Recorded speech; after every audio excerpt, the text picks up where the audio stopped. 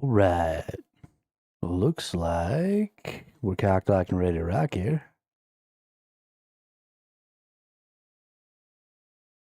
Okay. Okay. Got that going good. Oh, nope. I'm dumb. That's a problem. Let's go ahead and go over here. Let's go to settings. I forgot.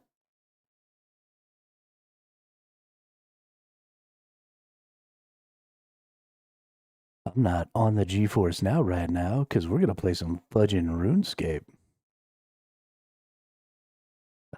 We need to go to the settings here. Capture audio. Okay. Okay. Let's go ahead and lower some of that down just a little bit. Yeah. Get that background music. I wonder if there's any problems with me running the background music there. Everything seems to be going well. I am having a little trouble getting my chat up.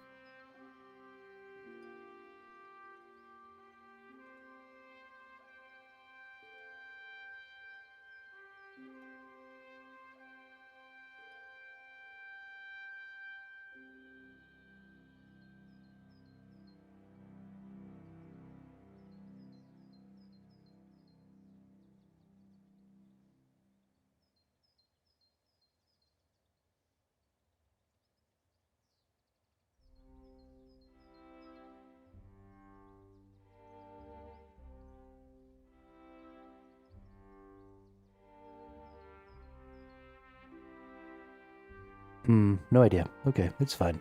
It'll be fine. Yeah. So what we're going to go ahead and do here is we are actually going to look at getting into old school, or not old school RuneScape 3 here. Just based off of some stuff I learned about the game. I tried it a little bit last night. I played through the first couple of quests, got through the tutorial, just to see how it was. And I think based on some stuff that I saw, I'm going to prefer the new RuneScape. Because it's got this cool little auto combat system. I'm a pretty big fan of auto combats because I think that they open up some different stuff.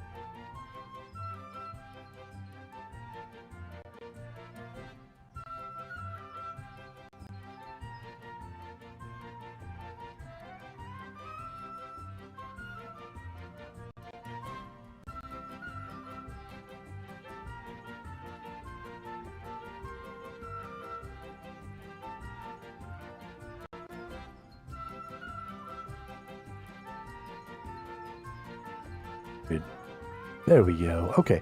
Yeah, sorry there, Drippy Bun. I do also like this old school music. This is just the music from the game. This isn't like my music or anything. But yeah, I'm liking it. I have actually never played this game before. So I have been an MMO player since way back in the day with Dark Age of Camelot. And so it's weird that I've never played RuneScape before, but we figured we'd try it, and we're going to go hardcore Iron Man on it. Because why the heck not? And hardcore Iron Man basically just means can't die, can't party. Except for some very specific situations. There's like a mode for it. Oh, this is remodified gravy. Got it.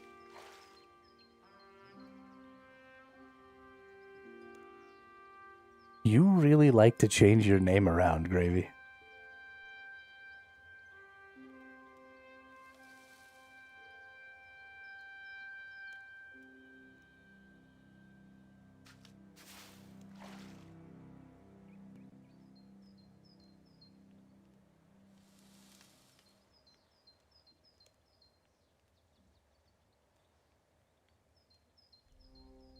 Moving away from games and going into music production soon. Oh, okay, cool.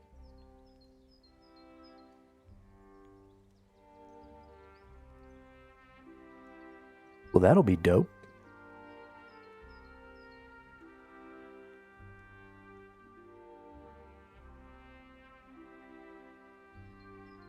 I'm having trouble keeping my mute. But yeah, that sounds really cool, dude. I'm glad that you're going to do that. I wish that I had the artistic talent required to do anything artistic, but I don't.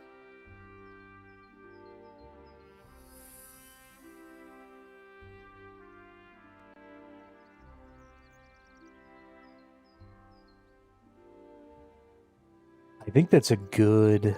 I think that's a good way to do a lot of physical art now. So something that's happening because of the big AI boom is people who are legitimately making art are having trouble proving it because there's so much AI art out there that's honestly fairly good. And so for the layman, it's a little bit difficult to know when that art is being produced by an AI and when that art is being produced by an artist. And so streaming that or putting that online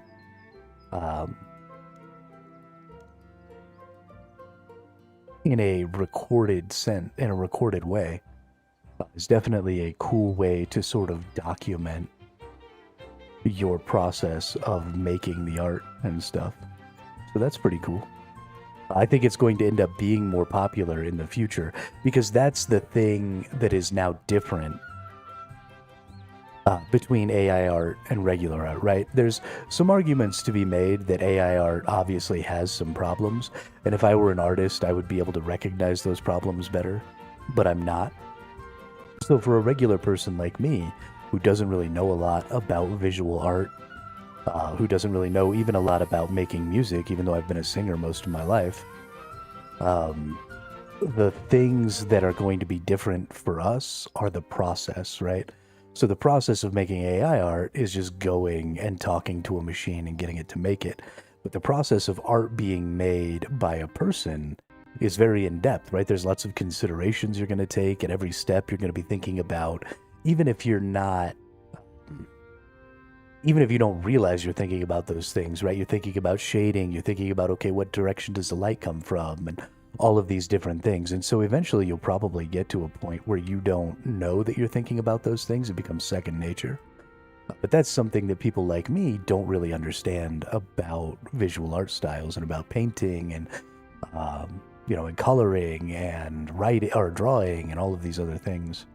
So being able to see that, on a screen, have somebody, do this sort of stream of consciousness, right? Like, what am I thinking while I'm drawing this? What am I thinking while I'm shading this? What am I thinking while I'm coloring this? Why am I doing the things that I'm doing? Because that stuff is really interesting to me because I have no fucking clue. So the idea of streaming all of that stuff sounds really cool. Guardian Red, he raged a couple times. He's gonna send me this old synth, which is like 2000. Yeah, that's awesome, dude. That's awesome. Yeah, I love Guardian. He's a cool dude.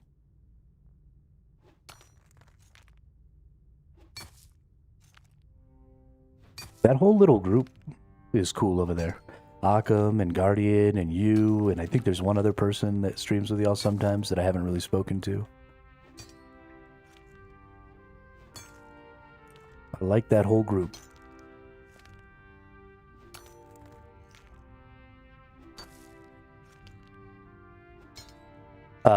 So something that's kind of interesting, while I was getting ready to do this OSRS run, this Ironman run,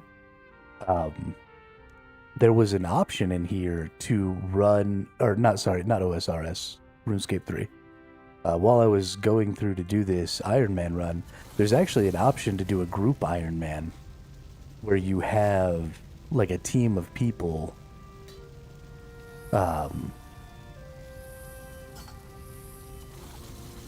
that you're doing your Ironman run with, and then you do that the whole thing with them. And so could be something kind of interesting for your group.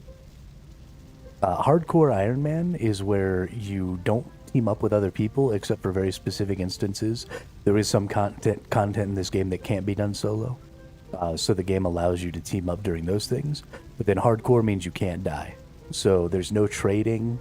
There's no using the auction house. There's no any of that.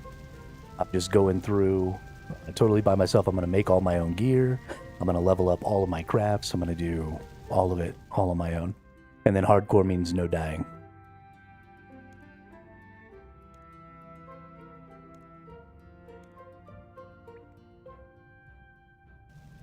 Something else we need to do, actually.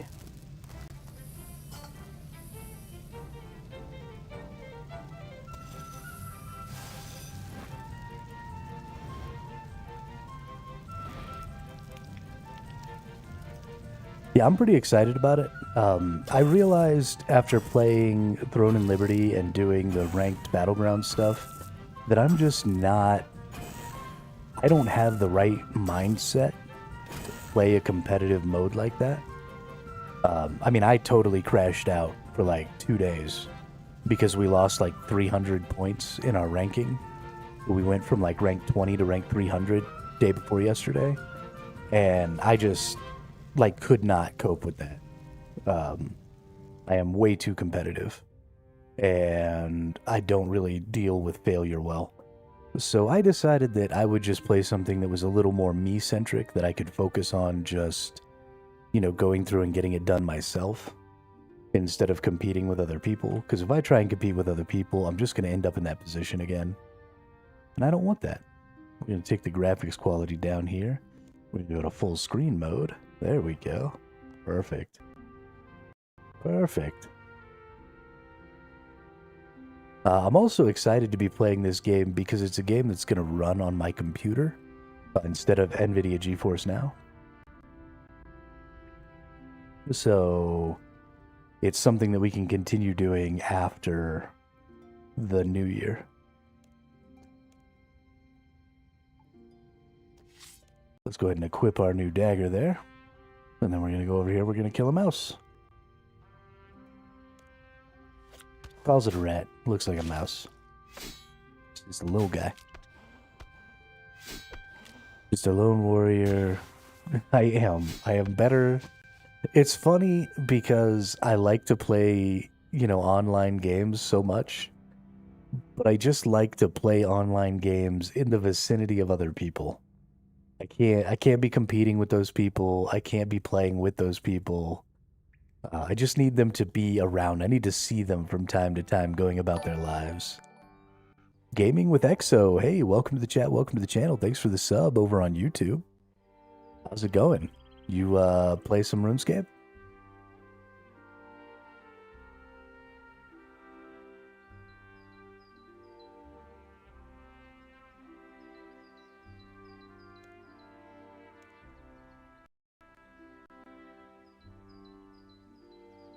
Have I lost my YouTube chat? Does it not work anymore?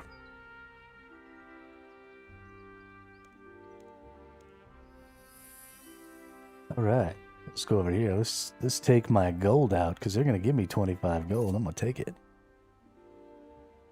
That's mine, baby. Finally got Arc Raiders. I'm going to be on that for a while. Yeah, so I've been looking at... Yeah, I do have a main and a few alts I'm playing right now. Hardcore Iron Man is great, super competitive. I may start my own. Super competitive? How so? I'm trying not to be competitive. That's funny. That's funny. Yeah, I've never played RuneScape before EXO. So I'm just like diving into the deep end here.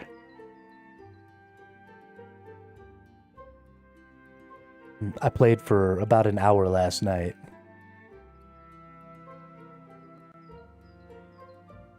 Just to, get a handle on the controls and stuff. Oh, if you pay attention to high scores. Okay, well, I just won't ever look at the leaderboard. We'll just go about our day as if the leaderboard doesn't exist. And that'll be fine, right?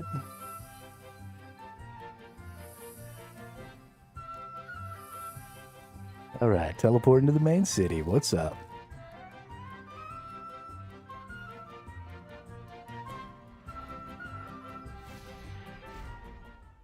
So just nobody ever tell me where I'm at in the leaderboard. And we'll be good.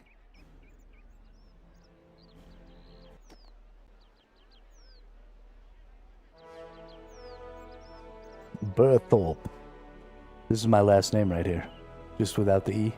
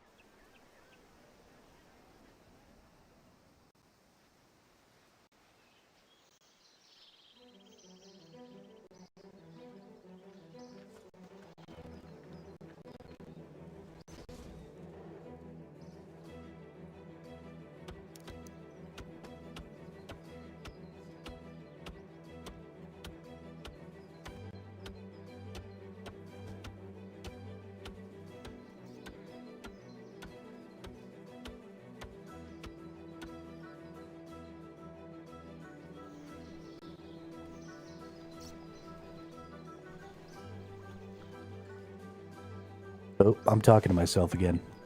I am muted. Because I'm a clown. I don't know if RuneScape Dragon Wilds is on GeForce now. Tons to do outside of being competitive for sure. Mid-game bossing opens up a whole new part of the game. So there's an interesting thing about the combat system in this game that I'm actually pretty excited for, EXO. And that is that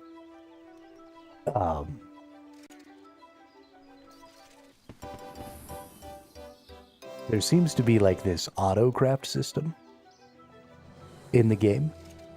And I'm honestly pretty excited about that auto-craft system. Or not auto-craft system, auto-combat system.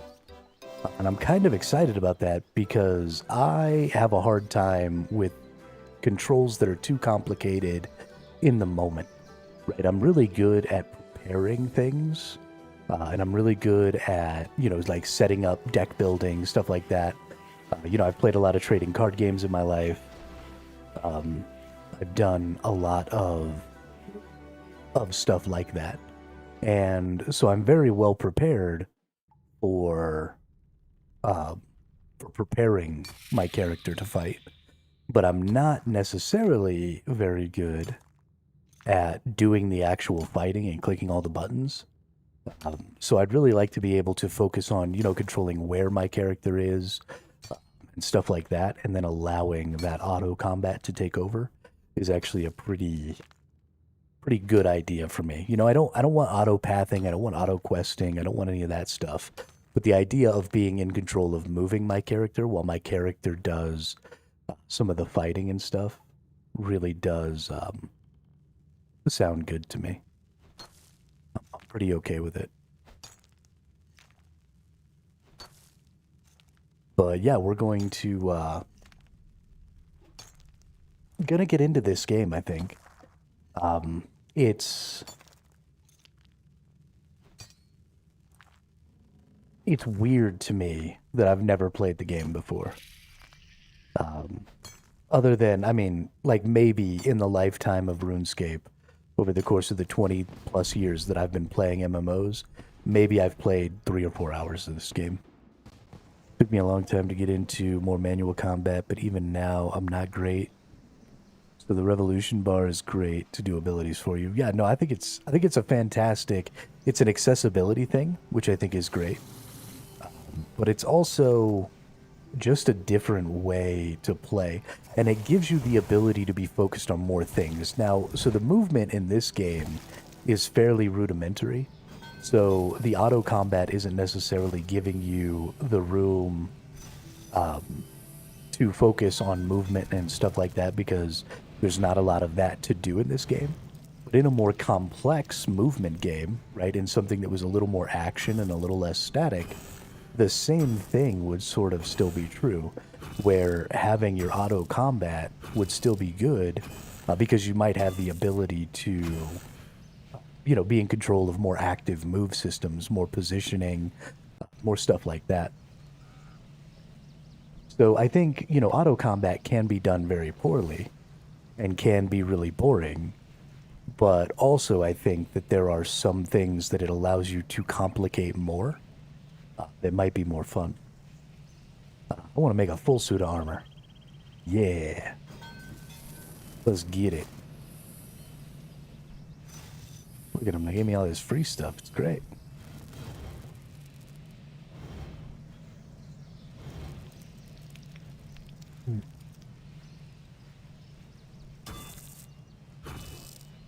I kind of like this crafting system. I don't know that I really care.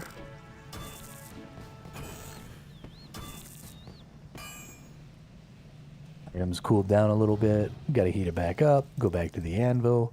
So there's a little bit of action here going back and forth. Not that it's particularly interesting to do that. It does mean you have to sit here and like watch your character do the thing. So I guess that's something, but of all mini games you could have for something like this, this is certainly not the most interesting one. But that's fine. Now we're going to make an ore box. So I like the idea of these ore boxes. I like the idea of special containers for certain items.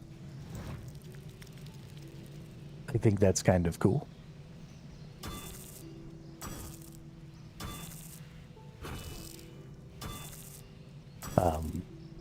It's mostly the same as stacking things, right? You could just be able to stack your ore instead of not being able to stack your ore.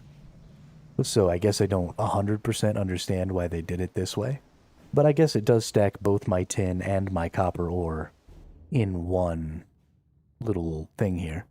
So I guess that's fine.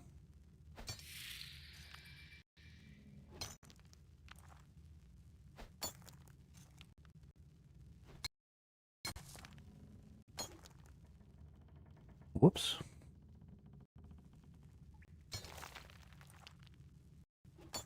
We're going to get crazy with the mining right here, right now. We're going to go ahead and we're going to fill this box all the way up. So this ore box can hold 100 ore as a mixture of tin and copper. So the two things that go into making bronze. So I'm going to go ahead and just keep on whacking this rock. And we're going to get all the way up to 50 copper, and we're going to get 50 tin. And then we're going to make a whole bunch of bronze.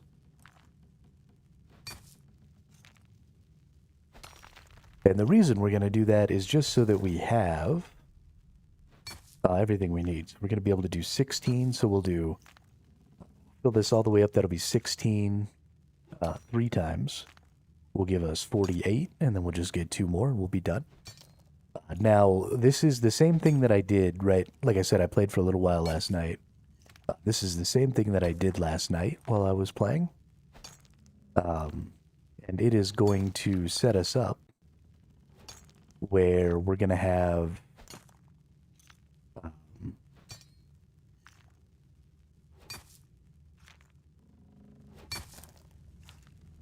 going to turn this up a little bit.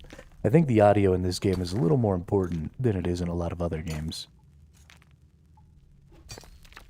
Because you're not actively doing so much stuff. But anyway, so that's going to set us up so that we can do a lot more crafting, so that we can level up some of our craftings. All those things are going to be really important. We definitely want to get ourselves leveled up as much as possible. And the more we harvest, the more we mine, the higher level our mining gets, and then the faster we mine. So we just want to kind of put ourselves in a good position.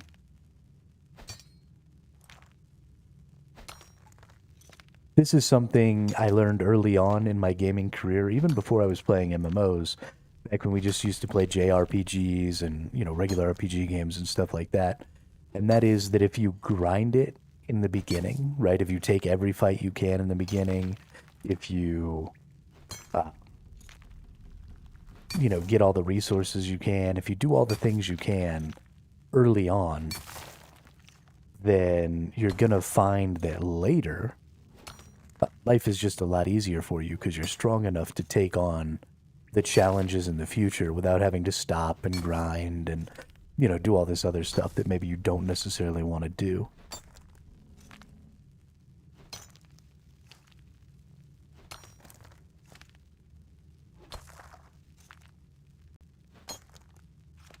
So, you know, being active about the grind early, and especially, I mean, we're going to play an Ironman hardcore mode, so we want to be as strong as we can be, as early as we can be strong. So we're going to make sure that we get, you know, full sets of gear. We're going to make sure that we're getting our mining and stuff up. We're going to get our defenses and our attacking up. We're going to play melee. We're going to play a tank. We're going to use a sword and shield.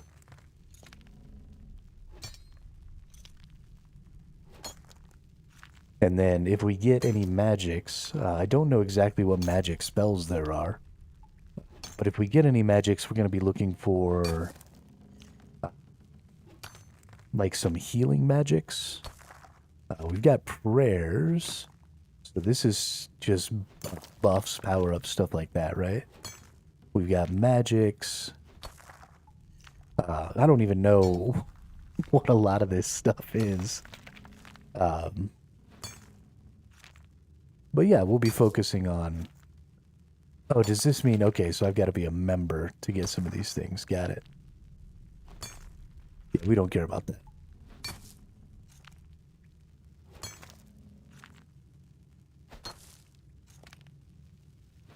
We don't care about that.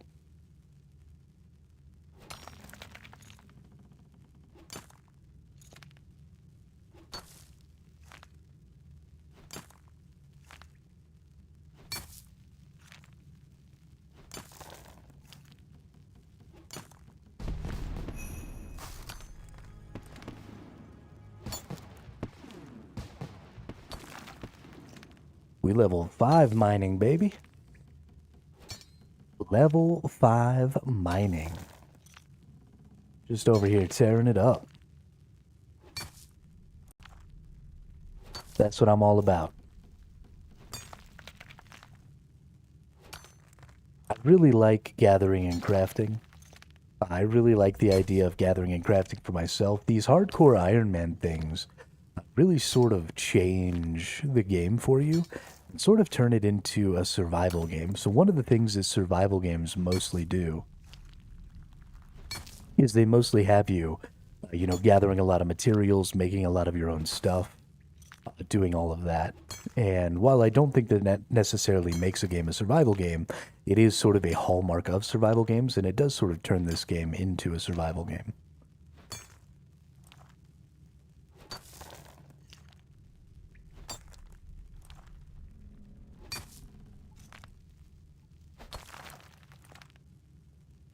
I wonder, so something that's interesting about this game, and something that I may do in the future, despite the fact that I don't typically play well with others, there is something that's really interesting about this game, and that is that you can do this Iron Man mode as a team, right? You can have allies that come with you. And so I feel like that'd be a really cool stream. I don't know how far you could get in, say, 24 hours. And so maybe just starting it out with 24 hours and then moving into something more consistent, a specific time of day that you were all getting together. But coming together and doing a collaborative stream on Twitch as you went through with a group of, 3 or 4 or 5 people, all doing, all doing a hardcore Iron Man run together, could honestly, I think, be really interesting. And could potentially be a lot of fun. Just snag some gamers. But I imagine, so I don't know exactly what the group Hardcore Iron Man rules are, or what the group Iron Man rules are. I don't even know if you can do group Hardcore.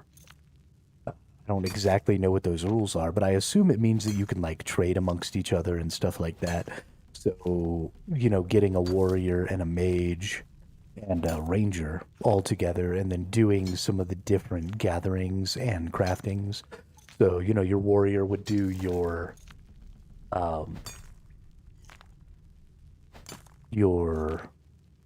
smithing, your mage would do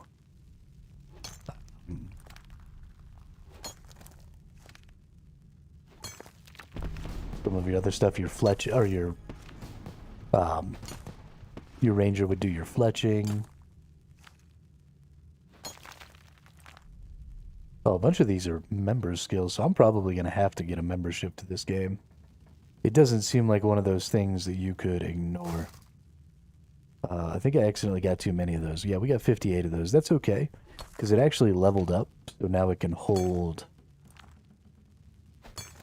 120, I believe.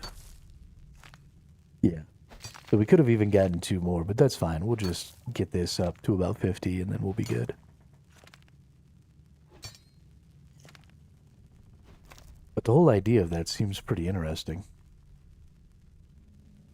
I like the idea of... Ooh, necromancy is a member skill. Divination is a member skill. Hunter is a member skill. Oh my gosh. I'm not going to be able to do anything without getting a membership. That sucks.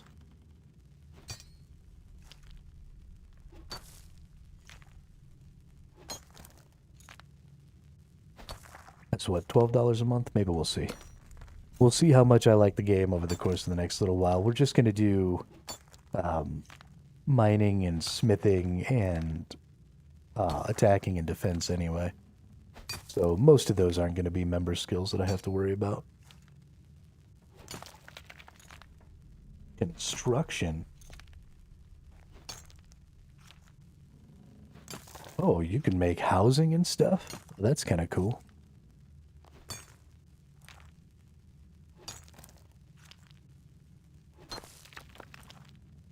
I'm learning so many things.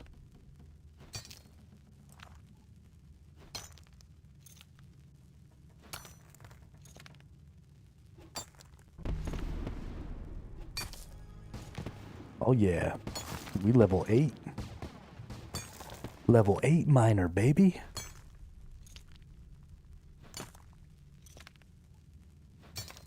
Who's the best? I'm the best.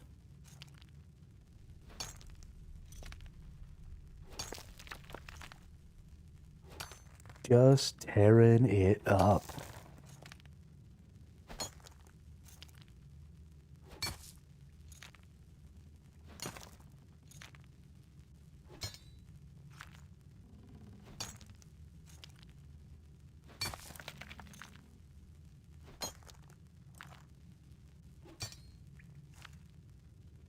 Ba-da-da-da-da-ba-ba-dum.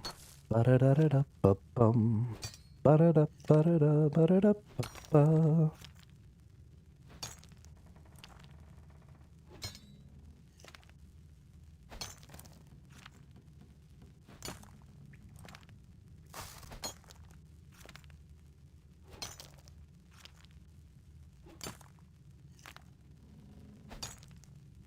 We got all our little geodes here. They pop out. You can get different gems and stuff like that.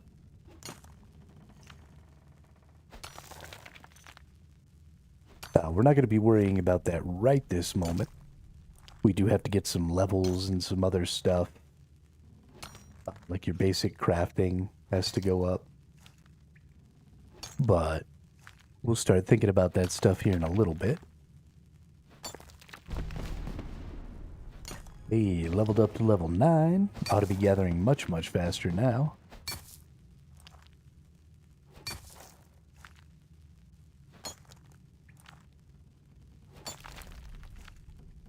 Yeah, lots more criticals. Lots more good stuff.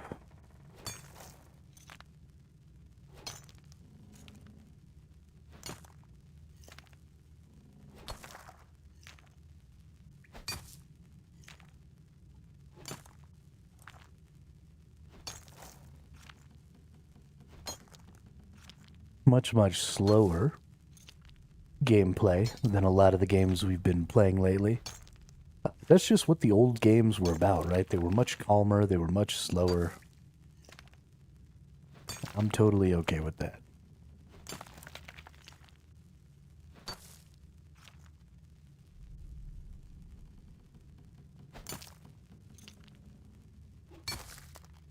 What do we got? We need 8 more.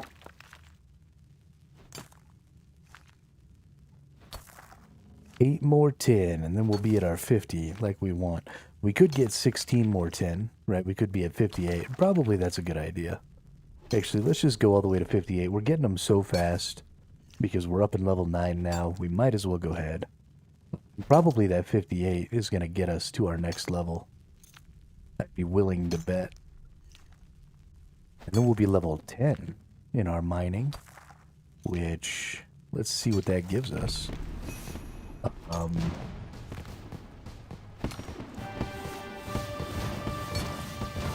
The iron. Oh, okay, so that takes us to iron. Cool, cool. Cool. Man, that was a lot of fanfare right there. So we'll be able to start gathering the next resource as soon as we get to a point where we need that. So there's 53, 54.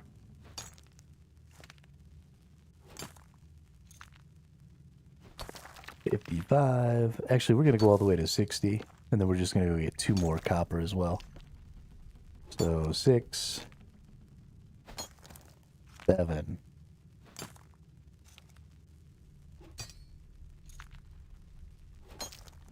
8, 9, and 10. And we'll get 2 more of these. Go for a run. Hey, honestly, I'm impressed. I am impressed at how often and how consistently you go do that and exercise. I'm a little jelly because there's no way I'm ever doing that.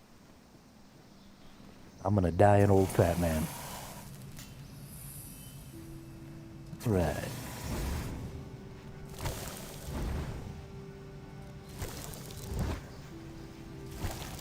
Yo, who's this dude?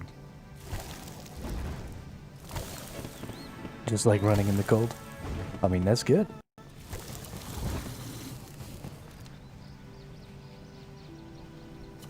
Ooh.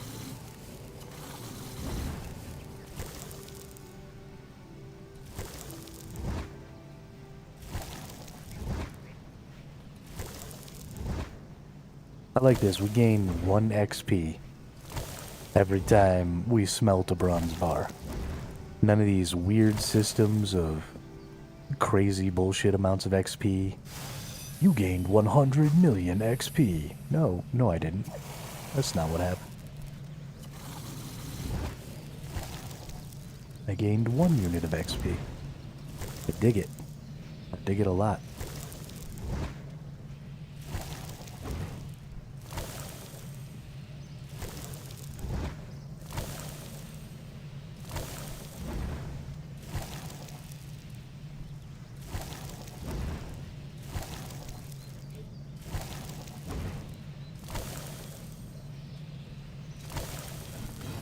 Alright, put all that in there. Hey, we up to 30. Go ahead and skip out on that. Begin that.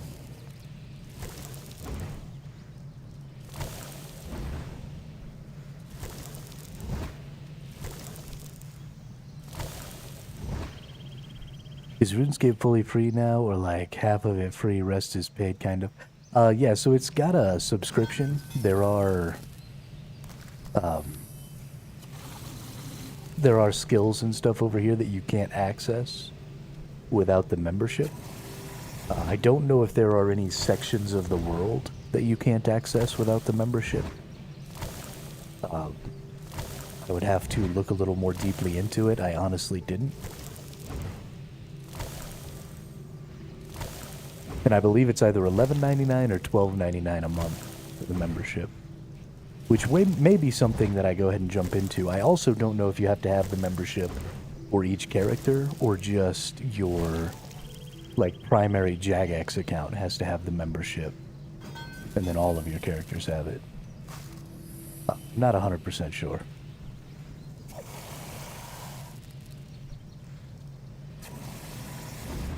I didn't do a ton of research into their monetization. I do know that they are significantly rolling back a lot of their pay-to-win monetization. Like some of their gearing monetization and stuff like that with the loot boxes and bullshit. They're getting rid of a lot of that. I don't know if that's just for old school RuneScape, or if it's for RuneScape 3, or if old school RuneScape even has that type of monetization. I'm really not 100% sure. We're going to get all the way into some plate gear here.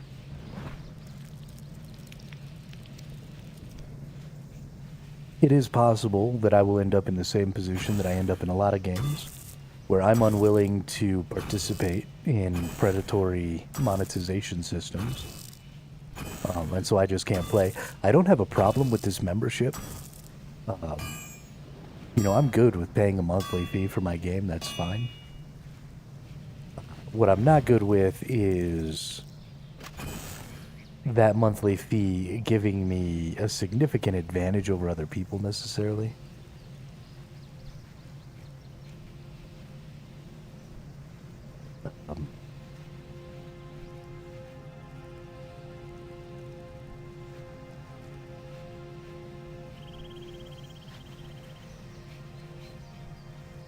Okay, I don't really know how that works. Can I put the bronze bars in there? I can, okay. So it just gave me 2 more bronze bars. So we're going to go ahead and equip that gear. And then we're going to make some more. So we have our chest piece. You're going to do PvP content? I don't know. I don't know. I may try and avoid it.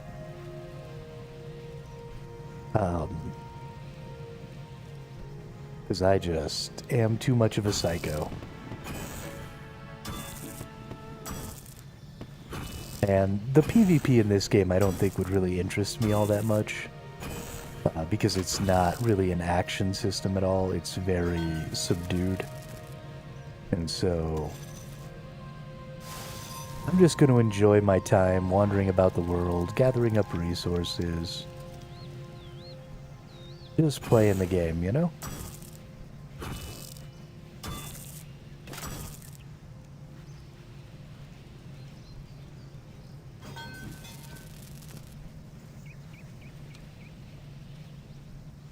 Alright. Get our shield. Gotta get our gloves.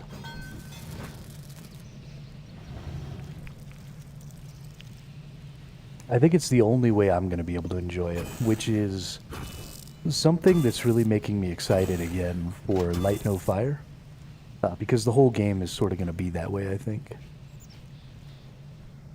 We'll see. You know, No Man's Sky is a very exploration-driven game. So I'm pretty excited. I think we want to get a longsword here. Yeah. So I'm pretty excited about that. I think Light No Fire is probably going to be the same way. Very PvE focused, very exploration focused. You know, grind for resources, make your base, make your boat. I think actually my plan for that game when it comes out is I'm going to go make a boat. And I'm going to go find an island in the middle of nowhere. And I'm going to turn it into this, like, super awesome island paradise. We need to move this over because my mute button is in my way there. When it comes out, yeah. That's for sure. Alright, let's go learn how to safely store my items in my bank.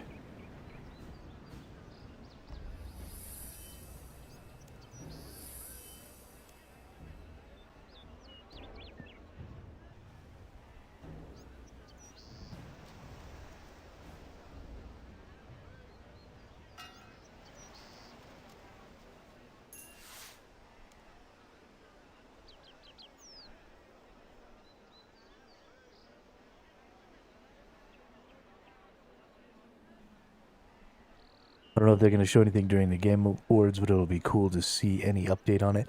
Yeah, so my older brother was saying that they are at least looking like they are acknowledging the fact that the game exists, which is cool.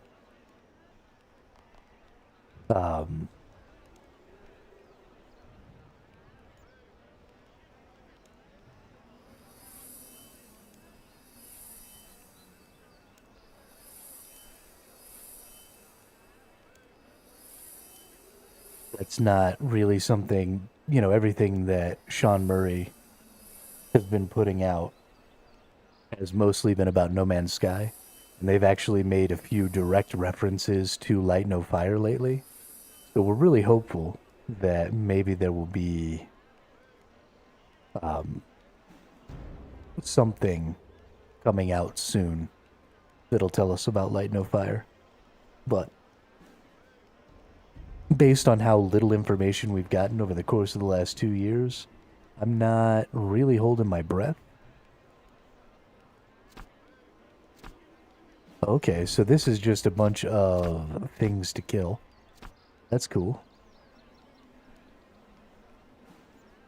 That's cool.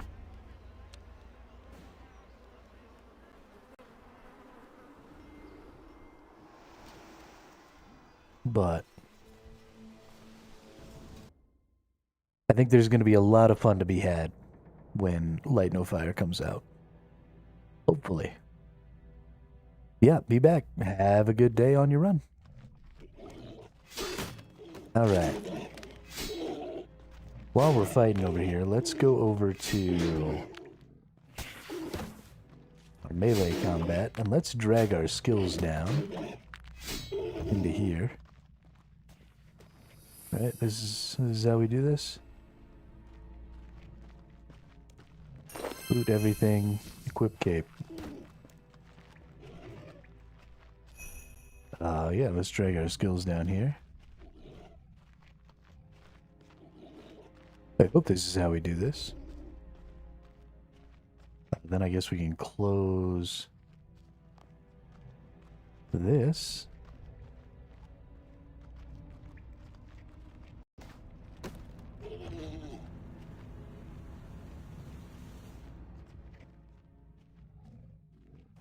Let's look at combat settings.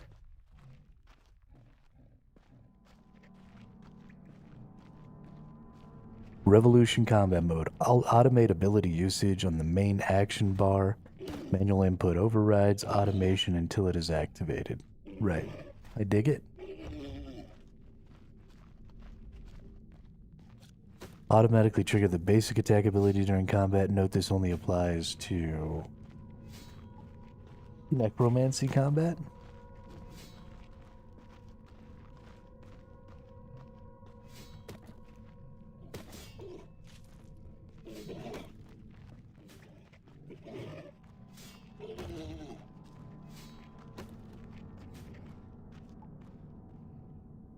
Yeah, we're gonna automatically trigger everything. Hell yeah.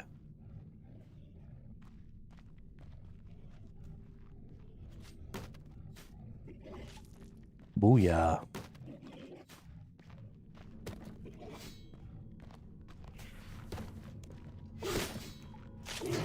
Get in there and beat on things, dude.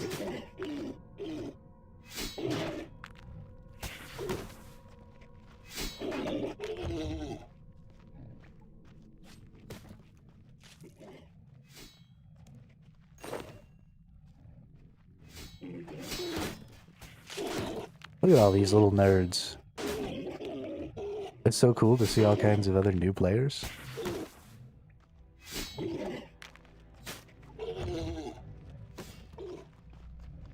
Just a bunch of nerds getting after it, dude.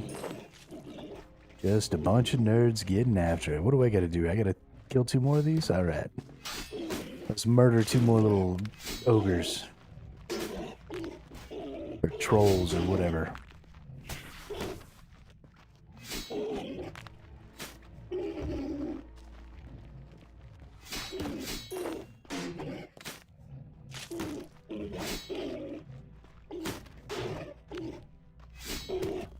I do like having this little loot window up.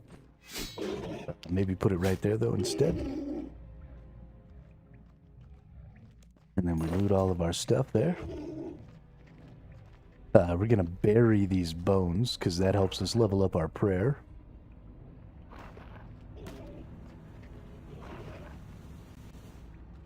And we also don't necessarily need that.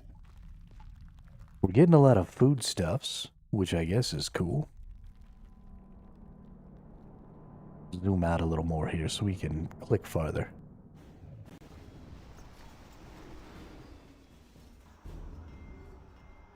I kind of like this, like, almost straight overhead thing. There's a mage dude there. I am ready to move on. Did great against trolls. It's time to learn a bit more. Your attacks gain adrenaline. These attacks are abilities too, known as basic abilities. The basic abilities are currently activated by a special action bar. This action bar is able to run an automated ability firing system called Revolution. Each attack cycle, Revolution will activate the leftmost ability that's not currently on cooldown as long as you meet its requirements. Revolution is fully customizable in your combat settings. You can find the full suite of your abilities in these ability books grouped by combat style. To find out what the ability does, hover over the ability to display its tooltip. You can drag abilities from your ability book to your action bar. Drag Eat to your action bar. Yo, what's up, course, by the way? Welcome to the chat, welcome to the channel.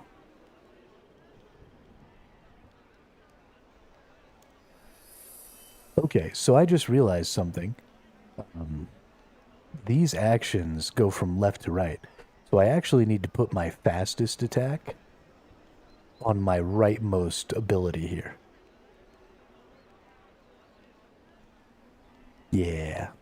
And then we'll put this down here. Want a guide, press escape, edit layout, load from player.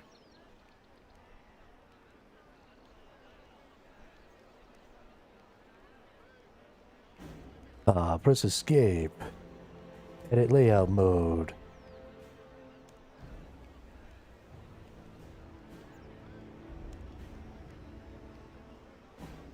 Load from a player. Type in any player's names and load their presets. Oh, that's cool. I don't actually know anybody else who plays this game. I'll get used to the layout at some point, although I do really like that they have that. That's a really cool way to help, new players get into it.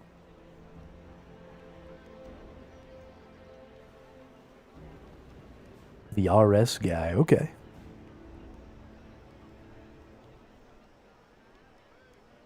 I will look into that maybe at some point. I kind of like finding my own layouts because I like to click things a lot, and I like to have a lot of stuff on my screen, so we'll find some stuff.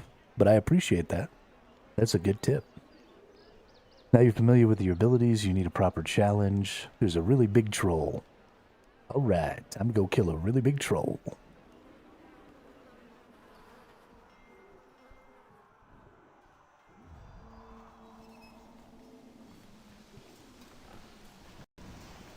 That is a very good question.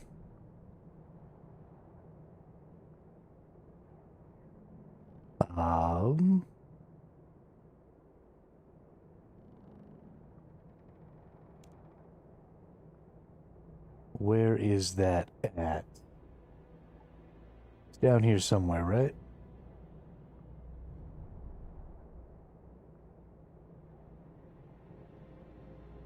There's like a change world button.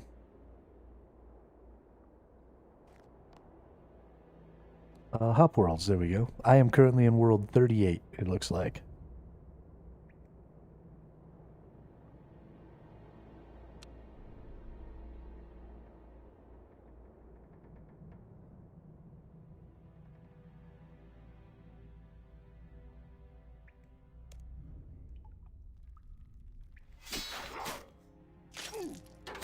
Oh yeah. Gonna mess this troll up.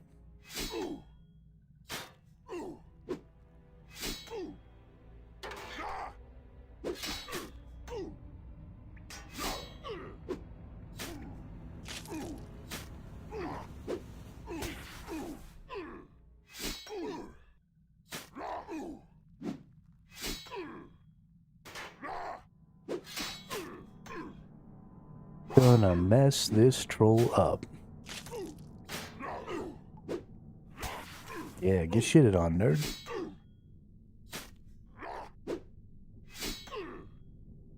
Do my troll invasions and say hi.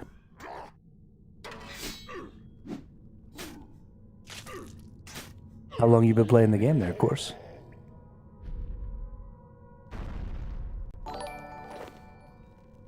Hey, FSW Steve. Welcome to the chat, welcome to the channel. Thanks for the follow over on Twitch. I really appreciate it.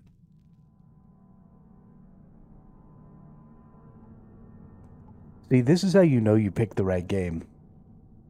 Everybody starts coming in just to say what's up. Only 12 months? Hey, that's 12 months longer than me. And Coors BTW. Also, thank you for the follow. Appreciate it. Definitely how you know you picked the right game to stream. Everybody comes and says hi and has cool information for you and is all nice.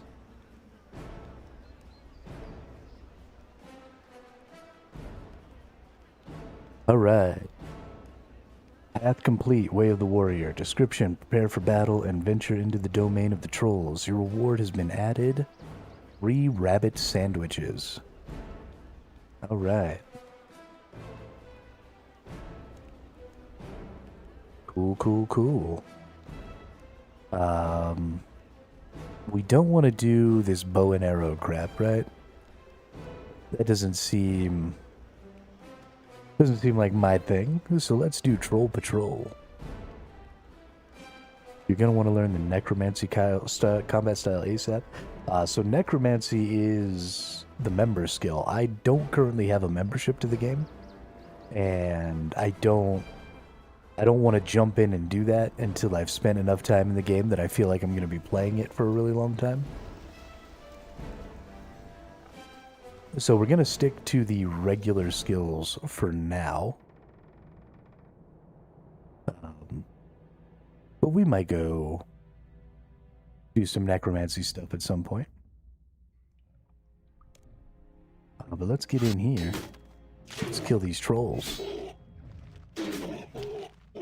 You can learn it free to play till level 20. Oh, okay, cool. I did not know that.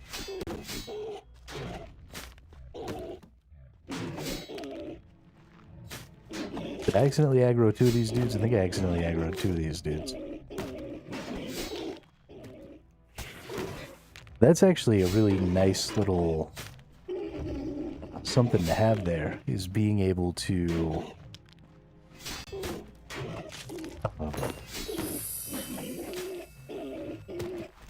No, my backpack's gonna be full soon.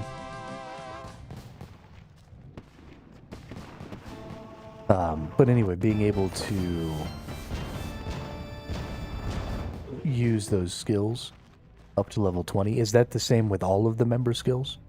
Can you use all of the member skills up to level 20? Or is it just specifically the necromancy one?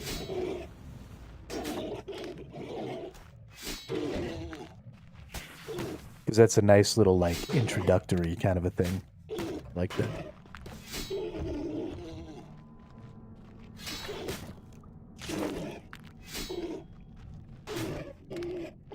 Okay, cool, cool. Yeah, that's dope.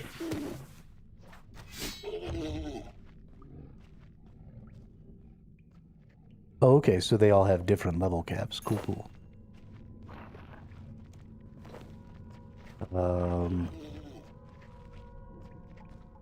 Well, if that food is giving me that much, then I probably don't need all these crayfish, eh? We probably just dump those on the ground.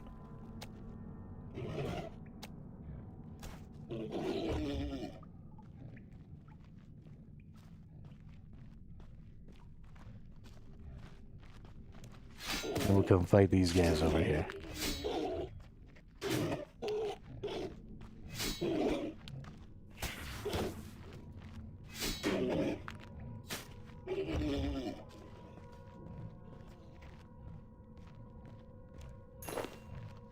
Yeah, we getting like 10 gold coins from each of these.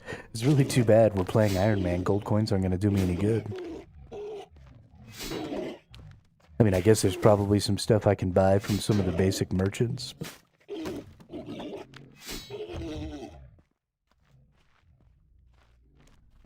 Loot all of this, dude. Yeah, let's beat this dude's ass.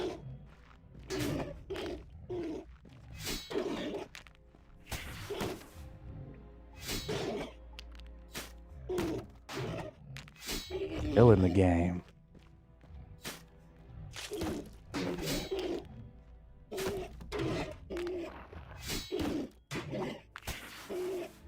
Oh, is that you?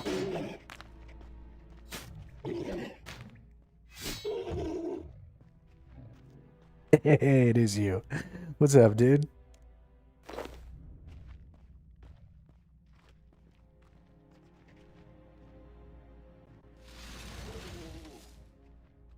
Oh, look at that. Running around with all the cool ice shit.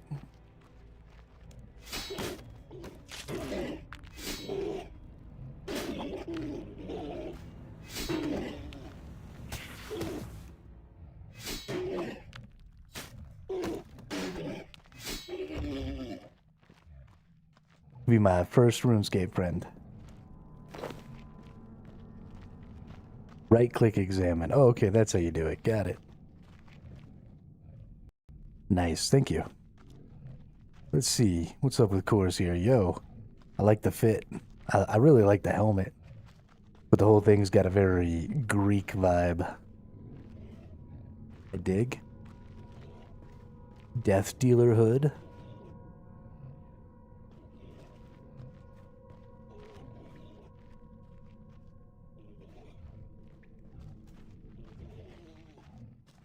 Death Dealer robe. Death Dealer. So you just a Death Dealer then. Got it. A skull lantern.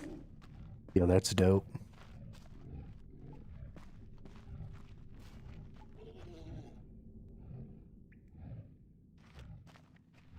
Nice. I like the fit, dude. Looks good. Looks real good. Oh, I could look at like all your stuff. Yo, 10,000 hit points.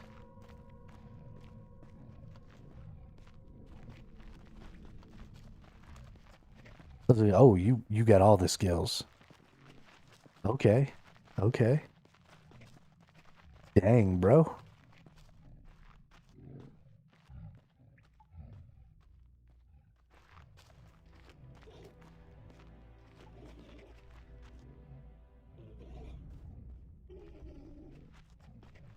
It's okay. You're in a group Ironman? Okay. Yeah, so I was just thinking about that. I was just kind of talking to Chad about that. But I feel like that'd be a cool stream, would be to get together with, a group of people who have been playing RuneScape and do like a group Ironman thing and just, do like a 24-hour stream all as a group to get it started. And then, maybe just like on the weekends or something, group stream it, or, when you could get everybody together, group stream it. I feel like that'd be super cool.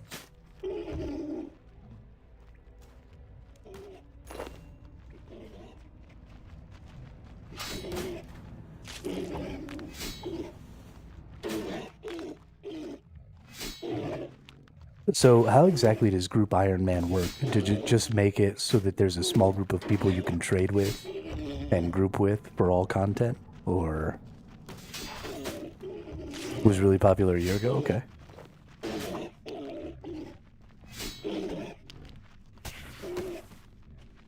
I don't know what all this stuff I'm getting is. Oh, have I already killed all the dudes I'm supposed to kill?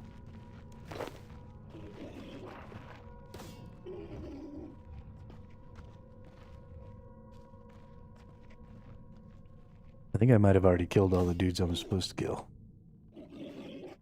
Do I have a journal somewhere?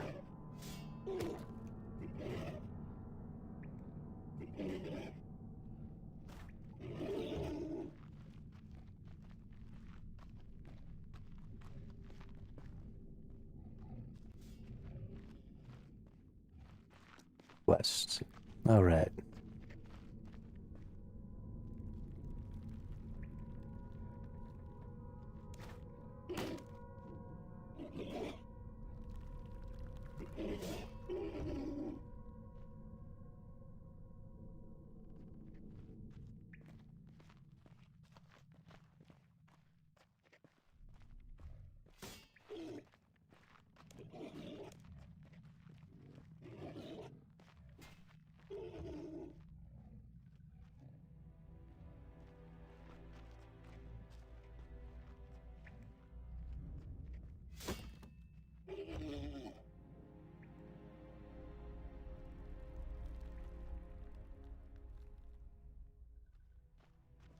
Okay, Gabe. What are you doing to me?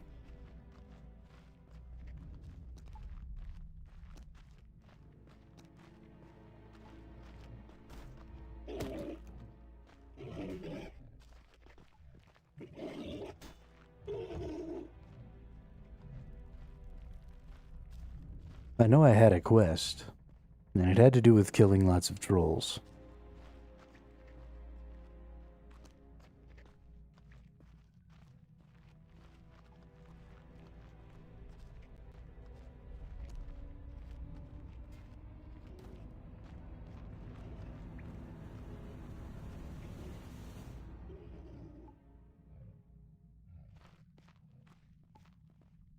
Got it.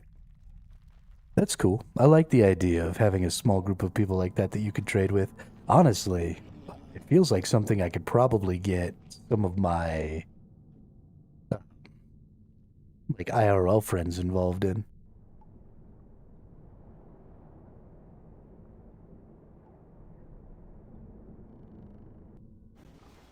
Like my brothers and stuff, maybe.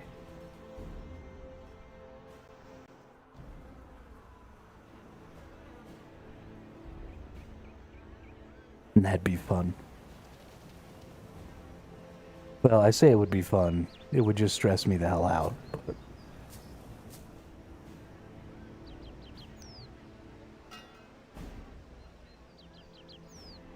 well, we don't need that. Sure, we'll keep the cabbage. We'll keep all the cookables.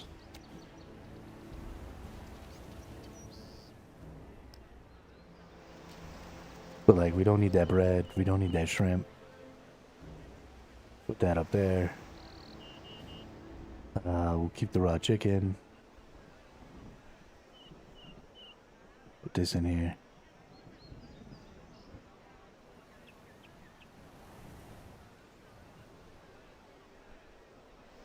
A group of 2 people on a break right now. We're rank 5 overall. We were rank 3. Oh dang.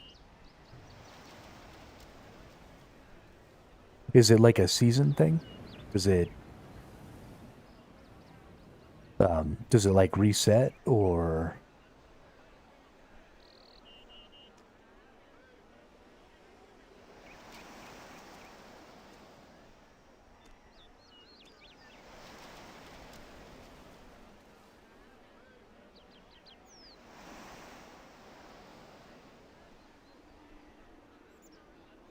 Okay, I'm having a lot of trouble with this quest that I'm supposed to be on right now.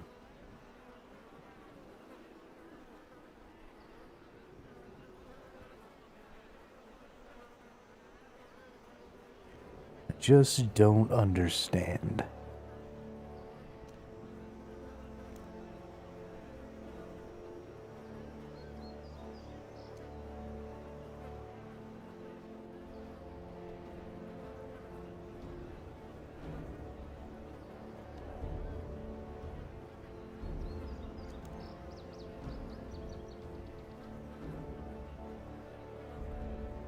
I don't see anything of a different color. It's supposed to change color if I have the quest, right?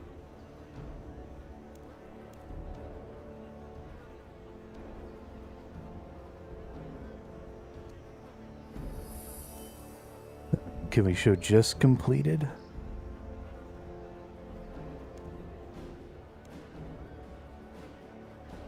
Okay, I've completed 0 quests. Cool.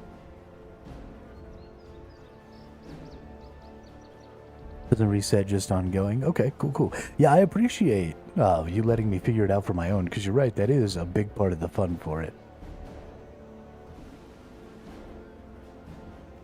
Sometimes it's a little frustrating when you just start a new game, trying to learn to, go through all their menus and all of that different stuff. There's a lot of information in MMO games, so there's just a lot of stuff to have to go through.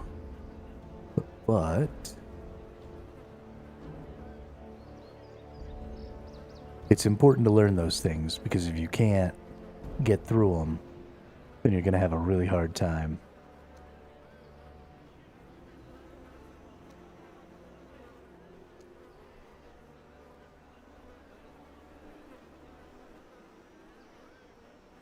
Oh, double XP. Starting on Friday, that's cool. There's just nothing going on today. Got it. Started on a super blank day.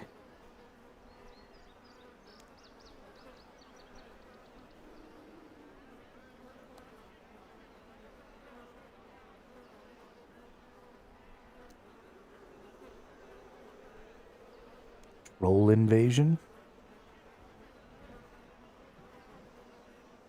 Travel to Burnthorpe, speak with Captain Jude outside the castle's west wall. You can practice this activity as often as you like, but can only claim the reward once per month. Description: help defend Burnthorpe from the troll invasion this timed game. You can fend off the trolls in direct combat, fighting waves of trolls, or man the gatehouse, keeping it in top condition using non-combat skills. Reward: skill experience, depending on the type of defense performed. This activity is members only featured. Cool. Well, that seems fun. Challenges: basic wood cutting. Chop regular trees to receive logs. Basic fishing, catch 6 crayfish. There are no rewards for any of these things. Got it.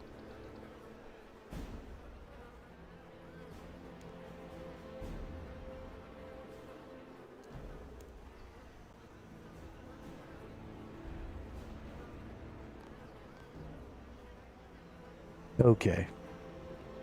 Let's talk to this nerd. Let's see what's up. Anything for trade, dude? What's this? Spiked gauntlets? Slayer collection log. I think we already have that. Spiked gauntlets. Enchanting gem. Can I sell stuff to you? I can. Ooh, I can get 60 gold for a sandwich. Yo, that's an expensive ass sandwich.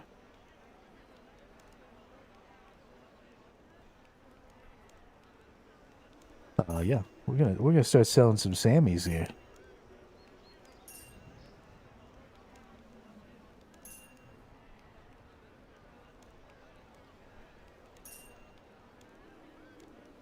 I can go get more of those anytime I want. That's dope.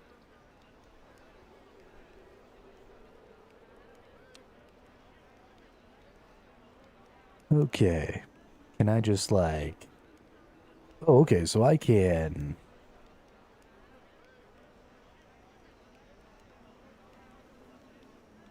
I can set these as active anytime. They're just here.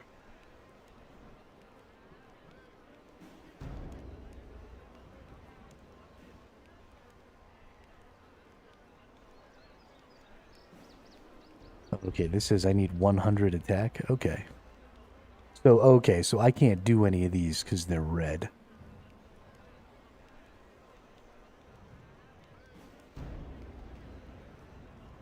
So I don't have any of the requirements for any of these quests.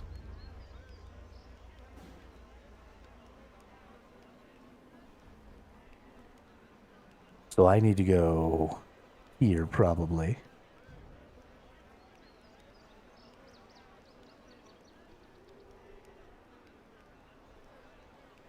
Let's just go check out this path. Okay. Trade with Corporal Booth in the Troll Cave. Complete the shop tutorial. Okay. Let's go to Corporal Booth.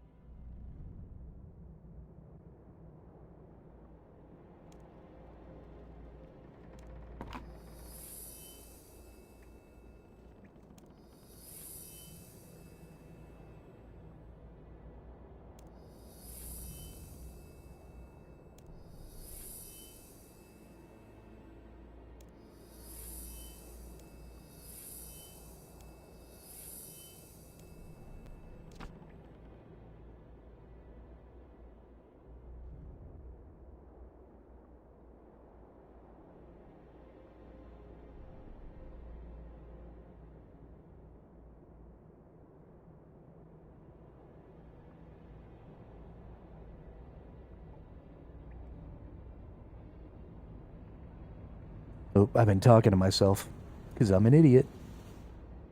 So I can get 15 arrows for free, but I have to pay 7 gold for 20. That's pretty hilarious. Okay. So we completed that. Cool. Let's do the prayer one.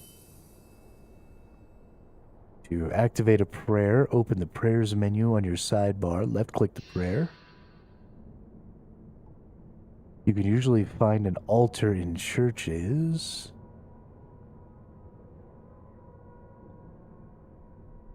Okay.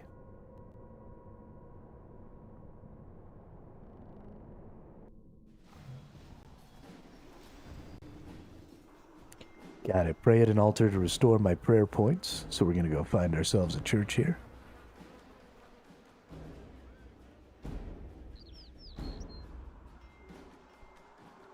Oh, shiznit. Look at this, like a whole legion of motherfuckers. What's up, dudes?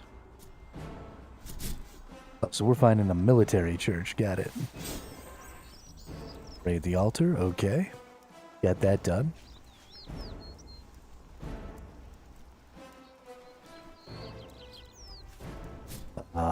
Okay. Well, I guess we'll do the bow and arrow one.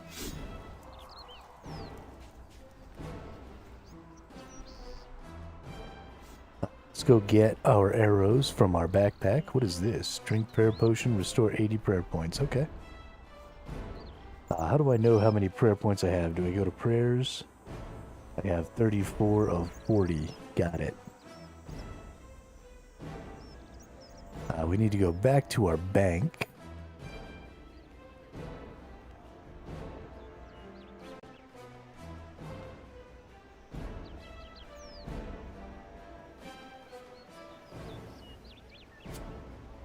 Break out some arrows, though. Equip those bad boys. Alright, talk to this nerd with some bronze arrows.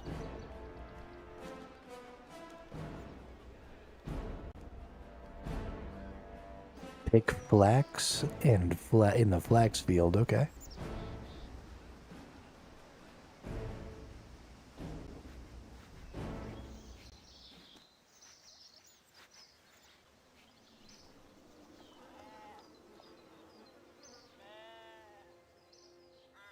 Pickin' flax in the flax field.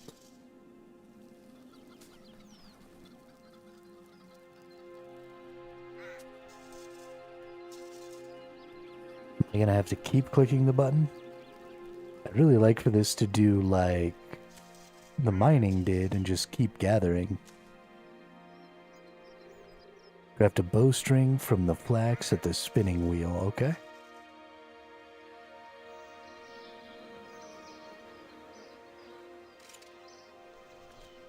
Alright, bowstring, spin.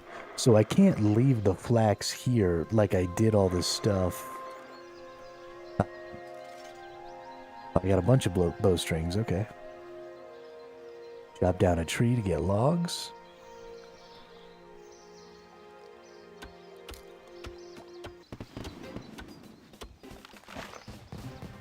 Okay.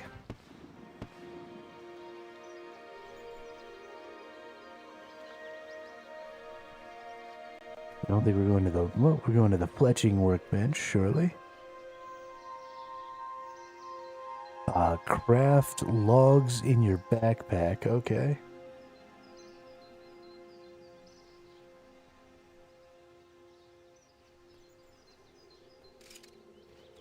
Knife, your bow unstrung, fletch it.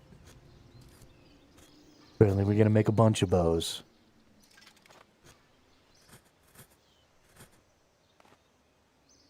And then string your short bow. String. Fletch it. String this one. Hey, yeah, we got them all strung. Nice. And let's equip that bad boy, I guess.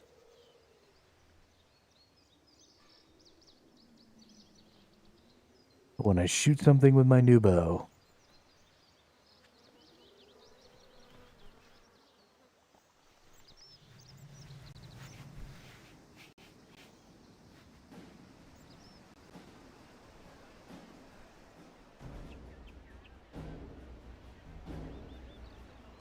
Alright, let's see what this dude's got for me here. When using a ranged weapon, you should remove that melee armor you're wearing. It's harder to move in it, and it'll make your ranged attacks less accurate. I don't want to remove my melee armor.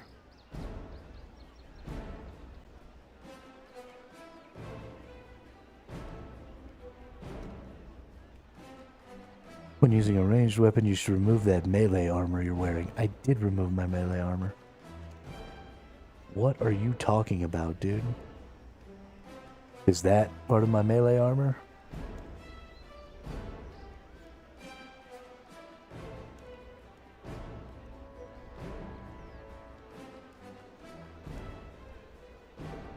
Alright. Defeat cows.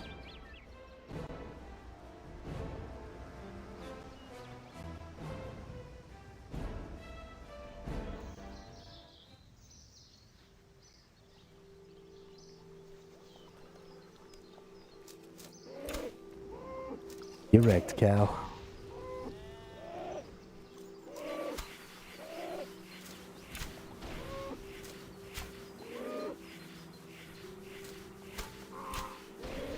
Yo, why does this cow have so many hit points?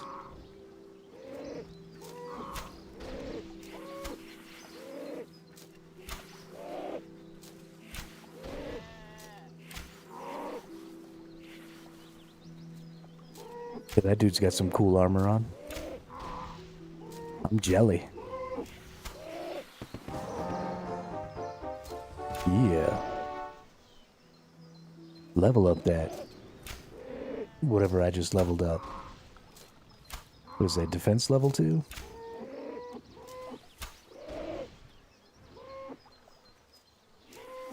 This isn't even fair. The cows can't even hit me. I don't think we really need this. All this stuff is just kind of in here already.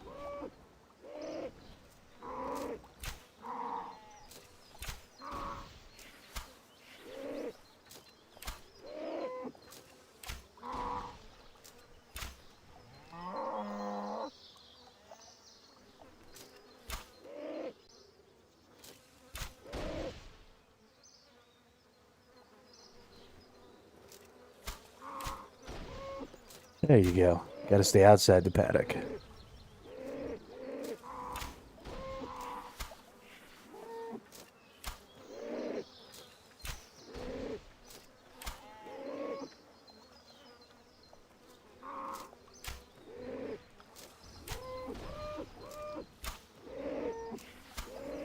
All right.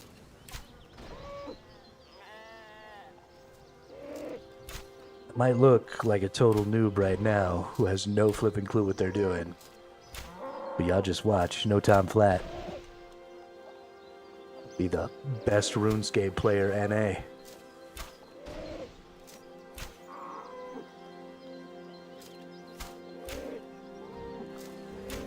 I just can't help but be competitive about my video games, and it's really gonna fuck up my day. Because I'm not good at video games anymore. So I'm attacking this dude. It doesn't seem to be using up any of my arrows.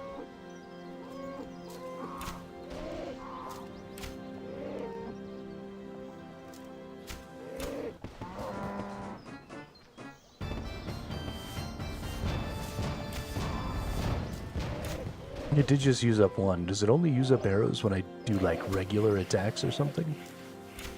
That's what it seems like.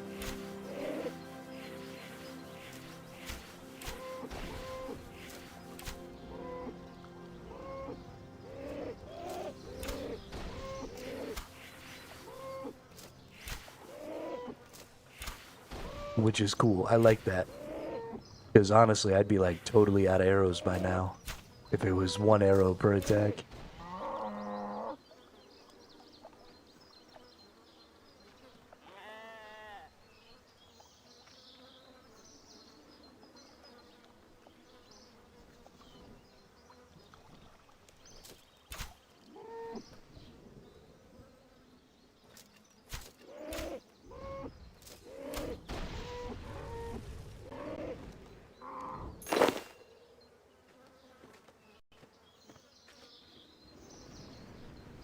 Alright, gathered up our loot here.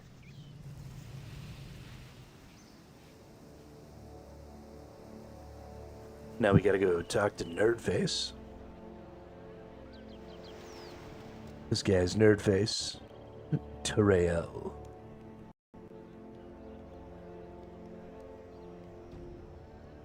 So I select I'm ready to move on.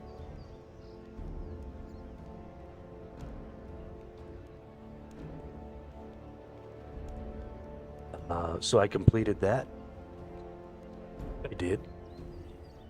There's no shaman trying.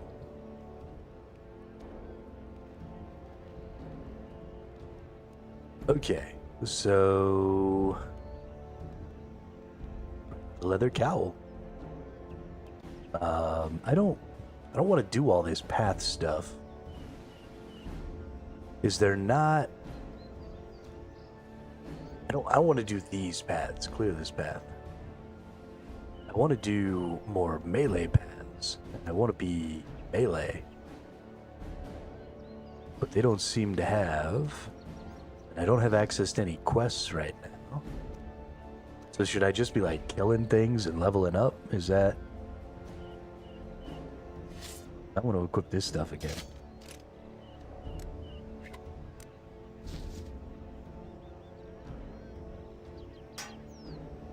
This feels way cooler.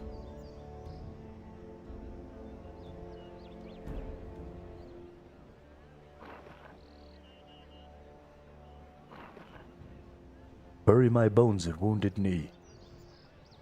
Let's go back over here and let's, I guess, put away a bunch of this stuff, right? I don't need none of these things right now. But I could maybe use them in the future. Really, can I just move the whole? There we go.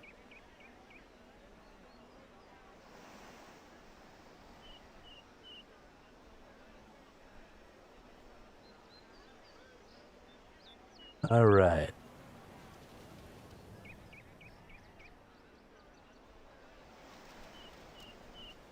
Oh, I can have a beast of burden?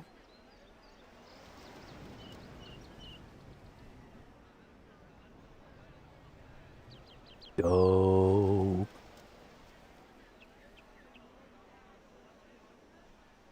Oh, nice. We could just empty things into the bank. Yo, there we go.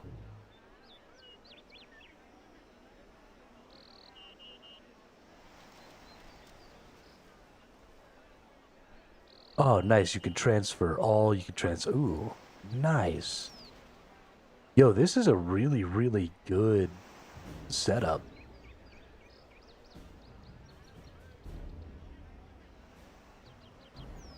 I'm fairly happy with um, how easy it seems to be to interact with stuff. Does that work a little bit? Okay, that works a little better. I didn't realize when I sit up how close I need to get to my microphone and stuff because I've got it kind of off sideways.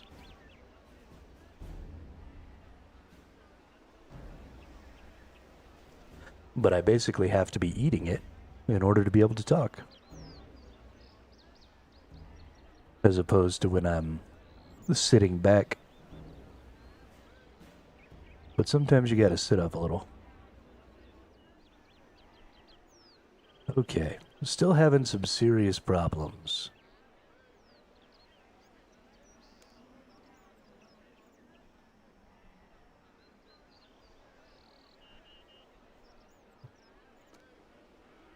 Still having problems with quests.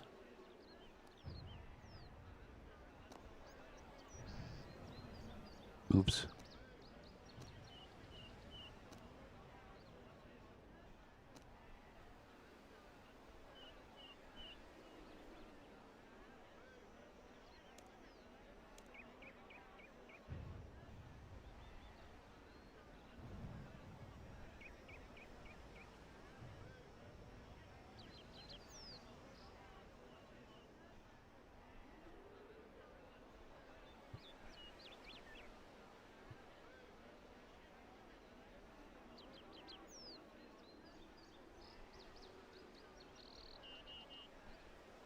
Okay, well, I think it must be time to just go murder more trolls then. Can I talk to this dude?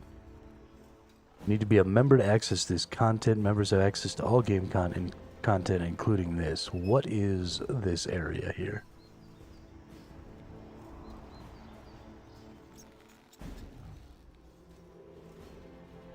I am fairly unhappy with the idea of not being able to access content without a membership. There is a point at which... Oh, I can still go around here. Okay, so whatever Captain Jute was... Oh, it's the troll thing. The, like, troll defense thing. Got it. Oh, dude. There's a little dwarf guy down here. Hello? Come to rob us, eh?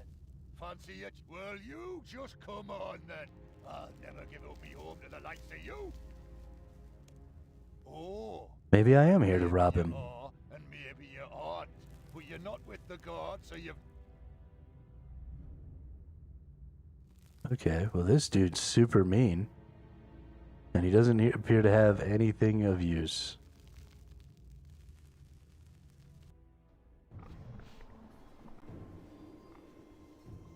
The guy was super rude.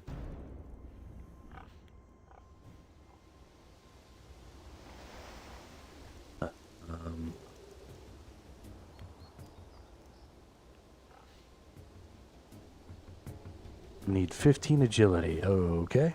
Can't go that way then.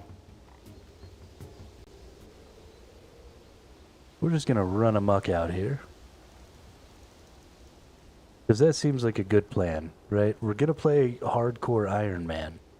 So let's take the weakest gear you can possibly get in the game, and then just go running around in places that I don't know. That's how you win, right?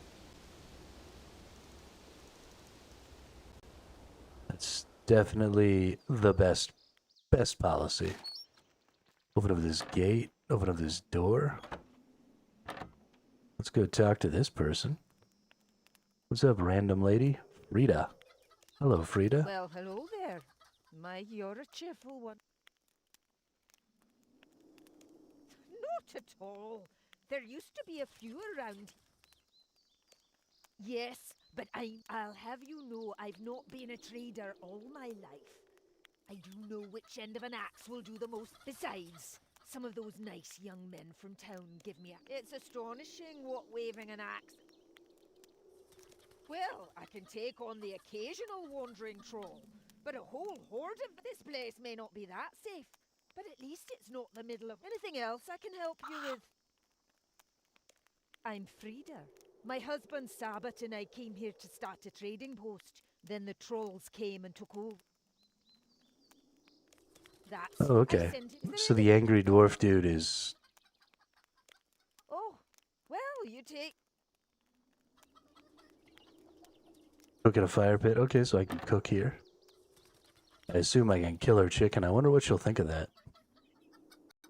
I go around... Ooh, I can steal her potatoes? Okay. I'm just gonna leave your doors open so that the trolls can come and eat you.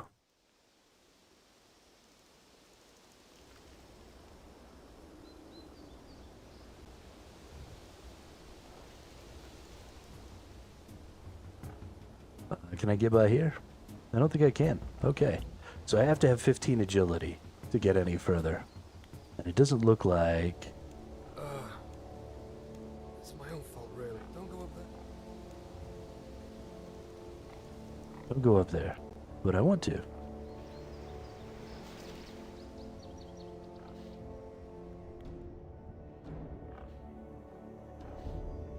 Okay, well, it looks like that's probably... no go. I feel like I kind of just have to go back into the troll cave.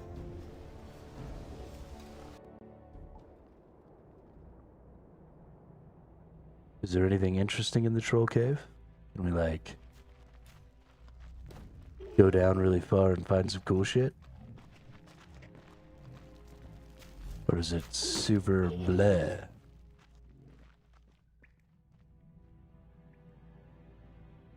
Oh, that's an NPC. I thought that was a player.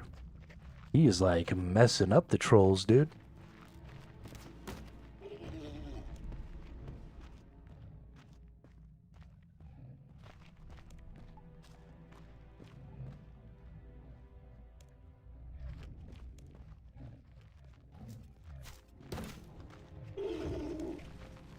Okay, well, he set up my action bar for me.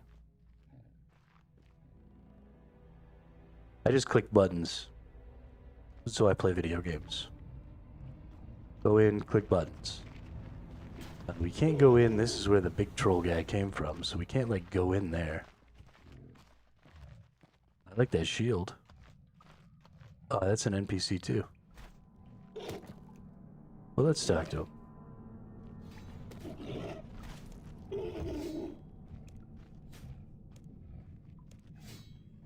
Okay. Well, all he did was the same thing as the other guy.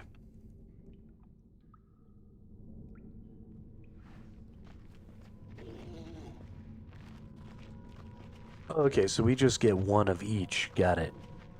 Got it. We'll get one of each of the peeps. And that's just it. So I probably do need to go...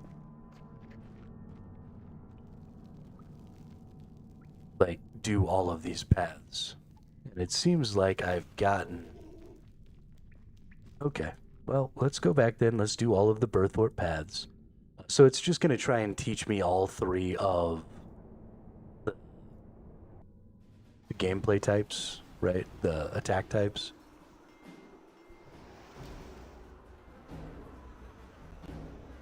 I already knew which one I wanted to do, so I kind of just wanted to move on. But that's fine. If it's not going to let me do that, we will... Let's just transfer everything that we're wearing here. And then... You know, I think we're going to keep our money on us. Then we'll take out all of that. And then we'll equip that and that. And then we'll do some leather crafting. Alright. Time to go to the tanner.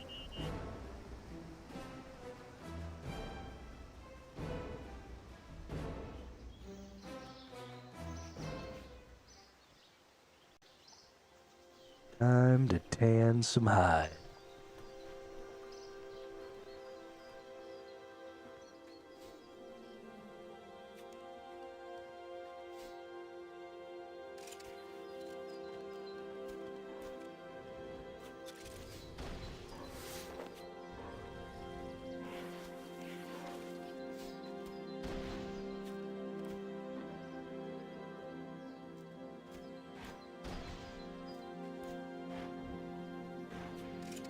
Craft soft leather from my backpack.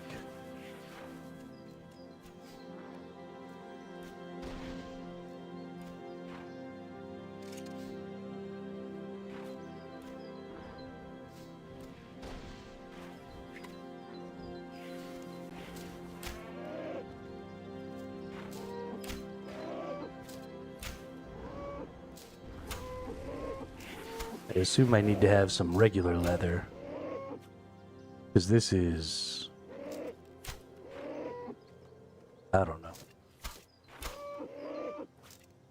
Oh, into a leather body. Okay, never mind. Never mind, we already have tanned soft leather. That's what these are. So we're just going to end up with a full set of leather gear here like we did before. We're going to loot all that. Then let's go ahead and...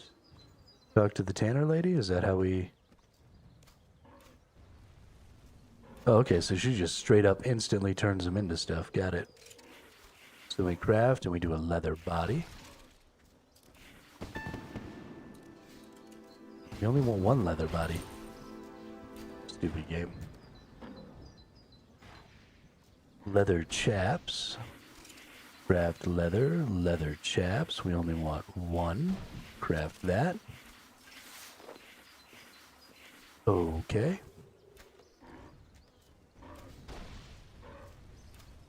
Alright, now we go kill troll shamans.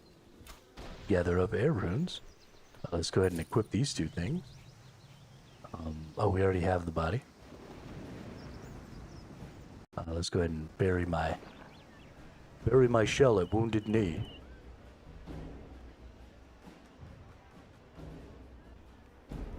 Okay. We're moving right along here. Moving right along.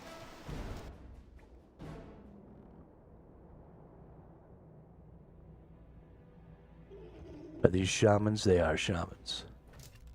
So they're getting me to gather up air runes here from these shamans. So that I can do the magic one next. Which makes sense.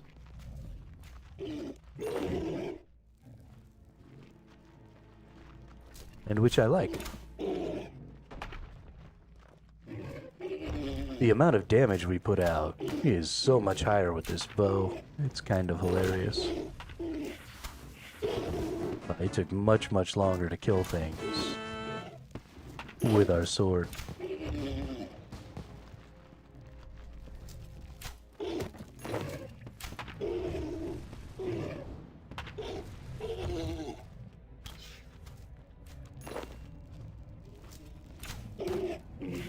Oh, nice. We get a new cape. So we're gonna get a cape for everything. We're gonna get... Okay. I can get behind this. I accidentally got two shamans.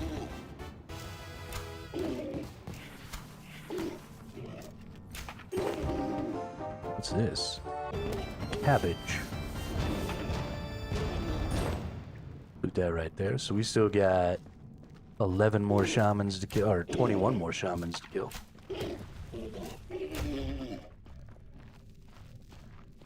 I can definitely get behind this. I am definitely enjoying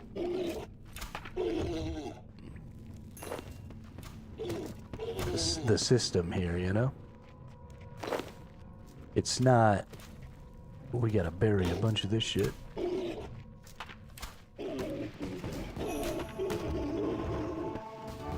I like that I can just do that without, like, interrupting what I'm doing. That's real nice.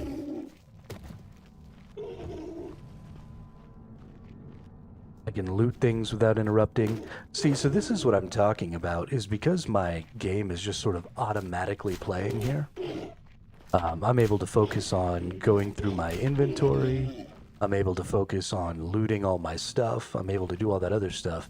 I'm selecting targets, right? I'm working on a macro level here instead of a micro level, but that doesn't make the game less complex. It doesn't make the game easier necessarily. It just gives me a different focus and different goals. And I don't necessarily dislike that. I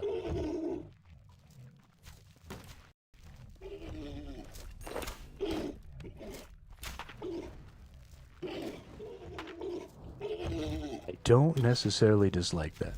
Am I going to end up liking this game so much? I might. I really might. I also like that I could totally just play this game with my mouse and not even necessarily need a keyboard.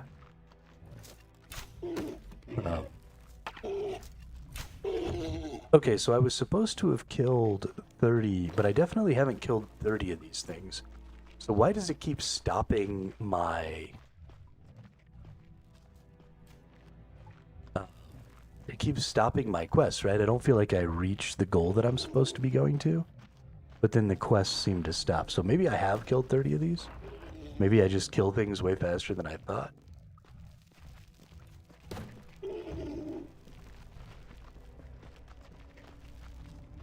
I don't know. But we're going to do this path now. So we're going to go chop down trees and get logs. We're going to go put away some of our leather stuff in our bank.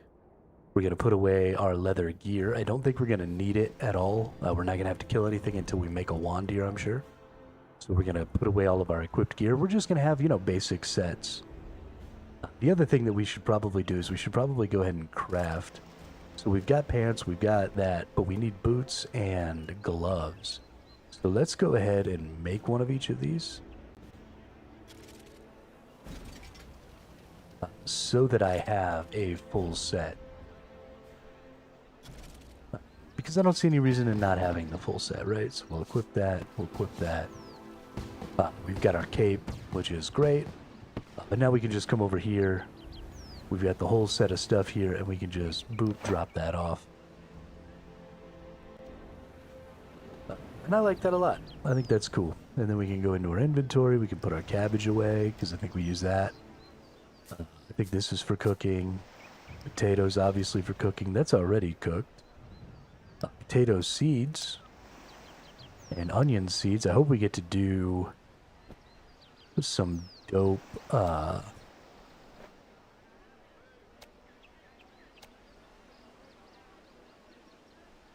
Yeah, we're gonna need to keep those right there. But I hope we get to do like some dope gardening and stuff. I didn't realize that RuneScape had housing and stuff like that in it. I don't know when that was added. It's not something that was in the game right from the beginning, at least not to my recollection. Like I said, I haven't played RuneScape. Except for maybe collect wool by shearing sheeps. Alright, let's go shear us some sheeps.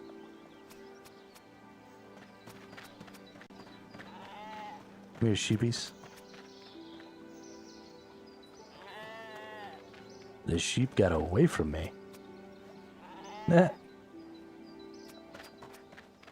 Nah.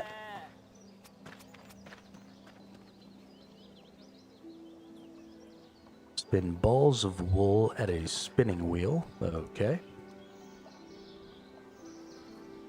This has a very old school vibe. I mean, I know it is an old school game, but I was not expecting the nostalgia that I would feel for Dark Age of Camelot from playing this game. Alright, weave balls of wool into strips. Okay. Gonna get us some strips of cloth. Great. Right click, then trade with Jack Oval to get free thread. Trade with Jack Oval. Give me some of that free thread, Jack. Yeah. Yeah. Alright, craft a wizard wand in your backpack from strips of cloth and logs.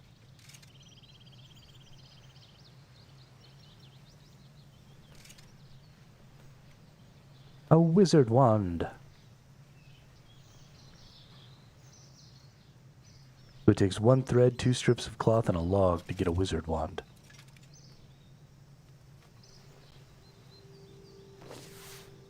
Alright, equip that bad boy. Craft your own wand to get runes to cast magic spells. Your reward has been added 3 strips of cloth. Want to make a full set of magic armor. Alright, my main hand spell is set to airstrike apparently. We're gonna craft this strip of cloth into a wizard hat. No. Cancel. 1 wizard hat. Craft a wizard robe.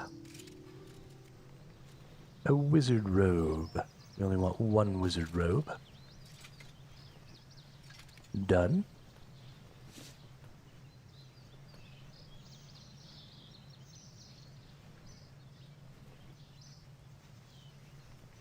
I feel like I did that. Did I craft the wrong wizard robe? I think I crafted the wrong wizard robe. So I think we gotta go back over here to the sheeps.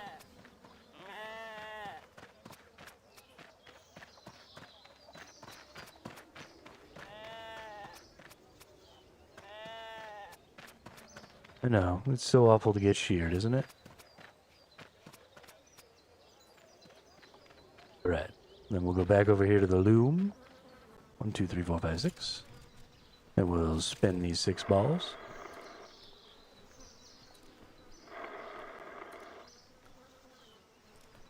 And then once our 6 balls are done, we'll get some more fibers.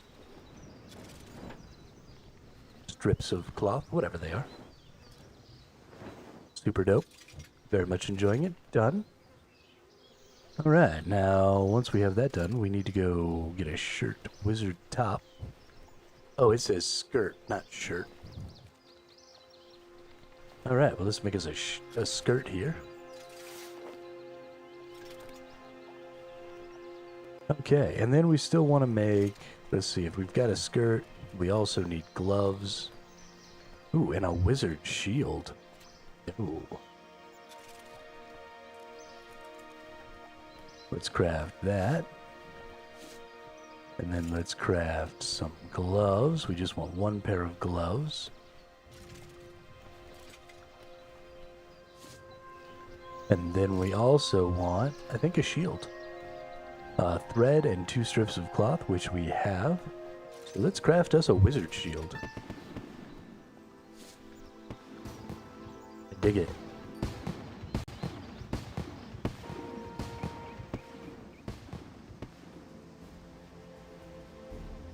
Oh, hey, we've got our regular crafting up here. That's nice. We can make clay rings and cracked wood cutting urns. So many things. Cool. Cool. Now let's see. Learn the art of magic combat. Complete our first wizard slayer task. Let's talk to this nerd.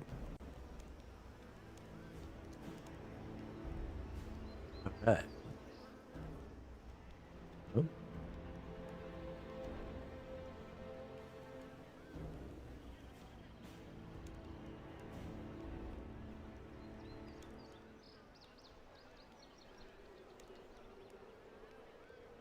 I need to get spiked gauntlets. Got it.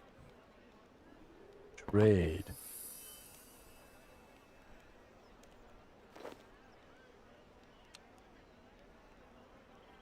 Wear spiked gauntlets so you can slay gelatinous abominations.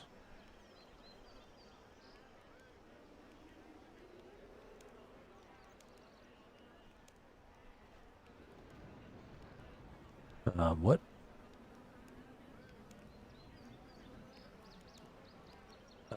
Right click. Get task. We'll need to kill 5 gelatinous abominations. Allow our Slayer Masters like myself to contact you and update you on your progress. Don't worry if you lose it, you can buy another from any Slayer Master. Okay, great. Good luck. Don't forget to come back when you need a new assignment. Okay. So it's time to slay things. Can you not hold? Okay, so it's just a straight up click. There's no holding, there's no nothing like that. I do, and I have said on more than one occasion that I like these types of movement systems, but I like them when they're designed specifically for this. I feel like this game is designed for sort of an over-the-shoulder look, and I feel like it's a little weird. Ooh, I didn't realize there was a cave here. This is where I'm going, though.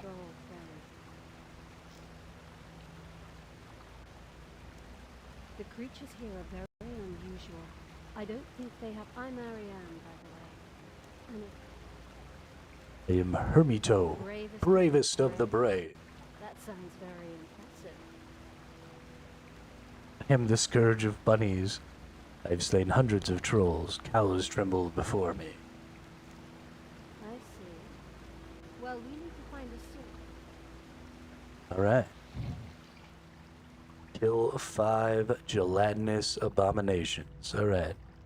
Time for you to get air whipped. Yeah. Look at that. Look at how bad you're getting your ass beat.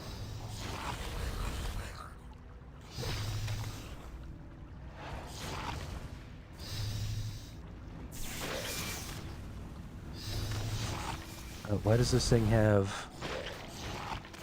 1 hit point still? There you go. Just die.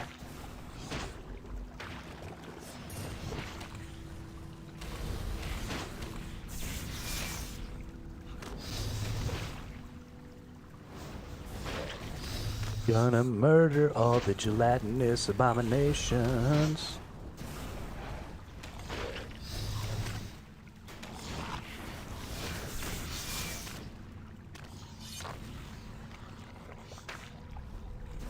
Oh, you gotta like go up and finish them off? That's weird. Definitely give me my loots. We need to find the source of these creatures. Okay, why are you not giving me my coins? We need to open up our loot.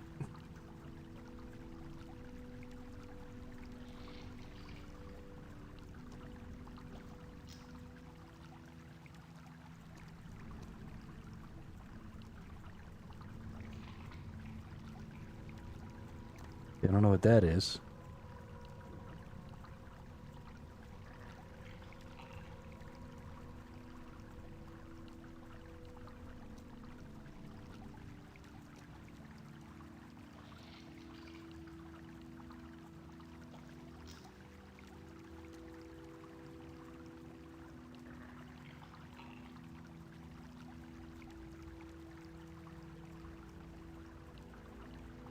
Because this dumb lady's in the way. Okay, well we got our coins that way. Don't like it, but we did it. Oh, gelatinous abominations. Oh, I accidentally aggroed a bunch of them. Okay, let's get a little closer then.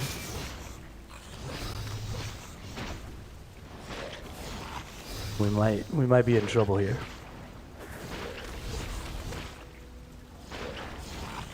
No, it looks like we're doing fine.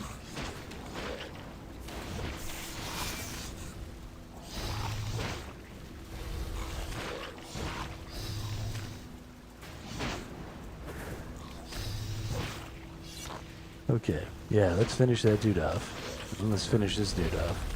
Oh, he like came back to life. Okay, so if you don't finish him off like right away, they get all their health back.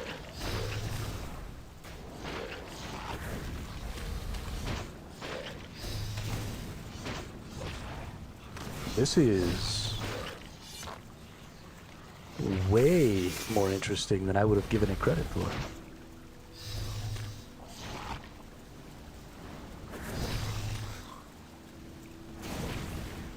But why isn't our loot dropping in the same way?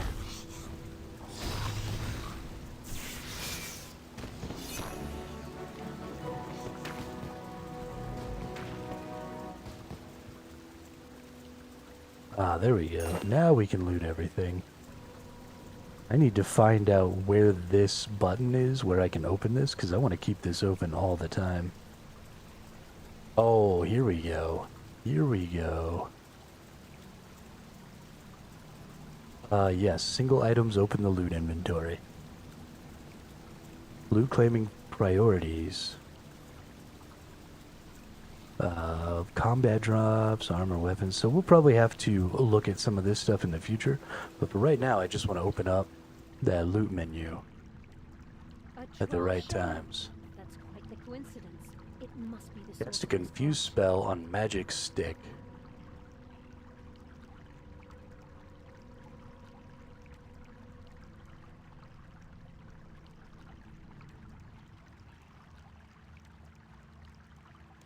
Magic stick! It's Okay, so now I have confuse. Let's go in here. Let's hit it. Let's actually move this all the way over to here. Yeah.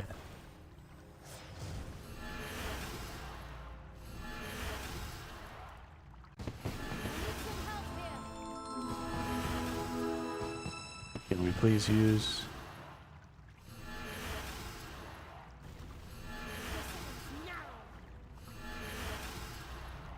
okay, let's go to... Nope, not necromancy, magic. There we go. Did we do it? Defeat magic stick the confused troll shaman boss. Okay, we did it.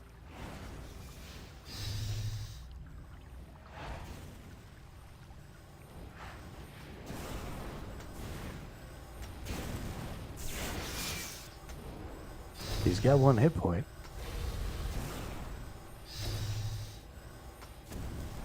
Can we finish this dude off? He keeps regenerating.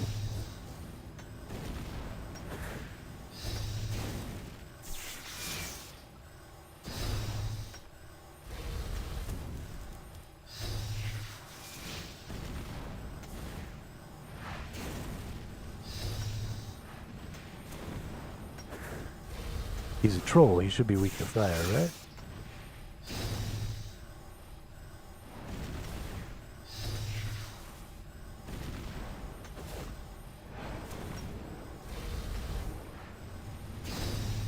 Okay, how do I kill this nerd?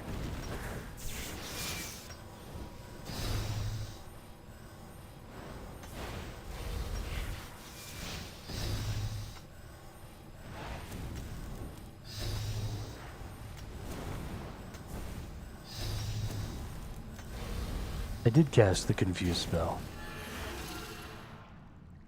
Okay. We got it. We figured it out. Loot. We take all the loot. We're gonna use magic stick bones. I don't know what these talismans are for. Once your assignment is complete, you can get another by speaking to the Slayer Master, such as Turel. Completing assignments awards Slayer points. Members can spend on rewards. Okay.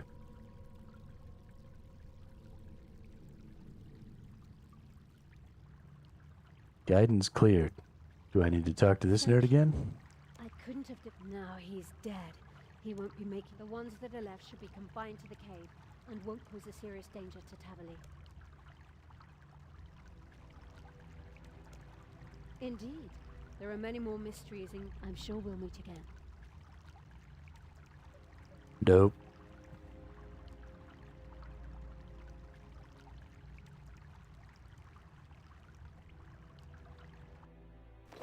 Is she gonna teleport me out of here too? Nice.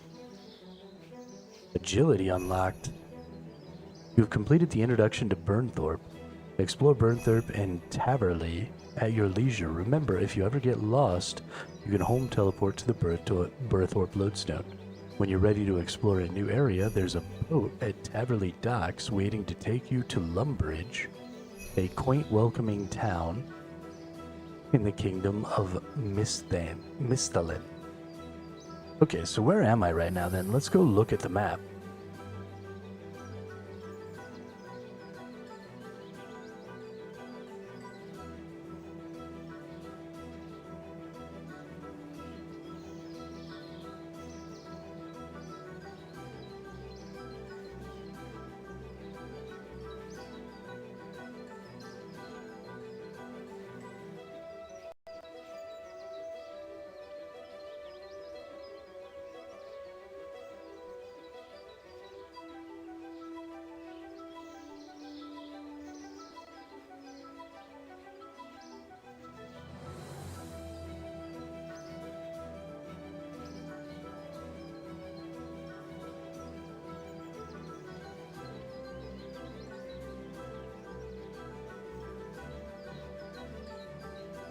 Oh, I'm talking to myself again. Let's take some time and level up some stuff to the highest tier that I can, right? Let's see, to Lumbridge, no, agility, hunter. Sure, an introduction to the hunter.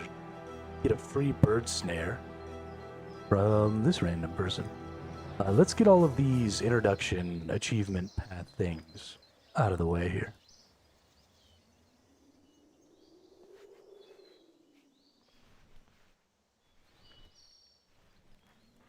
I walk the thin line. I need hunter supplies. Give me a free bird snare. Oh, thank you. Hunting birds gives hunter experience as well as meat, bones, and feathers. Okay. Stand near crimson swift birds and left-click the bird snare in your backpack. Ooh, we set up a snare. I imagine they're gonna come land and get snared, right?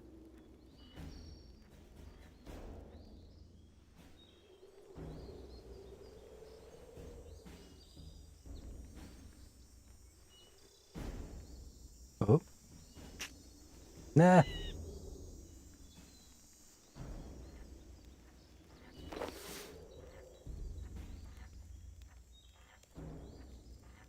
Nice. Okay. Let's do an introduction to the farming skill. Trade with Farmer Jones.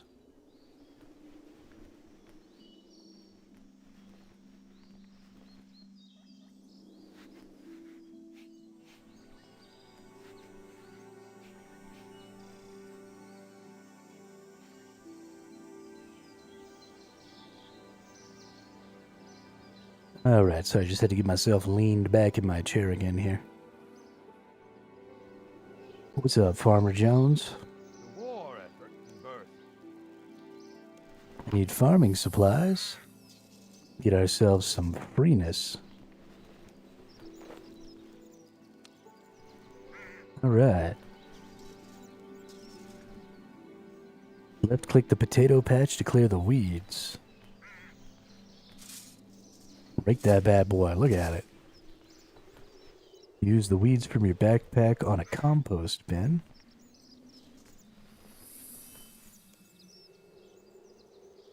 How many items would you like to place in the compost bin? 3.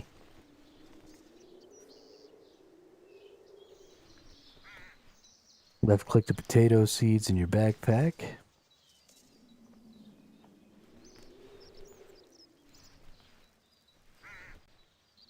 Put them right in there. All right.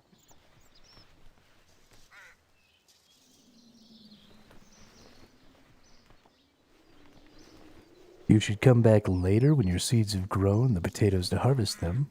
Okay. I have a bucket, so if I had water, I could probably water these potato.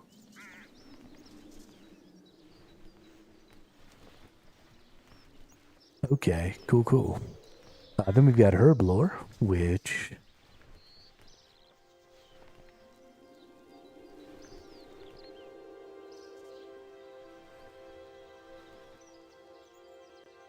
we gotta go trade with some person to get some free something or other. So these are just introducing me to all these skills, letting me know what's up. Kind of teaching me how they're gonna get used. What is that? His name is Pick Up Sticks. Need for herblore supplies. Cool, we're gonna take those for free. And it looks like we're gonna take that for free. And it looks like we're gonna take that for free.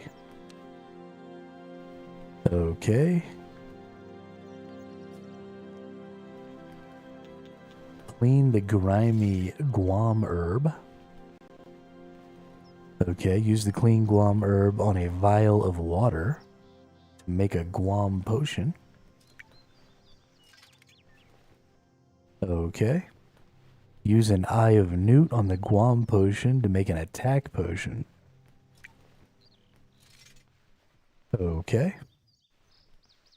Drink a dose of attack potion to temporarily boost your attack skill.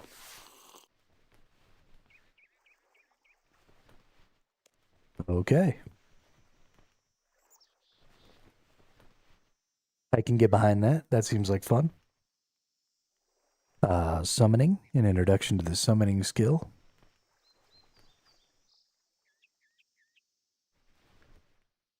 So we just learning about all the fucking skills right now, which is good, because I don't know anything about any of the skills, right? So, oh, okay. It looks like Majestics. Oh, so that other dude is Pick Up Sticks, and this person's Majestics. That's hilarious. Get some wolf bones. Get a pouch. Get a spirit shard. Or 7 spirit shards. Okay. Then we're going to go over here. We're going to infuse pouch obelisk. Okay, so we're going to use a bunch of those things, right? Spirit shards, gold charm pouch, and wolf bones. And we're going to make a spirit wolf pouch.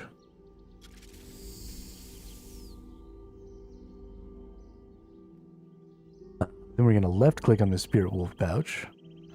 And that's going to summon us a spirit wolf. So now we have a familiar.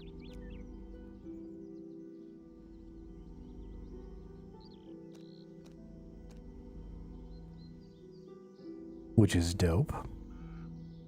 Right click on an obelisk and choose renew points to recharge your summoning points. So we right click, renew points. Okay, and now we just got a wolf.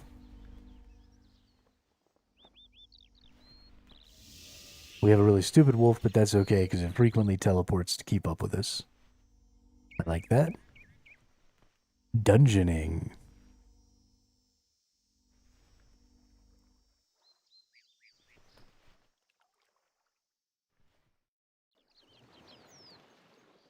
If we're going to be going somewhere to do some dungeoning, I actually want to go ahead and sort of go back into my melee gear. I'm not really interested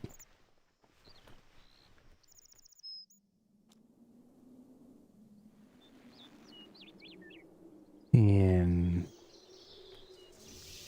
Look at all these caves and stuff around here too. There's so much stuff to explore. This is like pre-searing Ascalon in Guild Wars. Is kind of what it reminds me of.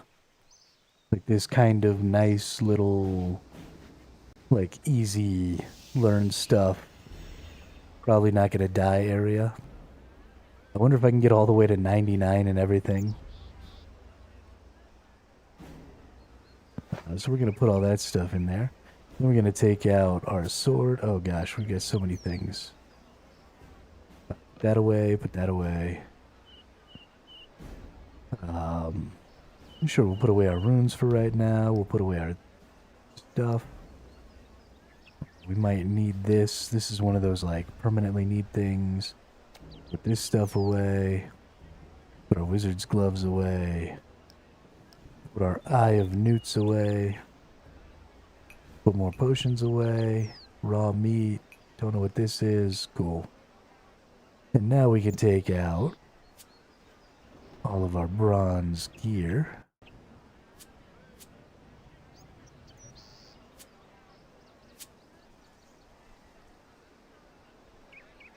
Cool.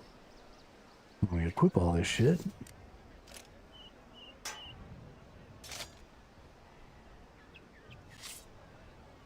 And then we put all that stuff in the hole. Oh no, those were wolf bones. I actually needed those. Whoops.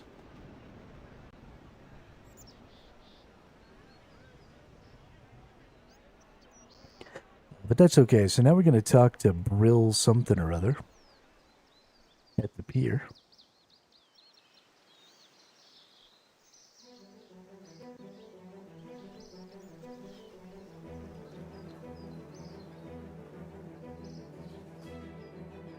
Chickens! Bakar!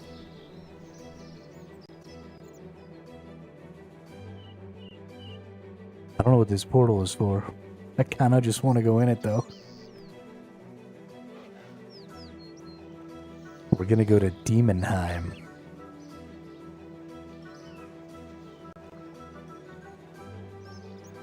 Which sounds hella scary. I seek heroes to assist us in the siege of Demonheim. Will you give us your aid? Yes, please. Surely I won't get killed here, right?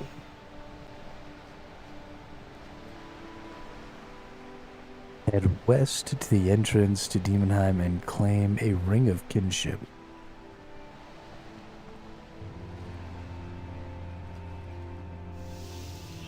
From the dungeoning tutor.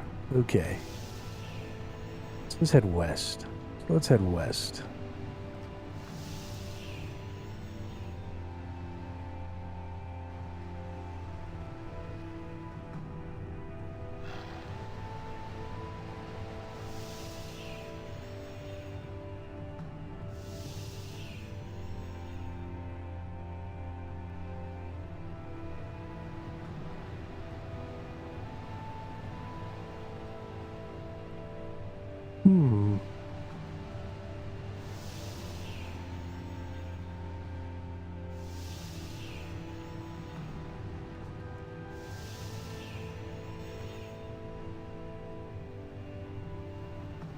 Is it up here? I think it might be up here.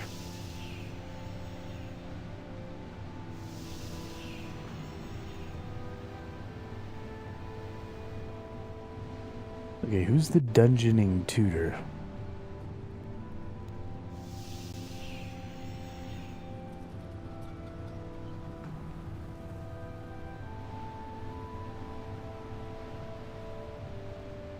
That's the reward shop. That's some random nerd. That's some random nerd. Let's try going up here. The dungeoning tutor. Greetings. Before we carry on, let me give you this.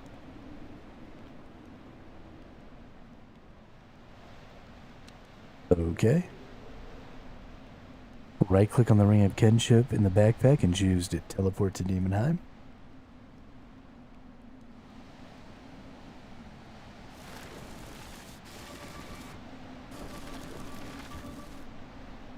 And here we are. Oh.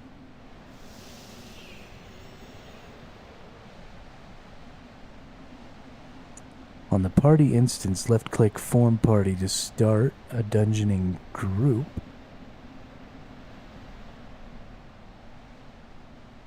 Okay, so right-click, Open party instance.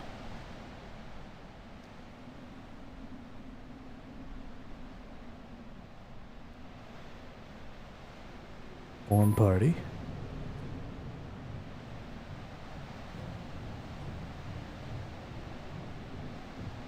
Demonheim provides its own equipment. If you are carrying items that cannot be taken into Demonheim, deposit them into the... Okay, well, let's see. Am I wearing gear that can't be taken into Demonheim?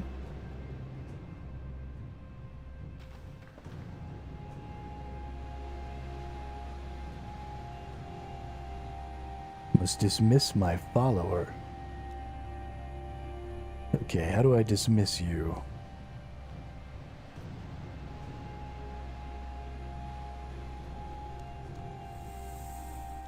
That's sad.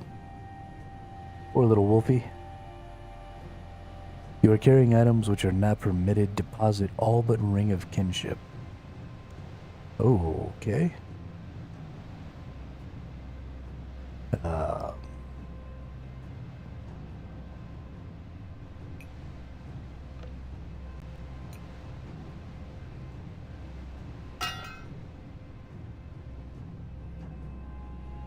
Okay, away we go. Party size 1. Activate hard mode. Hard mode will make the dungeon as difficult as it can be. Nope. Let's go in. Navigate the dungeon using all your skills. Defeat the boss and proceed to the next floor.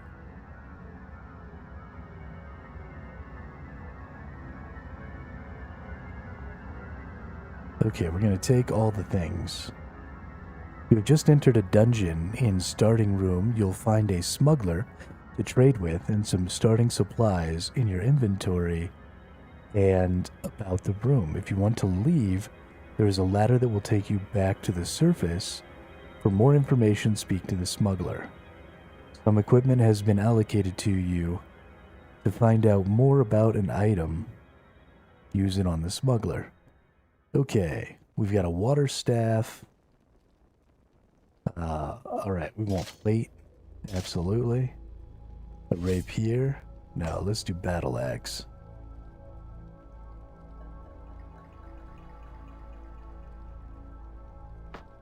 Can I put that in my offhand? Yes, I can. Okay, let's loot everything that we can here. We've got a smuggler. But let's keep looking around. Got some more stuff to loot. Okay, let's talk to this nerd. Yo, what's up, lounge? You know, I've never played either one, so I don't even fucking know, dude. I'm just kind of going with it.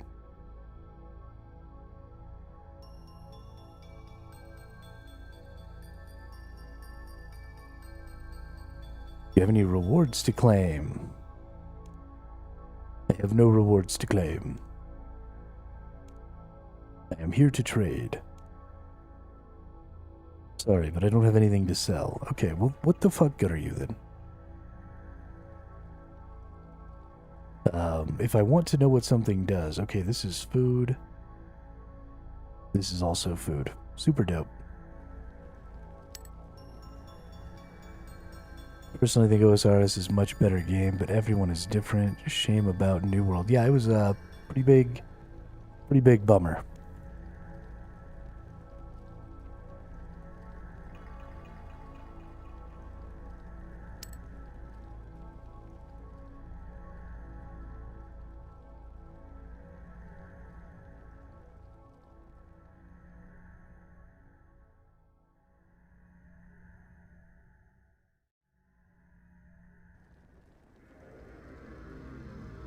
Lara she blows. We figured it out. Yeah, it was. I was pretty sad about the whole New World situation, but what are you gonna do? You know, murder this nerd.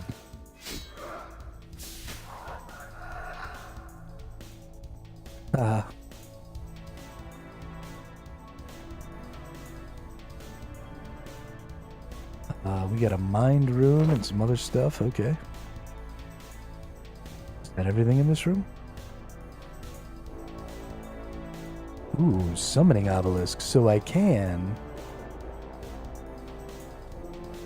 get everything I need. Well, I guess if I'm a member, I can get everything I need. Do a summon. That's kind of cool. Enter Guardian Door.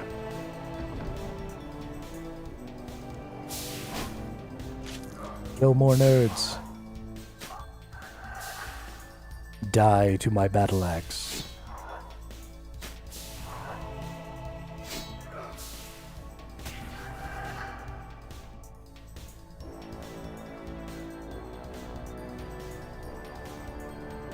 We got another summoning obelisk. What's over here? Oh, I think I'm taking damage. Maybe not. Okay, so we've killed everything in this room. Let's see what you got for loots here. Okay, lots of runes. That's cool. I don't have the key for that one. Okay.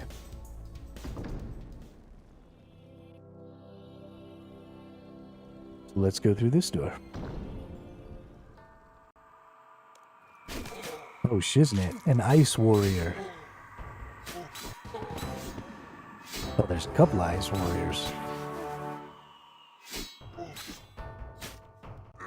You get dumpstered. What's up? Can I bury these bones?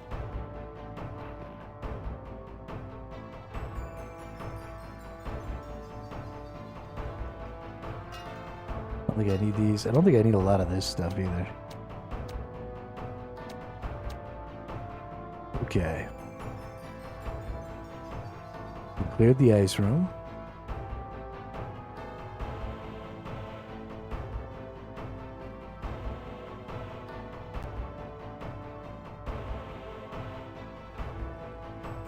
Okay, I do not have any keys.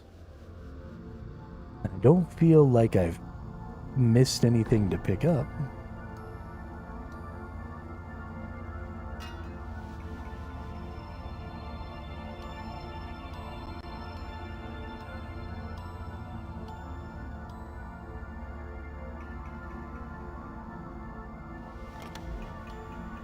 Okay, well, I apparently did get whatever key that was. Good for me, I guess. Let's go wreck all these nerds. If I'm being honest, I kind of like the auto attack system of this game, Lounge.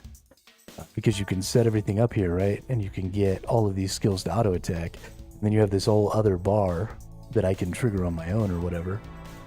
And it really leaves me open to worry about like looting and where I'm going and a lot of different stuff like that, instead of worrying so much about, you know, clicking the buttons and doing those other things. I feel it feels a lot more macro focused than micro focused, and I kind of like that. It feels good. We're gonna go back in here and kill some more ice warriors. It's got that deck building feel, you know? Ooh, an ice spider.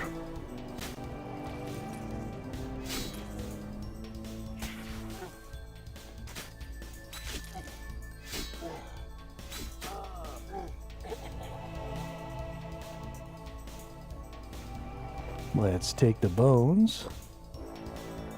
I don't think I need a novice rapier though. Oh nice, this is the pentagram key. But the crimson key. Let's go ahead and dump those bones off, get some prayer XP there.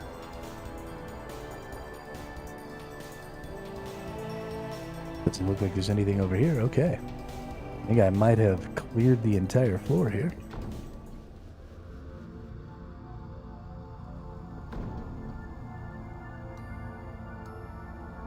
Let's head all the way back, and let's go in this pentagram room, which I am sure is the boss.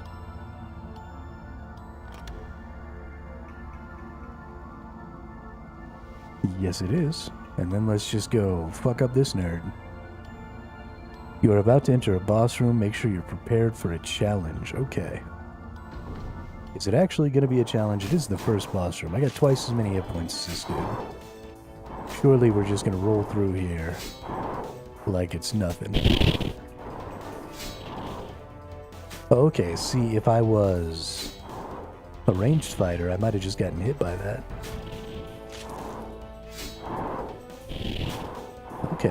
Okay.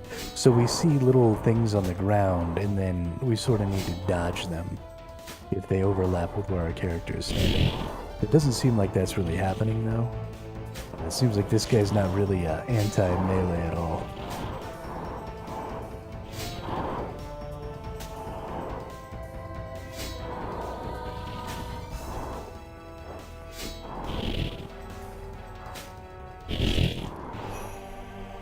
Cool.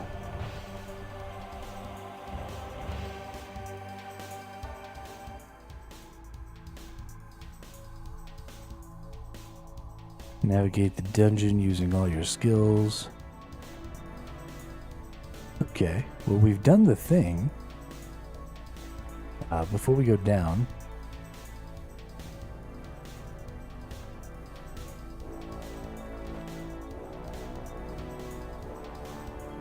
and proceed to the next floor. So hopefully, when I go down to this next floor, it'll complete this little quest. It did. You completed a dungeon.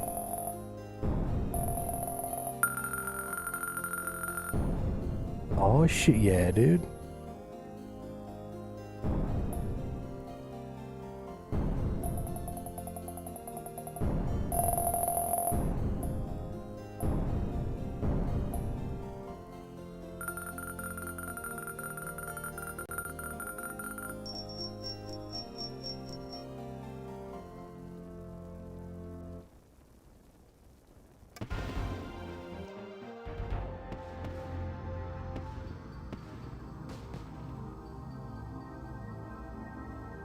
Okay. We're all finished with that. We can talk to the smuggler now.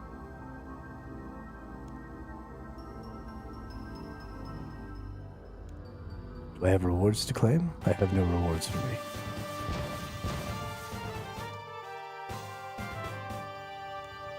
I am here to trade. Alright. Tanglegum branches, rawhide crabs. Or is that a helm crab? Is that H-E-L or H-E-I? Helm crab. Bowstrings, feathers. Rusty coins. What do I do with a flippin' rusty coin?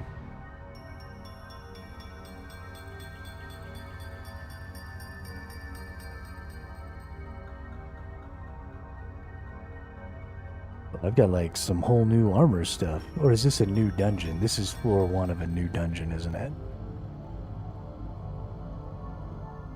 So let's go to my exit. I completed my achievement. I don't really, or my path here. I don't really care to keep going through the dungeons.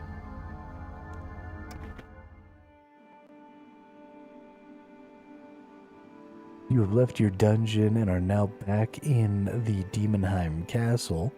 You can exit down the broken floor to re-enter the lobby and find another party.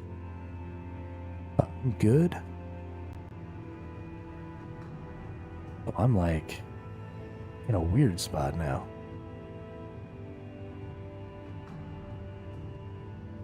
How the hell do I get back? I guess I can just teleport, yeah?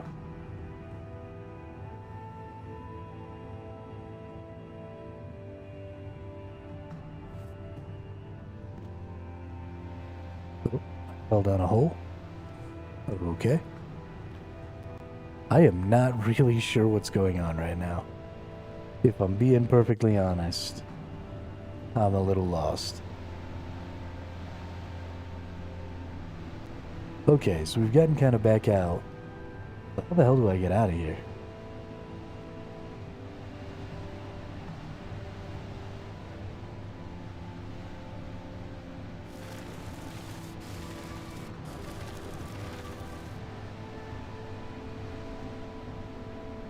So we gotta go back to the...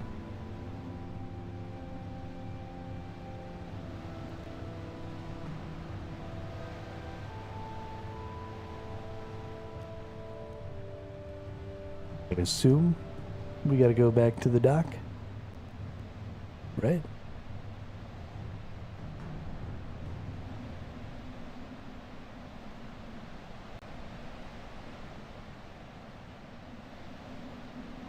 Which seems a little excessive, but that's fine.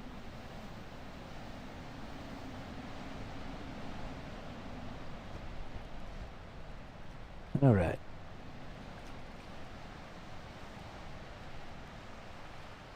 All the way back down here to the dock. Back to this nerd.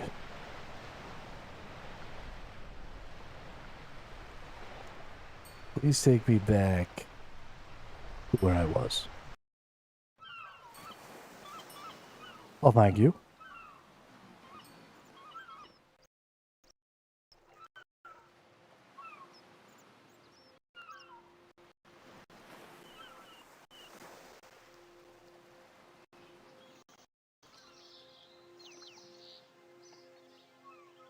Okay. So we're not wearing anything right now, so let's get back up to our storage. Let's break out our gear.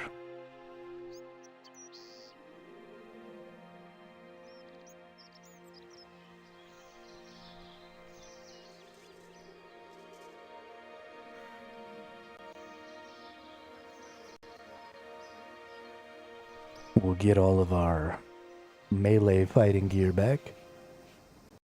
Have ourselves a good time.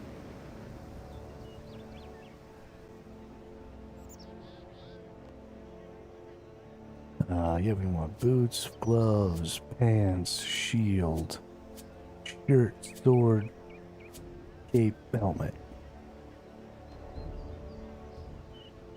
And then we just equip all this stuff.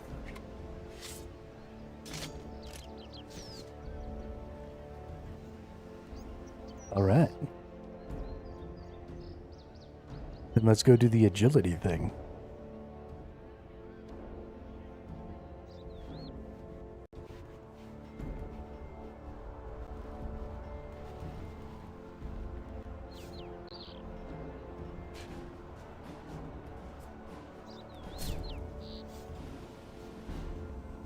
Okay.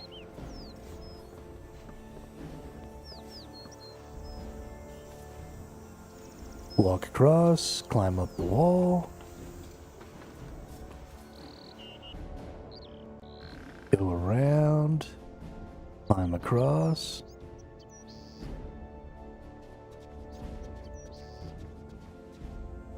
Okay. Climb over the obstacle.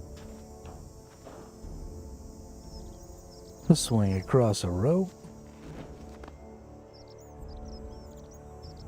Cross some monkey bars.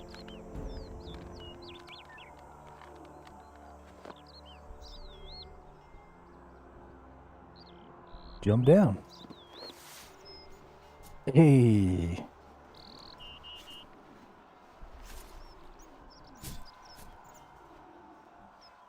Alright, I think that is every single one of the little path quests that this game is going to give me here. Now, I don't feel like I've actually explored everything in this area, though. So, we go down in this cave, right?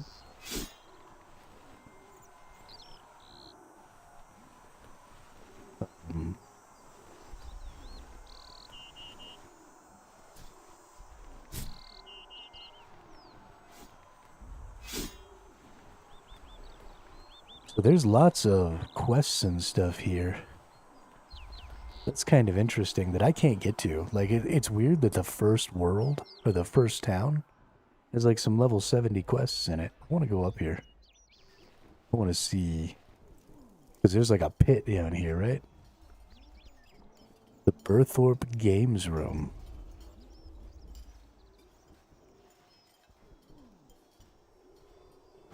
Okay, well, you know what? Let's do it. Let's play with people on this world.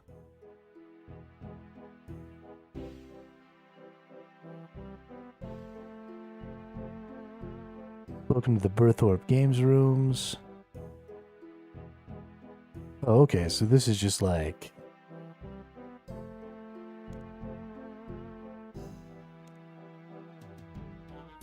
Currently we offer... Draughts, Runelink, Rune Squares, and Runeverse? Okay, so this is just like random board games to play. Not currently interested, I don't think. Eventually that might be a fun little thing to do.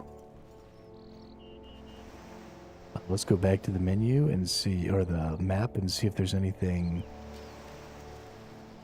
Berthorpe Lodestone. Get some quests, get some divination and rune casting.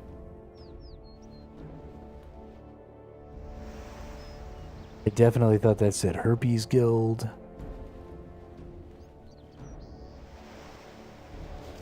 Gotta have mining level 60 to go into the Heroes Guild mine.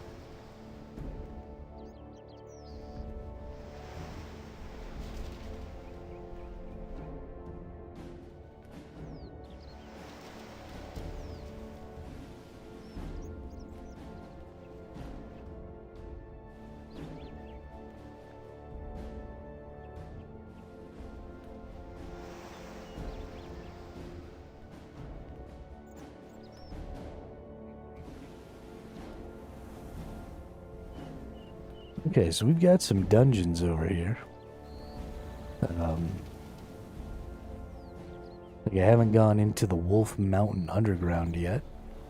So let's head down there and let's go in the Wolf Mountain Underground. I like that idea. Okay. I think that's a lot of people all stacked on top of each other.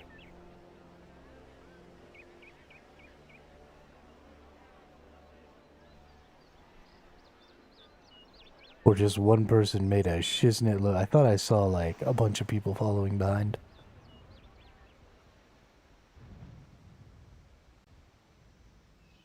I don't know. Let's see.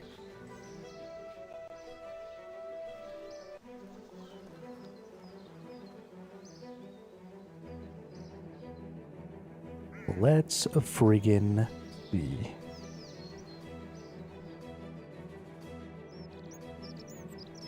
Oh, is this the cave I'm looking for?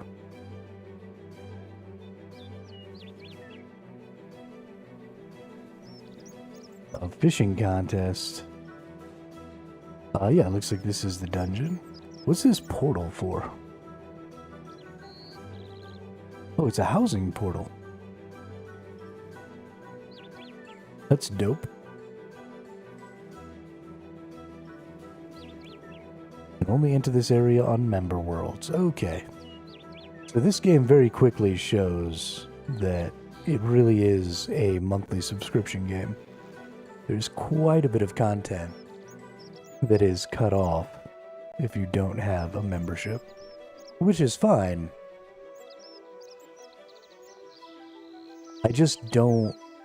I don't understand, I guess, the point.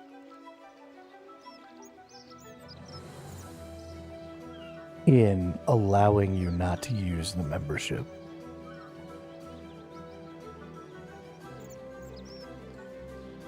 Agility level 52 to jump across some lily pads? Are you kidding me, dude?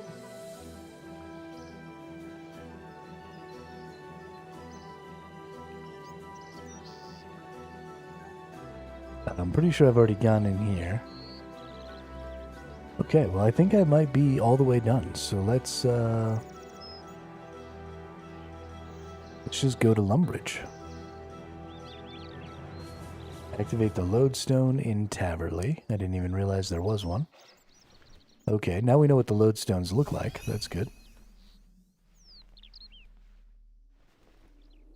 And now we take the boat.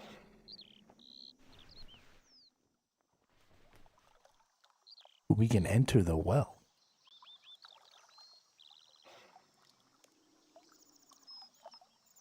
Okay, never mind.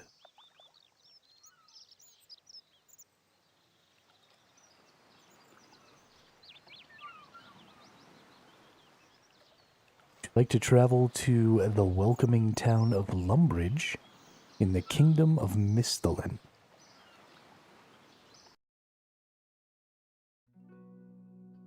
Yes, I would, in fact.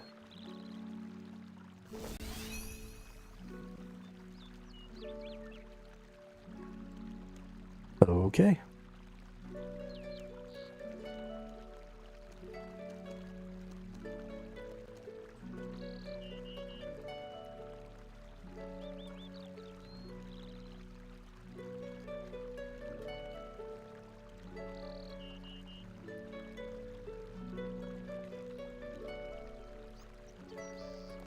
Where is our quests button? Because I accidentally turned off the quests up here. And I want to reopen.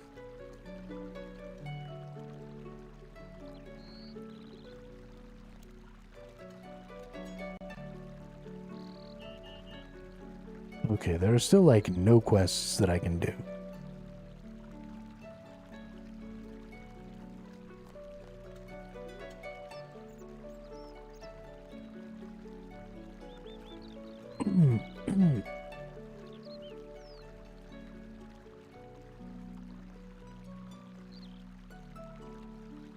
Also, when did I get a Dwarven Army axe? Okay. Let's see. Archaeology, construction, bossing.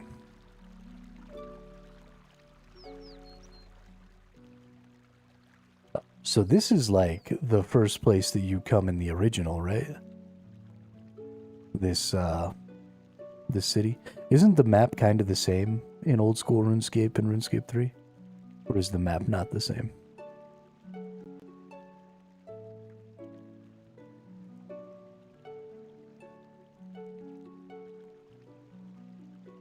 Yeah, okay. Cool. So old school RuneScape is the one that I've played. I've never played RuneScape 3, and I've only played a couple of hours of old school RuneScape.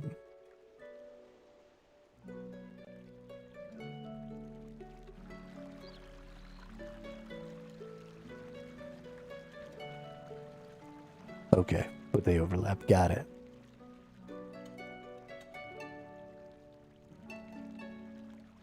Cool.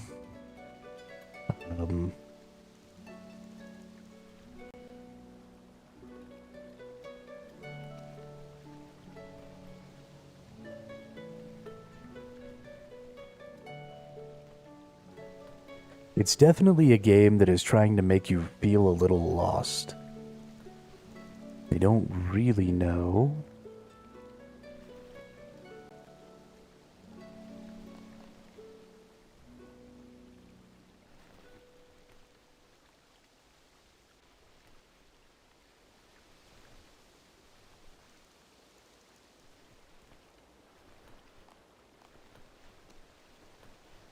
Here we go. Speak to the acting guild master.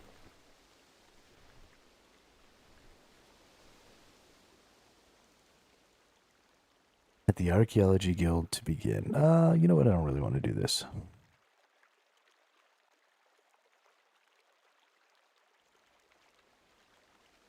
It's not that I think they're poorly done. It's that there's so much information.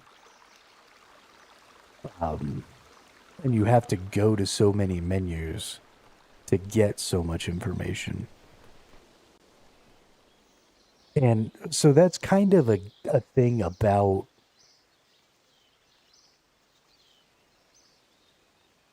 this game and Eve have very much the same problem with their menus. And that's just that there's so much information and it's so obscured and hidden behind, yeah, there you go, borders on Eve in terms of menus. So there's so much information and there's so many places to go to get that information. And it feels like it's very difficult to get into, right? It creates a pretty drastic barrier to entry for new players. But it's information that those players will eventually enjoy having and enjoy having access to. So you can't really just get rid of it, right? You have to have it. But you also have to be careful. But I think I'm going to forsake some of this stuff for a little while. And I think I'm just going to go kind of explore around and find some places where maybe I can go and do some resource gathering. Here we go. This is probably where I want to be. So if we go down from here, we've got the Misthalin Underground. So we want to go south. Yeah, we definitely just want to go this way.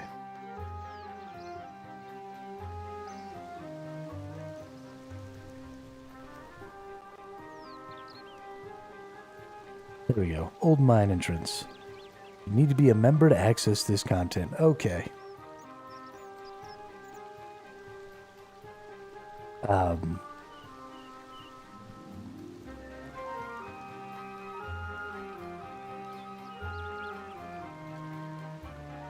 Now you're starting to upset me, game.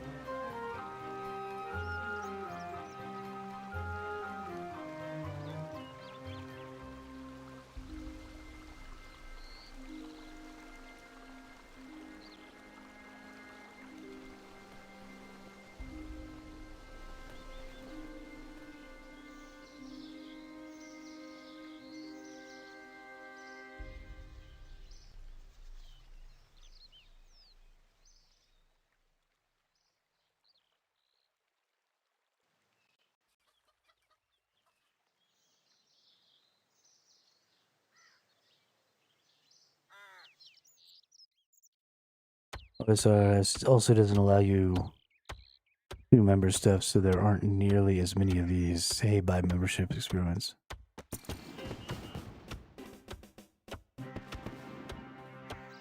I mean, I don't have a problem with the member stuff. I don't get paid until the 15th. But I also feel like it's not... So the reason it has members-only things is so that you can decide if you want to become a member, right? And so I feel like it's hit me with that too early. I don't feel like I've had an opportunity to play through the game enough that I actually know whether or not this is going to be something... Because at $12 a month, and considering the fact that I quickly move on from games, I just don't know if it's worth it to me to become a member.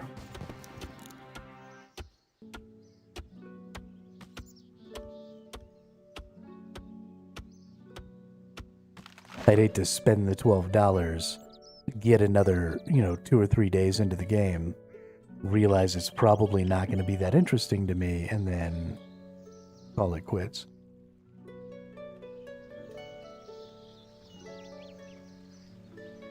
You know what I mean?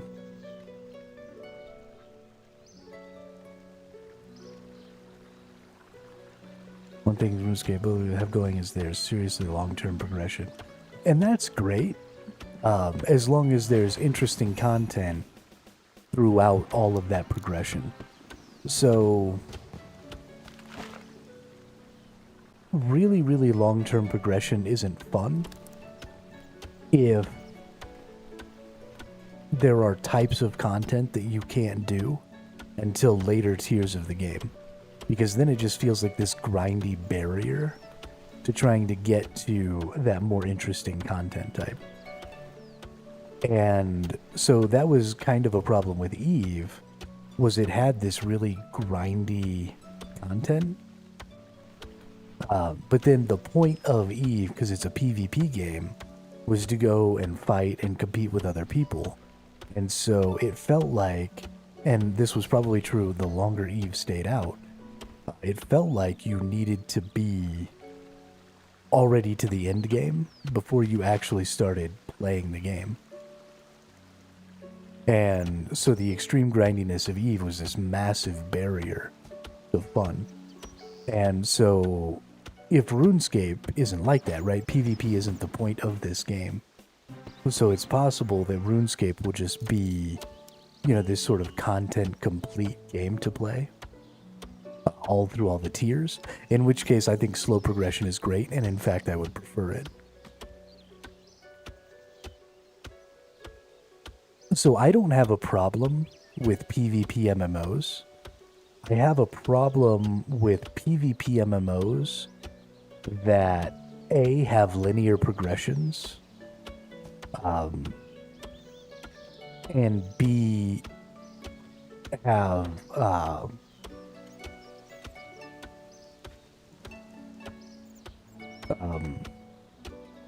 like looting, where you loot, right? So if you drop part of your stuff, or if you can loot other players, I'm not a big fan of those things. And the reason I'm not a big fan of those things is, again, if your game is centered on PvP and you have a linear progression, and this is a problem I started to have with Throne and Liberty.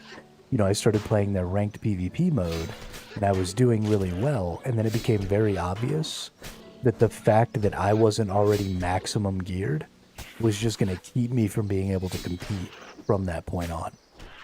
And I just started running into a lot more maximum geared players. And so when you have linear progression systems in PvP modes like that, you basically bar the endgame content behind maximizing your character level.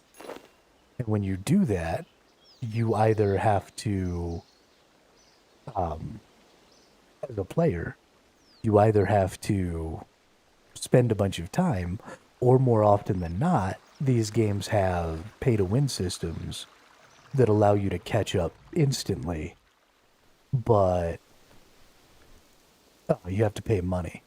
And so they monetize your ability to gain access to those endgame systems, and it's really, really frustrating and really predatory.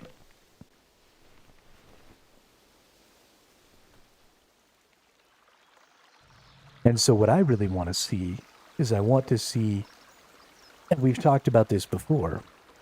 Have you ever looked into Elite Dangerous? I wonder how it compares to Eve. I haven't, actually.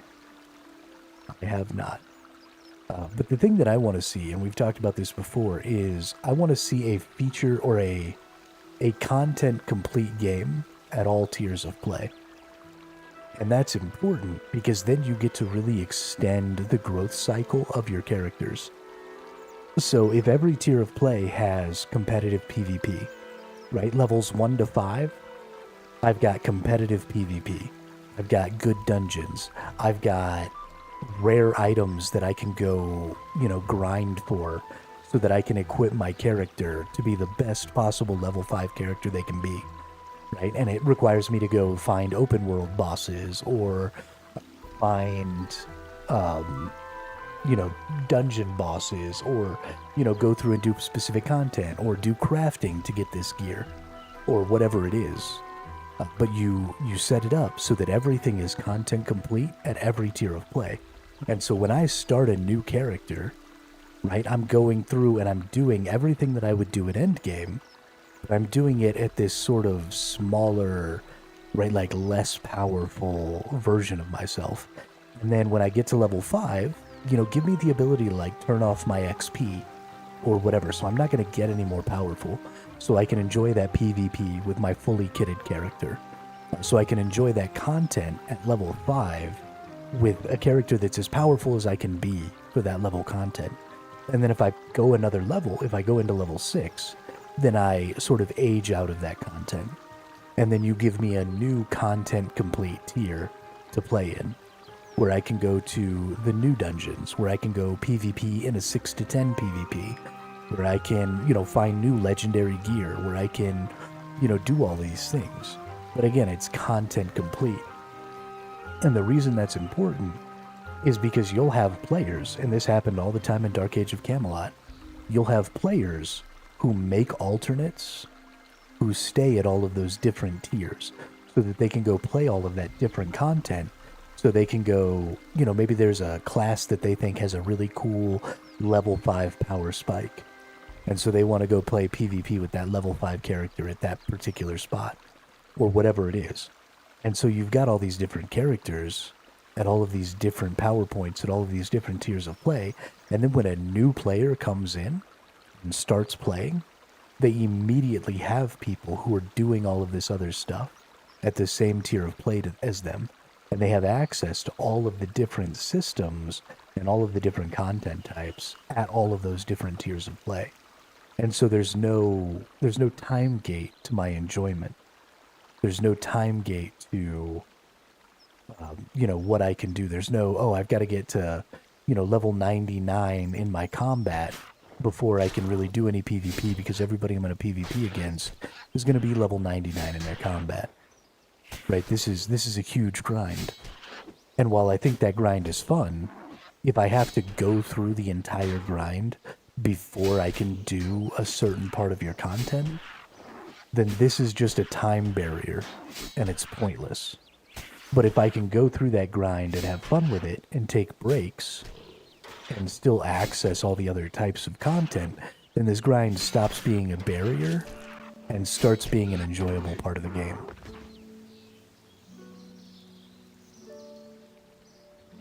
And so the reason that I know that is because I have played a game like that before, right? The first MMO I ever played was Dark Age of Camelot.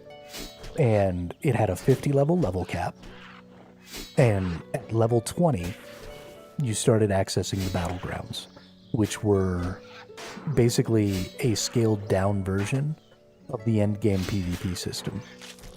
And so from level 20 to 24, you entered the first battleground, and they had an XP turn-off system.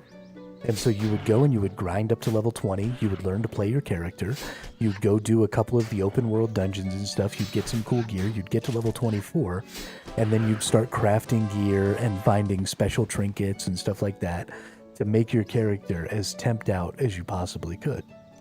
And then you would go into the battleground, and there was a PvP level up system that was called realm ranks, and you could get to X amount of realm rank.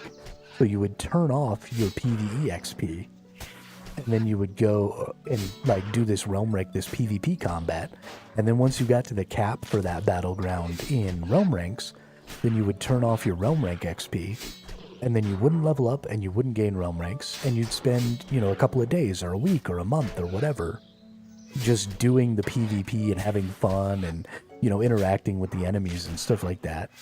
And then when you got bored of that particular area, when you got, bored of your character's not gaining any power, they're not gaining any new skills, you kind of feel like you've gotten the feel, like you've done as well as you can do, then you turn your XP back on, you turn your realm ranks back on, you go do one final push out there in PvP, and gain up some extra XP and some extra realm ranks, and then you sort of age out.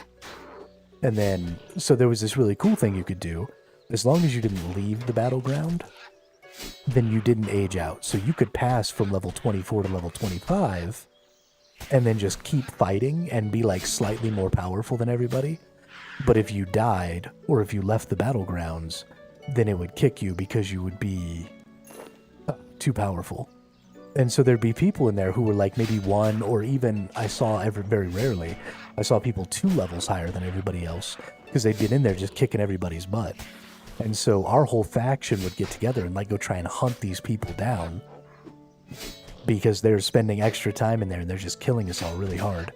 And so we would try and group up and go hunt those people down and get them kicked out. And it was this really cool, kind of interesting thing. But if you don't have a content complete game at every tier of play, then there's no point in having tiers of play. Because nobody wants to just do bullshit until they finally get to play the game. That's not entertaining, that's not enjoyable, it's not interesting. You're just creating this weird time gate to all of your content. And so I don't know if that's the case with RuneScape, right? It seems to me like there's lots of dungeons around, there's lots of, I'm going to be doing this Iron Man, so I'm going to be crafting all my gear. Somebody already mentioned that like mid-game boss runs and stuff like that were really interesting in this game. So it seems like there's going to be a lot of bosses and different stuff like that to fight at some higher tiers. And so I don't think this game is going to be like that. But a lot of games are. And that's unfortunate. Strange wisp-like creature. Wood-cutting log. This is consumed and you will receive an additional... Okay. Interesting.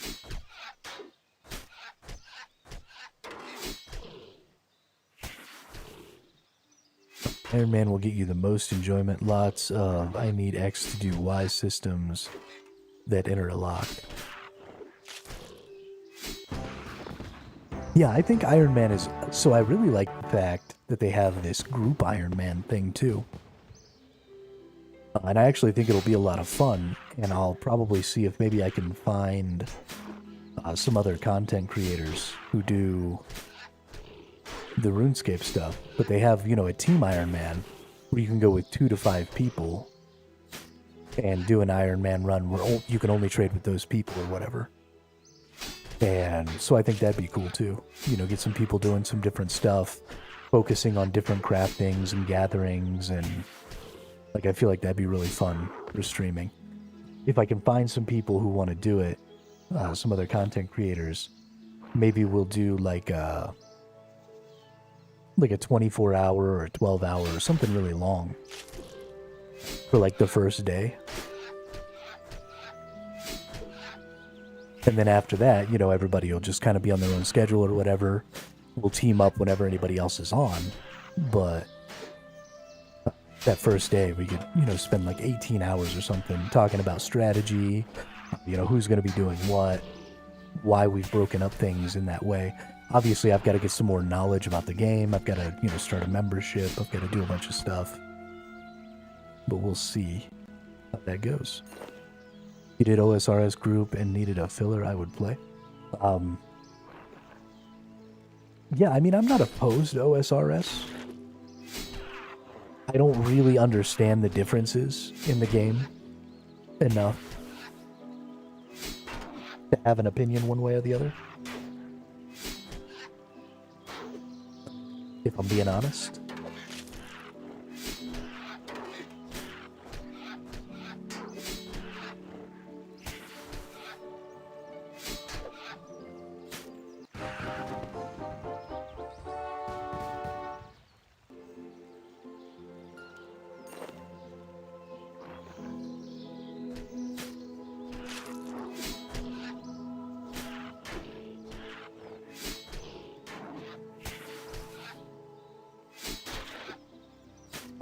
What are, since you seem to know, what are the differences? I mean, I know RS3 has some updated graphics and stuff. I don't really care about that. I mean, it's kind of nice. Right? I kind of like the way my character looks. They're kind of dope.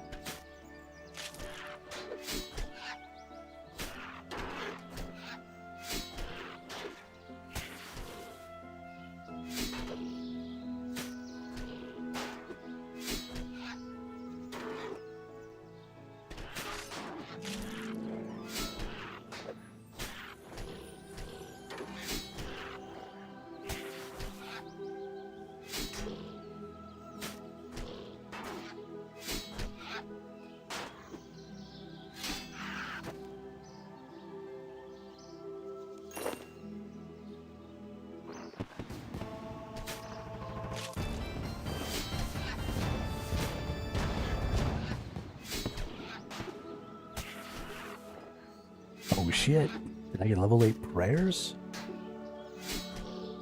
Oh, we're halfway there. Wow, living on a prayer.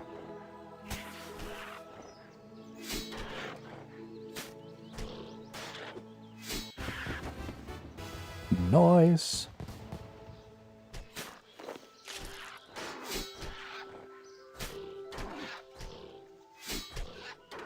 Murdering goblins. I got to admit, I'm actually kind of surprised at like the animations and stuff. They're not horrible. I'm totally into it.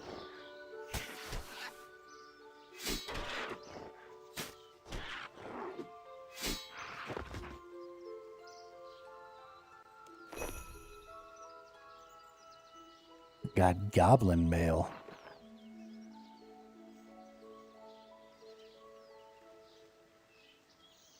Armor is too small for a human. Womp womp.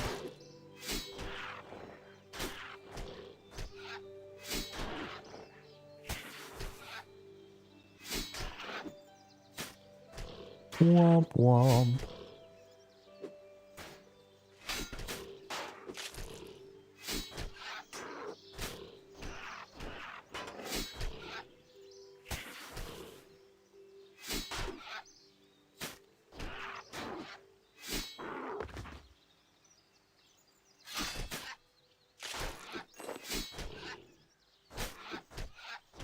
I actually don't know RS3 super well, besides the fact that it has a ton of MTX. The combat is different. OSRS is simpler even, and the menus annoy me. Played OSRS for years, and it's just more familiar to me. I think more people play OSRS than RS3. Content community is pretty big on YouTube. Okay. I see. So I'm actually really interested in this RS3 combat system because it's automated. And I actually kind of like that. So the way this works is it uses the skills from left to right.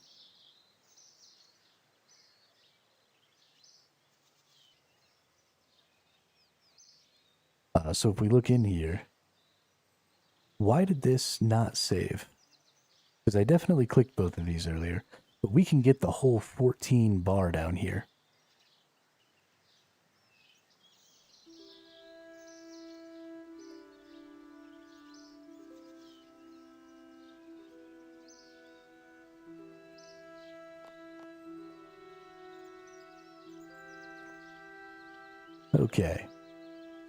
Okay, so yeah, so what it does is it triggers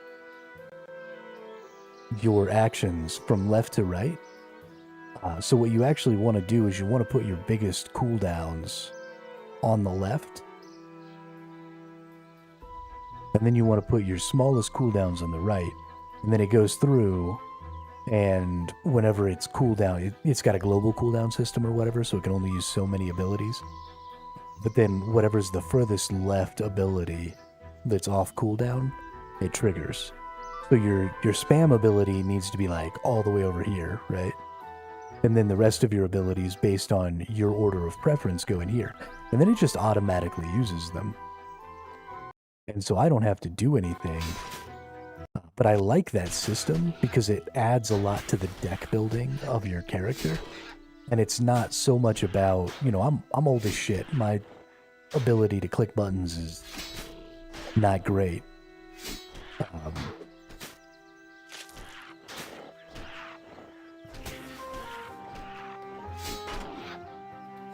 Oh, there are no abilities in OSRS at all?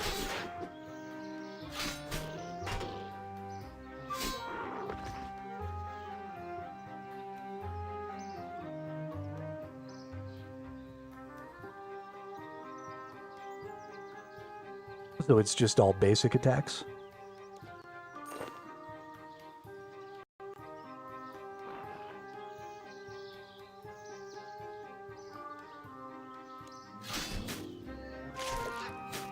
Only specials that are tied to items? Okay. See, so that is probably enough that... I just got some really bad lag. That's probably enough that I would definitely prefer RuneScape 3. Just because that limits the deck building aspect of building your character so much if you don't have any skills. I mean, I don't have a lot of skills right now, but if we go in here and we look at melee skills, Move our loot over. Actually, let's move melee over here. Let's move loot back over here. Let's put our skills right here. So there aren't a ton of skills, right? There's only... I mean, honestly, there's only enough that I could add every single skill to this. So I would maybe like to see an expansion of this system.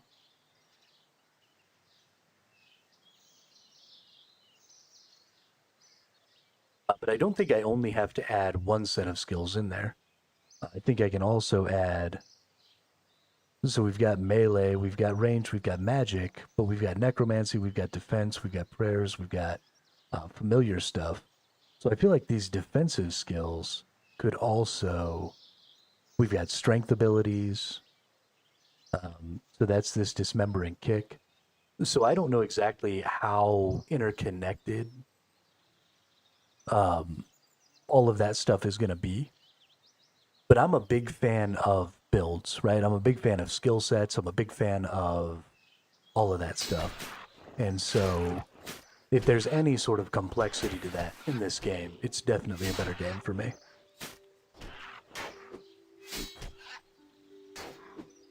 And I can ignore a lot of the MTX stuff.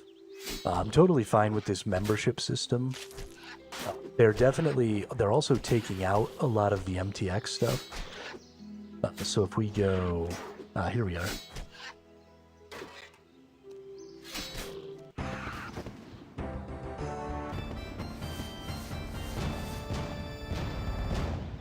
Yeah, I mean, there's so many abilities in here.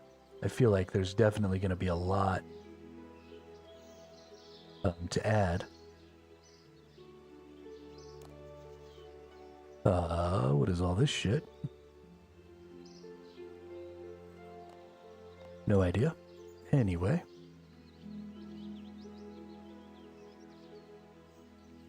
Let's go to...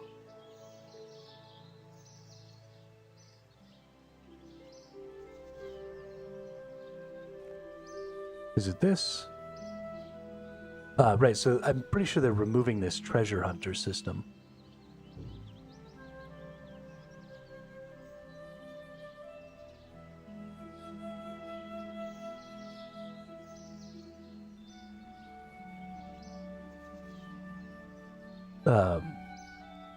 And so I think that's a lot of the sort of pay-to-win aspect of the MTXs. And so I'm fine with, like, they've got a lot of... Hang on. They've got a lot of cosmetic MTXs, and that doesn't really bother me at all. Because I'll just ignore it, right? I don't have any need to buy any of these. But I'm totally cool with cosmetic MTX. It's the power upgrades, right? The better weapons, the better gear, stuff like that I don't like, especially because this game is so PvE based. Ironman mode negates a lot of the MTX frustration anyway. Yeah, imagine. It seems like that's kind of true.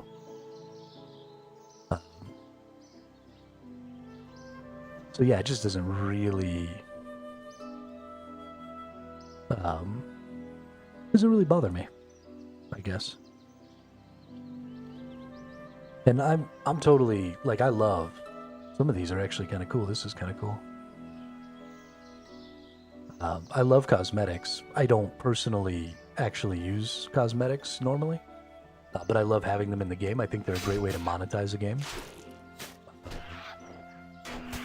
So I'm totally fine with all that stuff. I don't like the XPs. I don't like convenience stuff like increasing my bag size and stuff like that is ass. Don't make my gameplay worse so that you can sell me a solution. That sucks.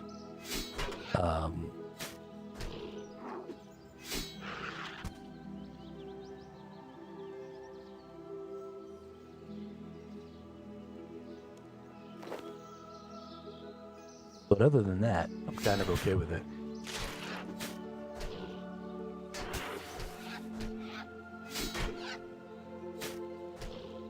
And we'll see. Usually, bad MTX systems have a tendency to make themselves known because you start running into the system, and so you'll start having problems like not being able to level up enough to move on to the next quest by doing the quest before it, and then needing to grind XP, and then realizing there's an MTX that gives you an XP boost that would have made it so that completing that quest with the MTX XP boost would have given you enough XP to just move straight on to the next quest. Like, that's the kind of shit that pisses me off. Because now you've intentionally added this sort of intermediate grind session that doesn't need to be there in a questing progression. Right, exactly. Or even like Final Fantasy XIV has a lot of stuff where you can just straight up buy maximum level in new class types, and I am 100% certain that the leveling system for those new classes is made to be intentionally a certain length, right? So that people are going to get frustrated leveling up every class and eventually want to pay to upgrade their classes. And because they have complete control over that, right? You have your main story quest or your new class that could conceivably just take you to max level in that class once you've already done the other MTXs or the main stories, MSQs with your primary class.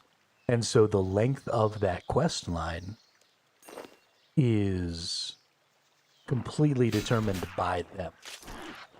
So they can make it as long or as short as they want, but it has to be made longer to motivate you to spend money.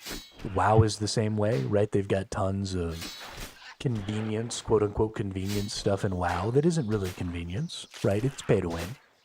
But they call it convenience because it's not direct power, right? It's this sort of obscure horizontal and or convenience stuff that just makes you more effective. And that, I mean, it's all bullshit. 100%.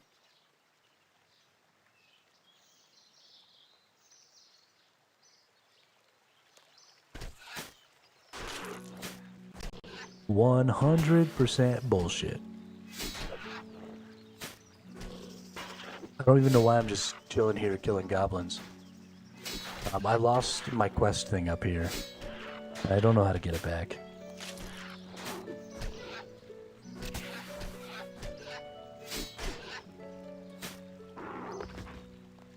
I don't know what these menus are for.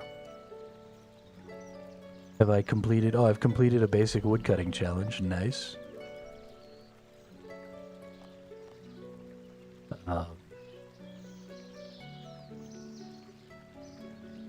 Yeah, I think that's also going to be something I enjoy, is being able to just...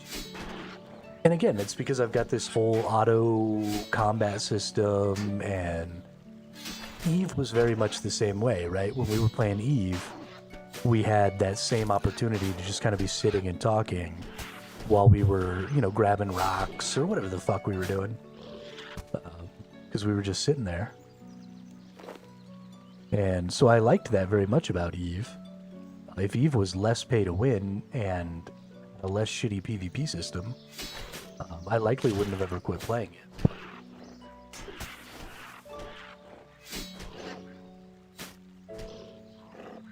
Where's my fucking journal, dude?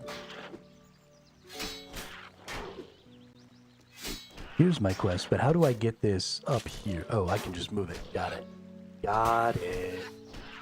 Figured it out, because I'm the smartest. So there's all of these quests, but they all seem really high level. Right? Like, I don't know.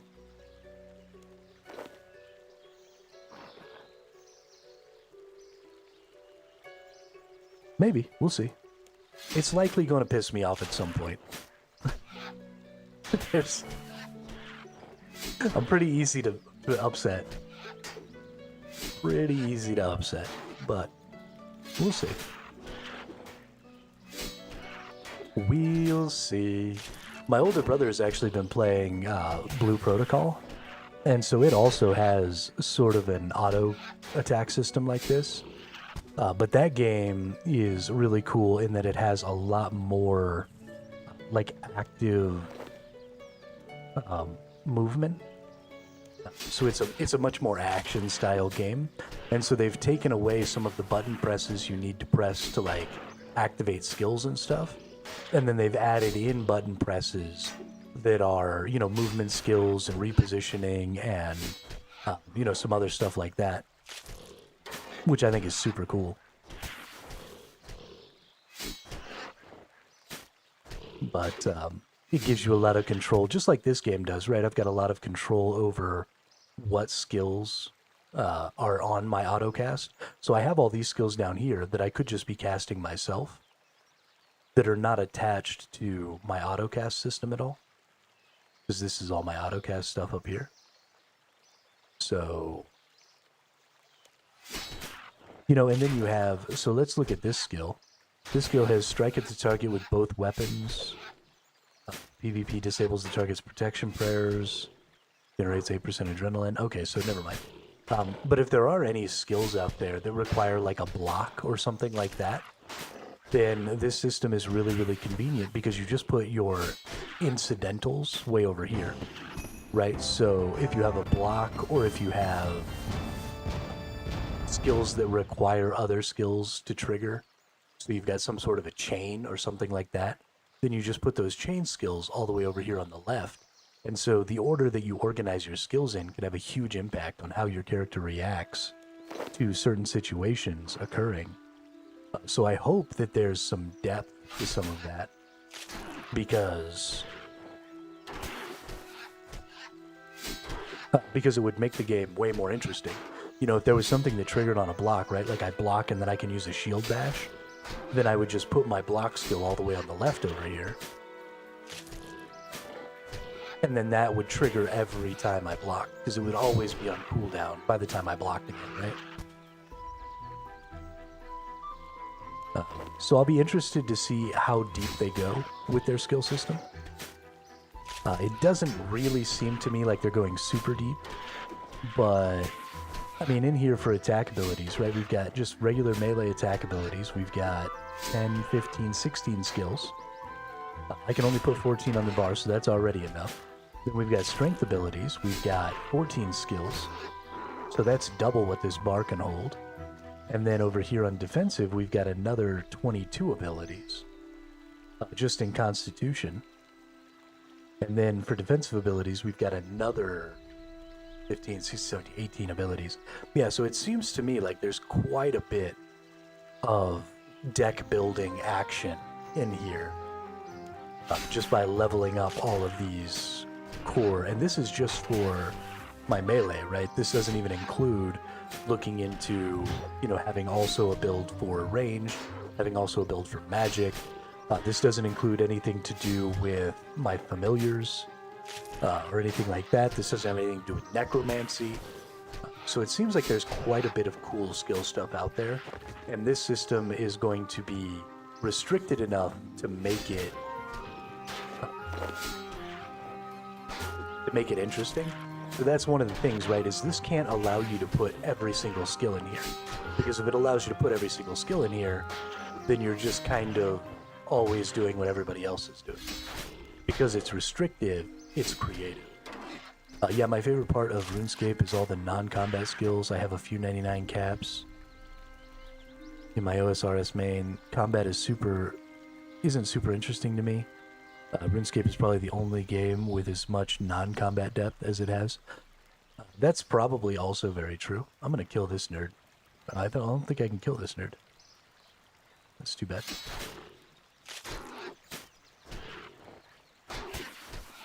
I guess it's not nice to murk some dude while he's trying to cook chicken for everybody.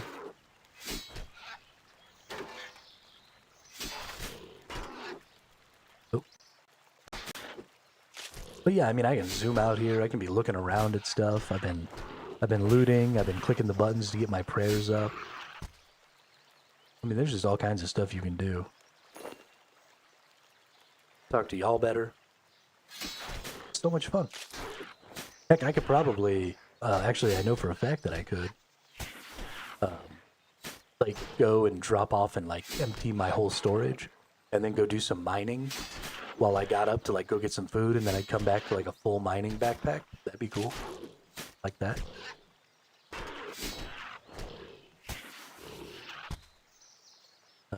But it's got to have some deck building in it. Because I want to, and I want to be looking, right? So I don't really know what my skills do right now because I haven't read them because I don't have enough of them right now. I'm just kind of throwing shit at the wall. But eventually, when you have systems like this where you're doing auto combats and stuff, you're going to be going in and you're going to be looking, okay, how often is this triggering? You know, if I moved it somewhere else, would it maybe still trigger the way I want it to?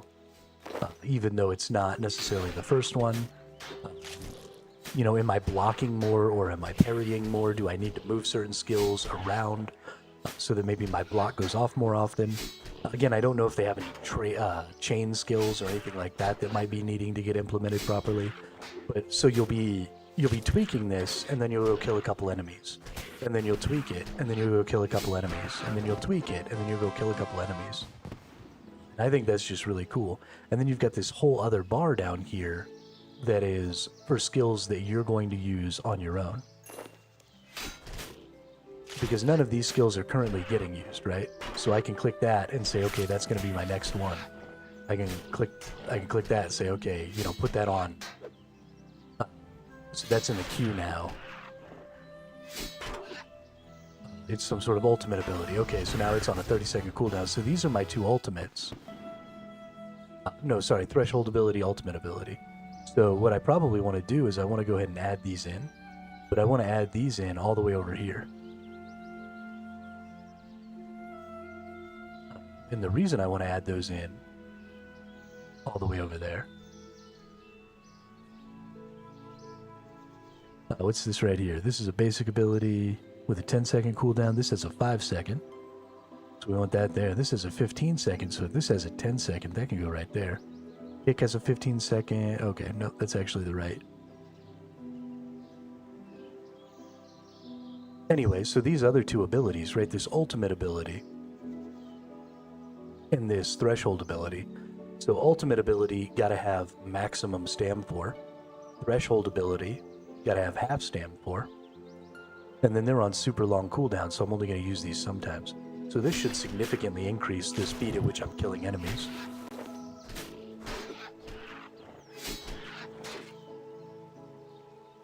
Because we'll be, right, we're about to hit our 50%, so now our threshold ability's up.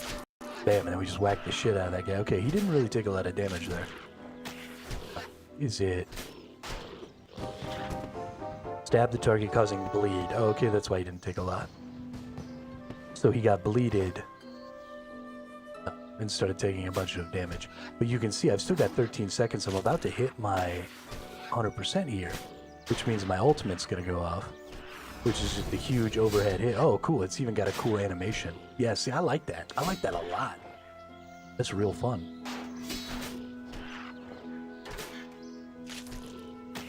But then I can queue these anytime I want, right? I can interrupt that. So if I was maybe wanting to use this skill instead, right, I could totally trigger that and interrupt.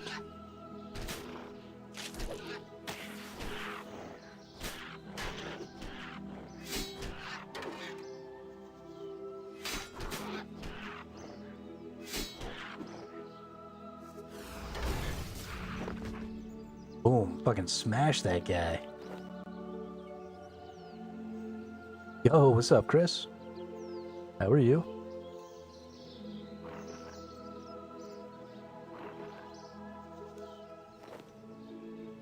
I'm doing much better than I was the other day. much better.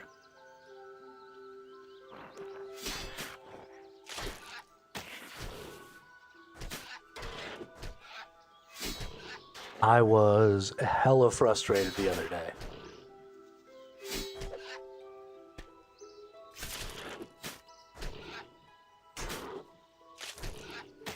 Let's go back in here. Let's see if I've unlocked any new abilities.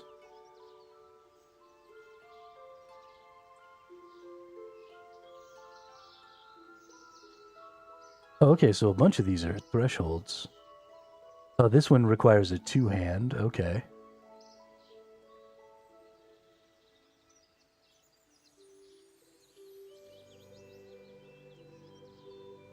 Why don't I have this one?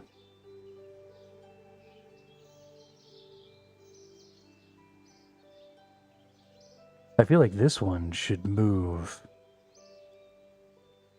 up here. Right? Because... why isn't this one able to... oh, I've got to be level 30. Okay.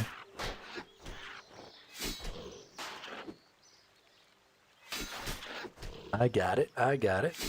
Doing good, just hanging out with the family before I go back home on Thursday. I was not doing well a couple of days ago because I started dying and losing a lot in the battlegrounds, in the ranked battlegrounds. We went from rank 22 to like rank 280. And I don't do well with failure. And I don't like going backwards in my ranks. It just caused me to have a pretty bad, like, day and a half long depressive episode. So I didn't stream yesterday because of it. Because I was pretty down on myself. So I've decided to play a little bit less competitive game. Something where I can, you know, just be me, doing me. Having fun, leveling up my character, killing random NPCs. And talking to y'all. Because... things were looking pretty rough there for a couple of days. Okay, I don't care about any of that.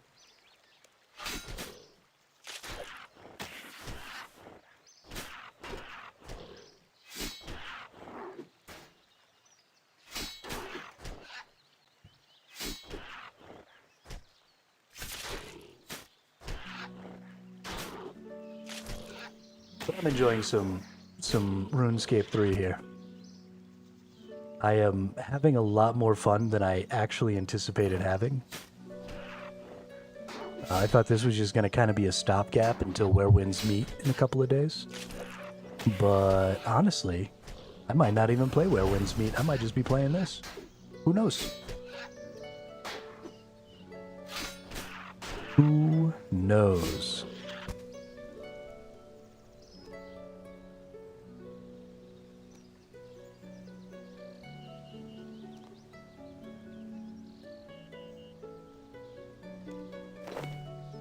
Alright. It definitely does take a long time to level these things up. I only need 53 more, so let's go ahead and get to level 7 here. And then we'll stop killing goblins for a while. We'll go put away all of our stuff in our storage. And we'll maybe see about something else that we might want to start working towards.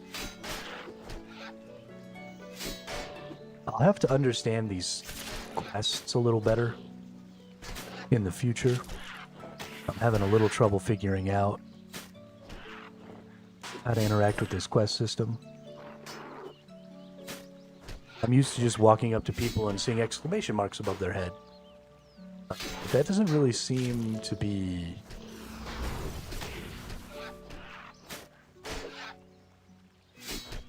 Here we go. Let's break them up like that. I like that.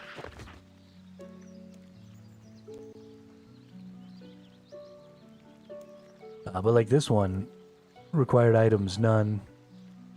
Rewards.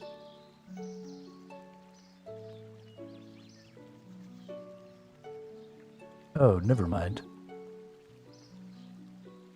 Oh, so I can just do this right now.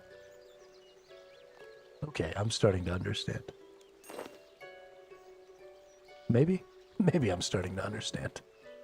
Can we set this as active? And then... it does give me a little... Okay. Are we level 7 yet? We're not. We do want to get to level 7 in the attacking first.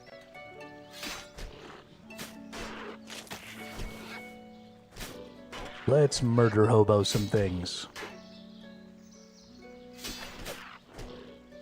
I do like really getting in here and watching my character do his thing. I like him. He's got a very knightly appearance.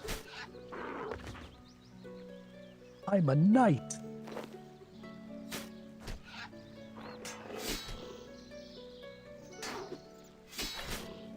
Yeah, we're gonna get up to our ultimate here. Yeah, here comes the ultimate.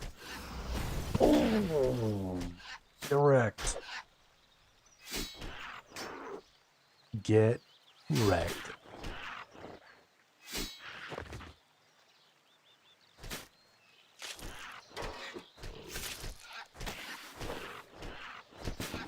Yeah, we stabbed that dude and made him bleed. How you like that bleed, dude? Oh, your blood's spilling out.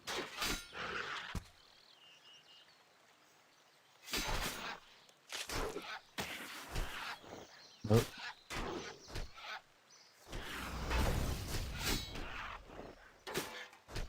Guess I can't get no more bones.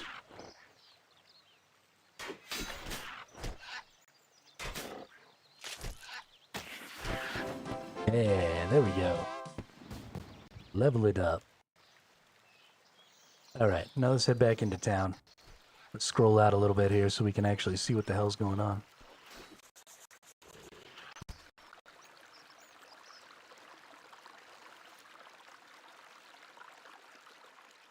What I want to find... We've already gotten this, right? Where's my storage at? Is it over this way? I don't think it's over this way.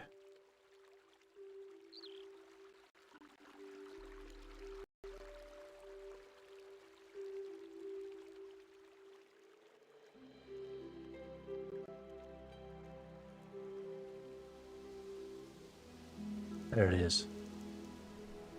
There it is. Alright. Put all this bread dough away, put all this cabbage away, put all these runes away, because we're going to need those eventually, right? Gotta have the runes, gotta put away the cabbage, put away more bread dough, some grapes. Whatever the fuck that shit is. Sure.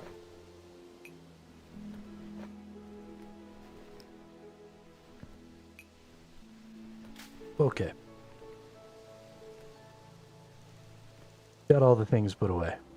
So now that we have all the things put away, let's go actually complete a quest for, like, the first time. Because I've just been aimlessly murdering things and chopping down trees. And that doesn't seem to actually be the right way to go about it.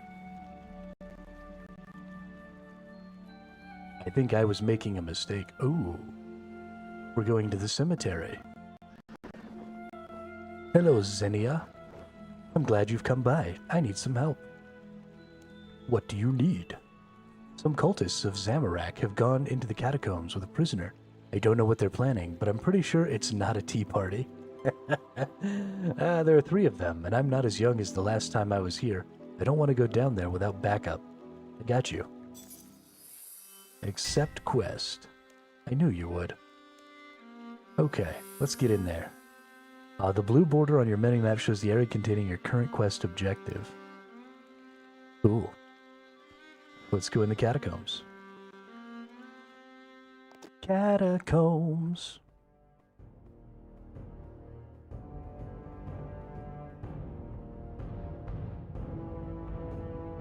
Come on, Kaylee. We don't have forever. Is it Kaylee or Kale?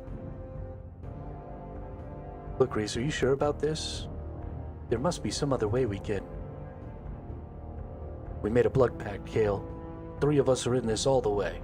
Yes, but...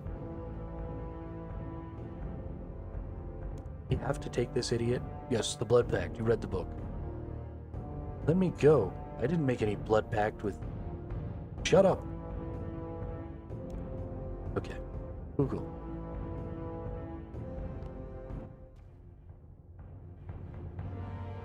Looks like there's a guard in the room ahead. I think we should be able to overpower him. Speak to me if you have any questions. I don't have any questions about murdering guards. Oh no. Okay.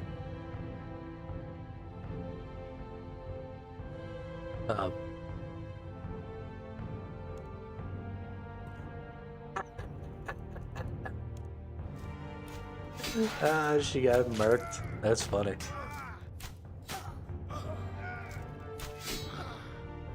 That is fudging hilarious.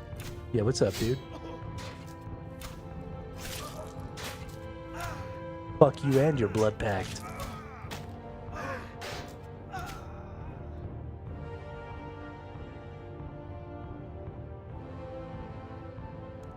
Are you going to kill me?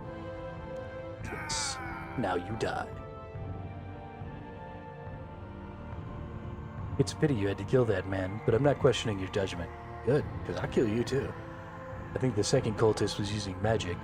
He used a ranged weapon to defeat magic users. I think I'm good. Oh, I get a charged bow. Okay.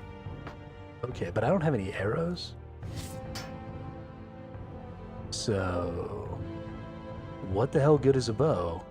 You're not also going to give me some arrows. It's fine. I'm strong enough. I can take this. Oh. No, they actually set it up. It must not need arrows. Okay. So they actually set it up where I don't have a choice but to use the bow. Wow, game. Fucking wow. Why can't you just let me be a warrior? Well done. Well, thank you. How do I open the gates? Ah, look, it's a winch.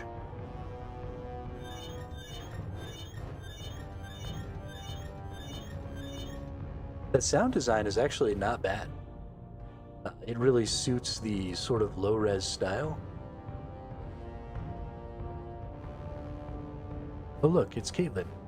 What are you waiting for? Finish me. Time for you to die. That's right. I don't have any questions. I don't need any information. You're just done for. Alright. Wield the staff. Is there anything else that I can grab up here? I don't see any. Nope.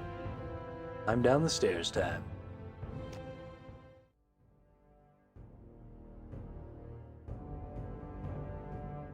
Where are the others? The whole group should be present. Let me go. Shut up. Oh yeah. In walks Hermito. Who are you? What are you doing here?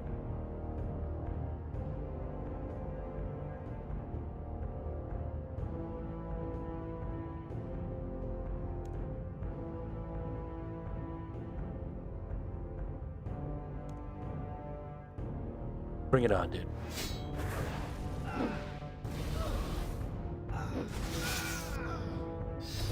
How do you like my magics? Honestly, we're just gonna do this way. This is definitely better. Yeah. Get stomped.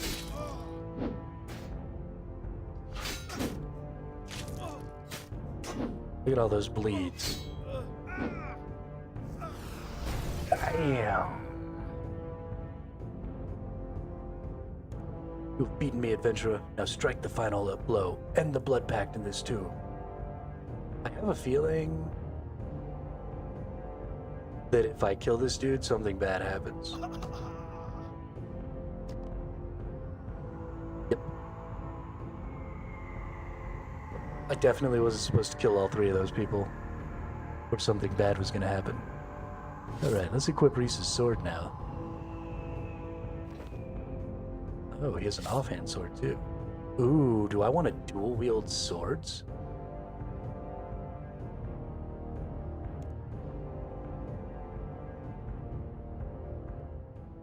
Ooh.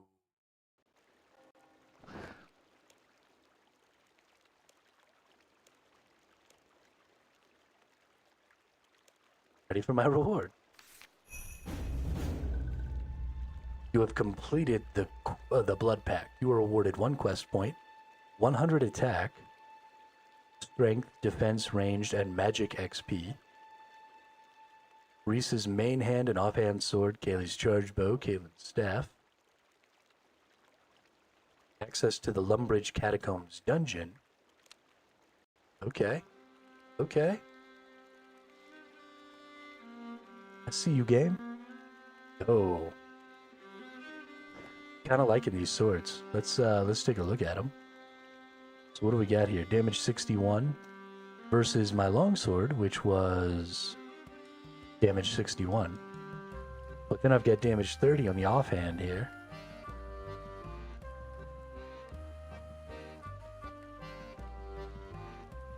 Okay, so I don't think they were really an upgrade. It seems like all of their damages and stuff, it looks like maybe the accuracy is higher. Yeah, accuracy is a little higher. But now we can go into this dungeon. Right, is this the... No, it doesn't look like this is a different dungeon. Maybe I can go down further? Let's go all the way down.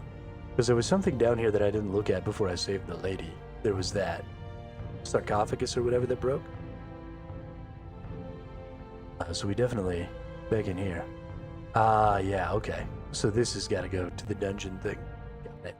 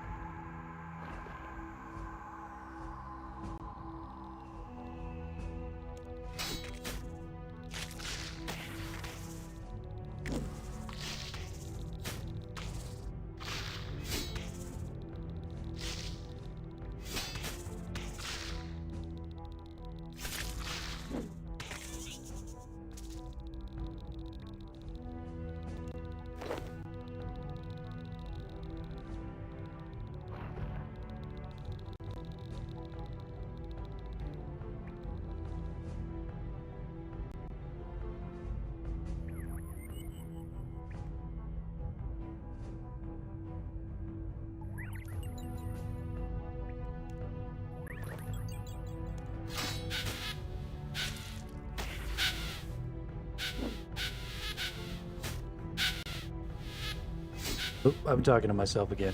But we're definitely taking that statue.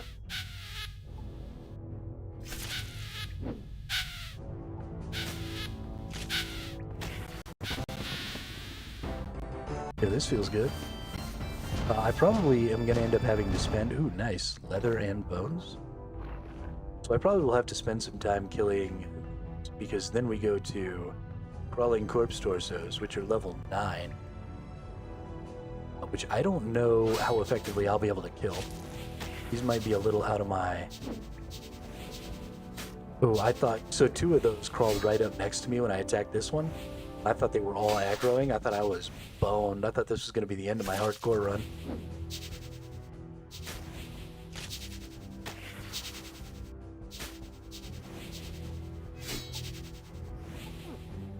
Yeah, I definitely would not have been able to take 3 of these at one time. But it seems like I'm definitely strong enough to take on 1 at a time. So, that's nice.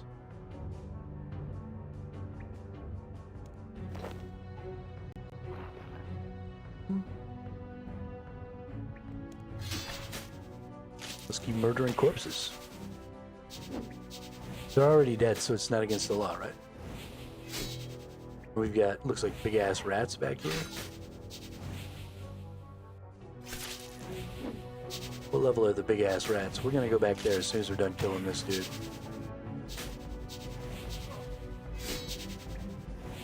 We're gonna go see what level those big-ass rats are.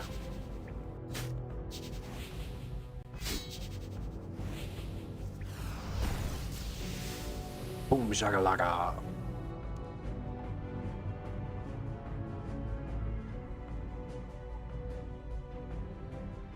Okay, I can't select the big-ass rats. Am I maybe so under... Oh, okay. So I think that's what it is. I think these things are so much higher level than me that I just straight up can't select them. The game's like, look, dude. Chill your little ass out. Go back to fighting things that you're actually capable of killing.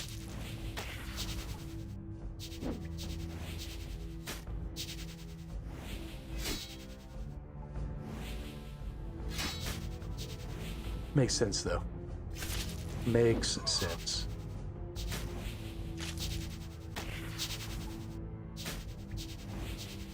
Oh, God.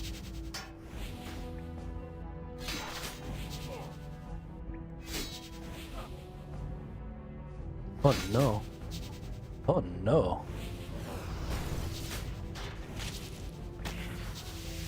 Ooh. Yo, that was close. Almost lost it all right there. Game over, man. Let's go over here. Let's go up here. Let's take our regenerate ability. Get some regenerate in here. Focus your remaining adrenaline to heal yourself.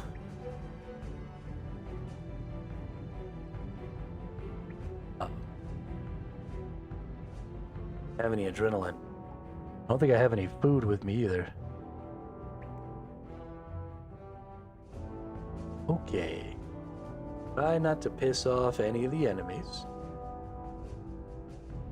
while I get the flock out of here.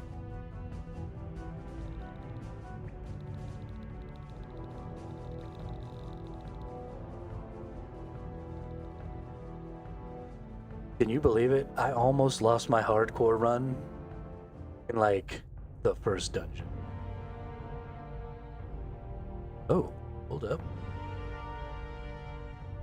This, climb upstairs. Oh, nice. Takes me right to the... Ooh, I like that. Like that a lot. Okay, so how do we heal? We gotta get some food or something, right?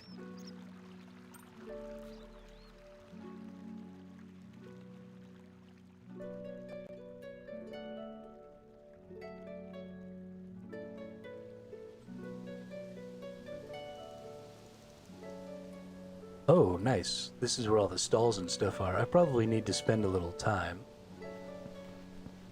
hanging out over here. I don't know what this demon jade thing is, or what it's for. We'll put this dude's offhand down here. We'll put all these cool weapons down here. We'll put our combat XP lamp. We'll use that. Or does it just straight up give me the XP? That's right, it just gives me the XP, doesn't it? Yeah, look at all that XP.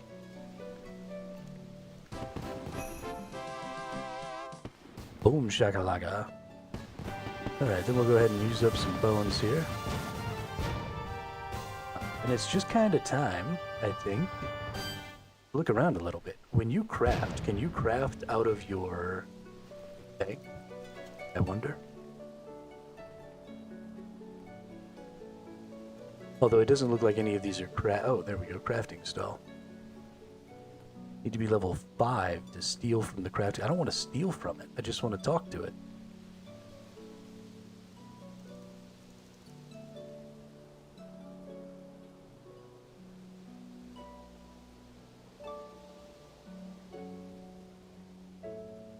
Oh, you can just craft out of your bank for certain things? That's so dope. That is so dope. Okay.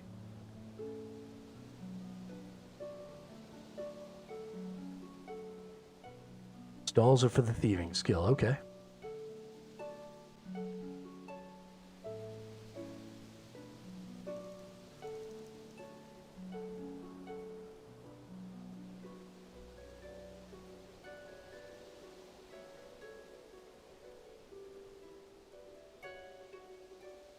Where do I go around here to gather up resources? So here's a spot up here to get clay. But I want to find... Ooh, here we go. Nope, that's way out of my league. Copper, tin, clay. Iron, here we go.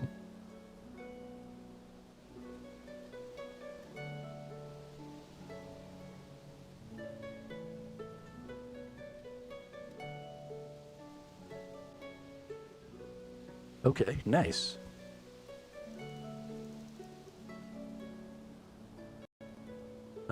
Something else we need to look at. So, our smithing is not where it needs to be.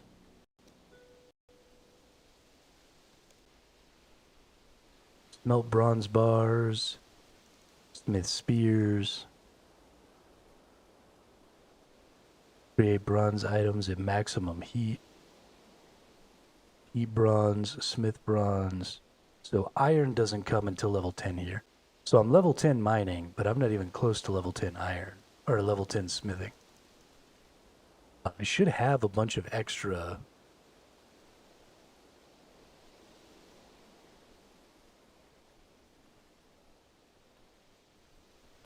Oh, okay, so you craft them at the bank, but it's not... It doesn't auto pull things out of the bank. You can just stand here and move things back and forth really quickly. And craft them. So it's not like... Something we do need to find is we need to find the smelter in this town. Okay. That makes sense.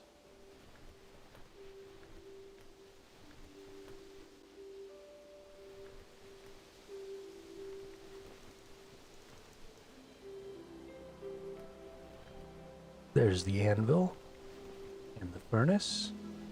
They are right across the street.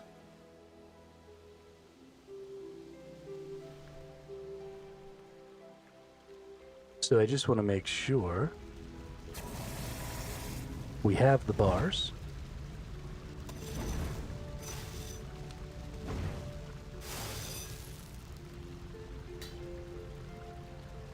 So what are we going to do here?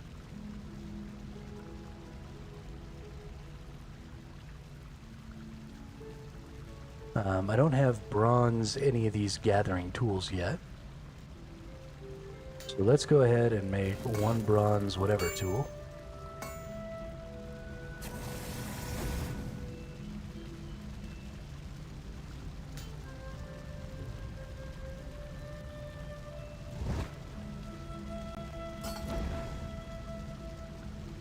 There we are. Heat at the forge.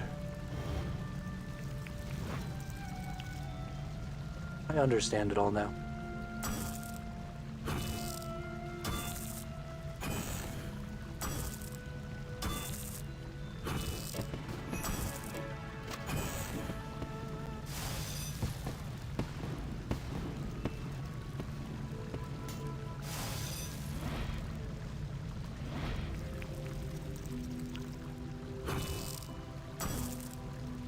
Yeah, getting it. Getting it. And then we'll make a scythe. Or a scythe-like thing. Can I equip? Okay, no. I cannot equip those all at the same time. That is interesting.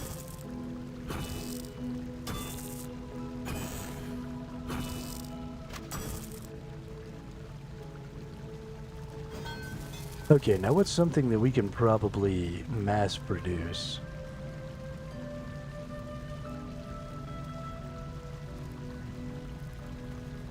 It'll just give us a bunch of XP.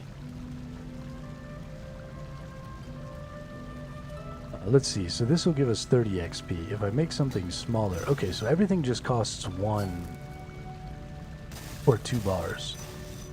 That's nice. So they're all giving the same... stuff, except what is this?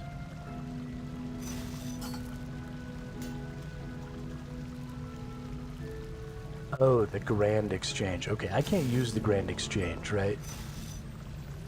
Because I'm just playing Iron Man.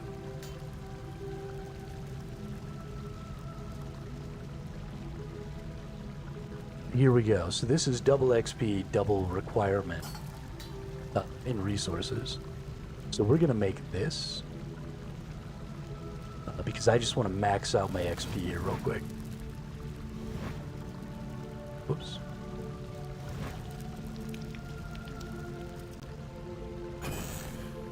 RS3 has a tool belt? Okay.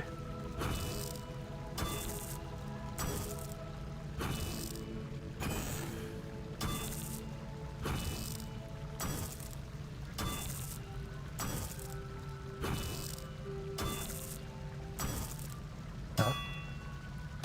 Tool belt.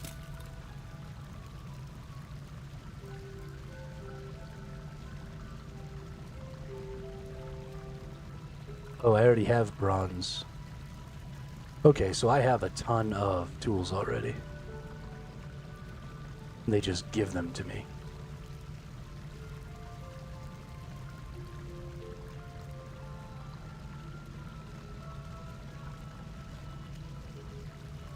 Okay.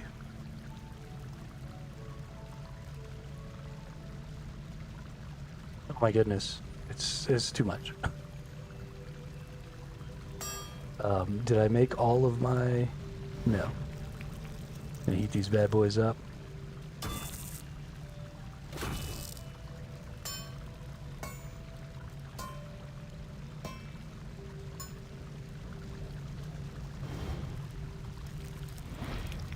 Alright, so we're just going back and forth.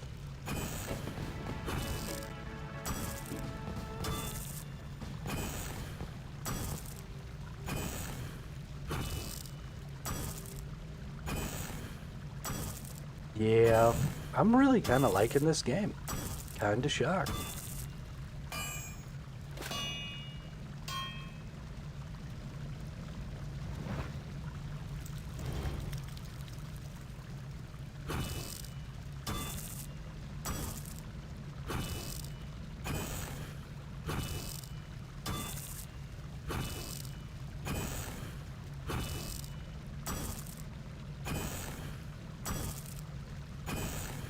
Yo, why did this goblin come in here?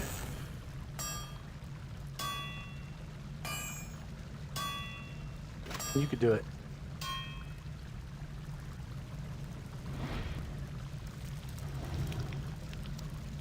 This is kind of an interesting crafting system.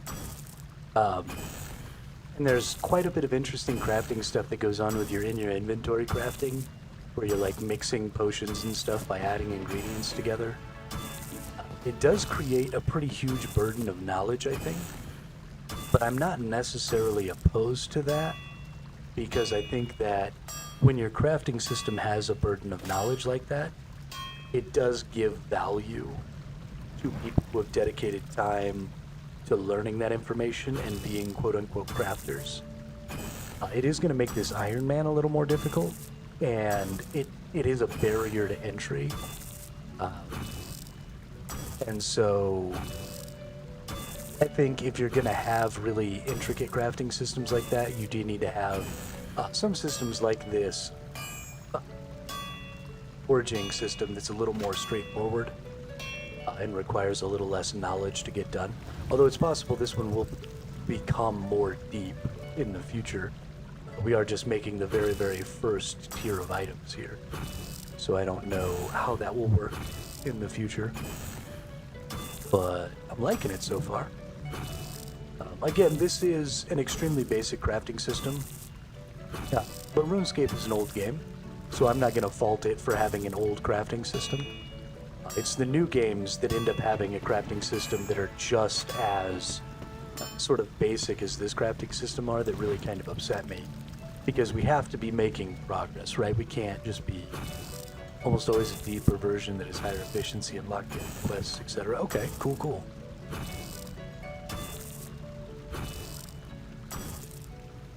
I'm good with that too. For instance, blast furnace is one such thing for smithing. Okay. Exciting.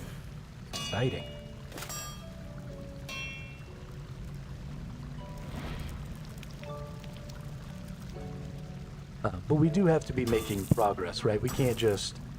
This is a good enough crafting system for, a 2-decade-old game or whatever this is.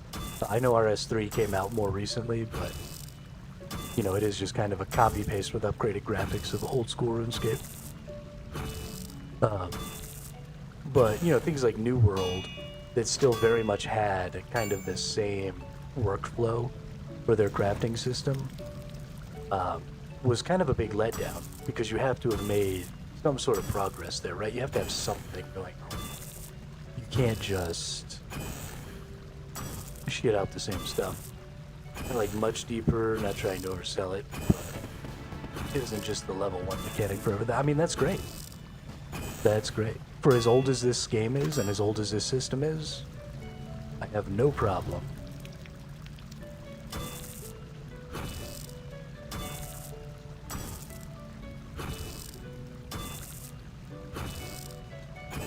No problem at all. It looks like these 3 are probably going to be enough to get me all the way up to level 10, at least I hope. I like that. So the amount of resources I was required to go get to level 10, because I had kind of just gotten to level 10 in my mining. So it's not going to take very many more resources to get to level 10 smithing as it took to get to level 10 mining. And I think that's pretty important. If they've got you going and mining, 2 or 3 or 4 times as many resources to get to that next tier of smithing as it takes to get to that same tier of mining, then that gets really, really old. And it makes trying to gauge, where am I at, what am I doing, how much more do I need to do really difficult. So in this situation, I can get one of these boxes, right? And I can just go gather iron ore and fill up my box until I get to level 20 or whatever the next cutoff for another tier is. Leveling in RS3 is much faster than OSRS2. Both are exponential curves, though. Well, that's fine. I don't mind the exponential curve of it. The thing that was going to get me is, like, I just hit level 10 here, and now I've just hit level 10 here. And I didn't have to get very much more ore and stuff, or even really more ore at all. Well, maybe a little.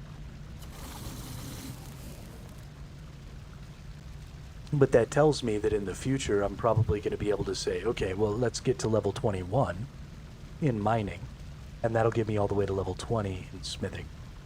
I assume level 21 is going to be sort of the next, silver ore. And I don't see any other types of ore in here. So I'm going to be going from level 20, or from level 10 to level 20. We'll get all the way up to, because silver's what we're going to use, I assume, to make steel. Right, so we'll get up to level 20 here. We'll be able to smelt silver. Nope, this is mining. We'll get up to level 20 in smithing.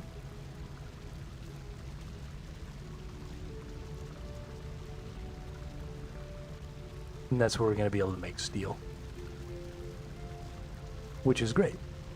So the fact that it all sort of goes up together is really nice. Really, really nice. Okay, crafting skill jewelry. So iron will be for steel.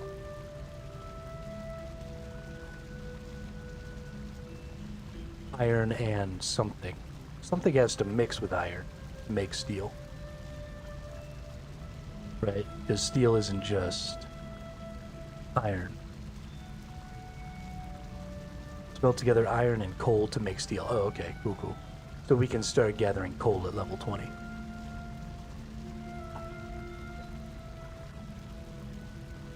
Cool, cool.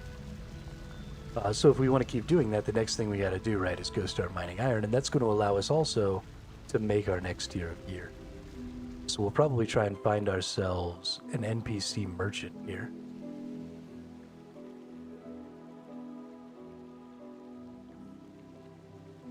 Let's go into the map. General store right down below us there.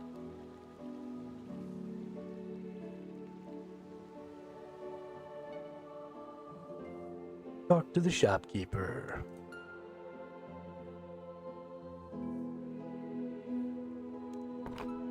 Yes, please, what are you selling? We want to sell.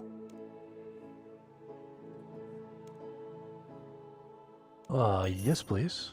And then I already have all this other stuff, right? Let's go into my tool pouch here. And make sure. So I have those, but I don't see This other thing I made.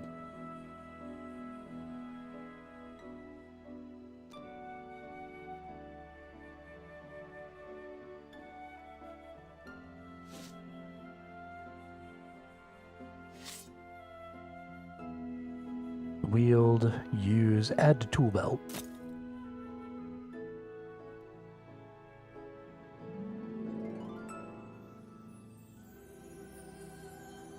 Hey, there it is. Oh, it's an archaeology thing. Cool. Okay, well I can sell these other two things because I already have them.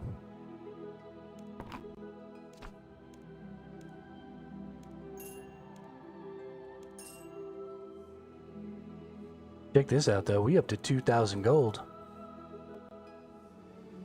I'm fucking crushing it. Fucking crushing it.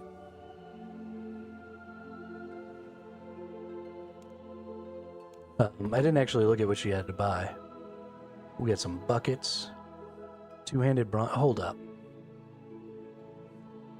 She buys these two-handed swords from me for 100 gold. She turns around and sells them for 3,000. Yo, that is highway robbery.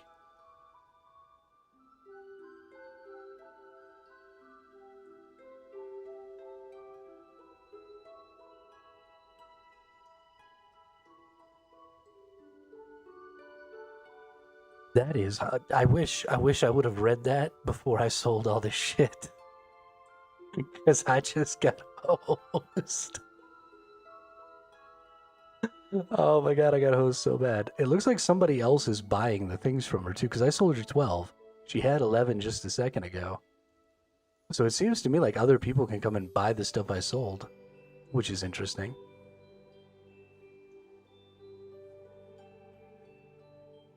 I just got absolutely fucking tricked though. Oh my god. What a horrible person.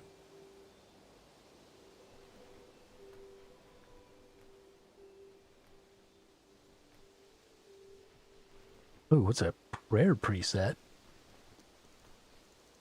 Oh, look at all these prayers.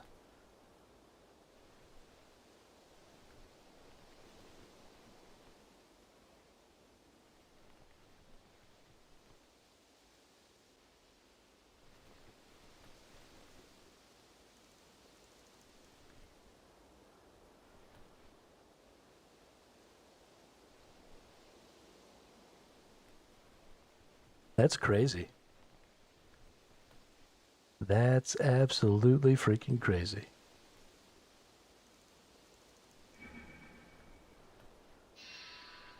Oh, I can get a bunch of prayers.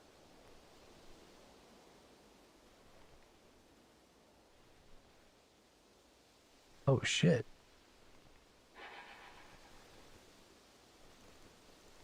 Oh, shit. Do they, like, drain prayer juice over time or something? Is that... Looks like they drain prayer juice over time. Okay.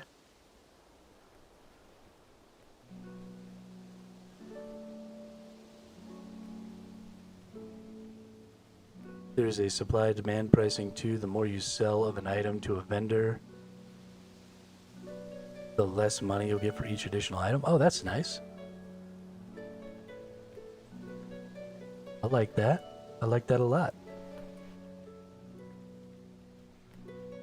So I'll have to diversify my assets a little bit. Okay. I got a little red icon on here.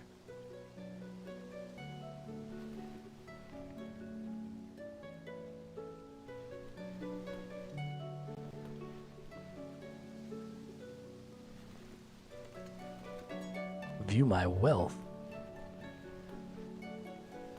I have 170,000 coins in my wealth, or in my bank, or worth in my bank. That's cool.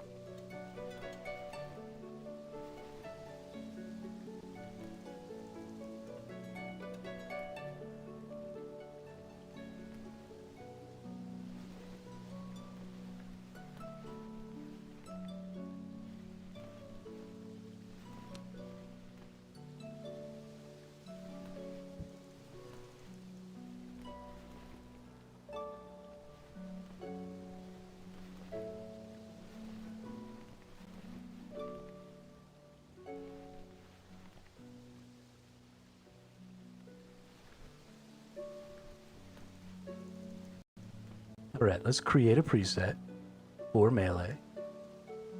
Create. We're going to do all 3 of those.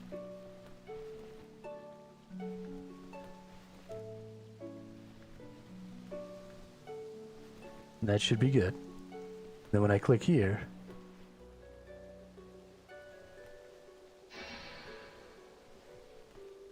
we bam, get them. And then can I turn them off just as easy? Well, they're over here, so I can just turn them off. Okay.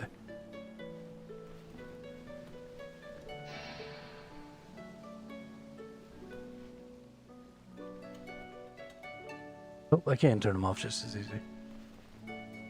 Dope. I like that. I like that a lot. Gonna be strong as fuck, dude.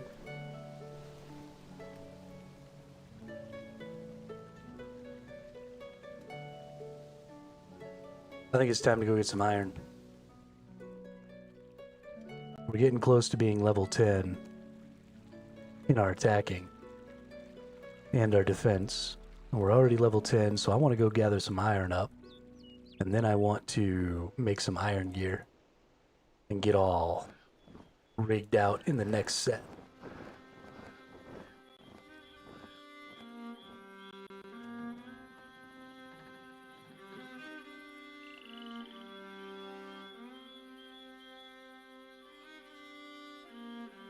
So the iron's over here. And I'm actually going to do like I was just talking about.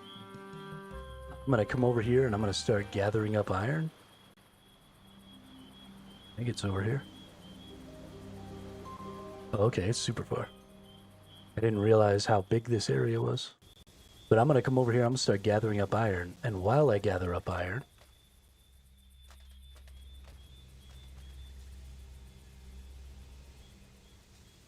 I am going to go get some food.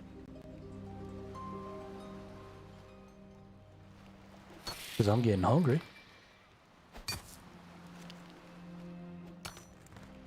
Okay, so I'm going to need to make an iron pickaxe. Kind of as a first thing here. So we'll gather up like, I don't know, 7 or 8 iron. And then we'll go back and make some of the basic stuff we need to get better at mining iron. Then we'll come back and mine some more. But I'm going to go make food while this happens, so I'll be right back.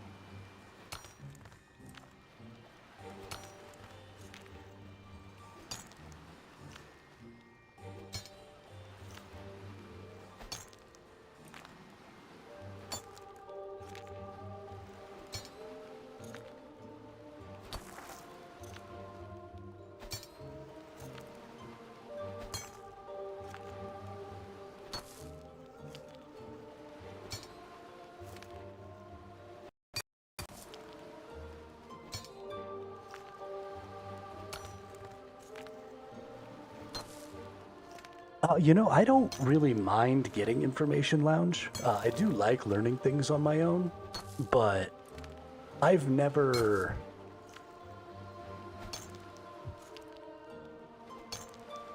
felt like it cheapened...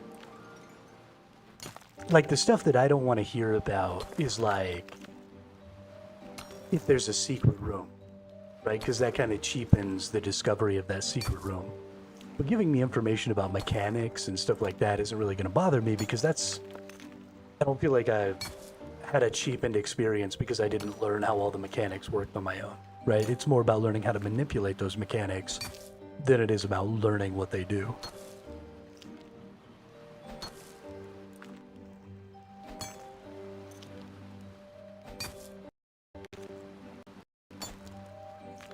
So, inform away.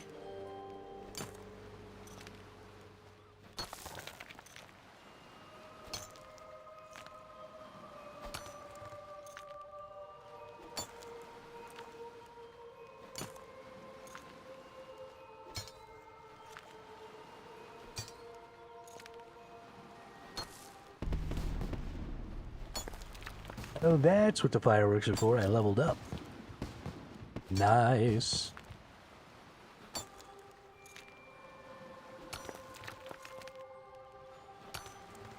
I feel similar. Just wanted to be sure, not take away from your experience. Kevin was a little... Yeah, absolutely. Well, and there are, steps that I can take to try and mitigate some of that stuff. Like putting it in my chat, like no backseating or whatever, which a bunch of people do. But, and if I was playing a single-player game, things might be a little different. But that's kind of one of the things that I like about MMOs, too, is it's a very collaborative experience. And so especially when a new MMO comes out, right, all the secrets, all the mechanics are all kind of getting discovered. Go sleep after you run, nice.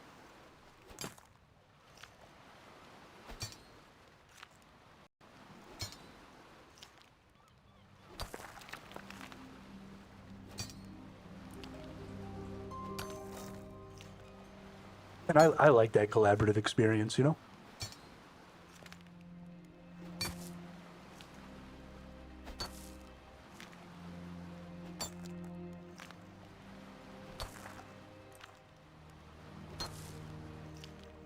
Have a good night there, Drippy Bun.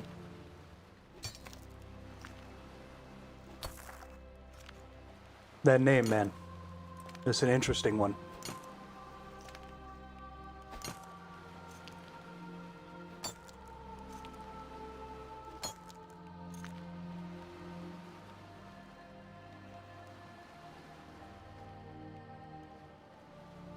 Alright, let's take all this iron back.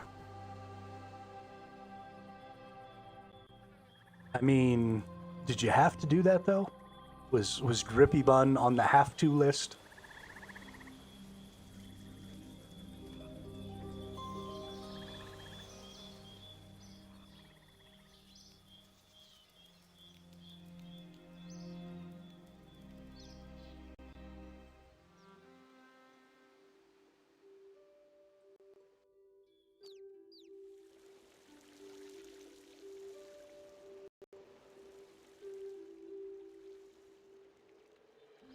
I tell you what, I might try to con my older brother into doing an Ironman run in this game with me.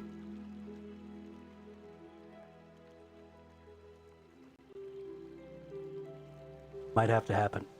I don't know how collaborative the multiplayer is. Or if we would, like, be able to play, like, together the whole time. But I might have to do it. Might have to con him.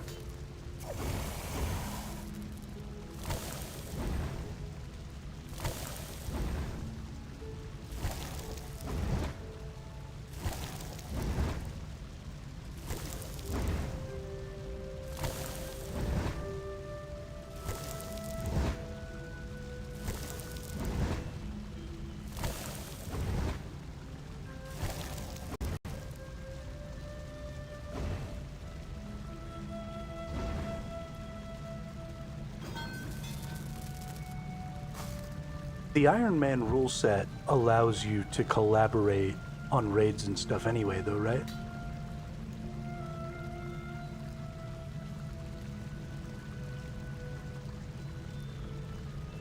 Like combat, he likes fishing, cooking, for example. You have a synergistic, yeah. Oh, there's a group bank? Oh, yo, that's so good. Yo, that's so good. I might be able to get my whole friend group.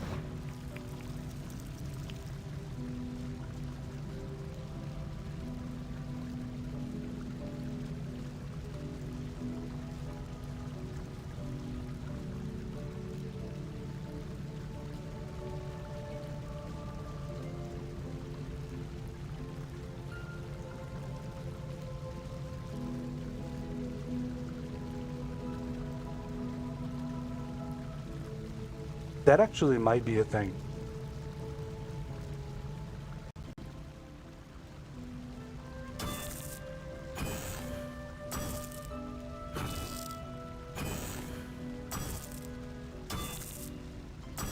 My two brothers and our good friend growing up used to all play a stupid amount of Guild Wars.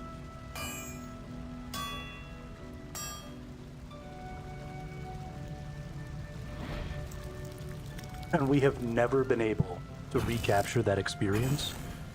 But a group bank would be so good.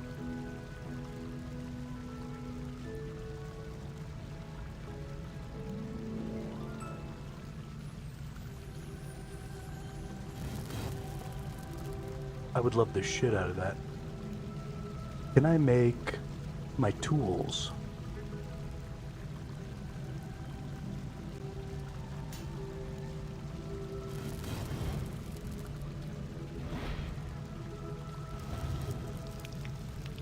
That's a pretty dope system right there.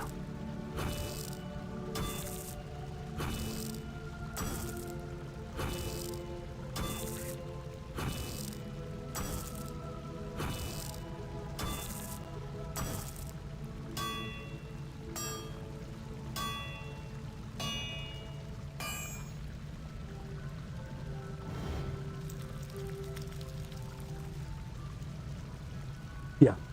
Even if I can't get my friends to do it, I'm definitely going to get some people to do it. Some other content creators or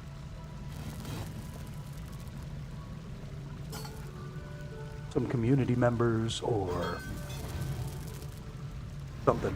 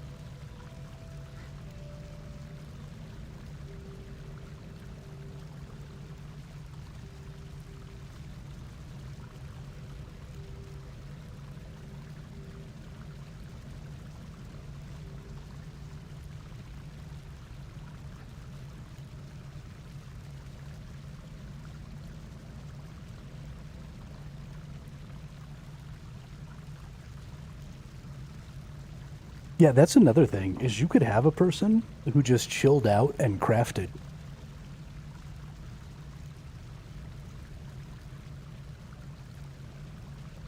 Like, I almost kind of want to go find some groups that are doing group Iron Man and just make a character to go with them and then just have them bring me resources, level up all my crafting, and craft all their gear for them. That would be so cool.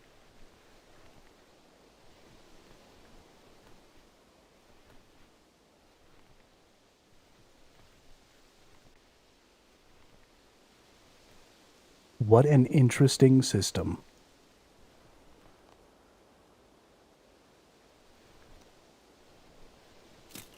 Let's go in our belt here.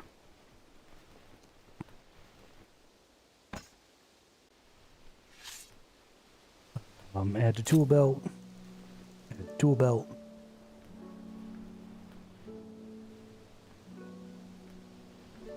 Oh, need level 10 wood cutting. So what happened to my other pickaxe?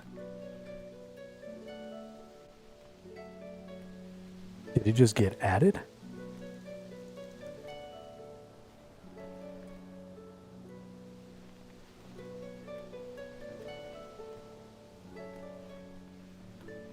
Oh, you can't remove the base tier. Okay.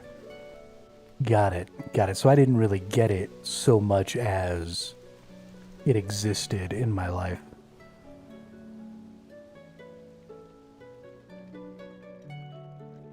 Yeah, I'm a big fan of gathering and crafting systems in games also. I think probably the crafting system in this game is a little too shallow to have a person who's just crafting all the time. If it was something a little more interesting, a little more deterministic, but with a little more skill expression, then I feel like that would be massive.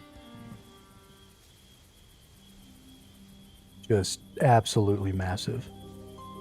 And honestly, the entire idea... So Iron Man is something that you can do in basically every game. But not a lot of other games have leaned into the idea of Iron Man in the same way that RuneScape has.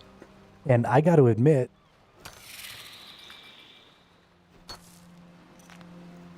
I've never really understood the allure.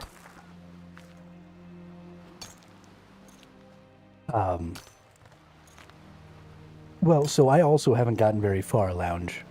So you could take anything I say about this game as far as how deep or shallow it is with a grain of salt.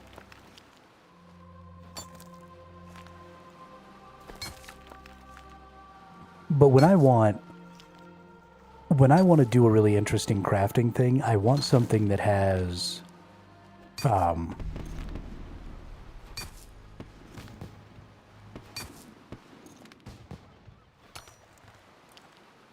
I want it to be a lot of the deck building aspect of things. So I don't just want like a little strength or, you know, an attack speed stat and bonus damage. I don't want, you know, these are all really basic things. Yeah, see, and PoE would kind of be like the minimum threshold for me. Would be something like Last Epoch or Lost Epoch. Last Epoch? Lost Ark, Last Epoch. There you go. But I would want something like Last Epoch would be like the minimum baseline that I would want for, you know, something that's a little deterministic. It's got a little RNG. There's some skill and knowledge behind it. And then the stats and stuff that you get have a potential to really affect the way you're playing your character. And I think that's really important in a crafting system. And so this is probably not where I would want to be with that.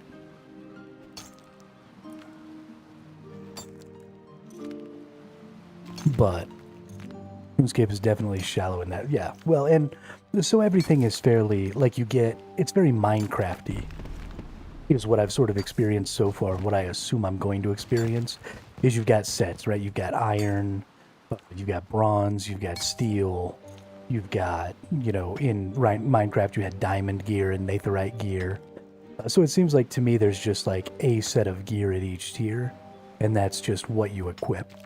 No, it also seems like there are going to be some items to find, some unique items that are going to give you special things like, you know, not needing an air rune to cast air with that staff that I just got. And there's some cool stuff like that, and that's great to go out there and like do dungeons and fight bosses and do stuff like that to get those things. But I would like to be able to craft things like that, right? I'd like to go fight the boss to get the item that allows you to imbue that special stat into a craftable, and then go back to your crafter And sort of the potency of that stat is going to depend on your crafter's ability to actually craft the item. And not their character ability, but some sort of physical skill or knowledge that that person themselves has to get the most out of whatever that stat is. And so it's kind of just an extra step in there, but it makes crafting a little more potent, a little more valuable, a little more interesting. And that's sort of where my baseline, what I want is.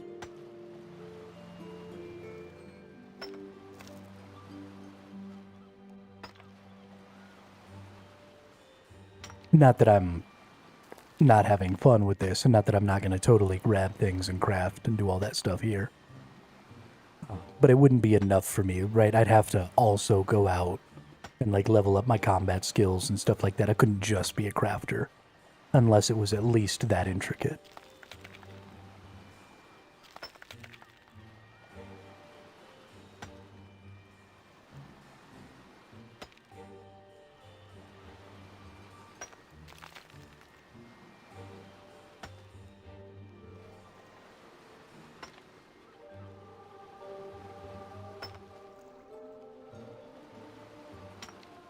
But that also brings to light, so this system of group Ironman and the idea behind, you know, people crafting, people cooking, some different stuff like that,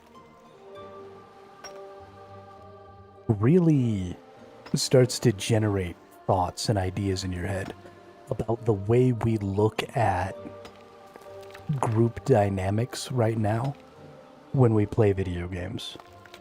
And when we make video games, because right now, when we think about a group of friends playing a game like this together, we think about one of them being a healer, one of them being a tank, and a couple of them being DPSs. But we don't typically think about adventuring groups having an adventurer and then also some support players who do things like crafting, who do things like cooking, who do things like gathering. And I think that that's something we should maybe consider.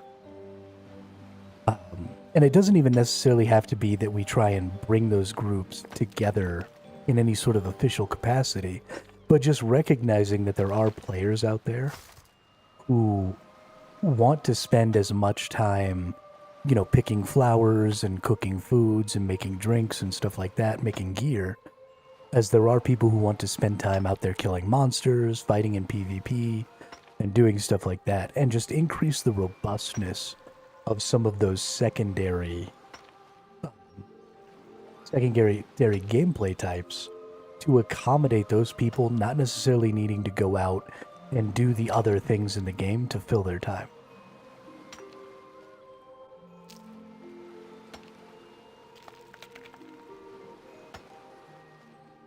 And definitely doing more like RuneScape, in that my skill levels are all separated over here. And I think this is probably one of the things that makes the group Ironman so good in this game. My favorite thing to do in all MMOs is to make consumables for the auction house. Kind of odd, but I do it in every MMO. I mean, that's the best way to make currency. If you want to play as a merchant, you play consumables. But I think this is the thing that probably makes that collaborative gameplay style so valuable in those group Ironmans, because I don't need my combat level to do mining. I don't need my mining level to do smelting. I don't need my defense level to do fletching. Right? So none of these, you can level these all completely independently. And there are very few of them that are required. I assume there's some like strength and attack probably have some sort of interconnected requirements in there somewhere. But the fact that I don't even have to do mining in order to do smithing is fucking awesome. Right? Because that even again separates, right? You can have people who do combat, you can have people who gather, you can have people who craft. You can have people who, you know, and you just disperse this content amongst your group of friends or whoever you're playing with. And that's so good. You can, but there's a lot of quests that do need those disparate skills to a certain level to do the quest. Okay. That's something I probably wouldn't like. Unless, let's just go look at some of the quests and see if we can find some of these interesting requirements. Note that's rewards, requirements, 20 coins.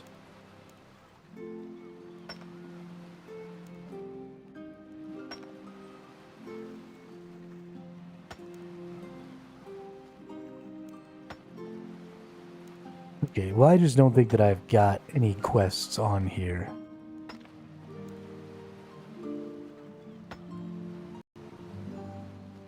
Yeah.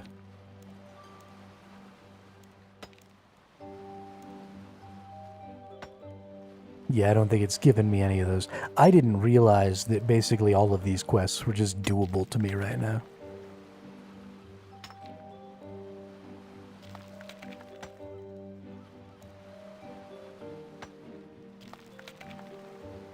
Oh, it even tells you if they're voice acted. That's cool.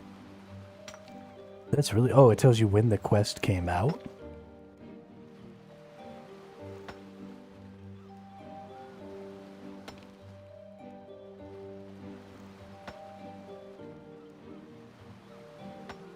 See, that's really cool.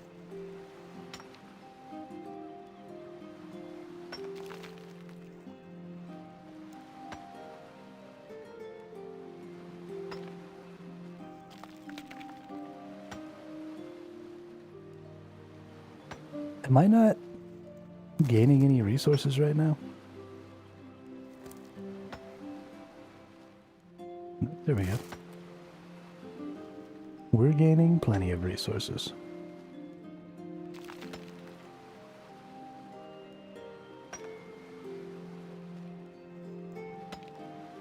Yeah, so I think probably I'll make it all the way to 20 or 21, filling up this chest.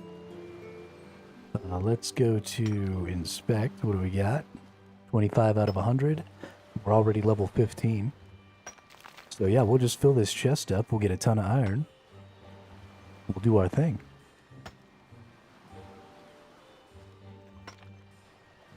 Make a full set of iron gear. I wonder if I'll even be able to wear iron gear. Do I have to get to level 10 to... Yep, gotta get to level 10.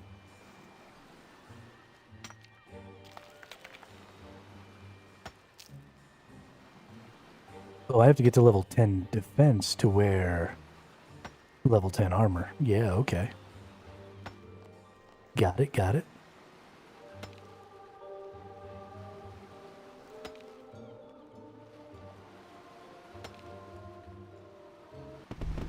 I mean, I like the quest system, except I think I'm with you on the fact that it's got a system that's locking you out of it unless you have certain skill stats. I understand that this is a huge part of this game, right? Your whole point is to be developing these stats, but there are a lot of overlap.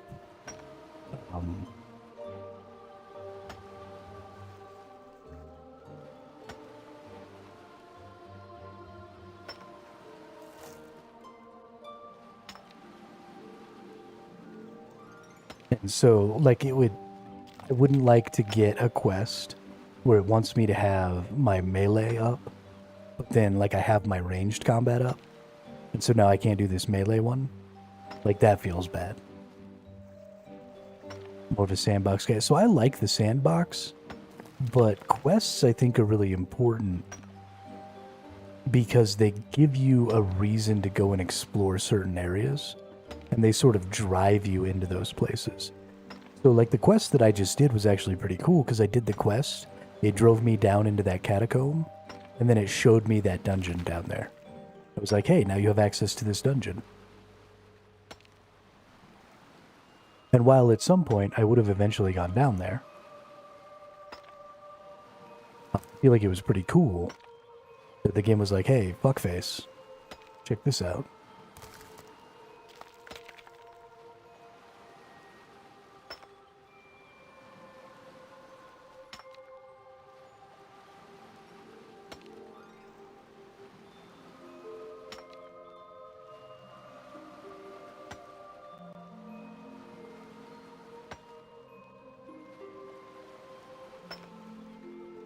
Ooh, like a smithing, crafting, and divination.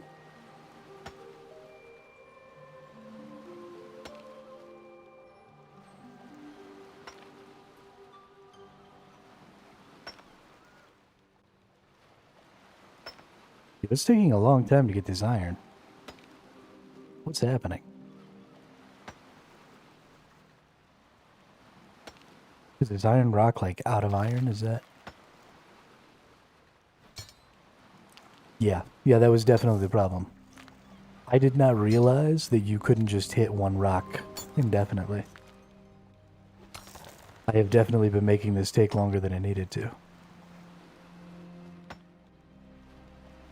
Now I've totally emptied that rock.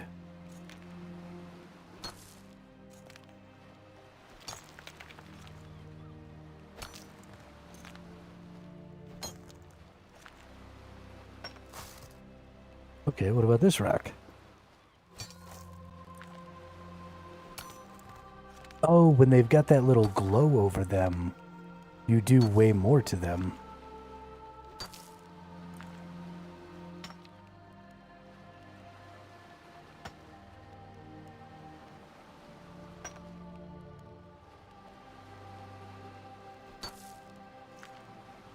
Yeah, it doesn't seem like it really wants you to be AFKing your mining in this game either.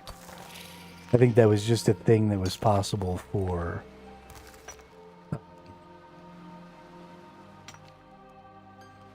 the bronze and the tin.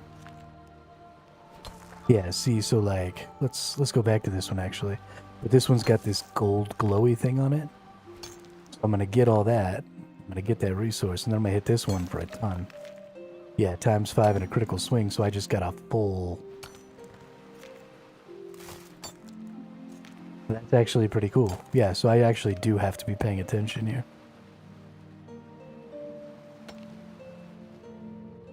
And keep moving this dude around, because you can see based on how much XP is how much sort of damage you're doing.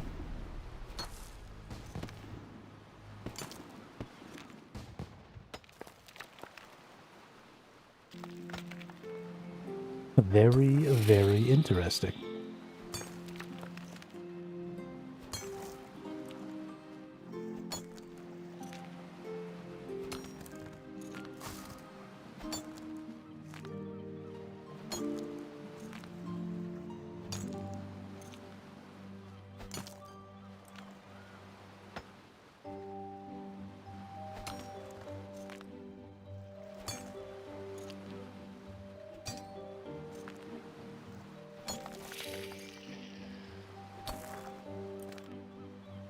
I'm digging it.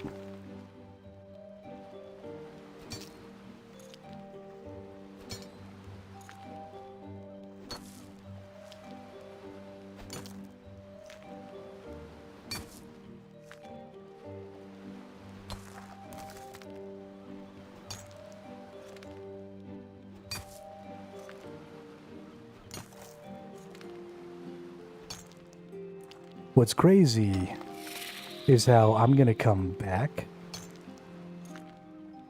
to being sort of at this base level again 2 more times. Because I'm going to be leveling up, you know, my mining, my smithing, my attack, my strength, my defense. But then all of my ranged and my magic stuff is kind of going to go by the wayside while I do that. And then I'm sort of going to come all the way back to the beginning and start leveling up as an archer, and then start leveling up as a mage. And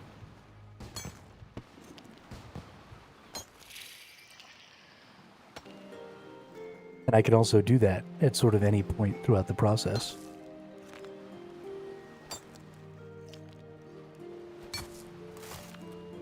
I'm really sad that I didn't get into RuneScape earlier. I kind of feel the same about RuneScape like I did about Eve, where I feel like I've maybe missed a lot of fun, enjoyable times.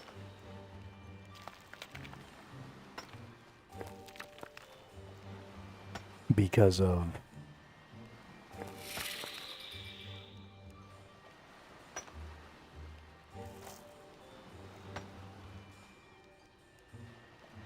not playing sooner. Of course, I mean, the game wasn't in the state that it's in right now until, you know, whenever it got to this state. So it's possible I would have had much less fun with it then than I do now. Who knows?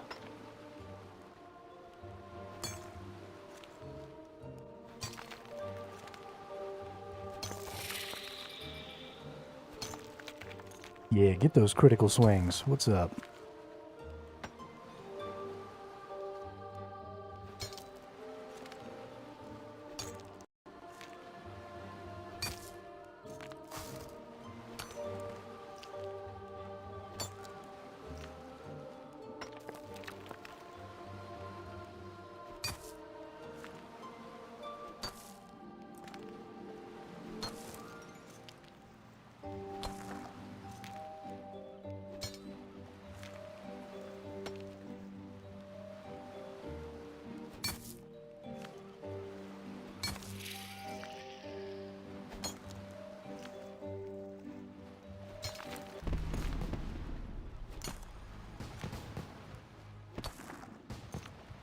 Hey. We leveled 19.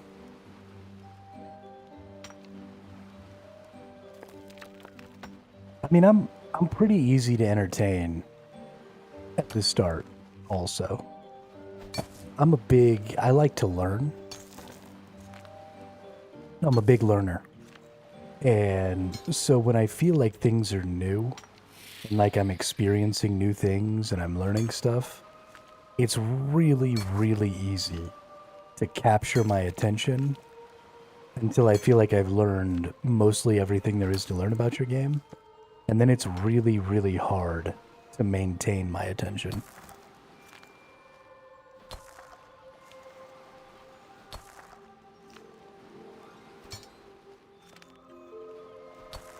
Because as soon as I feel like I understand how things work, I tend to start to get a little bored.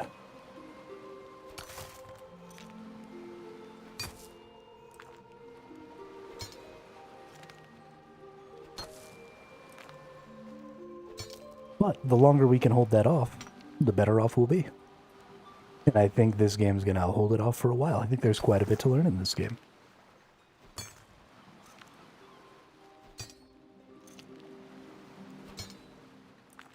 Yeah, I mean, eventually, no matter how intricate the moment-to-moment gameplay is, eventually you're just hitting the same buttons in the same order. And so, you know, I think that's why PvP games always have a big draw for me, is PvP games are one of the few places where the order of the buttons that you're pressing are more reactive than they are proactive. And so I think that's why I sort of gravitate toward them.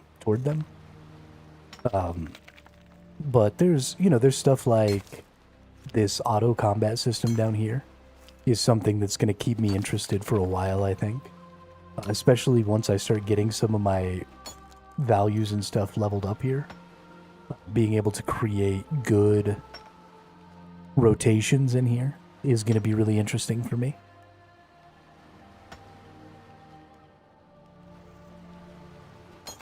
So that's kind of like a whole new tier of exploration sort of later in the game. There's a lot of, interaction between skills and stuff. And I mean, there's a ton of skills in this game. There's a lot to do. So we'll see.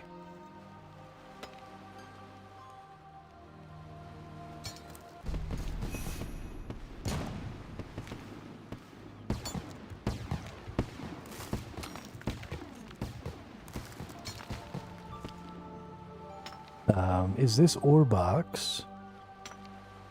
Okay, so it now holds up to 120. We might just go ahead and get all the way to 120. And that'll be enough, I think.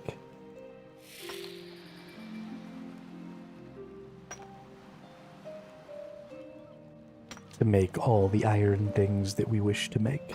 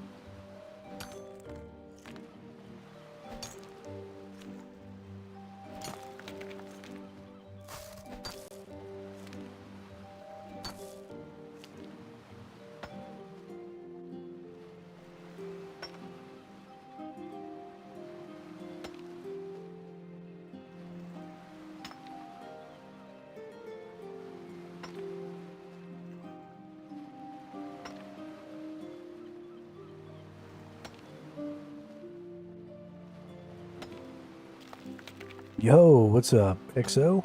The orange dark blue bar is stamina.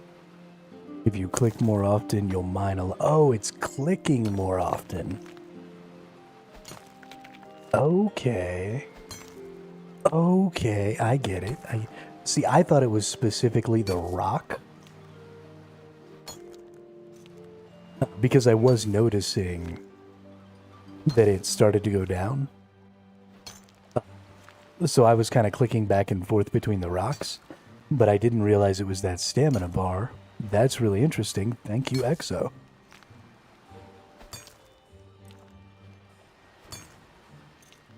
I don't know why I didn't think to look at what that stamina bar might, or what that bar might be for. Every time the bar fills up, you gain. Yeah, so I knew that every time the light blue bar at the top fills up, you gained an ore. But I didn't realize that this was a stamina bar down on the bottom that was saying, okay, now you're only going to get a little bit of XP until you click the button again. But that's a really genius way to keep people from just AFK mining and to make AFK mining really, really inefficient. And I'm sure that helps with like botting and stuff quite a bit. It's just one more barrier to botting, right? Now your bot has to be at least sophisticated enough to click the button again.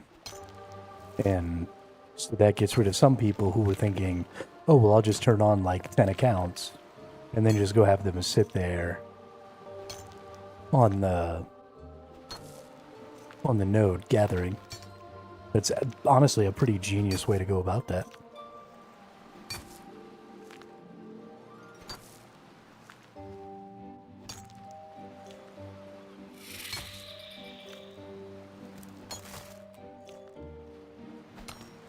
Pretty freaking genius.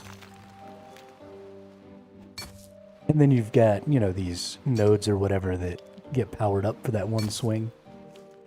Is another really good way to go about getting people to pay more attention and click around and actively be gathering. I really like that. It's not the most active gathering system, but it does, you know, reward that focus, that little bit of paying attention. And I think that's important. Because I am playing the game, right? And I want to be playing the game. So even if the game is sort of auto-playing, I do want to have a reason to be watching it do that. And maybe have, so the way I see it is it's about APM, right? And it's about finding a sweet spot for those actions per minute. I figure the average player, when they're in a relaxed mood, probably wants to be making 10 to 20 actions per minute, right? One action every 2 to 3 seconds. Or I guess more like every 3 to 6 seconds. And then when we're actively in combat, there's another APM sweet spot in there somewhere, right? So, maybe 60 actions per minute, unless you're like an all-star. And then maybe having, 120 to 200 actions per minute is probably your sweet spot for combat. And so I think it's pretty important to go about finding ways to hit those sweet spots, but then make things interesting. And you can automate a lot of stuff and still hit those sweet spots.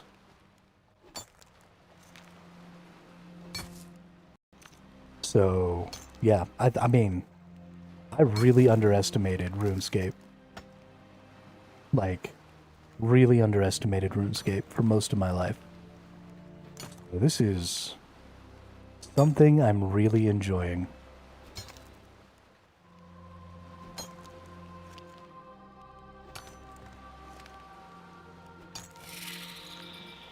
I also guess I don't have to hit other rocks unless they've got the glow on them. But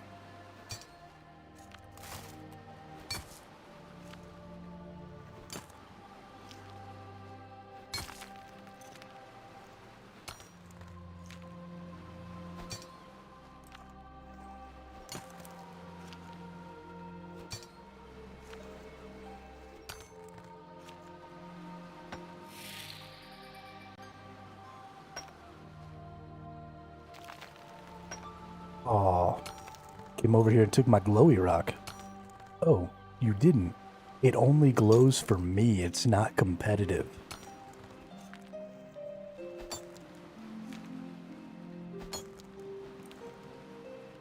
That is kind of awesome. I'm pretty into that. Oh, I'm all full. Okay. Well, it's time to go back to town then.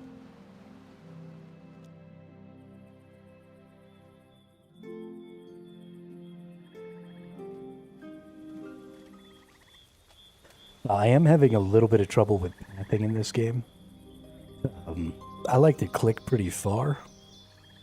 And so like my chat, honestly, I should probably just get rid of this chat window. Oh yeah. And then maybe I can like move some stuff. Like I could move this down here because I don't really need this. Yeah, that feels way better. Because I'm not going to be chatting in the game, and honestly, I don't want y'all to be able to see the chat either, because people get out of pocket. You can click on the mini-map. Oh. Oh, baby. That is so good. Oh. Oh, and it even lets you go inside the house that way? Yo. Okay. I see you, game.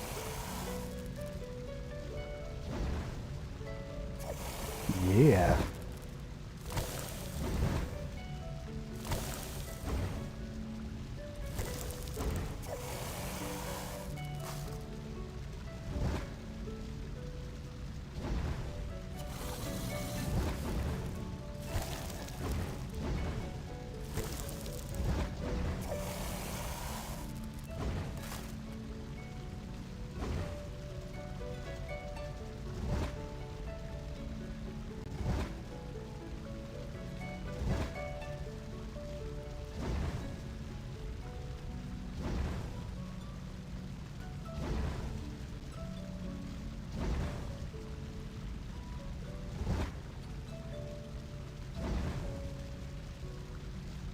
I was muted, but I see now. I didn't realize. Oops. I didn't realize that all of these things seem to share an inventory.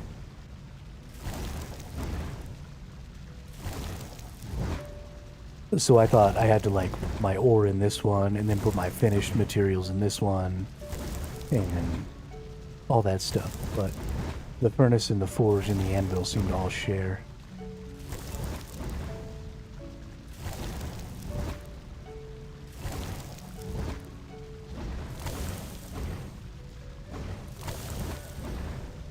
That's dope.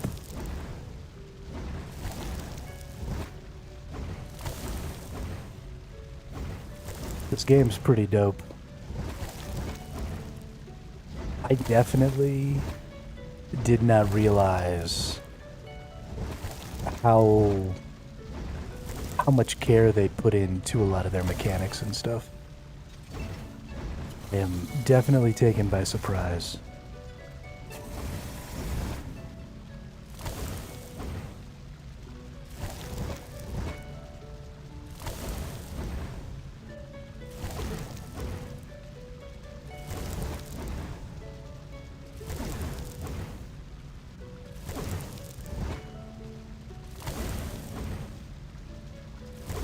Is there a way to...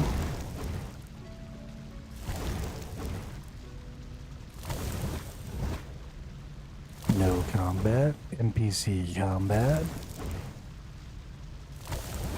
Oh, okay, okay.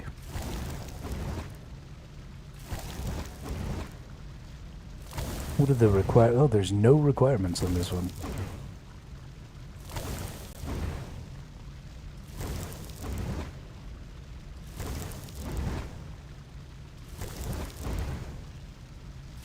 Interesting.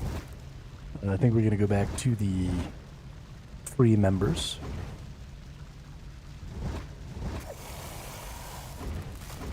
Put all that stuff back in there. And are we only making another 10? Does it take 2 ore to make a... I can't inspect anymore because it shows up in my chat.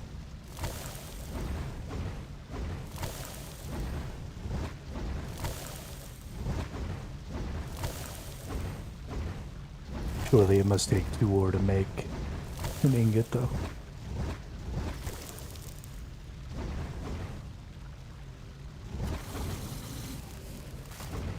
Alright, and we're all out of ore.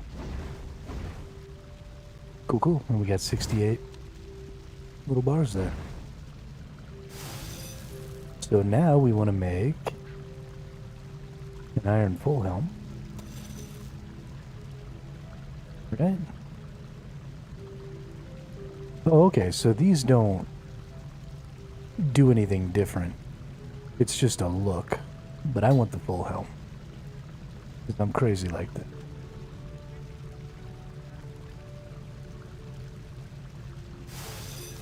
So we're going to craft all of our iron gear real quick. We are going to have to go and do some more fighting before we can wear our iron gear.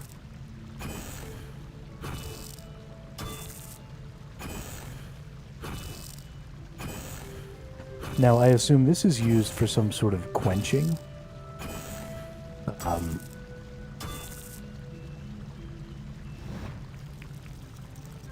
Is that something you have to do later, or is it something I can do now to make this stuff better quality?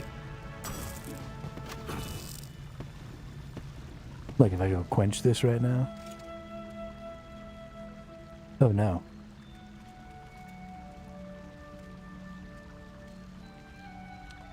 Just have water in it, never mind. No quenching. Alright, we made ourselves a helmet. Let's make ourselves some plate legs.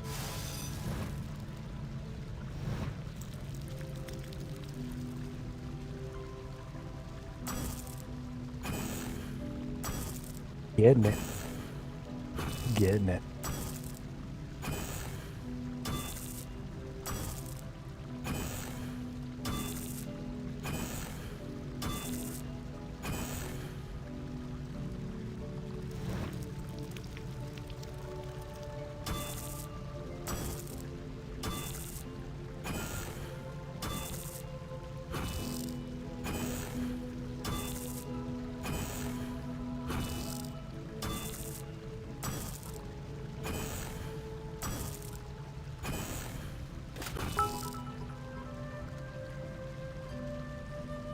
Hey, BS Lounge. Thanks for the 1500 bits, dude. I really appreciate that. Dang.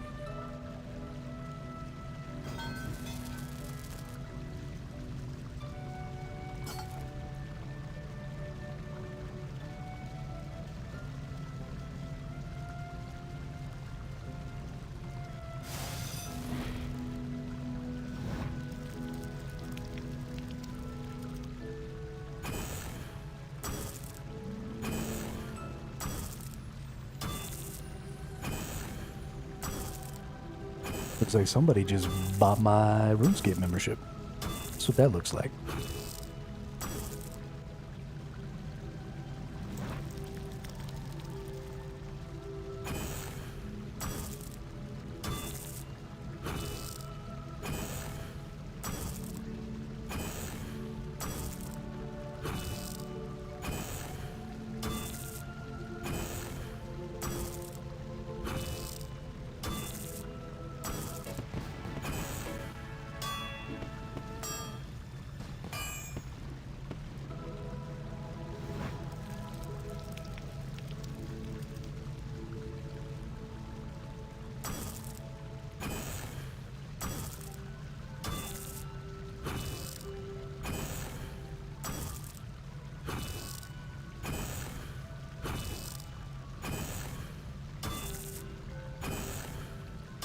So this game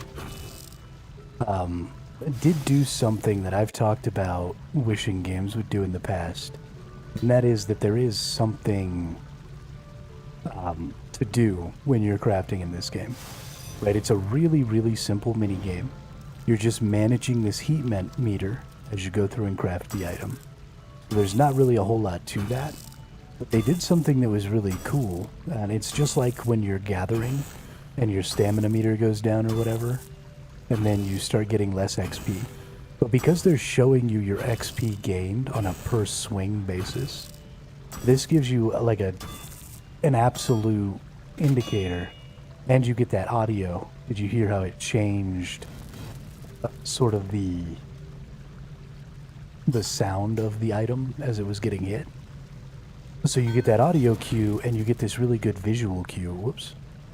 Of how much XP you're gaining and how much you're actually getting done with the item.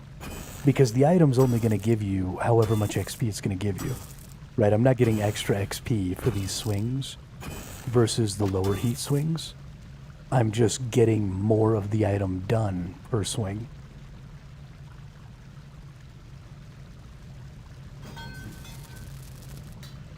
And so the whole system is just there to get you just sort of paying attention, right? A couple of clicks here and there to keep you engaged and give you a little something to do. And then it's got a nice visual indicator with your XP, a nice audio indicator with those nice sounds. And then you know, like, oh, okay, I'm doing good or I'm doing bad right now. But that doesn't prevent you. It's also not a fail state, which is kind of nice. I would prefer to have something that had a failure state, right? Something that was even more intricate, but I don't think it's appropriate for the way this is designed. I like what they have going on. So I can just get up and leave, right? Like I can start this thing crafting my item, and I can let it go down to where there's almost no heat on it, and I can just leave, and it'll take, 3 or 4 times as long to make my item. But if I'm up, getting myself some water, using the restroom, something like that, my item is still making. I still come back to a completed item. Or if I'm sitting here, instead of having to sit here for the entirety of the craft, right, I get to go, I get to click some buttons and stuff like that to help speed the craft along, and then I don't have to worry about that stuff. It is, I think, a really, really interesting system and really well done to keep people engaged and also to give them an out. And I'm just gaining 4 or 5 XP every swing here. And we're going to get down, down, down on my heat. We might not even make it all the way to where the sound changes here, because we're just up at a level that's high enough that we might not need to do it. There it goes, changes the volume, or changes the sound. We only got 1 XP, and then we finished crafting our sword. Very, very cool. It's a really small thing, right? Like, that's not huge. It's just a little bit of a sound, it's a little bit of a visual cue. It's nothing crazy, it probably didn't take them very long to set up. But just that small thing really adds a lot to that system.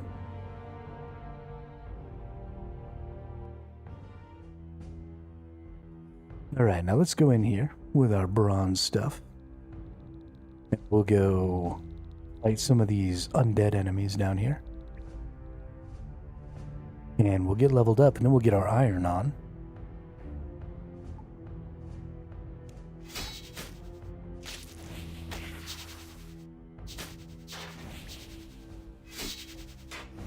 Yeah, we'll get our iron on, and then we might see about... So there's a path here.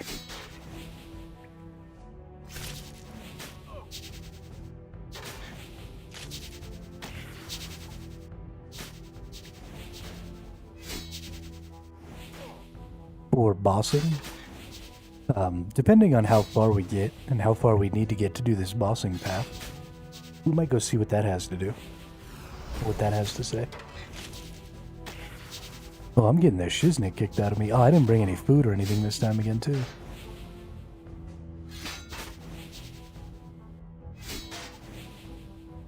You know, why are some of these crawling corpses just beating my ass?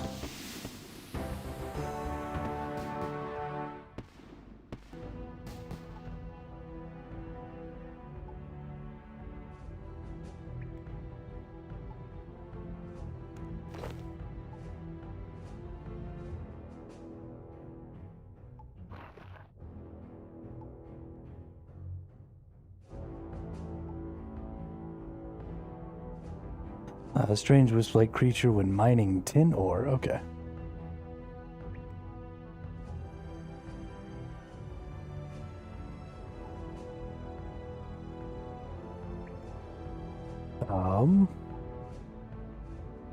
We should have gotten some food. We might have to go all the way back out to our storage and get ourselves some food.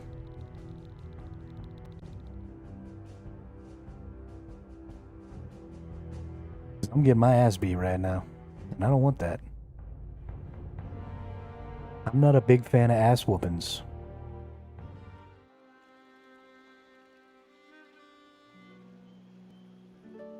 I talk about being good at preparing for things, and then I don't even bring healing items with me.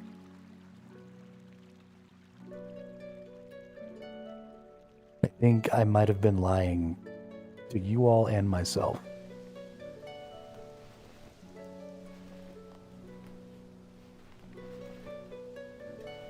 So let's see. What do we get? Some cooked food in here somewhere. There's some cooked meat. There's some cooked chicken.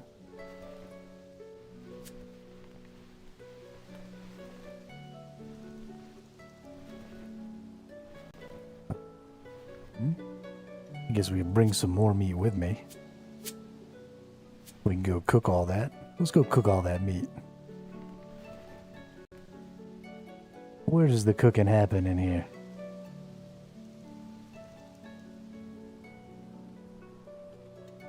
Oh, that's right. Cooking happens wherever I want it to happen.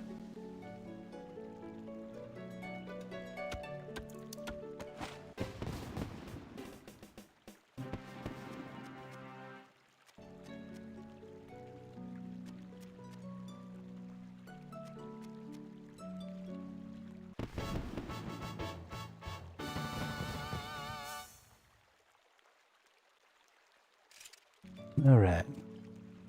Let's give me some cooked meat. Yeah. I like those level up sounds too. That feels pretty good.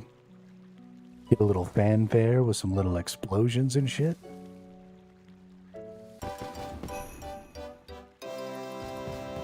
Da-da-dun-dun-dun-dun-dun. I don't need any burnt meat. Get that shit out of here.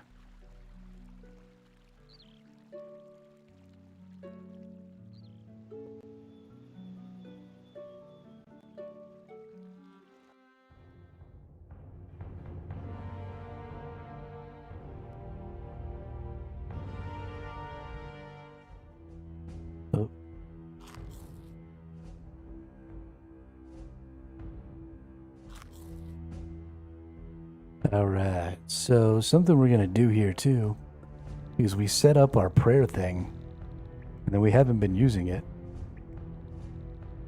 But I feel like we should be using it. Yeah. Who's the strongest of the strong? Who's the bravest of the brave?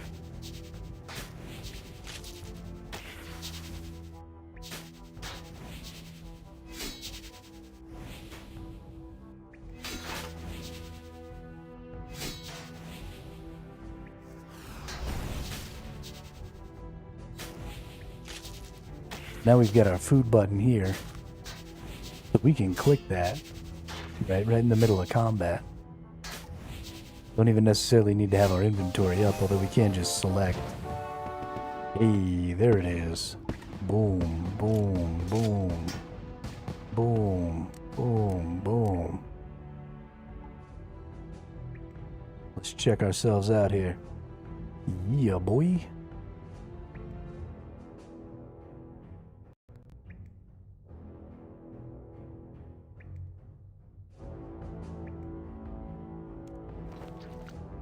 Look at all that.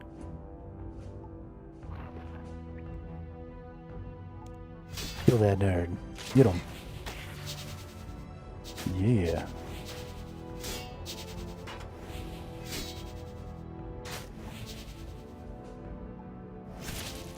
Oops. Get my iron gauntlets on now.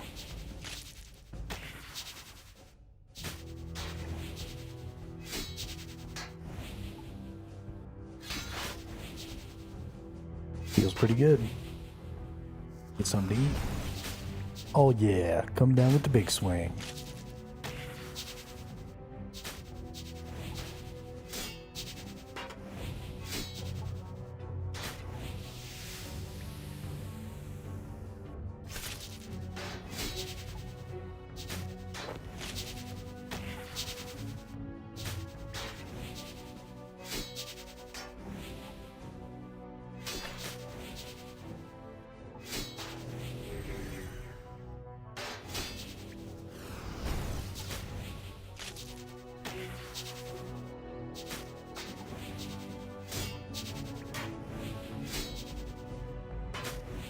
I do like being right down here on my character's level, just really watching this.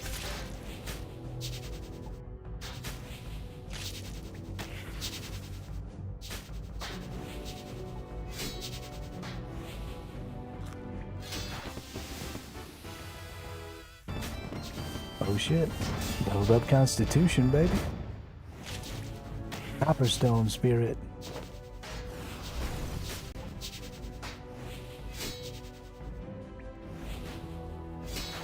I like the idea of that. So this is something that, in my experience, no other game has done. And that is giving you something that benefits your gathering in such a direct way from your combat. And so this is really cool. I assume that I don't actually have to do anything with these, right?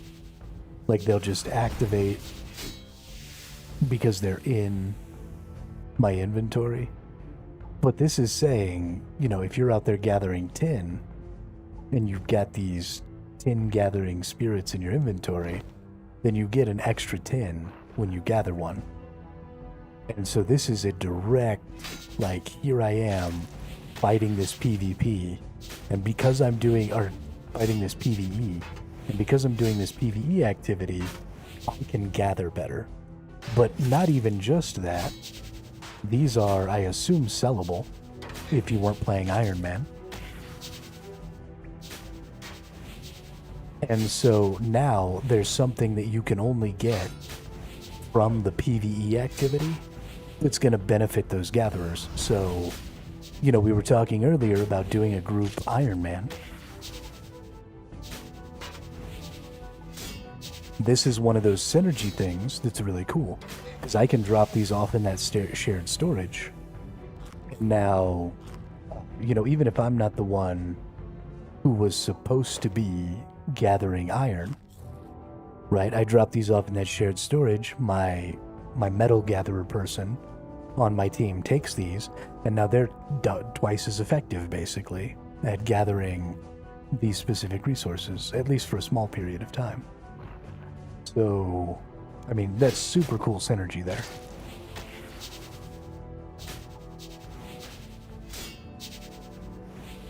And it's really neat to see it go both directions, right? Because normally, gathering, crafting, refining, all of those things are in service to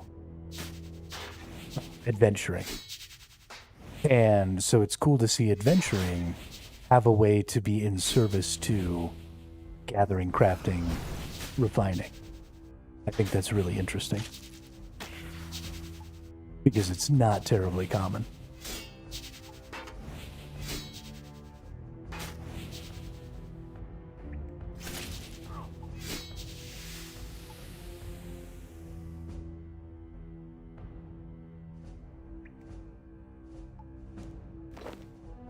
Every time, it's these little small things, right? Because this isn't, it's still loot, right? I'm still going out, killing monsters, getting loot. I mean, they're already doing all of the things that I'm talking about noticing. Like, there's nothing, this is already a thing that's happening.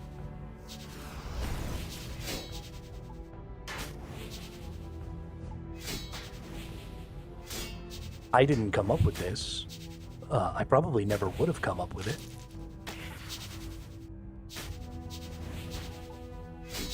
As a salesperson. I like this little, because it's a small change and a small improvement to the systems that we're used to, right? So we're used to kill monster, get loot. Right, we're used to go gather things, craft things, use those things as loot. Those are all systems that we're all fairly familiar with. And the problem is there haven't been a lot of changes in those systems in a really, really long time.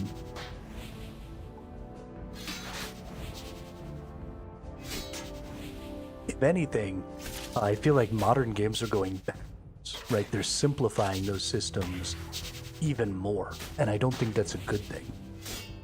And so to see the Jagex is out here really changing things up. Yo, how long is it gonna take me to pass these levels? Holy crap.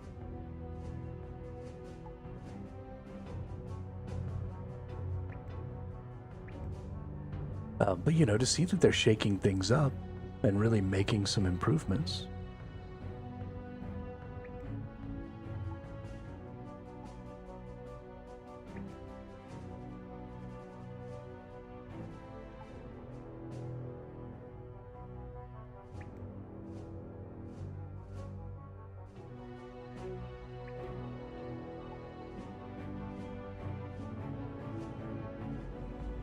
It's super cool. I mean,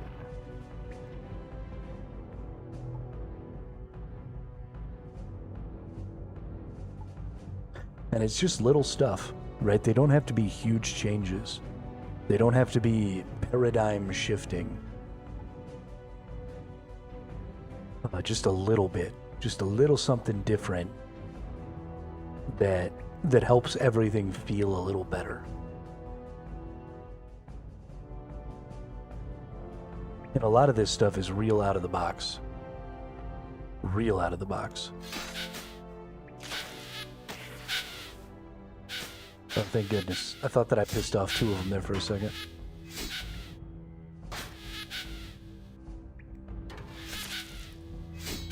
These level 7 ones, it looks like I'm going to be able to kill forever, because he doesn't even seem to be doing any damage to me.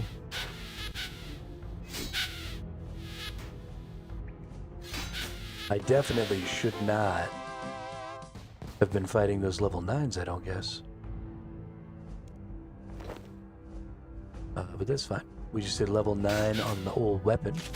We need one more level on our weapon here. And then we will be able to wear our iron sword. And I'll be feeling hella strong.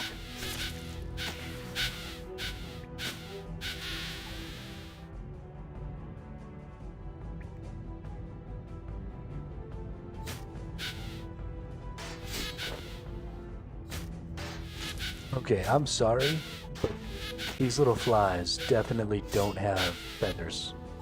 I don't know how I got a feather from a fly. Just because it's flying doesn't mean it has feathers. Come on now, Jagex.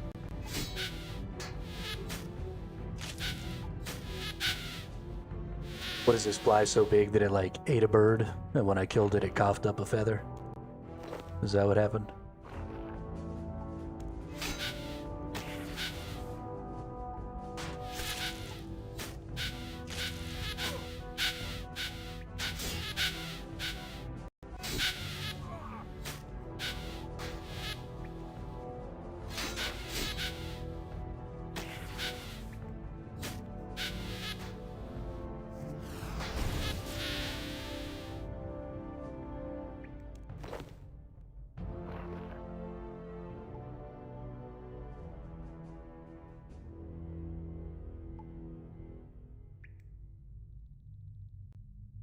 What do we need here? Not far along, are we?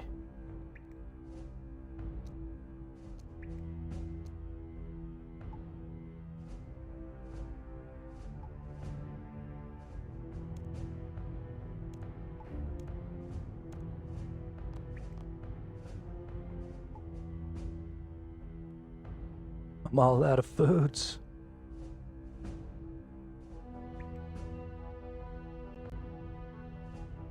I guess we gotta go back. Oh no. I pissed it off. I should have zoomed out more so I could click better.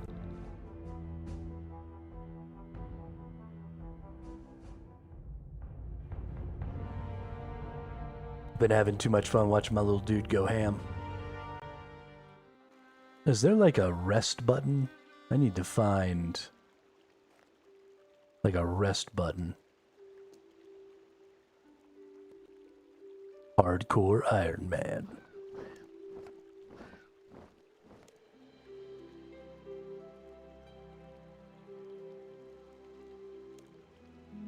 Anybody can see? Yeah, enter a personal message. Top right, rest button.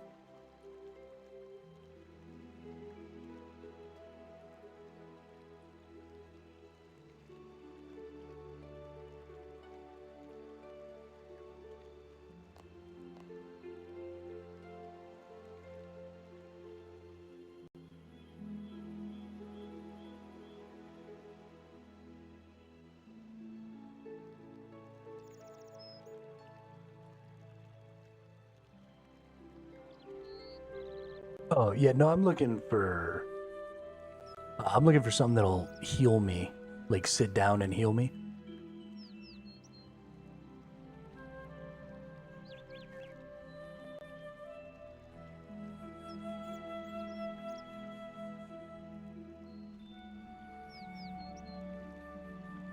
Yeah, I'm out of food.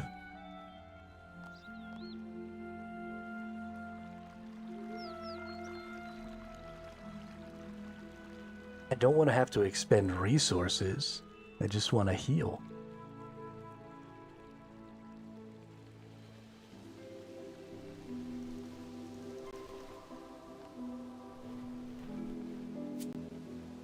Let's see, let's put this stuff away. We could probably sell all of our bronze gear. Yeah, we'll put that away, we'll put that away. These away.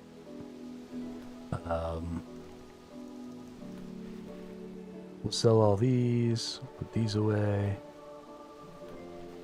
These away, put these away. Put the iron hatchet away, put the feathers away. Time for a little fishing and cooking to build a bank of food. Yeah, I guess. I guess that's not a terrible idea. I guess we could do ourselves a little fishing here. That actually kind of sounds like fun. Let's take some of what we've got in here out, cook it up real quick.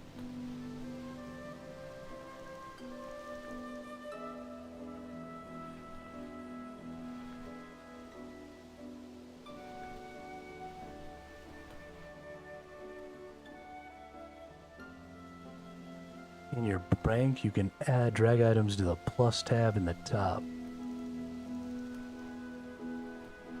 Oh.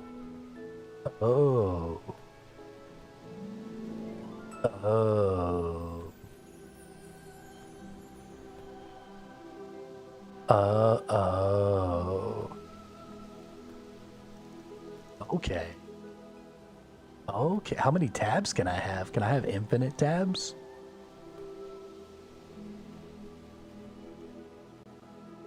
Because we're going to go bow. We're going to go wand. We're going to go raw foods. We're going to go rafting materials. Okay, sweet. And it's whatever I put in there first changes it. Nice. So we put our leathers in here.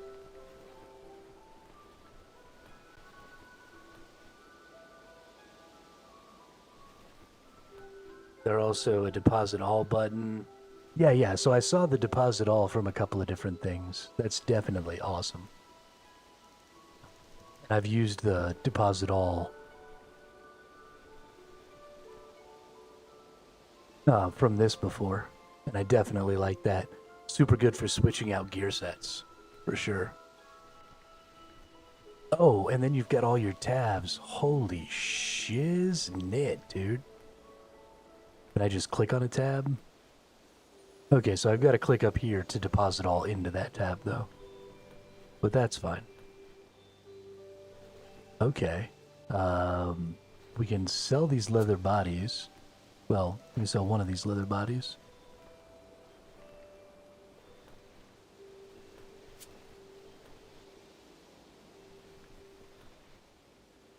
Oh, and they stack no matter what tab they're in.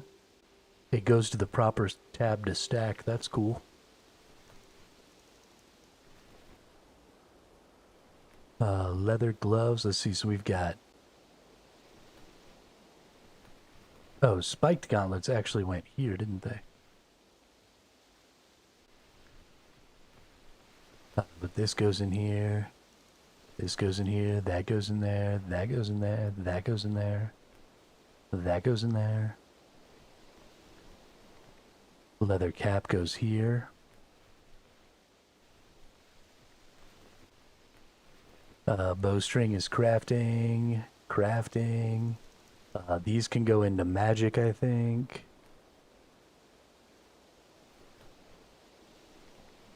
Red dough goes into cooking.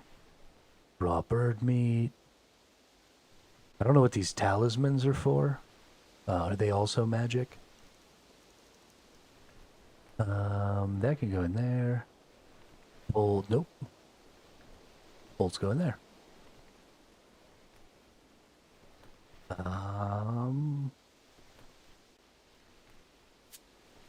Let's see, that goes there. Bronze sword can get sold. That goes there. That goes there. That goes there. Cooked food. Okay, for rune crafting skill. I almost feel like they should go in my crafting then. Let's put them in the crafting. Wood knot is crafting. Onion is cooking. Cooking. This is potion crafting, right? But I still feel like let's put the grimy in the cooking anyway. Let's put seeds all together. This goes in the crafting. Fishing bait.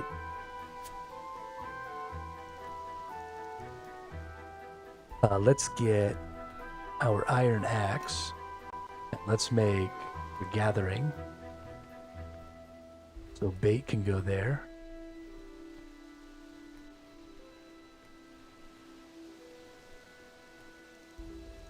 Yeah, we'll put cooking and potion making in the same. And then we'll put food and potions. So this will just be our consumable tab. This can get sold probably. Deposit mask part 3. Mask Part 1. This can get sold probably. Chef's hat goes in cooking. These go in consumables. Or should they go in gathering? These should go into gathering.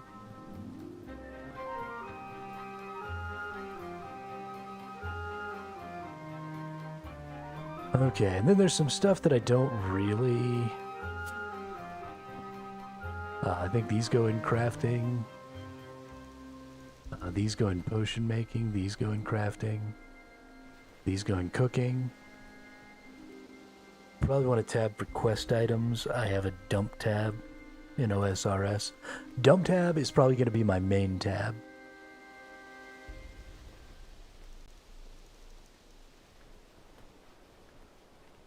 And then I'll just periodically go through it. But this is awesome. What a wonderful, wonderful thing to have. Thank you. I feel so good about that. Grapes go into cooking. This goes into crafting. This goes into gathering. Spider silk goes into crafting. I don't know what the fuck this thing is. That goes into crafting. Okay. Hey, I feel really good about that.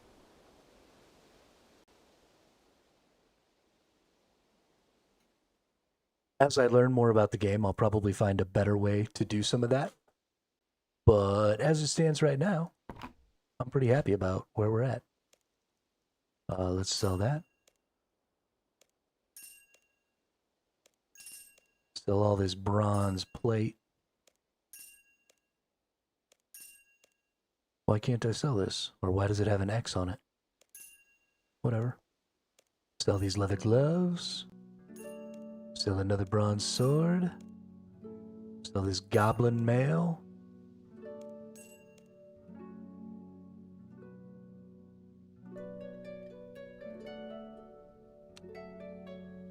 I think membership gives you some bank improvements too. Nice. Yeah, I'll probably be setting that up on the 15th then. We'll probably stop. We'll probably stop our GeForce Now subscription because I can just play this game native on my computer and stream it, no problem. So no more interruptions and having to like reset our GeForce Now session. That'll be cool. Man, I should have played RuneScape a long time ago.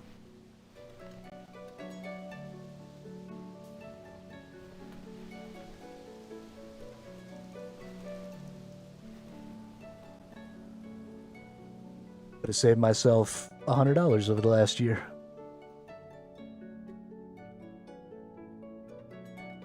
Well, I guess not really, because I would be paying for the membership instead, but whatever. Can I sell this dwarven axe? Cannot sell this dwarven axe.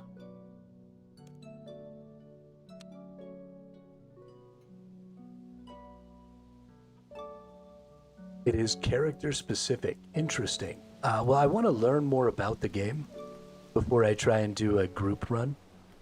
So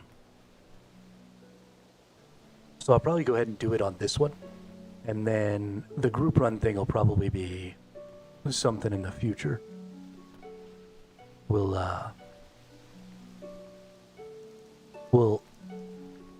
do like the smart streamer thing. And we'll actually like go to other people's streams and talk to them and like meet people in the community and actually be a part of the community instead of just being this island where I just run around and only do anything by myself and never interact with anybody like a schmuck.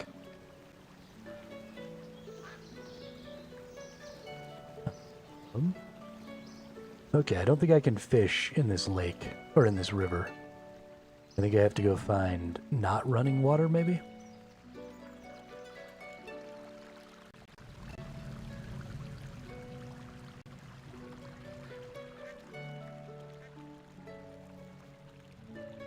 Or do I have to have bait and a fishing rod, maybe? Let's go look at our tools.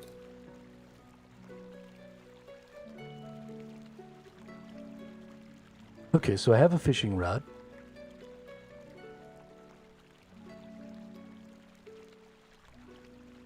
Look for bubble. Oh, okay. Bubbles. Nah, I'm running backwards. This is funny. It keeps me looking in the direction of the thing I'm trying to go to.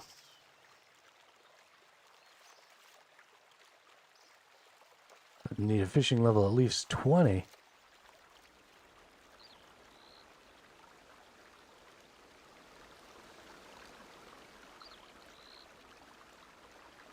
Okay, fine. Be that way.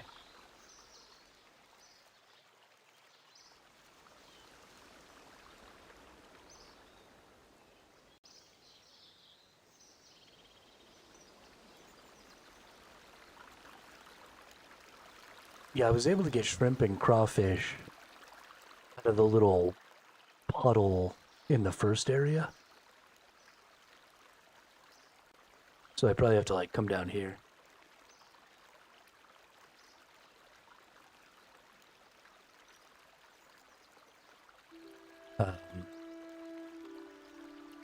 But yeah, there's over here in Taverley. So I can just teleport here, can't I? I can just teleport here. Taverley Stone. Teleport. Oh, there's not even a cost? I didn't realize he drew that shit in chalk on the ground. That's awesome.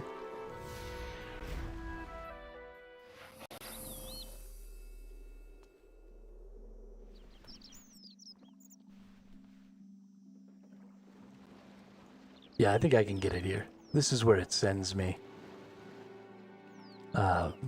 When you first come in, it makes you do some fishing and some cooking. So... yeah, cage fishing spot. Go away.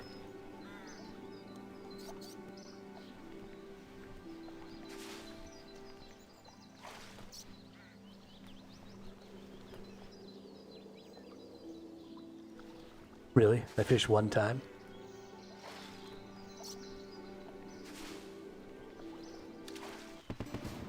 Yeah, crawdad.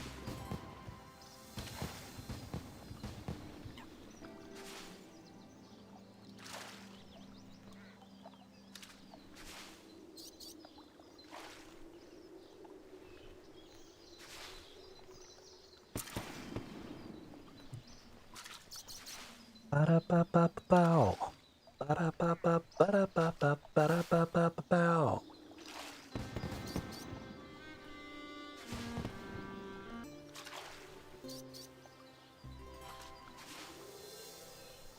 Look at this, getting all leveled up and shiznit.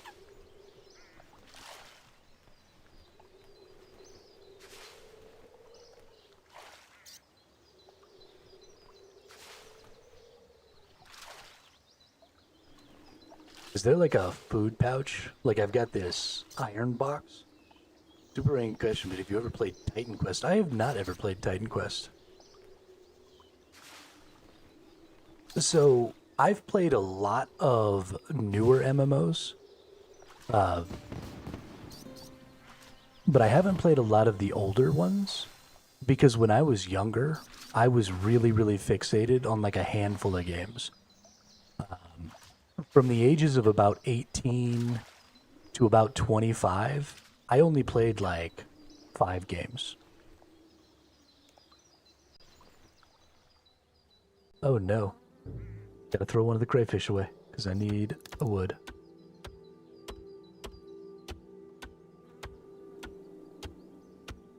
Yeah, you can give me a wood anytime now. This animation is so weird. I don't think I like it.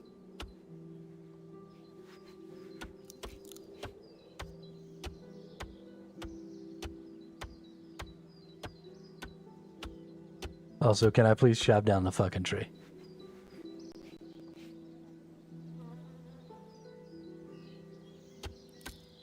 Never really played video games until college, like age 21. Oh, see, I've been playing video games since I was a little kid. We got our first console when I was 4.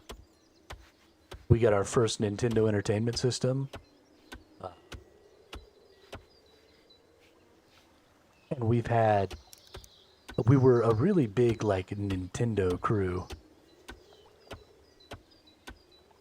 Why am I not able to chop down the trees? What is going on?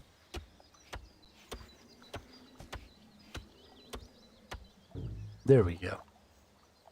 I just wasn't waiting long enough or something. My impatience was causing me to suffer. Yeah, so we've basically owned every Nintendo Entertainment System from the original NES all the way up to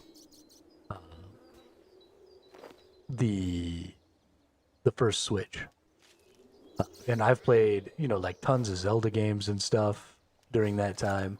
And that was kind of a big thing for me and my family, specifically me and my brothers, but also my dad would join us, is we would, whenever a new Zelda game came out, we would get the new Zelda game like right away. And then we would sit in the living room and we would just take turns. And so, like, before streaming existed, me and my brothers used to stream to each other, basically. But we would sit and we would play, and you would take about a 45-minute turn. And then you'd pass on the controller. And so we would sit there and, you know, we tried not to backseat each other and stuff like that. But if somebody was having a really hard time and maybe we noticed something, we might point something out. But you would take your 45-minute turn, and then we would all play the same character, because we learned pretty early on that if you didn't all play the same character and you stayed to, like, watch the other person play their turn, then you would end up just completing the same content they just did. And so you already knew where everything was. And that was really boring for all the people who went, you know, second and third. And so we started doing that, where we would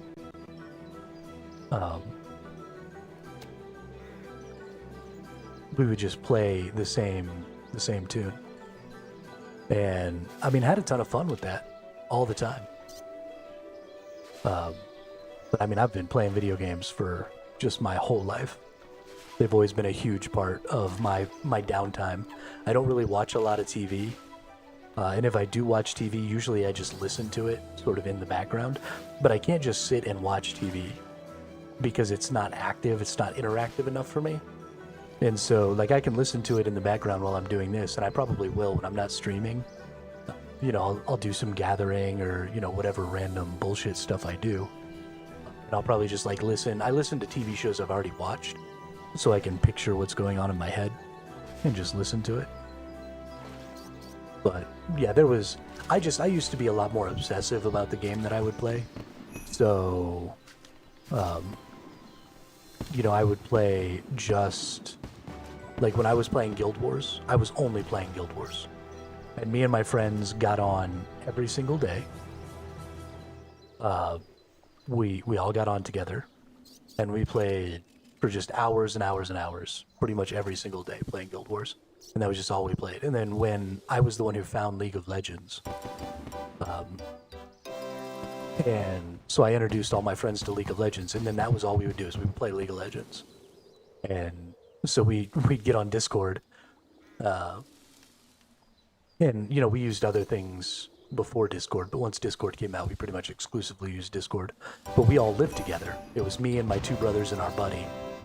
And we would just get on Discord, and we would just sit and play the same game together over and over and over all day, every day. It was a lot of fun. Real good times.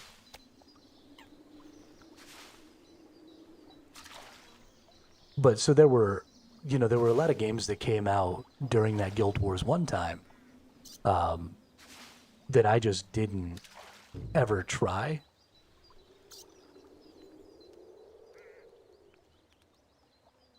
Because I was too busy playing that. And then, not too long after League of Legends came out, I joined the Navy.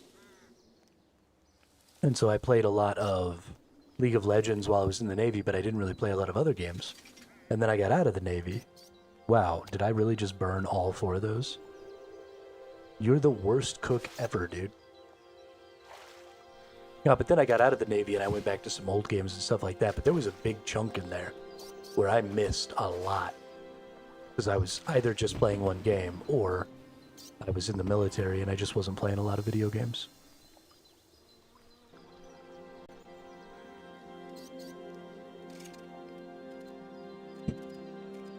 Is it Veterans Day? But thank you.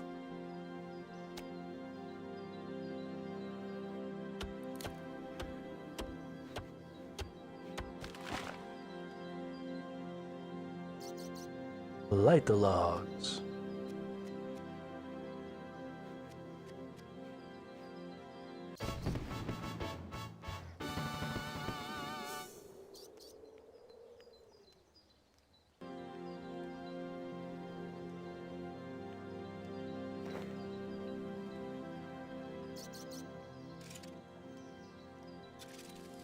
I don't even know when, like, Veterans Day or Memorial Day or any of that shit is.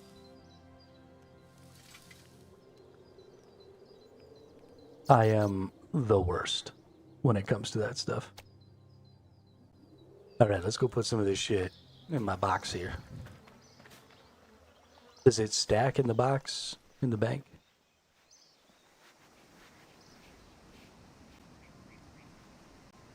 Because that'd be pretty great.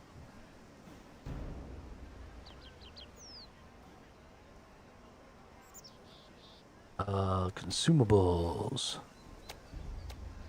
Oh, yeah, it does. Okay.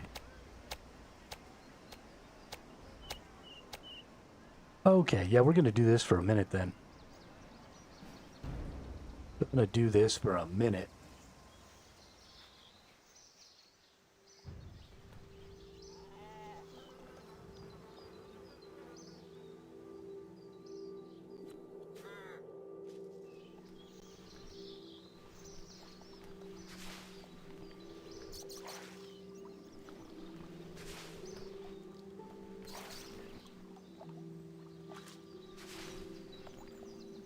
Gathering up crayfish. Let's do these crayfish until we get to level 10 fishing. I think that's a good...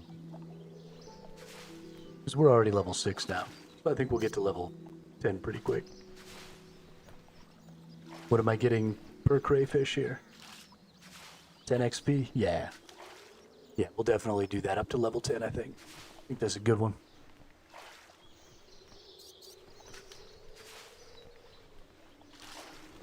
Boo-doo, boo-doo.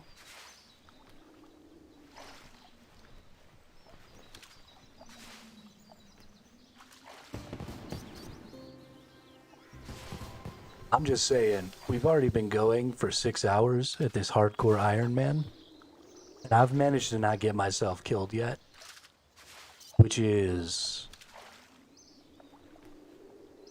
kind of a big deal for me. I'm really good at getting murked.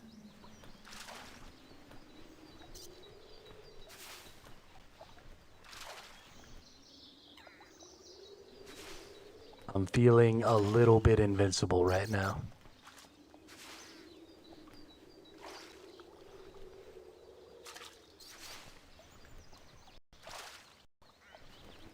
I know we haven't, like, fought any bosses yet. Or anything like that, but...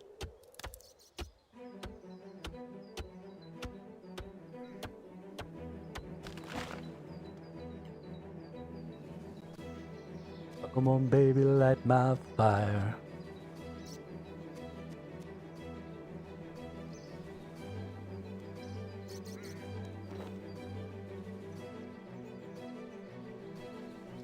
I'll use your fire.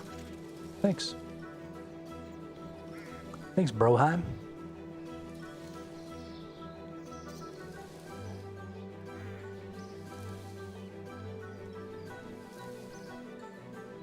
I appreciate it.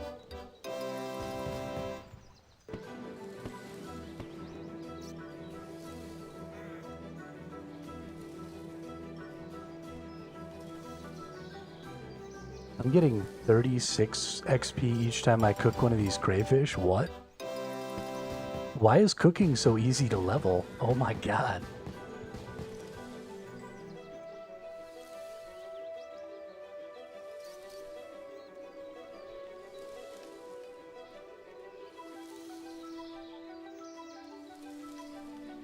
That's fucking crazy.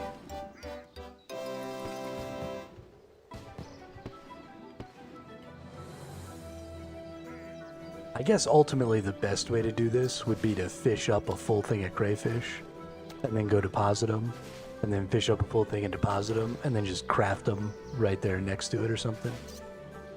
Might be the most efficient way to go about it. Because then I can just auto dump it. If the bank wasn't so far away. The bank is a little far away though. I need a bag, kind of like I've got, I've got that box for ore. I really need a bag for fish.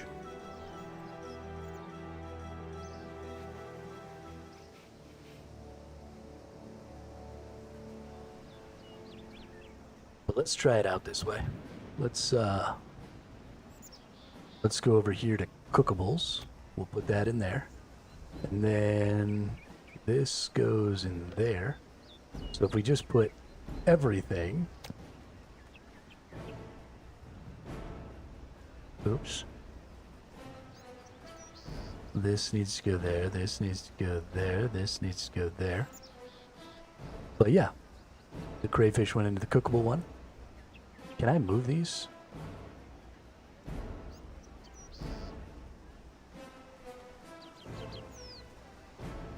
I don't think I can move these.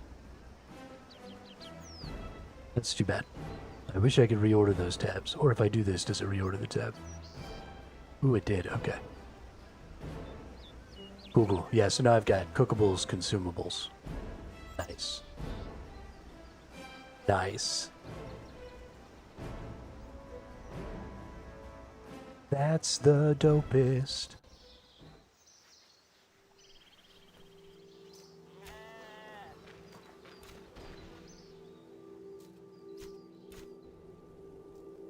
More fishies. Give me all the fishies. Give me all the fishies. Give me all the fishies. Give me all the fishies.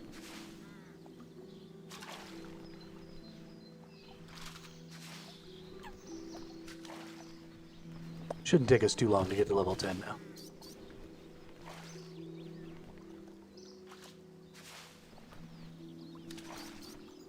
Then we're going to be up there with the cooking. We're going to get to like level 16 or 17 with the cooking thing when we cook all these crawfish. Or as we would have called them growing up, crawdads. Instead of crayfish.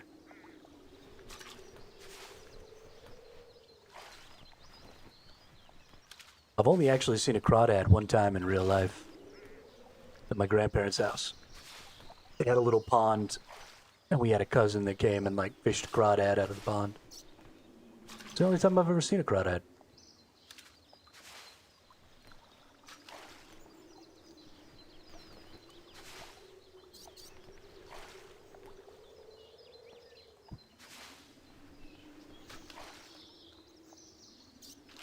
Yo. Can't carry any more fish. Hang on. This person's got a rapier. Or something. That's a cool sword. I like it.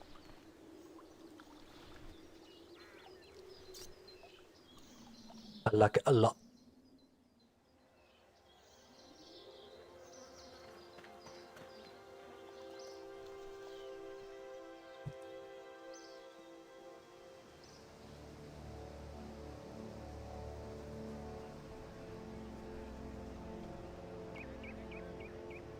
Right, put everything. Yeah. We'll do another full. So we're going to get to level 10 pretty quick here. It's only going to take 5 more crawfish. Don't forget about the mini-mech. Ooh, yeah, you're right. That almost feels a little too automatic for me. But it is definitely the better way to get pathing going.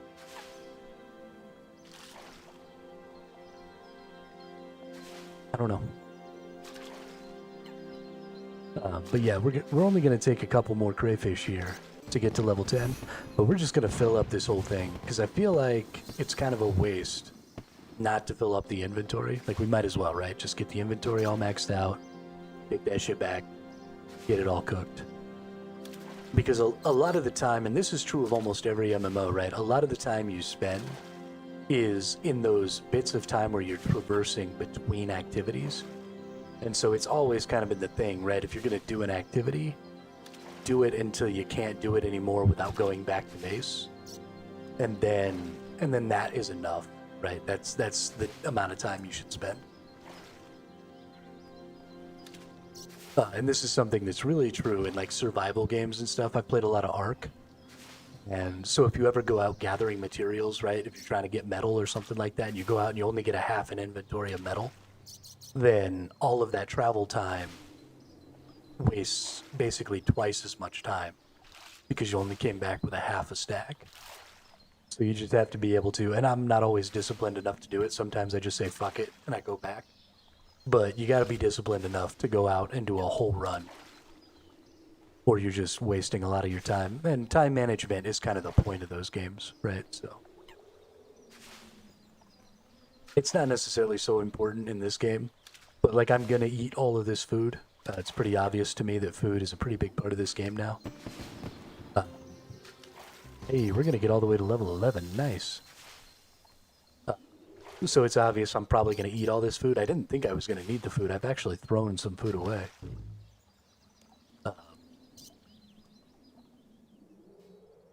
So yeah, there's just really no point in not going ahead and spending the time. You know, I want to level up my skills. I want to level up my fishing. So every crawfish that I get is worth XP. And every crawfish that I get, I'm eventually going to eat. So it's not holding me back. It's not wasting any of my time. You might as well do it. So we'll go right here, and we'll go ahead and we'll set us up a log fire here. Come here, you devil log. Okay, I'm gonna need you to go ahead and get that lit there, bud.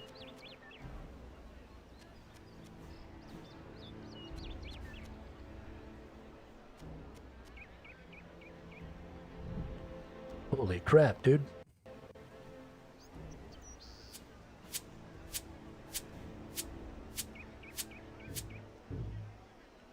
Oh, that's right. I can change this to all, too.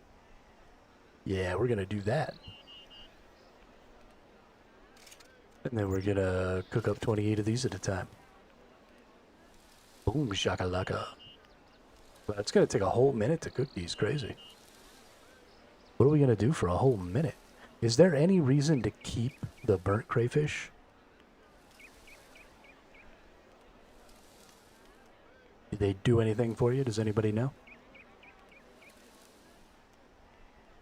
Because I've just been throwing them fuckers on the ground. But if they're gonna do something for me, I want to keep them. Because I got plenty of bank spots. At least for now. Hey, level 14.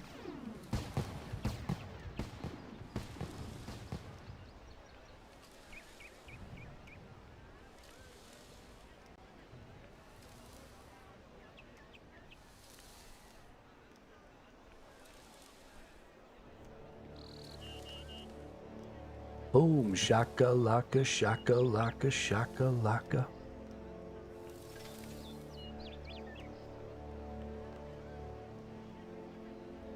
Alright, put all that stuff back. Take all that out. Yeah. I like the way that works. Cook 'em. Level 15 cooking. I'm on my way. I don't know where I'm going. I'm on my way.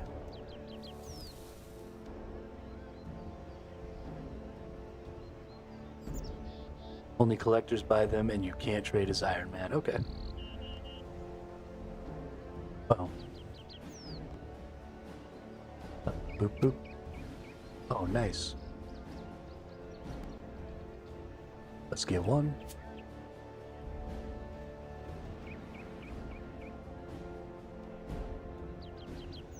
Light them logs. Hey, that one was quick.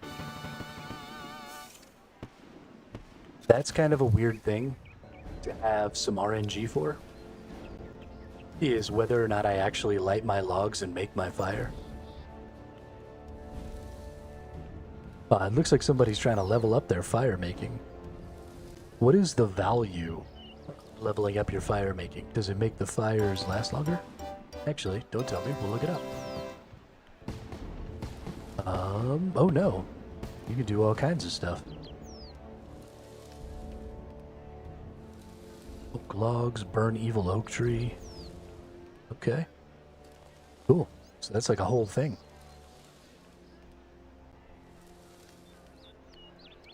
That's honestly kind of cool. Was not expecting me and Julio down by the school. See me and Julio down by the schoolyard.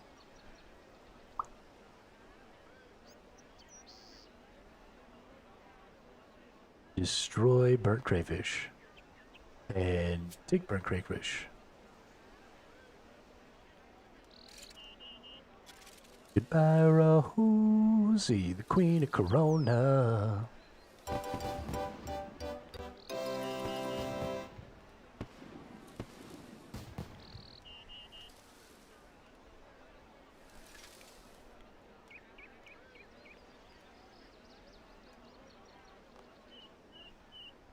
The things that go on in my head are extraordinarily random. Extraordinarily. Alright, we'll go back to 1. We can go over here. We can take out this ring, this box. I don't even know what that dwarven axe is for. I'm kind of thinking about just throwing it on the ground.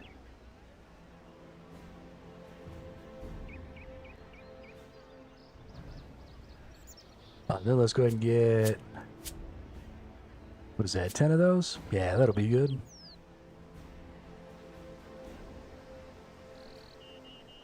Challenges. I've beaten some challenges.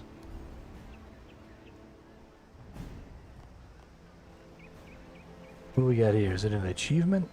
Yeah, it is. Lumbridge.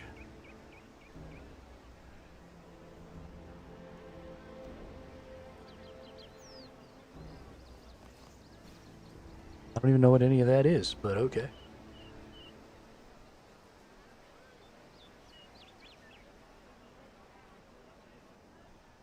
Is this the Lumbridge teleport? Yes, it is. Alright. So it's the big old bullseye.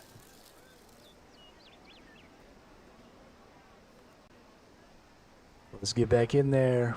Let's get ourselves up to level 10 on the old attack. So that I can wear my good goods.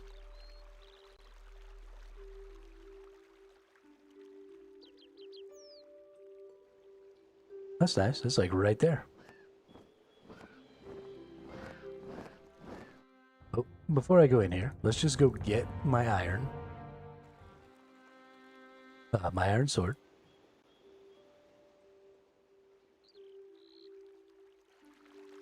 So that when it's time, we can just equip it.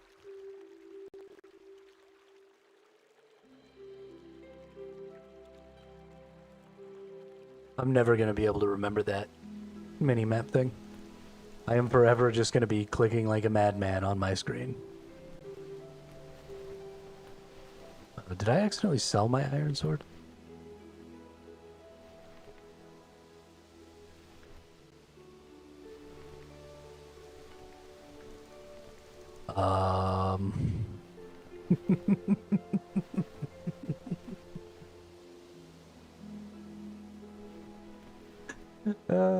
Whoopsie. That's alright, that's what we got all that extra iron for.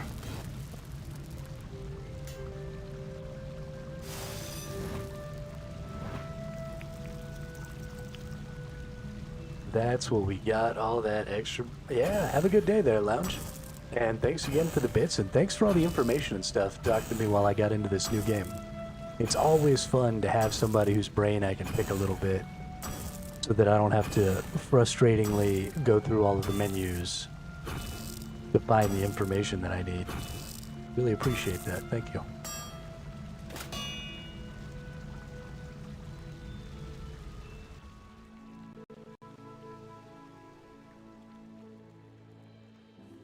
Hope you have a good rest of your day.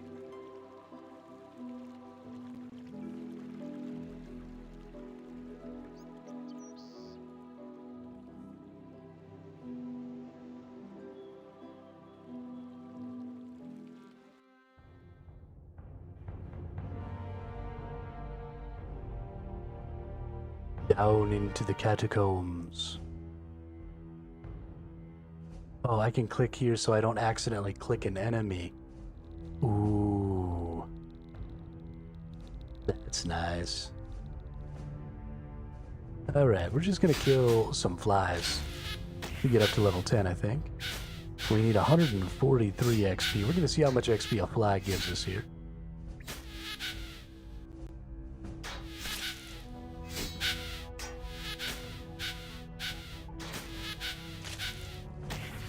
Silly little nerds. Am I already wearing an iron sword? I could have sworn I couldn't yet. No, that's Reese's sword. Okay. So it only gave us 12, so we need like 11 more flies before we level up here. That sucks.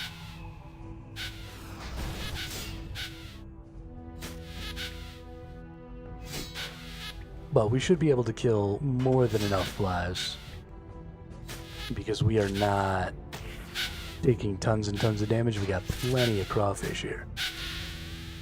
And then we'll be able to move on to the next enemy type. Once we kill this one, we got to get our loot screen opened up here, so we can start picking up our loot. So we don't want to leave any bones or anything behind, because we got to level up those prayers. That's pretty important.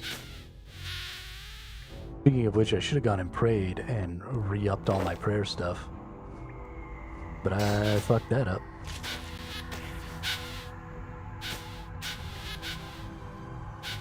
Totally fucked that up.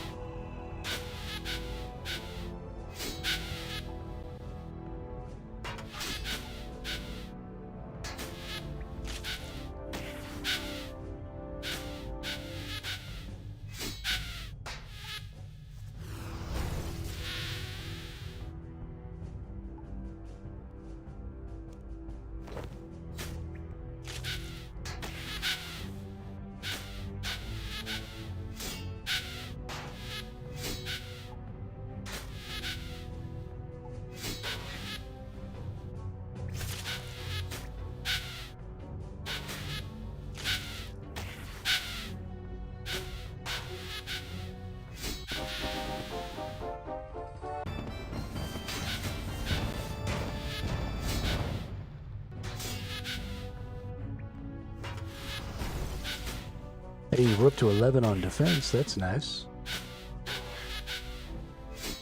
Gotta get that defense. Y'all know me. If you've watched the channel before, I'm big time into the defenses. I don't care so much about whacking things. I care much more about getting whacked and then being able to get right back up.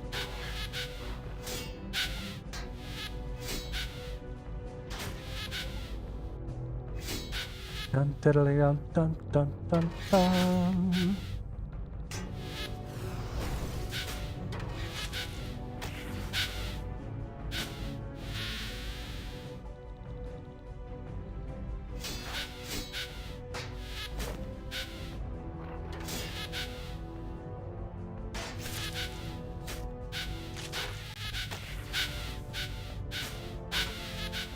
I really love all this bleed stuff.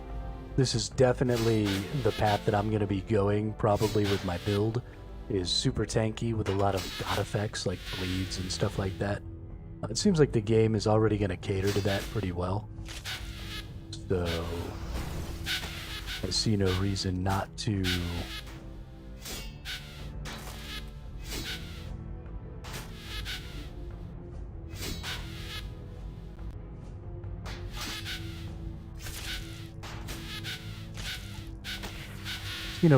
lean into that, you know?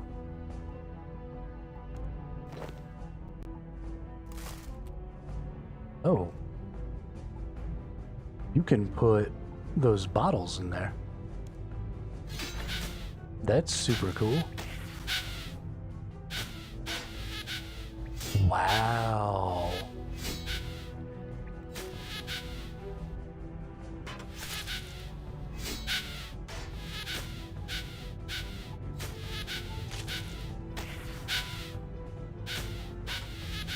I like that a lot. I think that's super dope. We should be getting pretty close to level 10 here. Yeah, it looks like we got about 2 more. Ooh, we got 80 gold.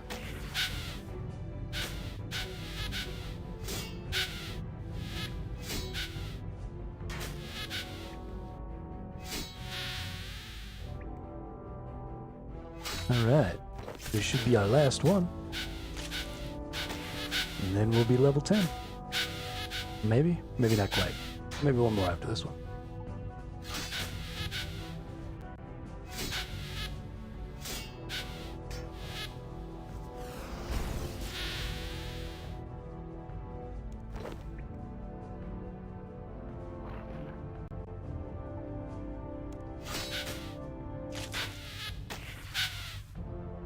Picked up like a full set of leather gear. Well, not really. Just gloves and a body, but still.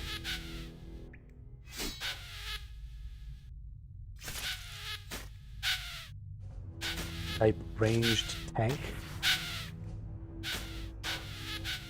What now? Alright, let's go ahead and eat a couple of foods here. Get ourselves back up in power. Equip our big bad iron sword. Let's go over here and kill some of these nerds.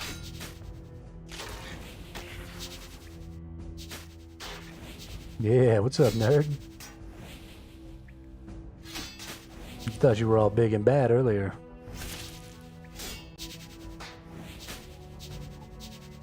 Got you now, fool.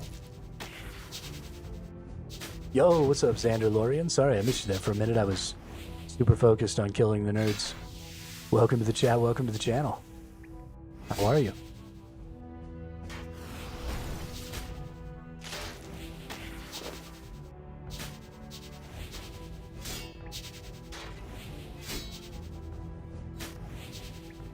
Have you done the quest Necromancy I suggested with this title? Will save you a headache with gear. Okay. So I haven't quite gotten my membership thing. I know I can get to level 20 without the membership. But I will do that. Actually, right now sounds like a good time. Let's go do it. Well, let's kill this one dude first. Yeah, then we'll do some necromancy stuff. I will be getting my membership probably on the 15th.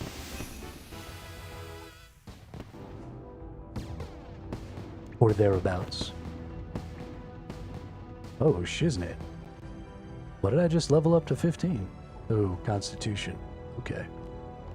Okay.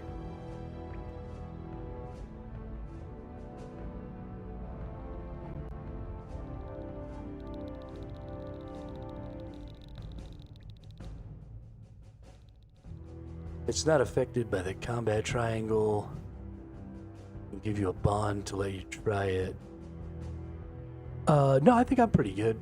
Xander, I appreciate the thought, but I think I'm just going to go ahead and pull the trigger here on the 15th. I get my disbursement from Twitch then, so.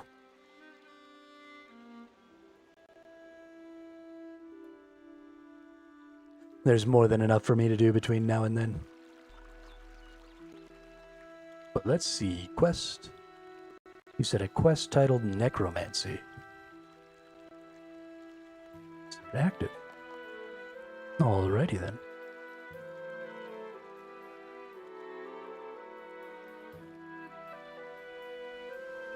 It's probably all the way back up in that other city, isn't it? Oh, no, it's way over here.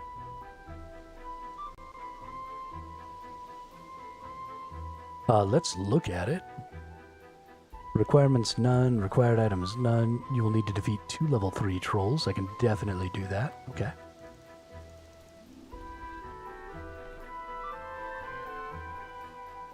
Let's bury my bones. Let's go put away some stuff. Goes in there. Boop, boop, boop.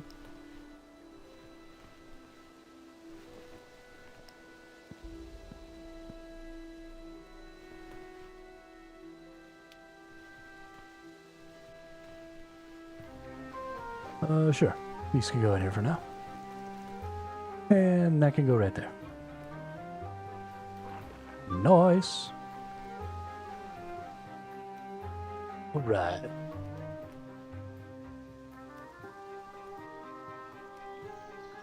The newest combat style was designed to teach players the new combat system. Great against all bosses as well because of not having a weakness. Oh, well that's boring. When you say the new combat system, do you mean the auto combat system, or did they change something else?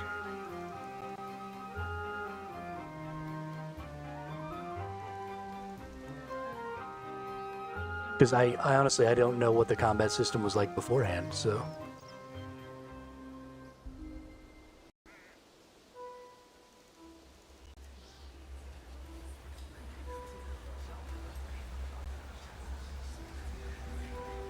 Ooh. Wait, was this portal always here?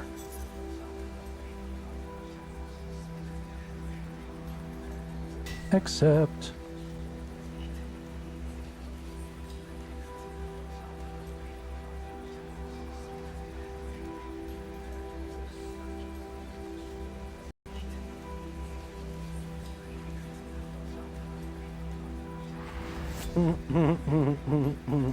Oh, it killed me.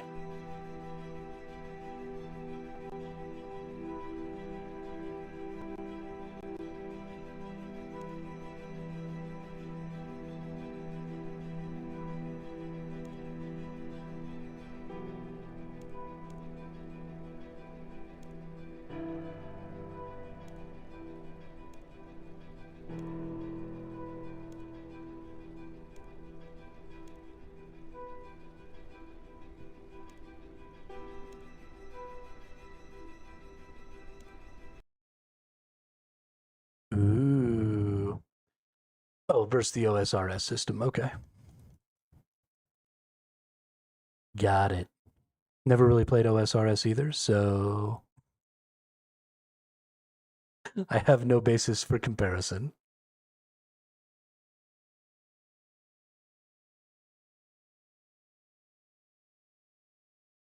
But that's okay. To the city of the Well of Souls is a beacon, a guiding light to all the vagrant dead. I will give them purpose, direction. They will spread my influence to the world above. I think this dude's trying to take over the world. You will be the key to my victory. I will teach you. You will be my last apprentice. I am the first necromancer. Eee.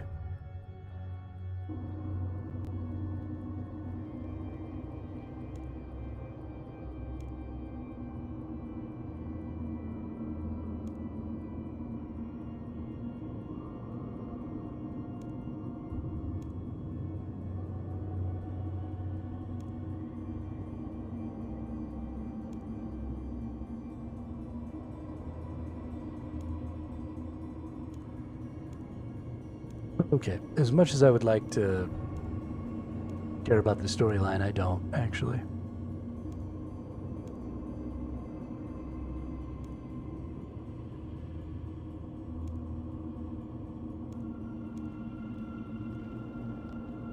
This is kind of cool, though. I hope that this is something that's going to continue in the future. I really like this idea of having a cool little quest line and stuff to introduce new skills. It doesn't even necessarily have to be, you know, new combat type skills. It could be new crafting skills. It could be new any kind of skills. But this seems like a really cool way to add some sort of horizontal content to the game and add a cool little story and a cool little quest line and stuff like that to that. I don't know if this is something they've always done in the past. Again, I haven't played this game. but I like the idea of, as they're adding those things, it's not just, hey, here's a new weapon type you can use. It's like, hey, here's a new weapon type you can use, and here's the story behind why it's now available, and it hasn't been up until this point. That's really interesting. Oh, my mute button broke, hang on.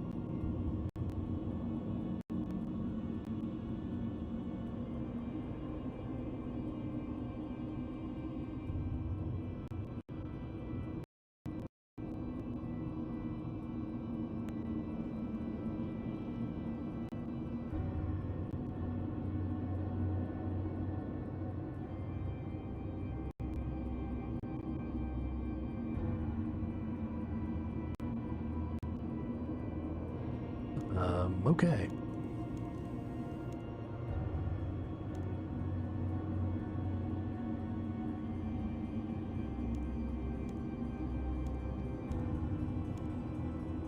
So he's gonna teach me to be a necromancer so I can go beat the shit out of that other dude and bring all the souls back. Got it. Oh shit, who's that guy?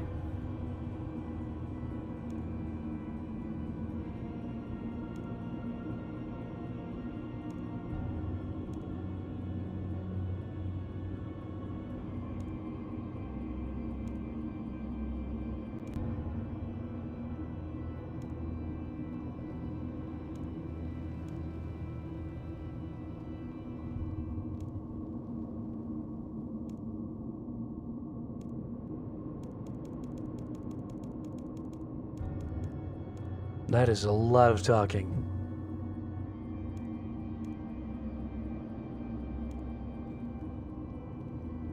A lot of talking. We're going to need a suitable location, and this spot looks conveniently perfect. Has a necromancer been here recently?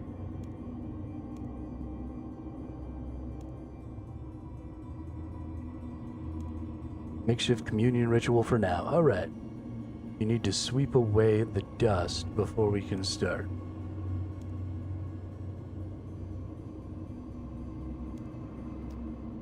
Allergies.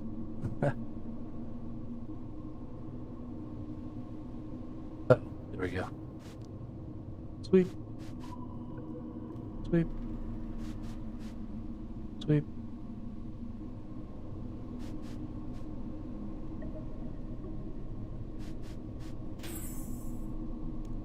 Achoo. I understand the allergy problem. I got mad allergies, dude.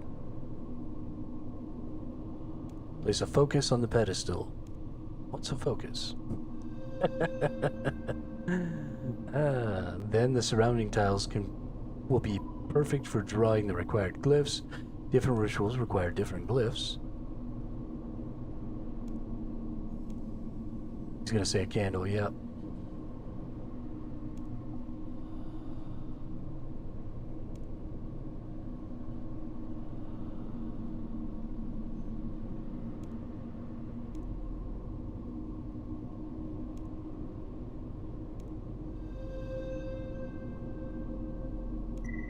Alright. Necromantic.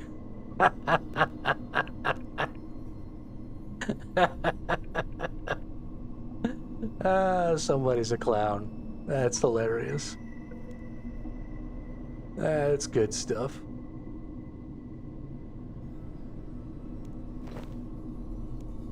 Alright, given some ritual supplies, place the bones onto the pedestal. Boop. Select the ritual. Alright. Suppose you better place the candles next.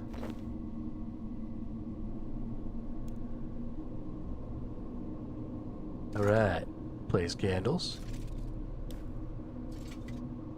Place another candle. Mass candle. Oh, I didn't wait long enough, I don't think.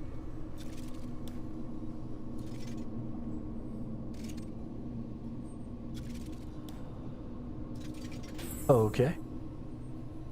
Now glyphs, to draw them we need ink, and I don't know where I will find some.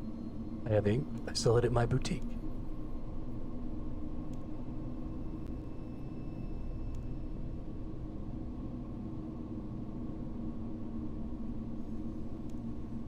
Okay. Druglyphs. So I've got some... let's see. We have one elemental. So we need 2 commune glyphs. Immune, draw.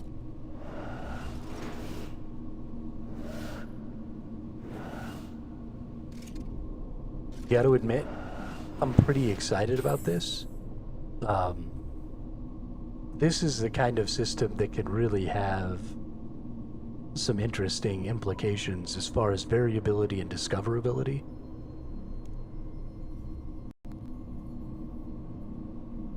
I don't know if it'll ever get that deep, but I see potential. I see a depleted glyph there already. Must have been left from the last ritual. You can repair it with the same supplies you need to draw it in the first place. Okay. Yes, repair the glyph.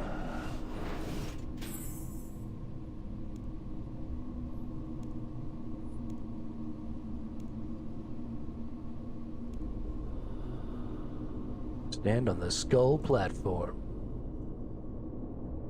Oh yeah.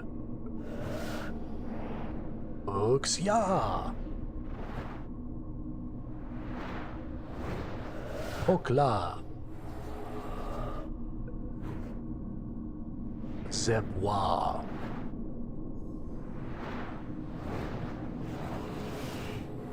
Dixra. Or is it Kixra? I feel like it tried to trick me. Or it was intentionally tricking me into saying Dixra. Can't believe you managed to get it on the first try. It was drawn into the Well of Souls, the big dish thing over there. It's where we all reside.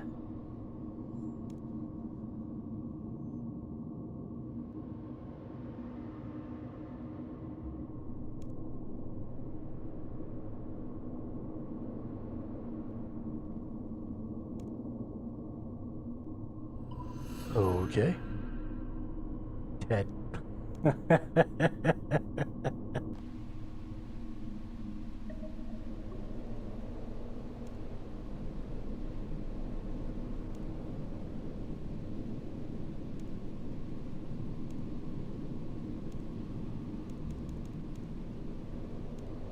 Okay.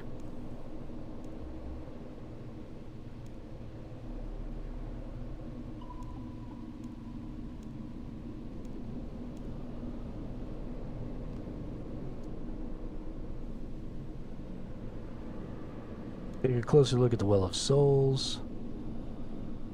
Oh. There's a whole talent tree for this. Yo. What's up? Conjure Skeleton Warrior. Conjure a Skeleton Warrior from the...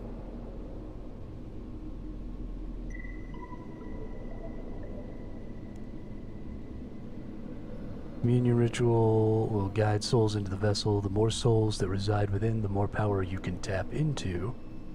If you want to channel and direct that power, though, you'll need to practice your skills in real combat. Unlocking talents in the Well of Souls requires both souls from communion rituals as well as necromancy XP earned through combat. If you want to fight, you'll need what we in the trade call a siphon. You don't have one, do you, skeleton? Sorry, no, just ink and candles. I do. Take this. Use it with great caution.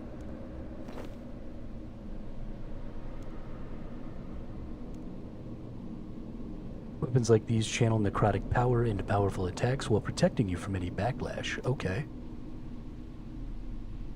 We must test your newfound power. Oh shit. Ruh-roh, Reggie. Alright, well let's equip this bad boy. Ooh, I can use it and my shield? Yes please. Basic attack, your core ability. Yeah, we put that right down there on the auto.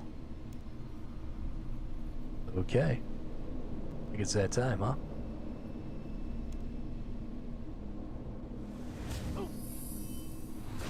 Target information panel, you can see your hit chance against the enemy. This value will determine how much your damage potential can be dealt against them. Example, your basic attack ability, deal a maximum of 100 damage and you have a 50% hit chance against the target. Your ability will only be able to do 50% of its damage potential, resulting in a maximum of 50 damage. Cool.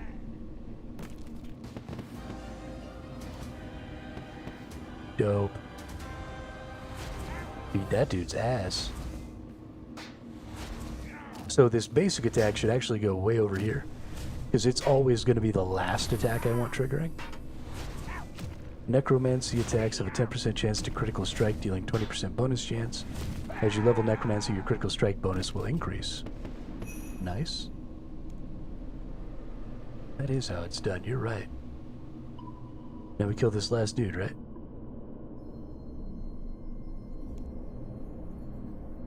Oh, no, no more dudes.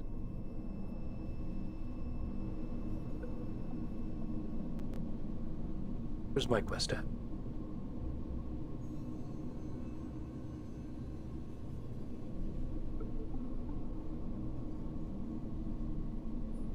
Okay, I should talk to Malignus.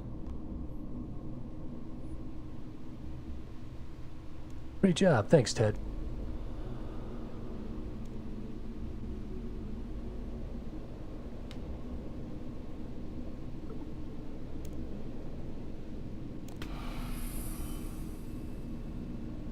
Conjure Skeleton Warrior is an ability that calls upon a spirit from the underworld to fight alongside you. Requires ectoplasm to cast. The Skeleton Warrior is filled with an uncontrollable rage. Will deal additional damage with each attack. Okay. Let's put that one not up there in the auto cast.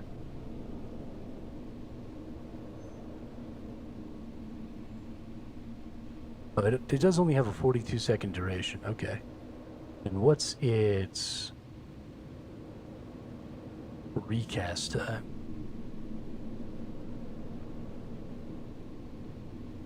Well, maybe we will put it up here. Dope.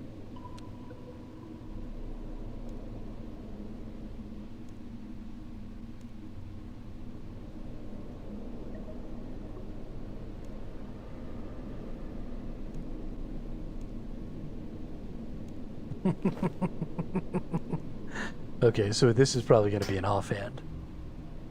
Oh, maybe not.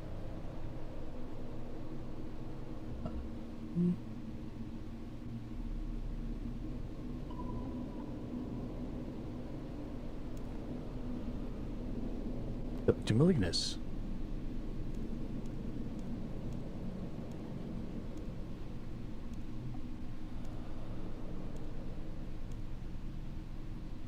We just stick to spirits.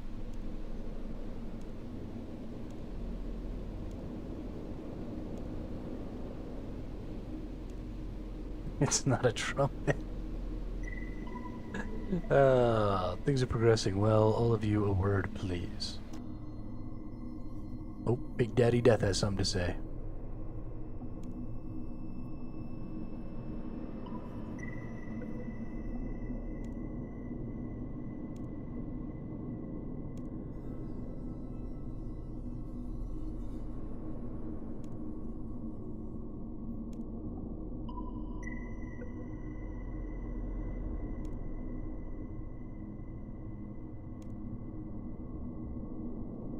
Necroplasm. It's completely different. Well, I guess it's pretty similar, actually, when you get down to it. Plasm is for conjures, necroplasm is for rituals. Got it.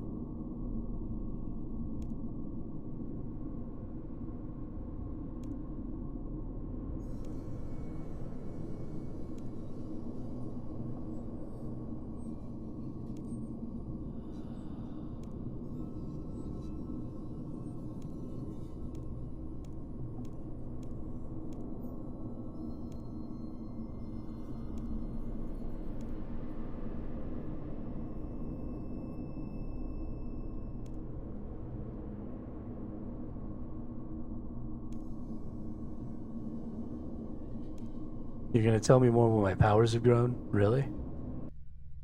How am I supposed to know what path to take if you don't give me any friggin' information, you jerkface?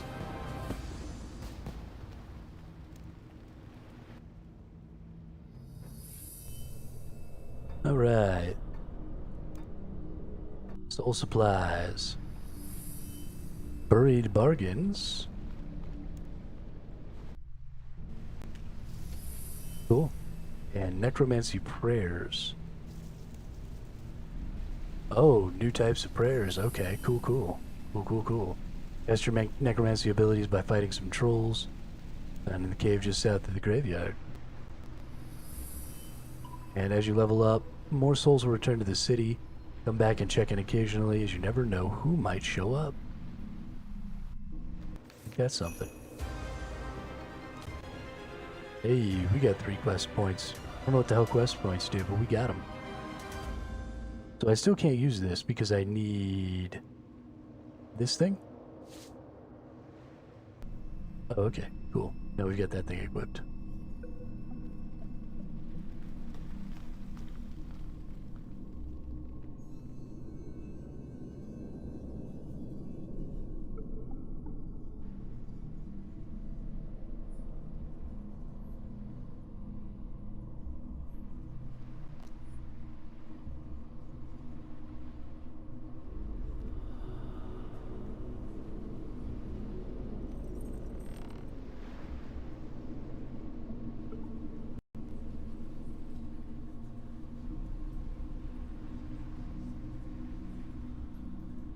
Alright, well, we're going to wander around just a little bit.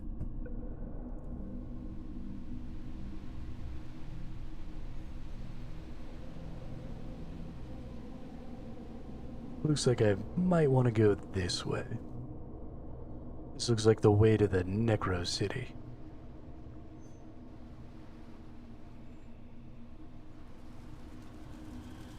I'll get the Sunday ticket.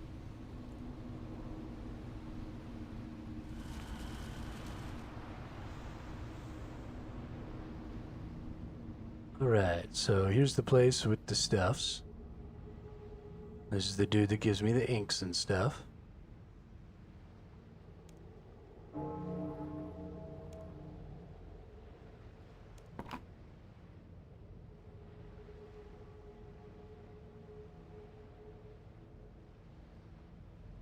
Ectoplasm and some other things. Okay, so he gave me a couple of candles and some more basic ghostly ink, so I can probably run that ritual again. The one that I had already done.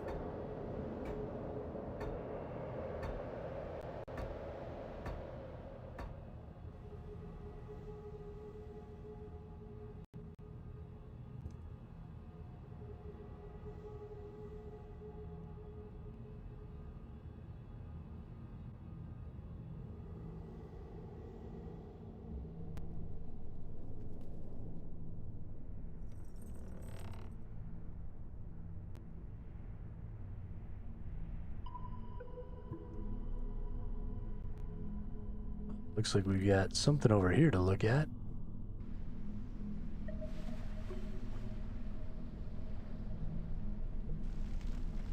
Oh, we've got a bank right over here, it looks like. Nice. This is great. A whole city and everything added to the game for the sake of this one skill set is super cool. I really like that. I'm sure it was a really welcome addition for, you know, people who had like been playing the game already for a while and stuff too. Because there's only so much, right? Every MMO struggles with maintaining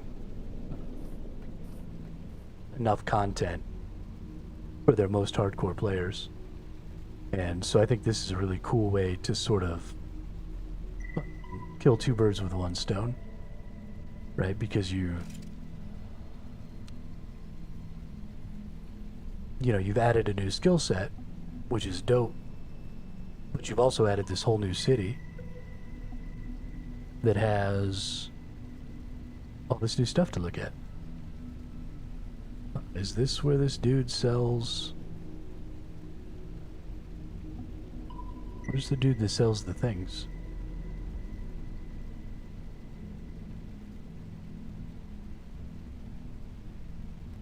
We actually need to go to the city of Lodestone because I need to activate that.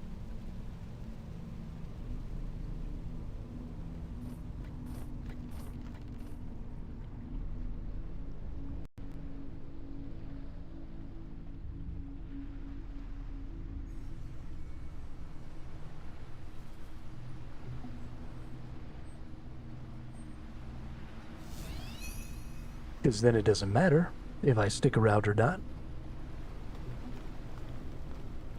How do I get back up to the top here? RuneScape surface. There we go. Teleport to Lumbridge. Cool. Now I can do necromantic things.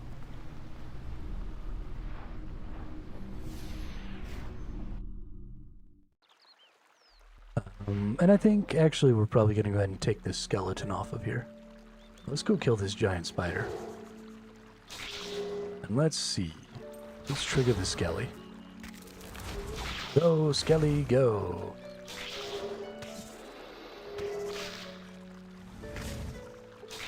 Okay, that's a huge part. It takes 1 ectoplasm every time. And that is a huge part of my DPS.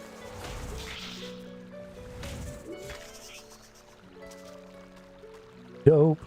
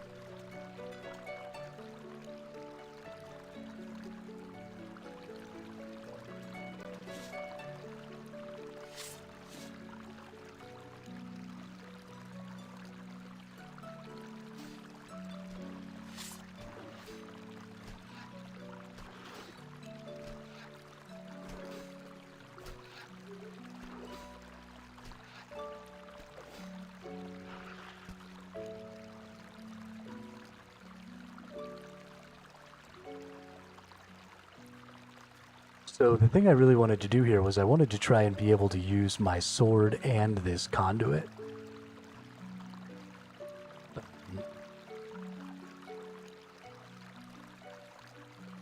And summon skeletons while I was using my sword. But that doesn't seem like it's possible. And I don't understand why, because it does say that I'm good to go, right? Because I have my conduit equipped.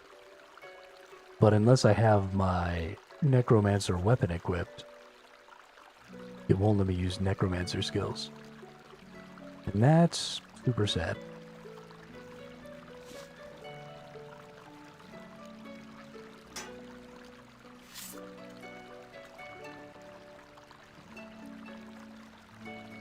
Because I would have totally loved to be a necromantic warrior.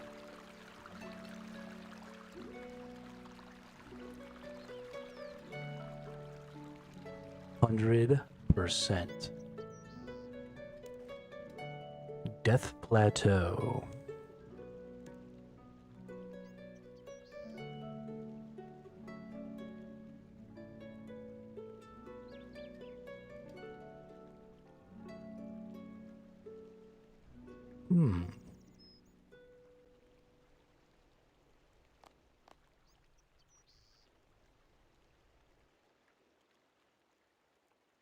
I did also just skip all of these quests back in this main.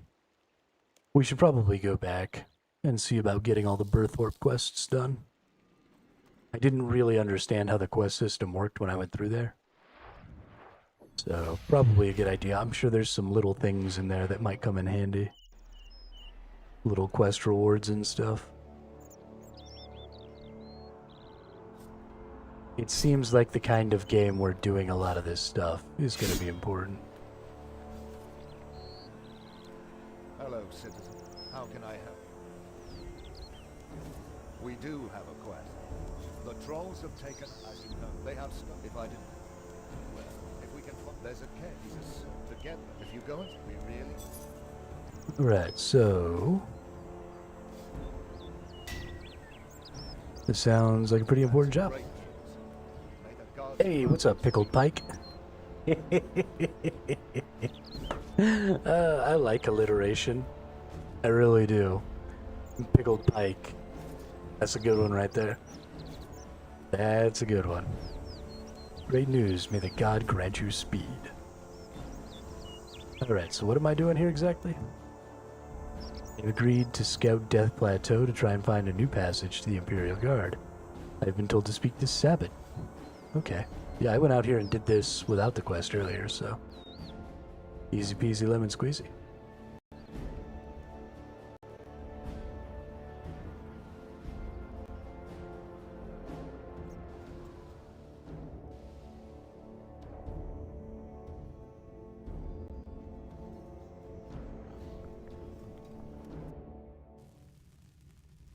What's up, nerdo? Hello? Been sent to look for a route to the Death Plateau. That's an idea, but it's not my problem. Well, try not to get in me way, because I'm not... Fine. Fine. All right, if nothing... Well, the first one... You know, that's exactly how I would have handled that situation. Is just be stubborn until the dwarf promised to help me, so... I don't know. Then you can enjoy. Well, I bet Frida had... You can't... I don't Wow, know. there is It's a you. lot of talking and story in a lot of the quests in this game. That's probably gonna keep me from wanting to actually do a lot of the quests. Because I'm not really one for story. Alright, speak to Frida. She's all the way up here. Take me up there, game. Take me away.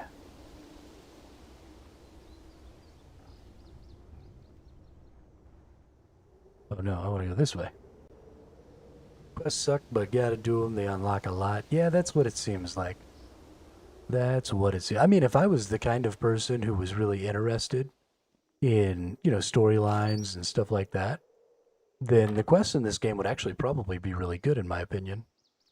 I'm just not that type of player. I don't mind those things existing in the game, right? I don't need to necessarily really enjoy interacting with every single aspect of the game. Oh, he would. But it is probably going to annoy me at some point that I have to go through a lot of these Sure. conversations and talking in order to get things that I want. So not having an alternative path to some of that stuff is probably going to annoy me. But that's fine.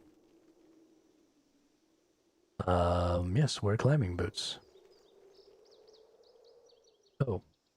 Okay, so I have to go deliver the climbing boots. This dude.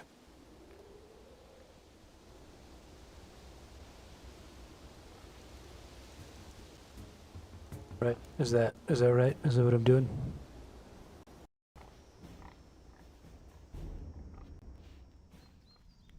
Oh no, Dunstan the Smith. Dunstan, wasn't that the name of an orangutan? Dunstan checks in.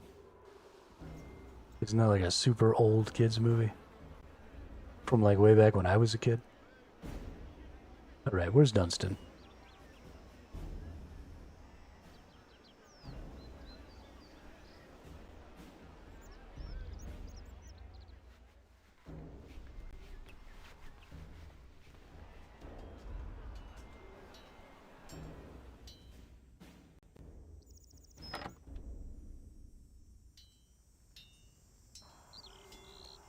Hi.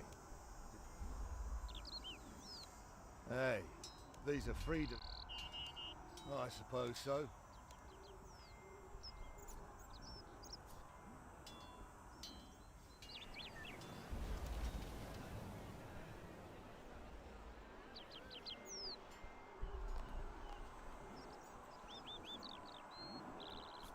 Back to Frida we go.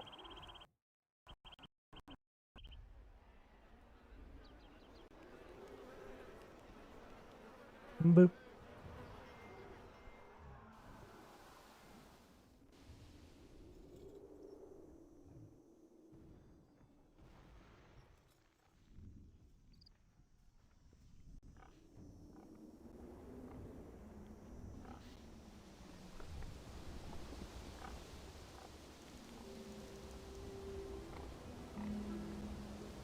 Alrighty.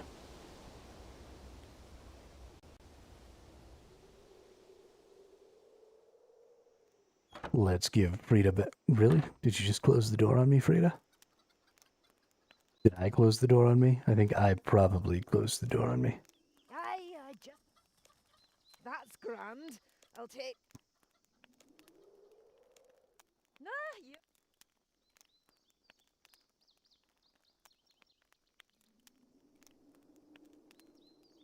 Okay. I know this is supposed to be trying to tell me something.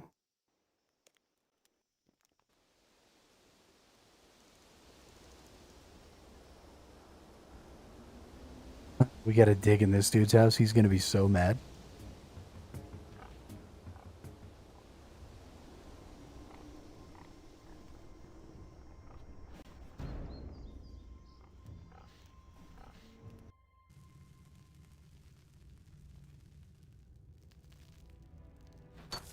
Sorry, nerd. Hey, watch it. You humans don't know how to mine cleanly at all, do? Hey, take these.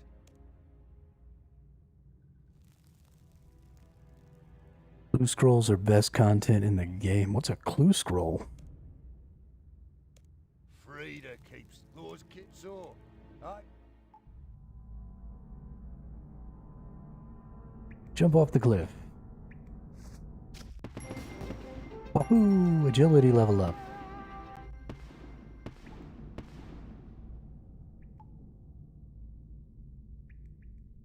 Squeeze through a tight gap.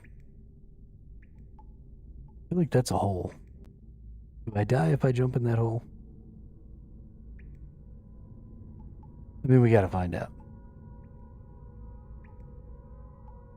Okay, we can't jump in the hole.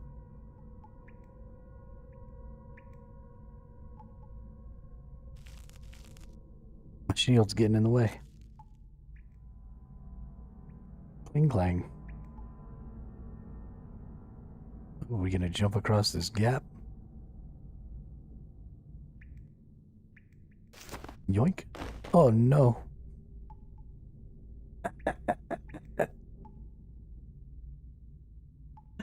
This game. Can I walk along the side here? Or do I have to jump the gap? Hey, we made it. That's what's up. Climb. There's nothing up there, it doesn't seem like.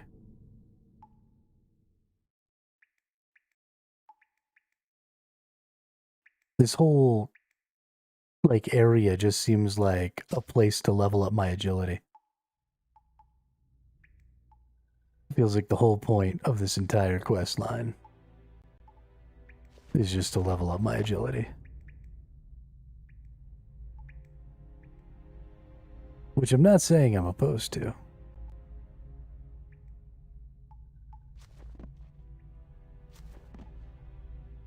Don't fall down. Yeah, we made it all the way. What's up?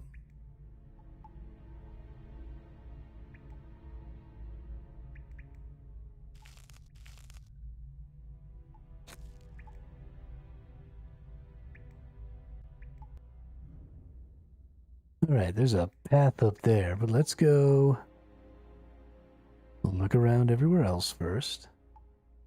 Yeah, I don't see anything of value anywhere.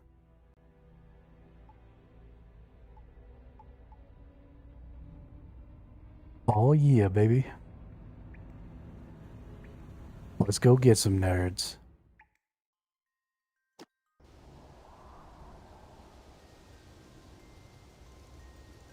I came up all the way over here.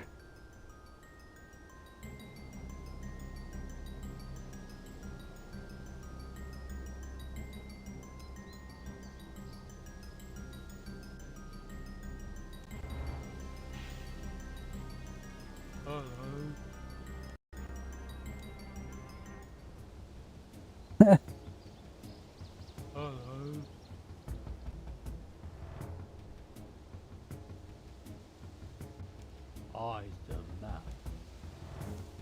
Yes, I've got the map. so me and my mates can have a look around for ways to get down to Human Town. Big boss made it, but yeah, then the other trolls say mean. Look, it's the stupid troll. Then they all call me the map from then on. I've lost.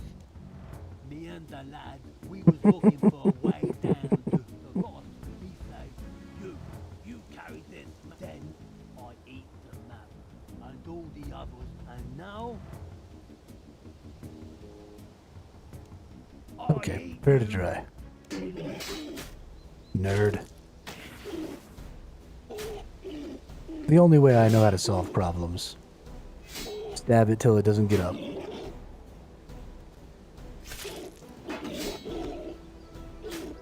Oh yeah.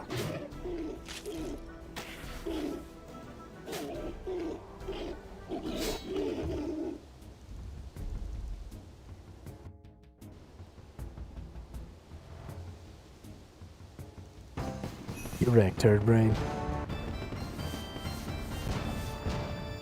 Oh shoot. We got level 10 in the strength department. I've defeated the troll at the end of the passage. Should head back through the tunnel. Teleport or some other means or report to Denolith. Alright. Dope.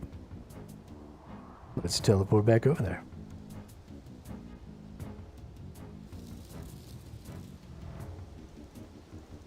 I am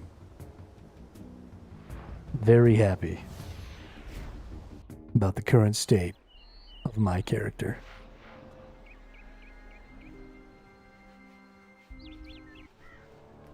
I'm feeling strong, ladies and gentlemen.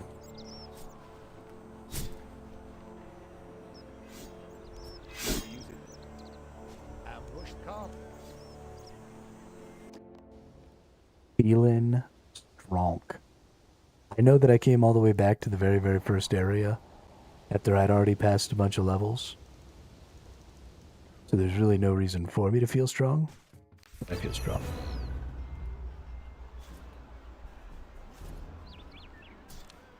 That went very 3 well. reward lamps. Oh, so I get to like pick what I'm gonna get a reward in. That's cool. Yep. Yep. And, yep.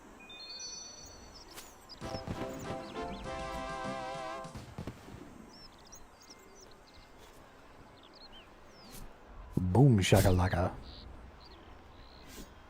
Cool.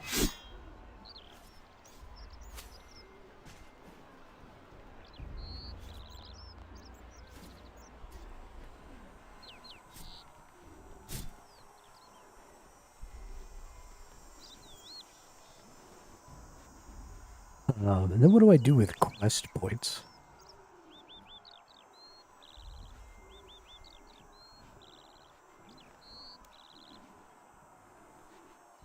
We have... Is it something I spend, or is it just a way to identify, like, how many quests I've done? It's just a way to identify, okay. So I've completed 4 out of 464 quests. 100%ing this game is going to take forever.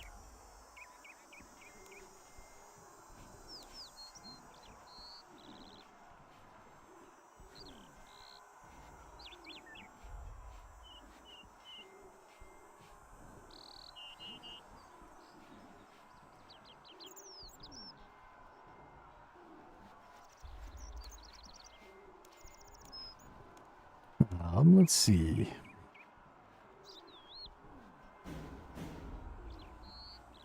I mean, playing video games is pretty much all I do, all day, every day. If it's 100%able, I can do it.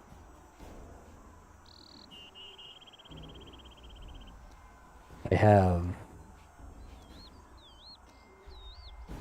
an uncanny ability to sit on my ass in front of my computer.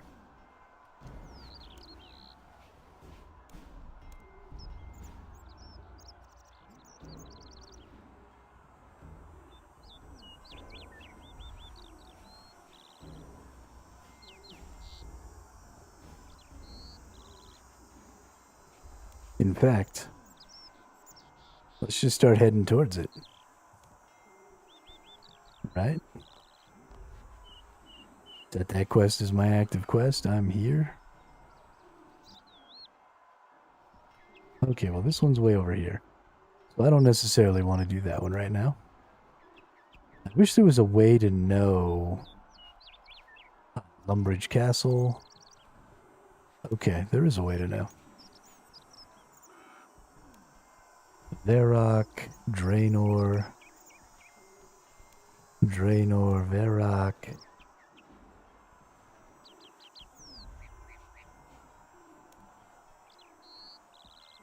Edgeville.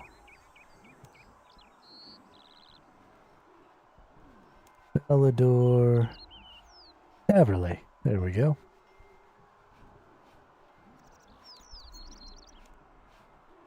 Pot, potato, rock crayfish, wheat, and fishing bait.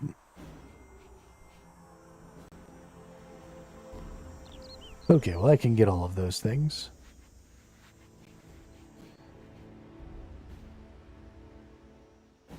I have a pot. Let's go get my pot. I mean, absolutely. It might take years. But that doesn't mean I can't do it. This means it takes a long time. Let's see. We want a necromancer.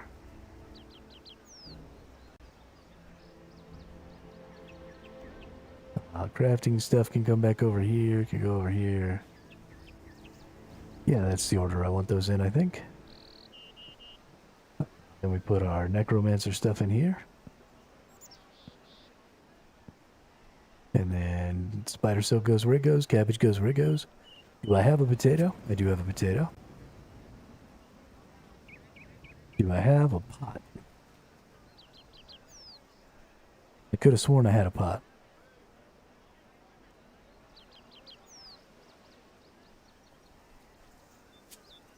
I do have a pot. So it said potato, pot, raw crayfish, wheat, and fishing bait. Okay.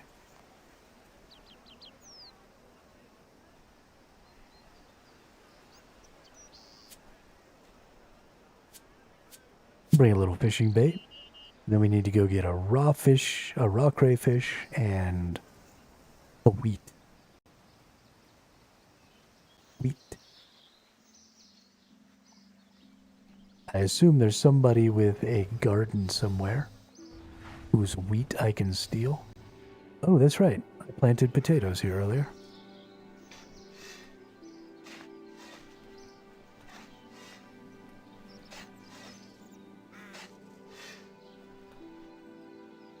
Yeah, I got my potatoes. Let's go ahead and get ourselves a raw crayfish real quick.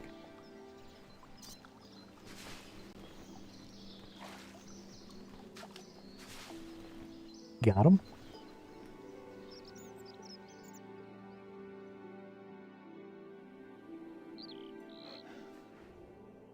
This is the person I'm supposed to talk to. Hello. Just a little job I need doing. See, I do it myself, but I'm more into the legitimate... Keep your voice down. Look, he's not a very nice bloke, right? He's a roll-load of stout, and he's currently buying up. Just listen, will ya? If I can get you in or not. Sure. Well, Rolo isn't cool every day, so not poison. Depends what you mean by 100%, I guess. Just the quest cape isn't too hard. Nah, he has it in a chest up there by his table. If he's rushed off to hawk his guts out, I mean, it's not really about number of years of play, though, right? It's about number of hours of play. You can get wheat from a Because field just to in the south of streaming, town, just over I the stream bridge. 200 hours a month on average. So, well, okay, I stream 160 hours a month on average, but my maximum is 200. And I try and stream somewhere between 6 and 8 hours every day. Upstairs, So- there's a hopper. Put the wheat in the hopper and put What the could be fishing rod on potentially top. years for other people could potentially only be a year for me. Oh, years of gameplay time. Okay. That is Once you've done that is significant. back down. But also, I mean, it doesn't mean it's impossible to do, right? It just means it takes a lot of time. Okay, see you about. And it's possible that I won't enjoy the game enough to want to 100% it. I mean, that's a huge time investment. So it is entirely possible that I will decide it's not worth it, but we'll see. Okay, what does this thing want me to do exactly?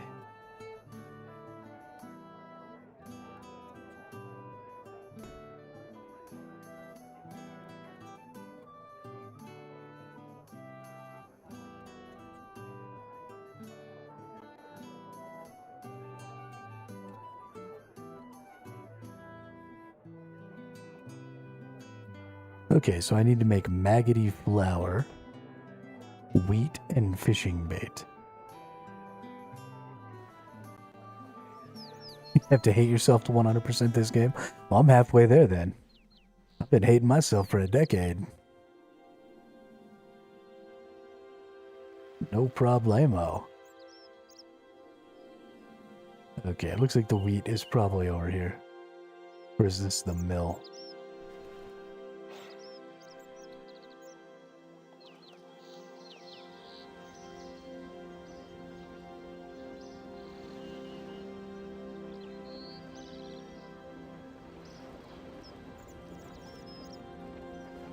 We'll see. Maybe, maybe.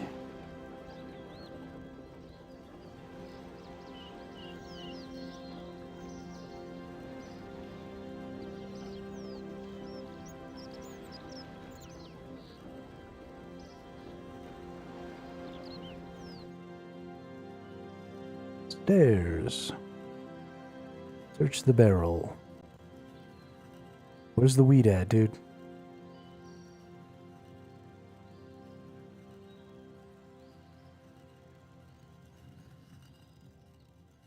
Is the wheat in the drawers?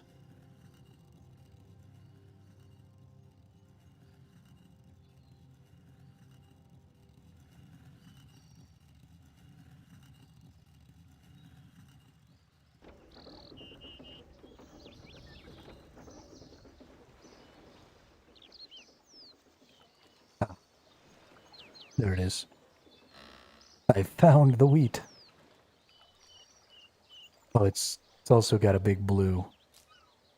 I get it. Real fucking cute game. What's over here in this? Bait barrel, alright.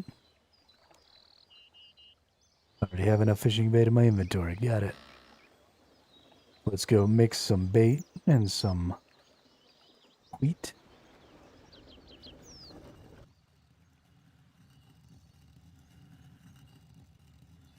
Use the wheat from my hopper.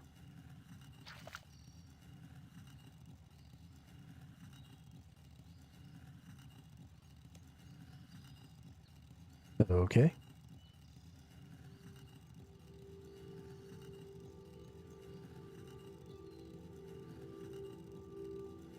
Okay, we did the thing. Must come out the bottom.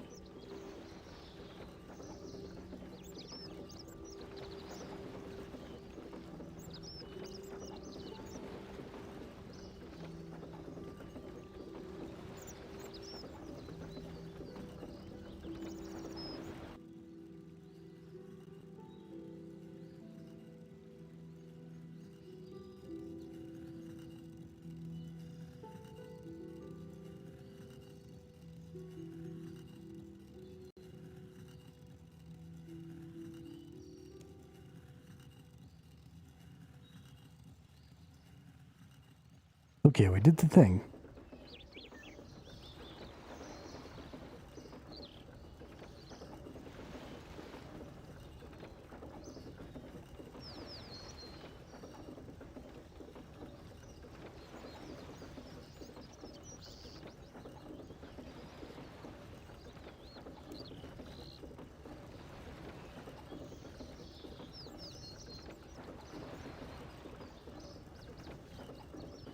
Nearby lever. Got it. Use the nearby lever.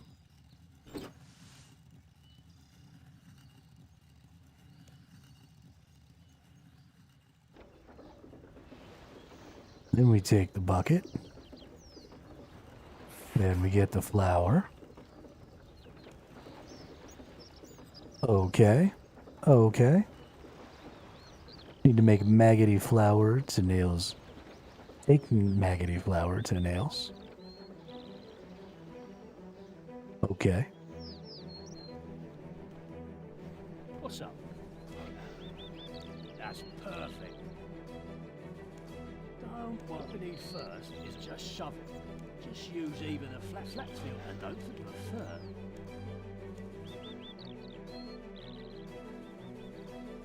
Okay, see you about. Okay. So next, my goal. Need to make manky crayfish, so I need raw crayfish, the flax field, the wheat field, or the animal pen in Taverley and bury it. Let's just go to the wheat field. We could go to the animal pen and bury it there. And that would be extra gross.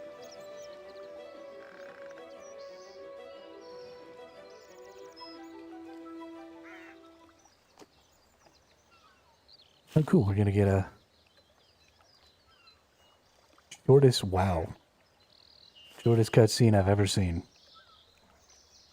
That was interesting. And take the manky crayfish to what's his name?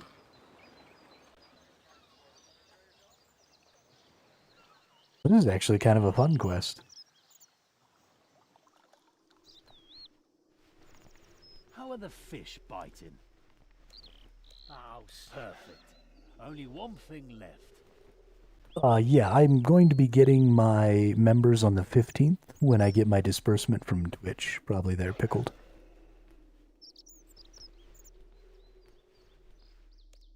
To give the pie a little more body, we'll have a way to go and Kebbit burrows are full of, well, I say okay.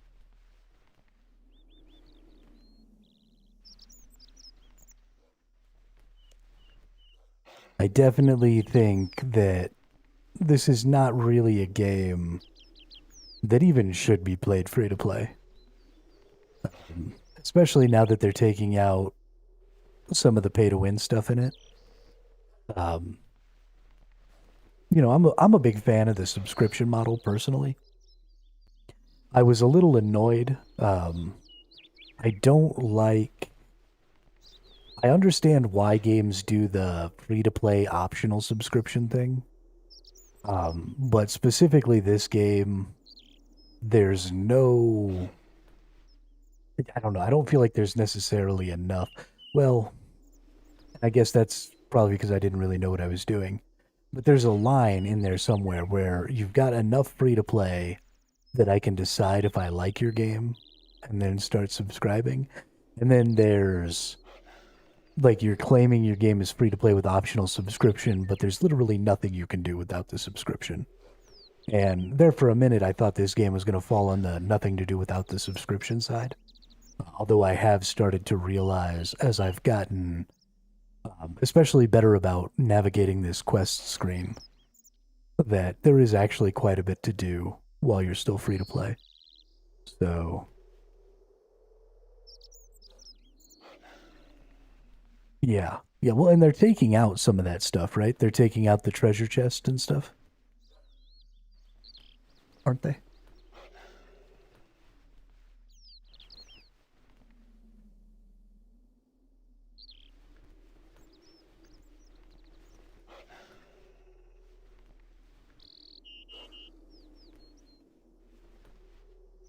what I really like is the idea of the group Iron Man.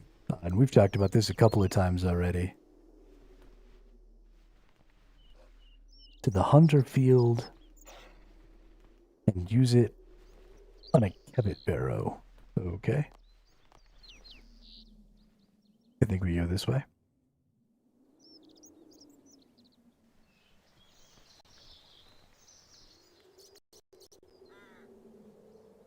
There's a rabbit. Let's see. I think I actually want to go back here, don't I?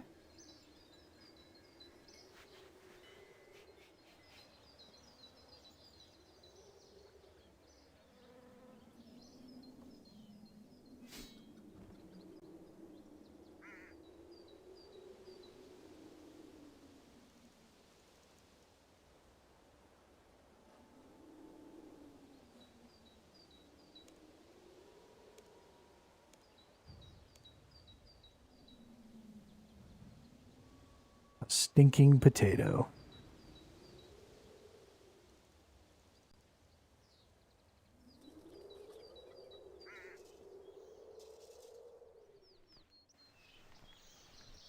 Yeah, but anyway, so something that I was really interested in, and I didn't even know they had, I didn't actually know they had an Iron Man mode.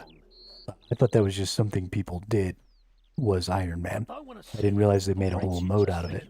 And then I didn't realize that they had hardcore Iron Man. Okay, see you about. And then I really didn't realize that they had group Iron Man, which I think is crazy. Need to make a terrible pie. Okay. I think I saw somebody had some... Yeah. Can I make my terrible pie over here?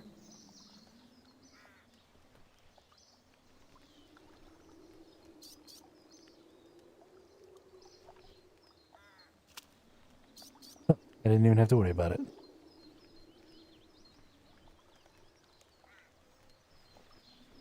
All right.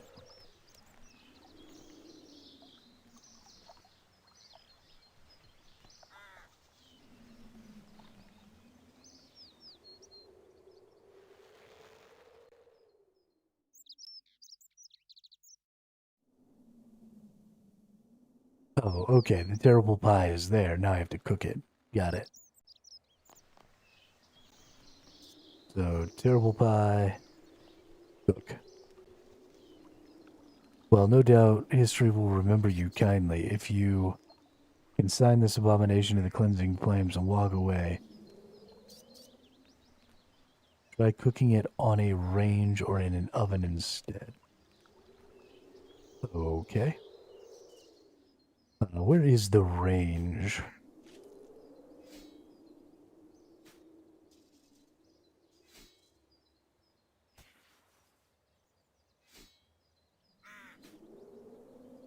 Is there one in the rogue's den?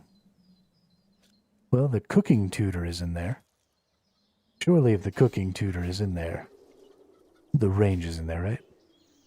Group kind of sucks unless you know the people. So what I was thinking, Pickled Pike, was that it'd be really cool to get to know some other creators who were also streaming RuneScape, and then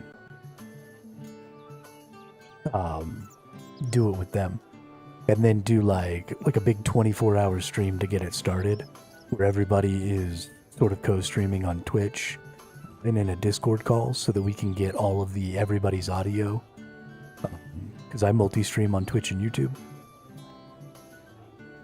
And then, like, have a once a week or, on the weekends or something, where everybody gets together and sort of plays all together and streams together.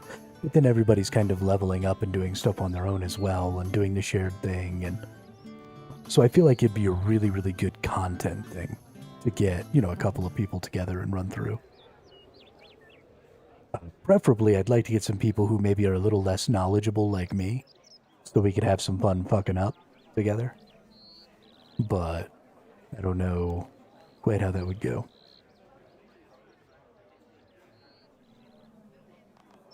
Alright, show the pie to Nails for his approval.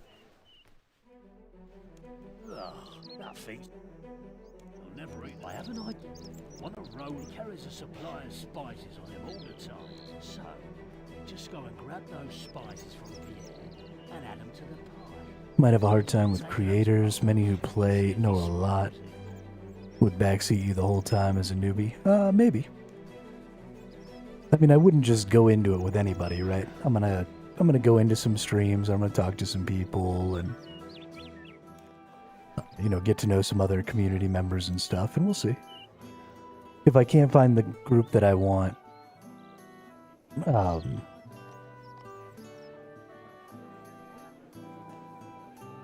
if I can't find a group that I want, then we won't do it.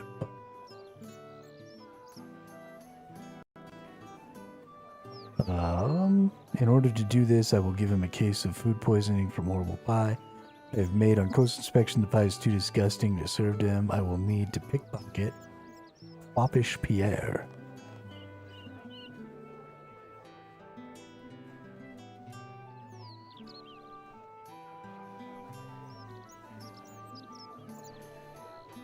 Unless you mean other game creators or people you know. So I do know a couple of creators who maybe, from some other games, who maybe we could do that with. I actually know a group of 3 who sort of stream together, who I might be able to... Oh, are you addressing? Oh, I was right. How? Oh, thank good. I'm sorry. A pickpocket.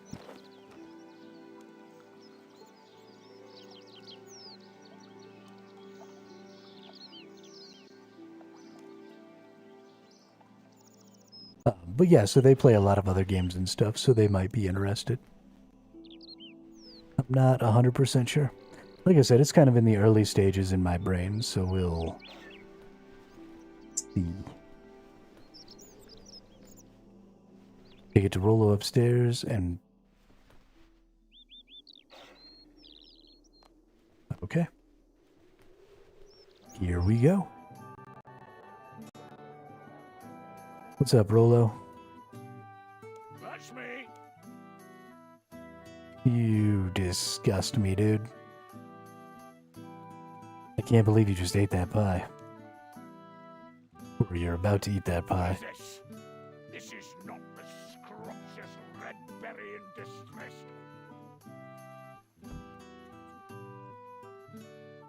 Well, that's not my... But whatever this is... Oh, really? What is it called? Squishy crust belly filler. Crayfish a la manque. Pomme de kebit pie. Squishy crust belly filler. A squishy crust belly filler? I can't say I've ever heard of a squishy crust. To make up for not being able to make the pie. Well, that's quite nice of you. Tell the chef I will only sue and that didn't. Thanks. Yes, that's all. That was pretty funny.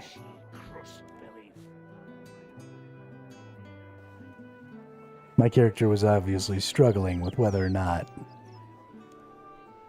they should do this to them. And then he was such a horrible person.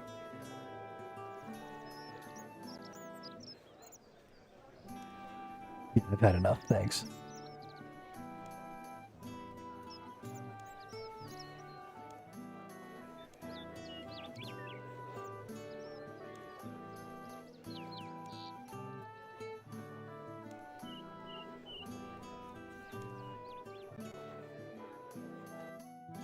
Yeah, I've seen creator mashups, try group, and they always quit/fizzle unless the people know each other IRL.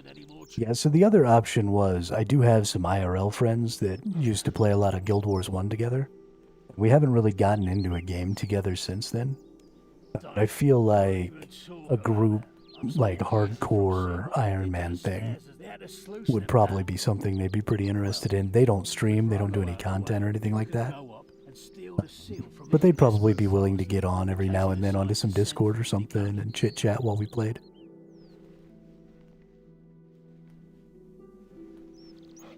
Okay, see you about.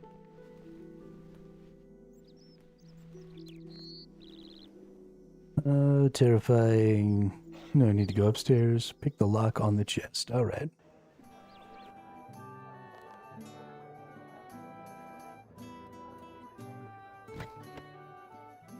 That's cool. As a viewer, seeing 4 all new people doing hardcore would be really unique. I agree.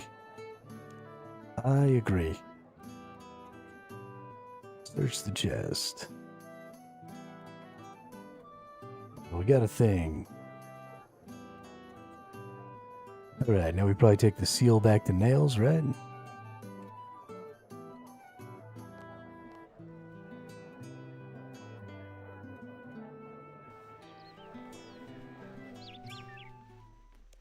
Great. Let's get done. Don't forget to cut. And then we go turn something in. We can take it to Foppish Pierre. Alright, Pierre. I have a note for you. For me? Don't you want that? I have a note for you that says, do the thing that you're not supposed to do. Nerd. Go back to Nails and tell them about our success. Yeah, my friends are way better at video games than me. So it probably wouldn't actually be all that funny. Except that they would get really far ahead of me and be way stronger than me. And I'd just be back here struggle bussing, not having any clue what I was doing. They're all, like, stupid good at video games, and I'm kind of the scrub of the group. But it'd be fun anyway.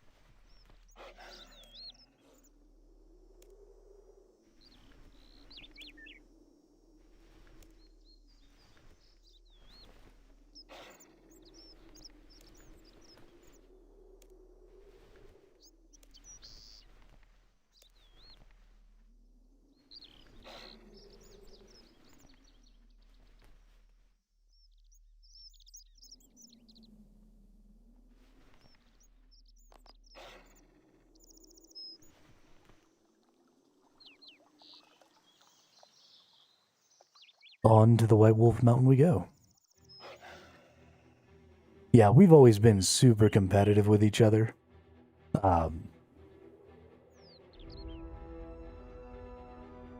Even though things are really cooperative when we play Guild Wars and other cooperative games, we also used to play a lot of Super Smash Bros. Melee back in the day. And, I mean, like super, super competitive. Constantly just having massive tournaments, and I mean, I've probably spent more time playing Super Smash Bros. Melee than 90% of the other games I've played combined. And the only people I ever really played with were them. We would just spend hours and hours and hours a day when we lived together playing that game. Game is kind of big though, so you could always have one up on them in some... Yeah, there you go. There you go. I'll have the highest defensive stat because I'm always the tank.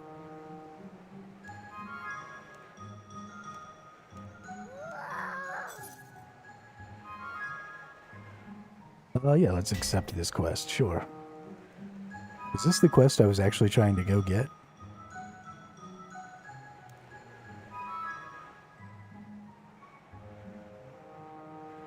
Maybe, who knows? Okay. Into the portal.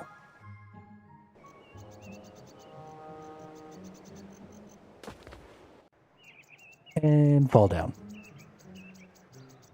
I got hit with a snowball. This kind of reminds me of the opening to Final Fantasy Tactics, where you have the big snowball fight to teach you about tactic systems.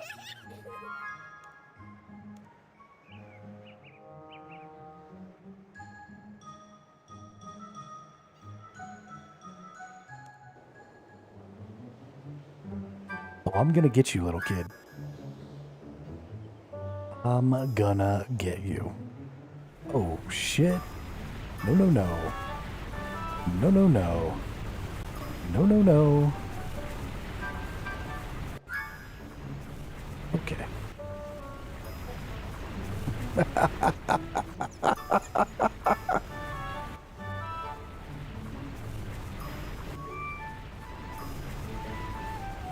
They actually just made a PC version. They remastered Final Fantasy Tactics for PC.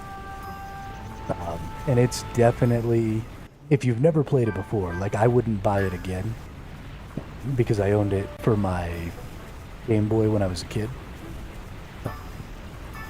But if you've never played it, never purchased it before, I think it's totally worth the $50 price tag. It is probably the best tactics game. Ooh, I can't believe I didn't just die. We made it. Probably the best tactics game I've ever played in my life, though. Super duper fun. That one. And the other one is Tactics Ogre. Both pretty good games. Or was it Ogre Battle? I don't know. There's a Tactics Ogre Battle game though. It's also really good. I'm a really big fan of tactics games. Real big.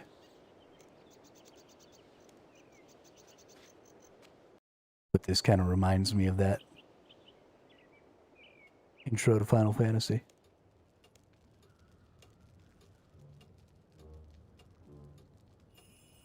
Okay, what are we doing? I should catch up with Violet, check she's okay. Not a big fan of older games personally. Only older game I like is Dota 2. I mean, that's reasonable.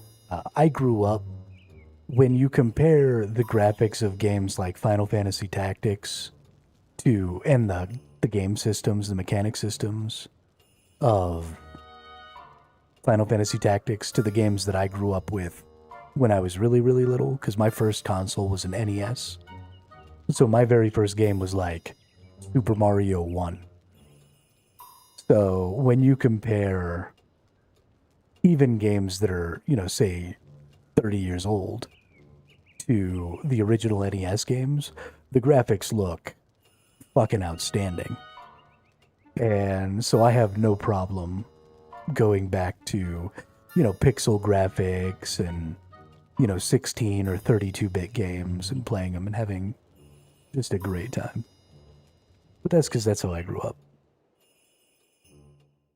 Where am I trying to go? I'm supposed to be following some kid. I mean, we didn't know any better. It was so cool.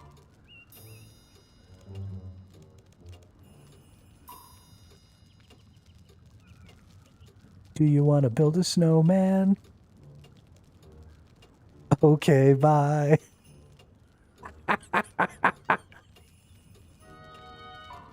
Oh, man. I mean, so the point was that back then there was just a lot less detail. So, you know, you wouldn't have seen, if this house was here, you wouldn't have seen these bricks necessarily. Your character would have, you know, like 2 pixels for legs and, you know, stuff like that. So it was pretty easy. It was just kind of like playing stick person games all the time, you know? So you didn't get the detail in like what the character was wearing and stuff like that. But you did get the detail in, you know, mechanical systems and, I mean, some of the best side-scrolling platformers come from the NES days. Or the SNES days. Like Super Mario 3 is hands down one of the best side-scrolling platforms I've probably ever played.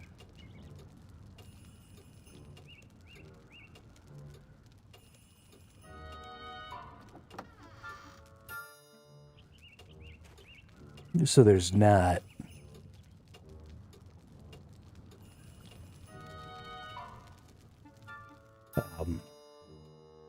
you know, as long as you can get past the graphics, you still get the good gameplay. PS2 when I was a kid, first console I played. I mean, PS2 is one of the older consoles. A lot of good Final Fantasy games came out of the PlayStation 2. A lot of good Final Fantasy games.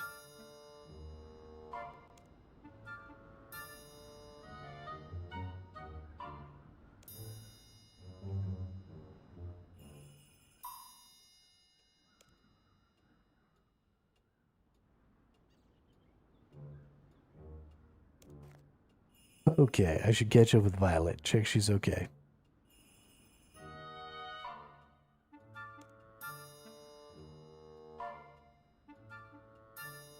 Okay, I feel like Violet should be in one of these three places. Madden 06 on it. I think it was 06. Was the PlayStation 2 still the newest console in 2006? Because I graduated high school in 2005.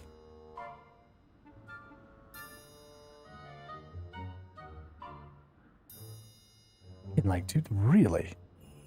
Man, it's 2025, isn't it? It's almost 2026.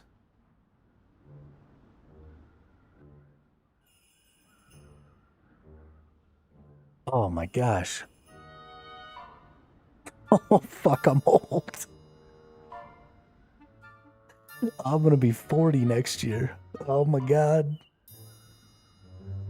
That's awful. Fucking awful. Okay, I'm not sure that I'm even in the right place. If I'm being honest.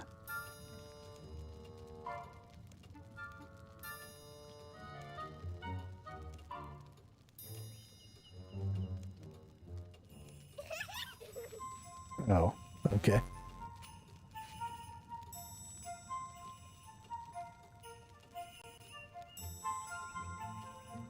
Real freaking cute kid.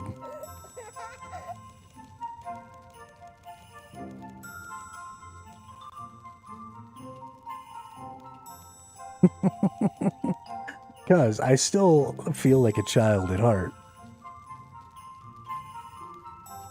Right? Like, I mean, I'm sitting here playing video games. I still watch Disney movies. I mean, I knew the Do You Want to Build a Snowman reference from this. And that movie didn't come out until I was in my 30s. And I don't have any children. So the only reason I know it is because I've seen it. It's weird for like your body and stuff to be getting older, but I don't feel any older, right? There's been no change in who I am mentally that denotes that passage of time for me. So especially if I'm not like running around doing stuff where, you know, just the age of my body inhibits me from doing things that I used to do when I was a teenager, then it's really easy to forget that I'm not still just a teenager, because I still pretty much act like one.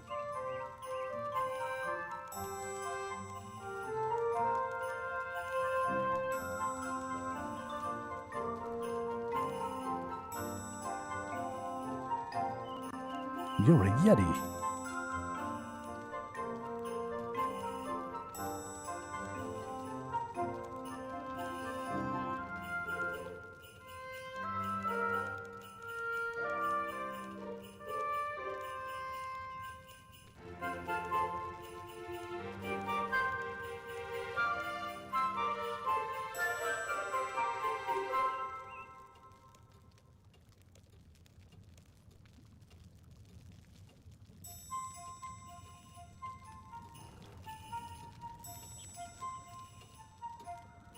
Okay, what does this thing say it wants me to do now? Tell Violet the good news. Is that stupid little kid in here?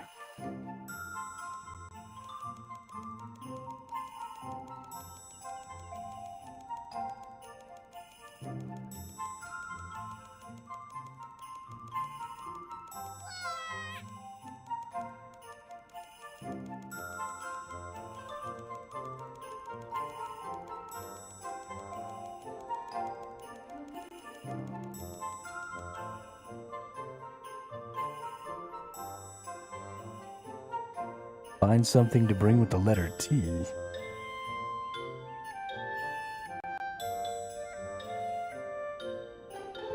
Toy lion?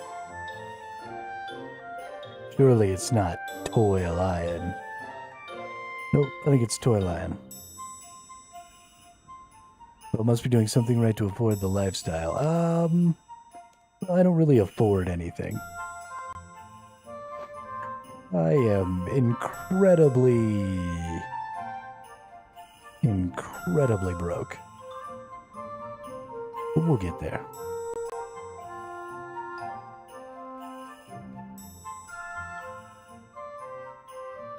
Yo-yo.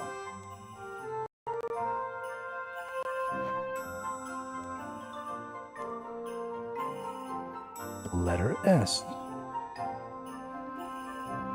A scarf.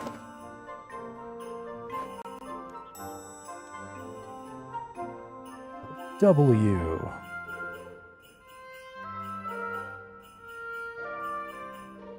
How to be a witch book, a wooden carving.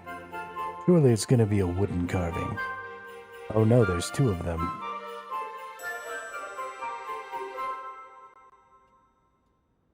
We have a wooden carving and a weapon gizmo.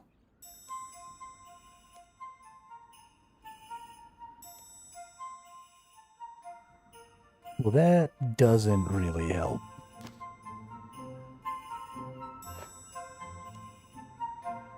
There we go. Something with the letter H.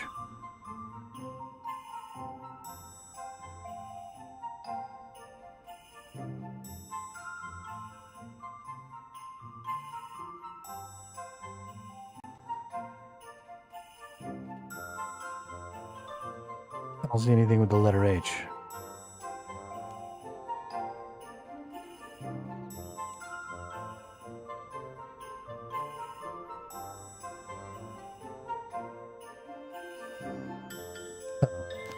How to be a witch book. Got it.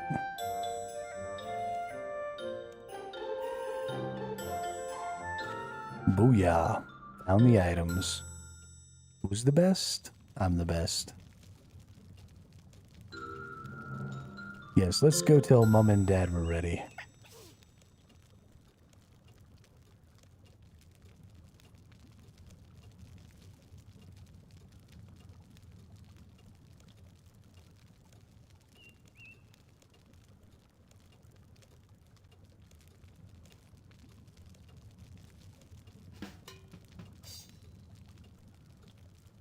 Ah, Dad, can you put your shoes on? No, I don't think they'll fit me. That's adorable.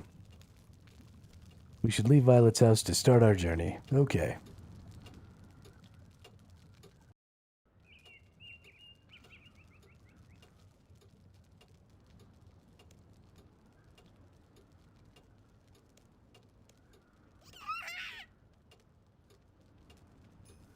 Holy shnikes. These are not regular quests.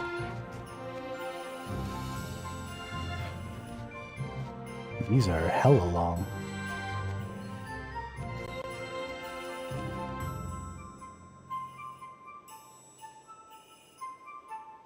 Alright, where are we going?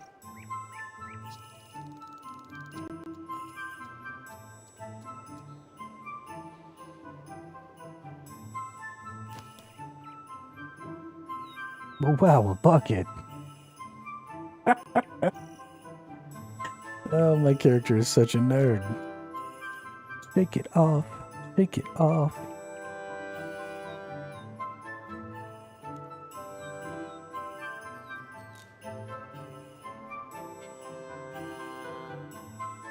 Okay. Where are we going? Where even am I?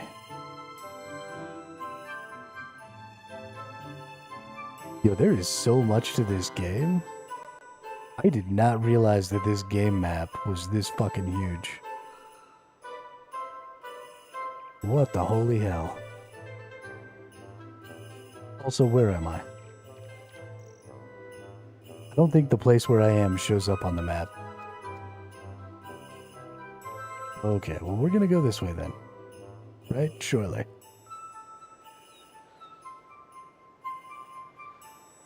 I mean, I don't really mind them. They're kind of interesting so far. They're long and they're really in depth, and they don't really give you a lot of information about what you're supposed to be doing. But that's very... Am I supposed to check all these trees and stuff?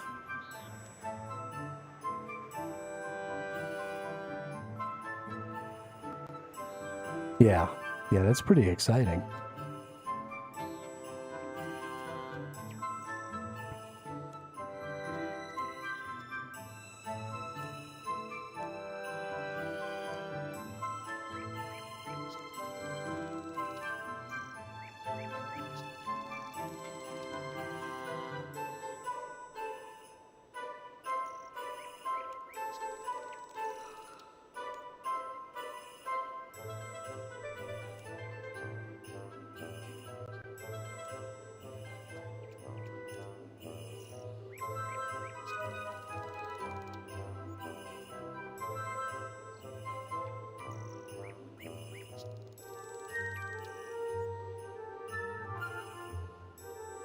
Okay, I have an idea now.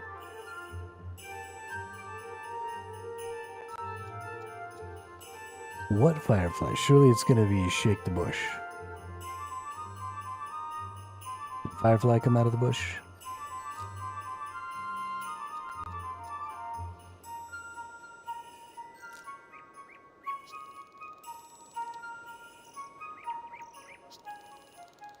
What is this?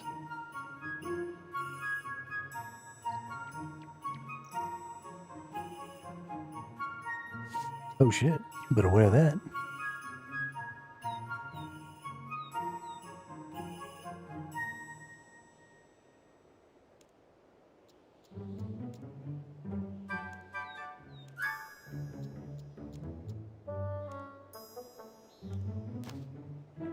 Can I use it for stuff?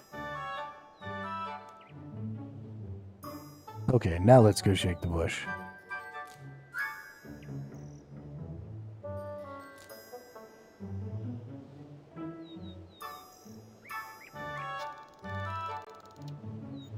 Use empty jar on the bush.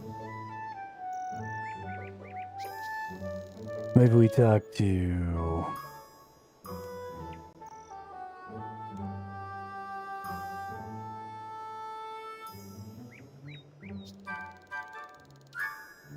Okay, game.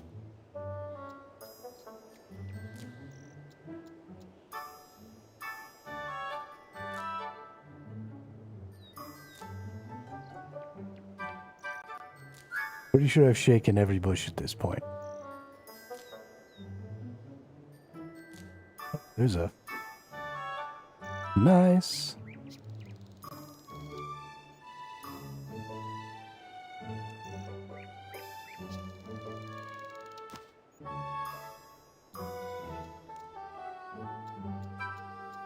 Use the empty jar.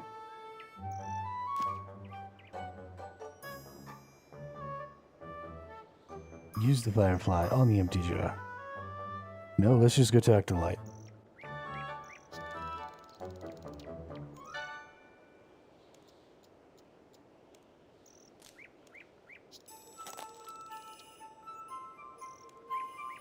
She ate the firefly.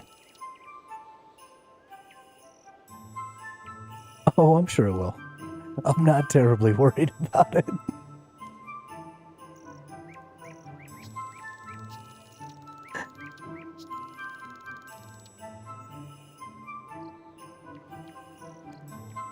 That's why we're streaming. This is why we can't have nice things. Okay, so we need to get a new firefly.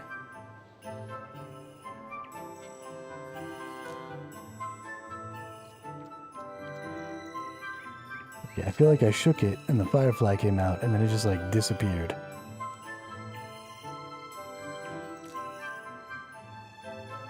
Oh, there it is. Capture the firefly.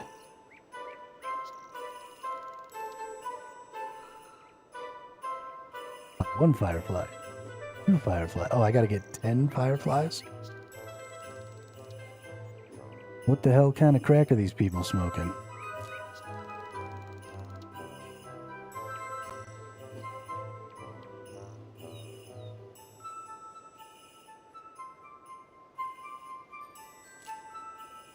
Yeah, I try to stream 6 to 8 hours every day. I've been doing it for a little over a year now.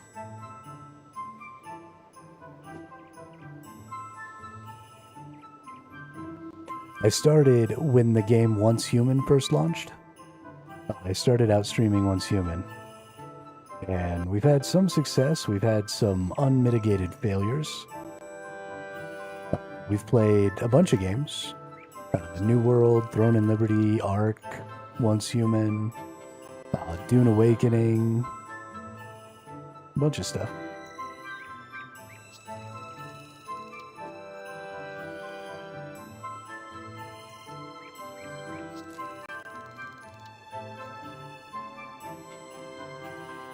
We just keep plugging away at it. I'm pretty excited about this Runescape thing, though. Pretty excited. This is definitely a unique game, and I didn't realize quite how unique it was.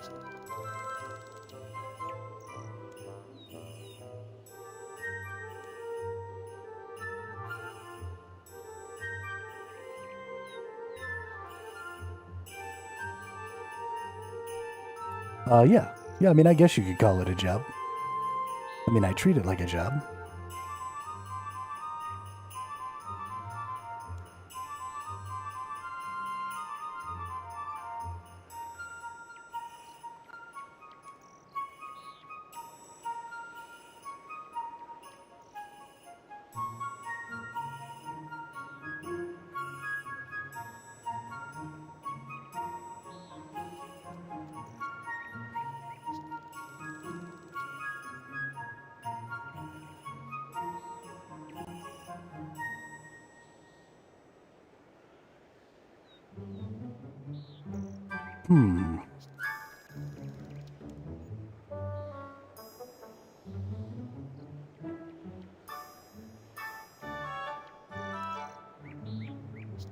Fireflies are the solution. Use them where she can't eat them. Should find a way to stick the fireflies to the trees. Okay. So I have a feeling that the Yeti is gonna be...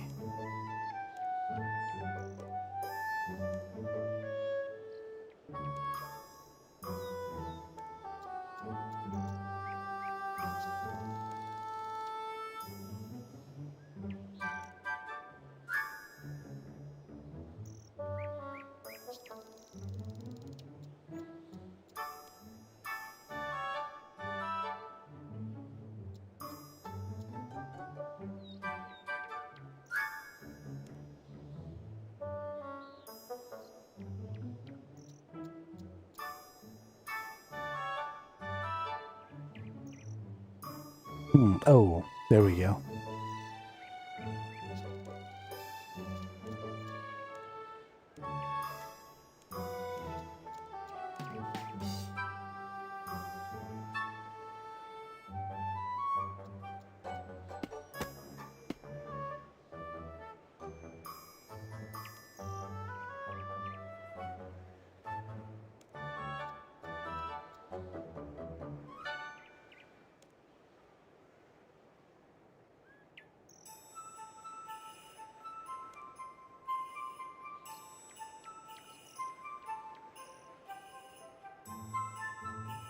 Okay, I kind of wanted to put the maple in the bucket.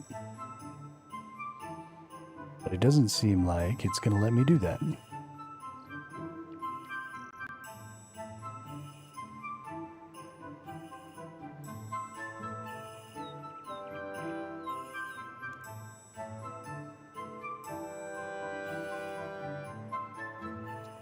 Okay, game.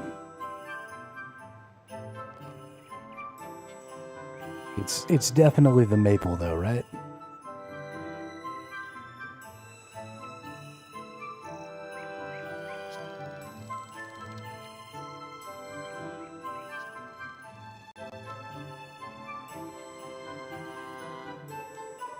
Ah, craft this into a spile. Okay. Now I can get syrup from the tree. Okay, cool.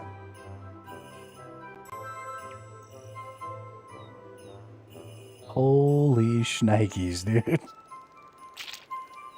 That one was rough. Oh, I covered a quarter of the area. And then I stuck some fireflies.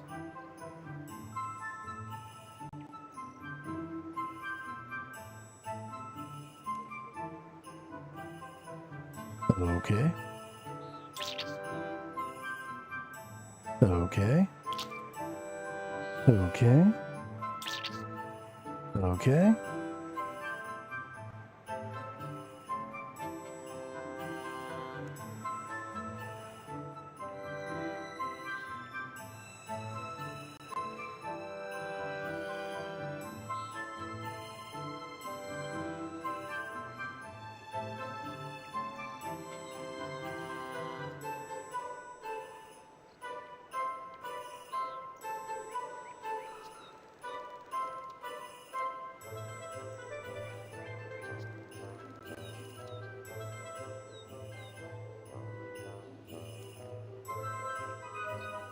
Yeah, have a good day, Pickled Pike. Sorry, I got really kind of focused in on this quest, and I haven't been as talkative as I normally would be, but I'm having trouble figuring it out. Ah, talk to Violet. But it was great to talk to you. It was really nice to have somebody stop by and say what's up. I hope to see you again.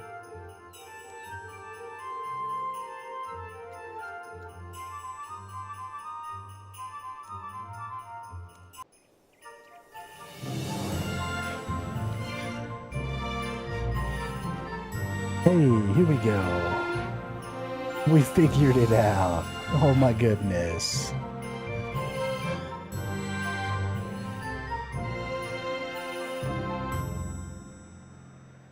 Look out. Ruh-roh. Little headless ice dudes.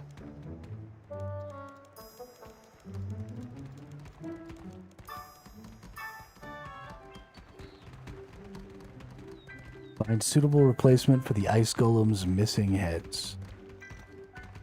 Oh goodness.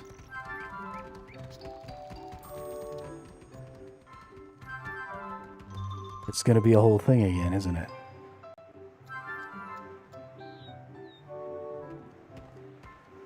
Definitely gonna be a whole thing again.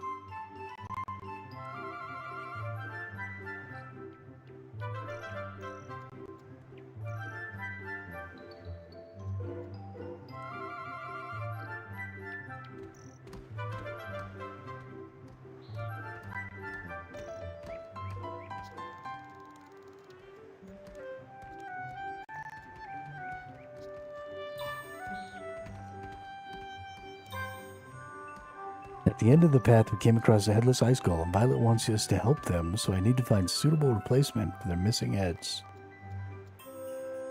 Oh.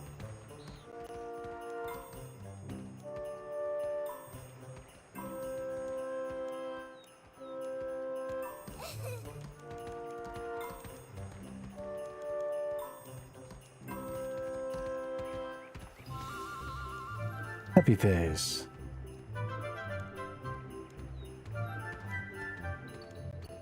Sad face. Laughing face.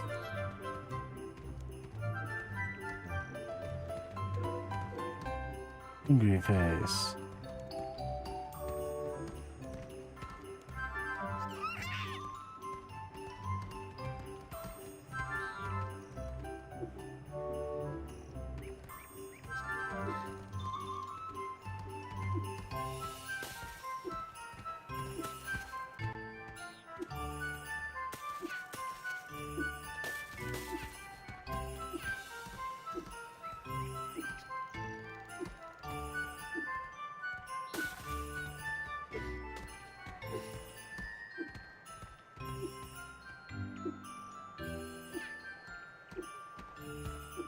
Okay.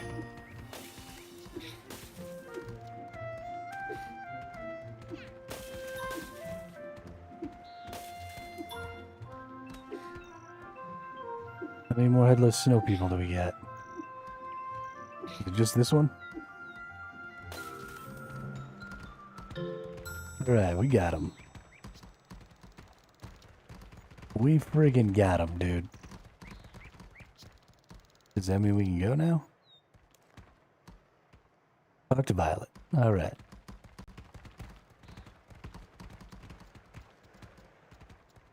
Throwing snowballs at snow people.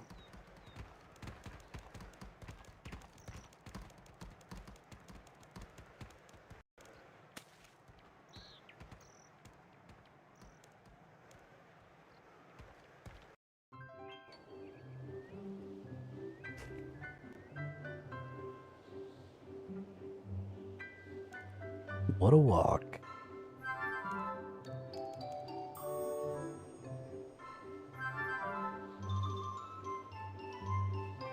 Okay.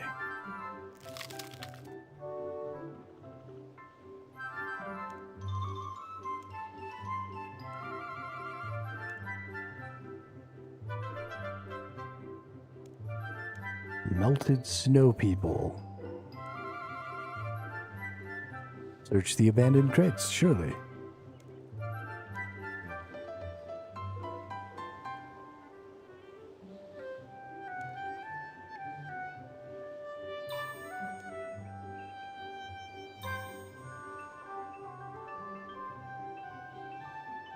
Entry.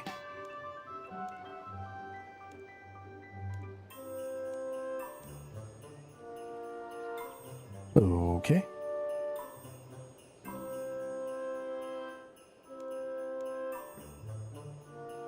What about a pile of snow?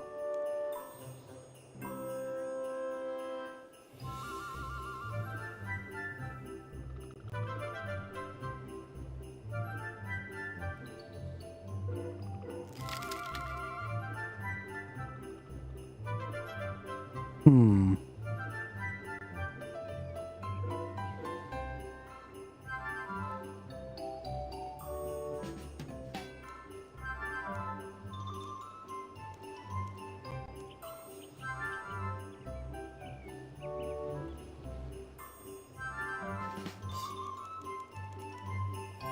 Okay. We got a bunch of stuff here. It's mostly just a question of the order that we...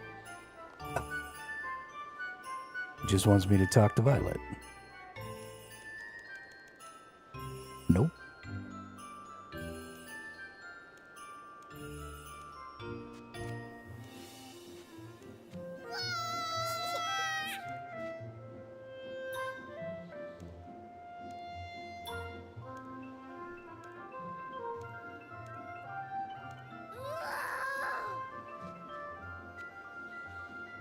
Build something else for Violet to roar at.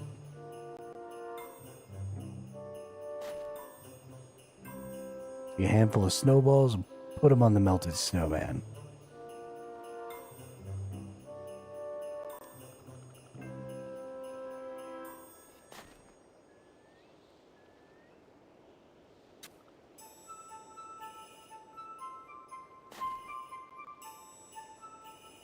Okay.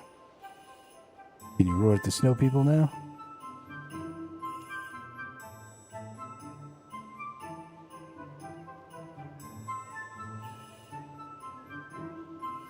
Dead branches. Oh, okay. Got it. Got it. So we need some prune tree action.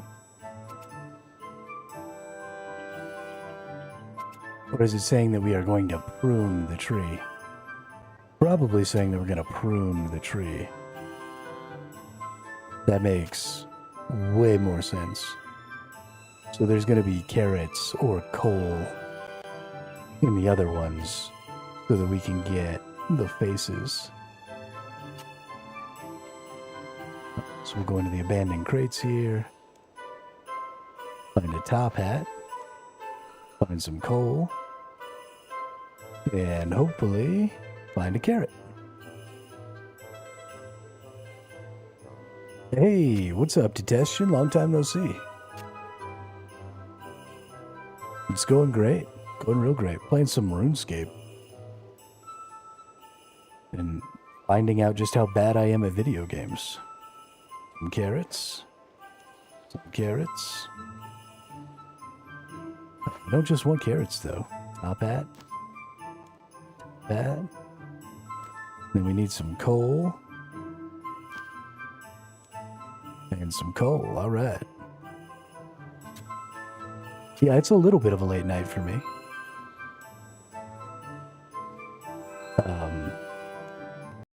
Let's see, what time is it? Oh, crap. Okay, it's actually a pretty late night for me, at least as far as streaming is concerned. I didn't realize I've been streaming for 8.5 hours already.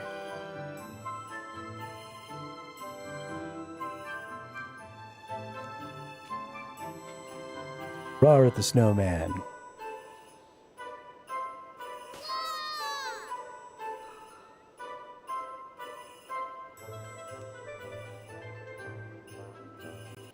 Wanna roar at the other snowman? We need to...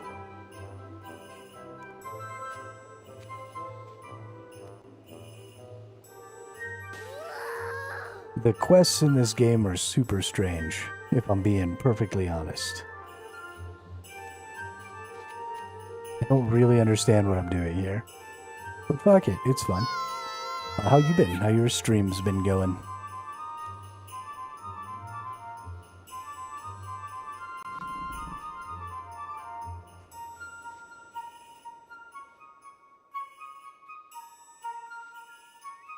I don't think I've actually seen you streaming lately. It's probably just a time thing, but...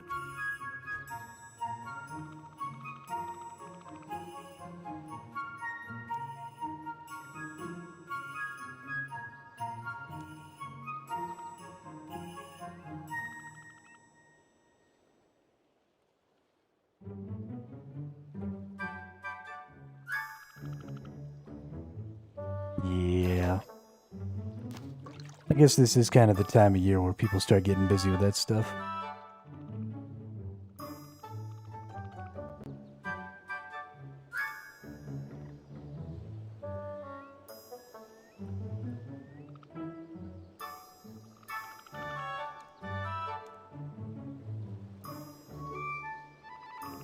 Oh no. Oh, okay. So we're gonna slide. So we need to find, it's one of those move around in weird directions puzzles. So we go here, and then we go here, then we go this way. We should be able to push Violet there.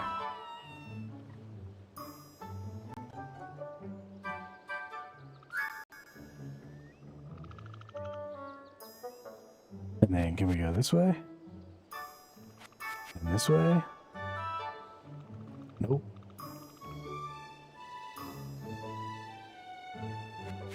Just did a bit ago for some Battlefield, but I was... kind of need something new to get into, just haven't found that thrill yet. Have you looked into... I mean, everybody's been kind of raving about...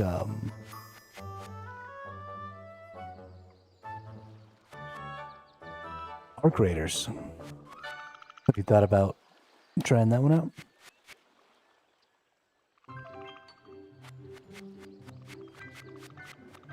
Oop, wrong way.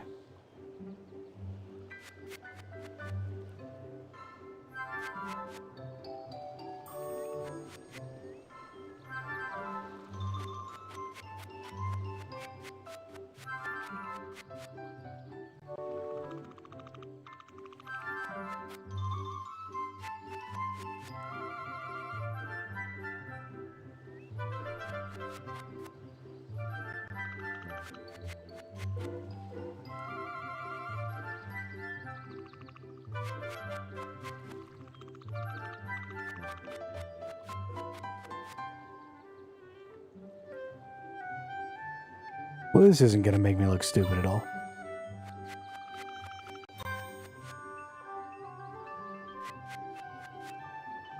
Oh, I can go diagonals. Maybe? Maybe not.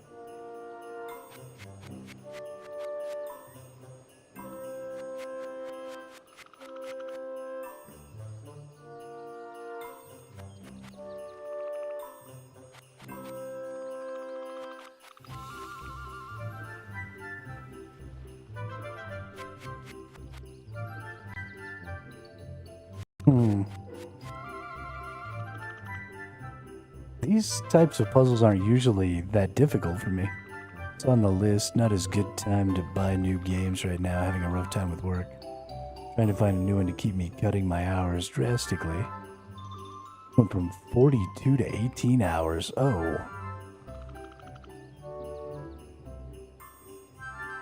That sucks. Yeah, no kidding. That's rough, dude. Sorry.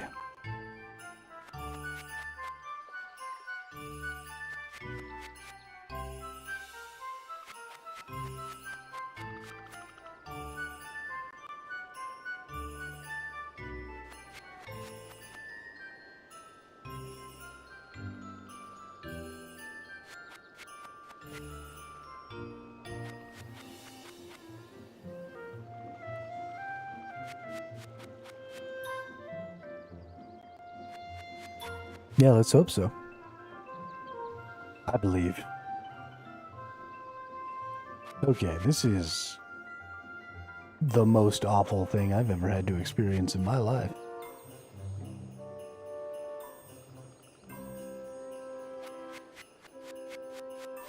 I don't even know if I pushed her in the right direction the first time.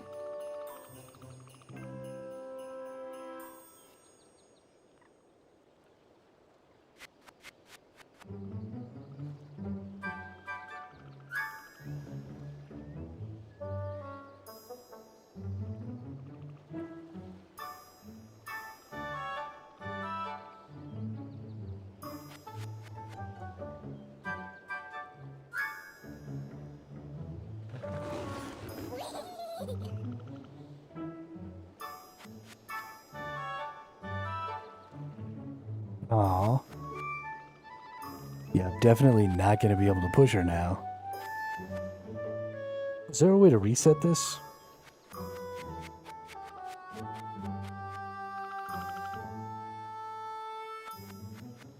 I officially hate my life.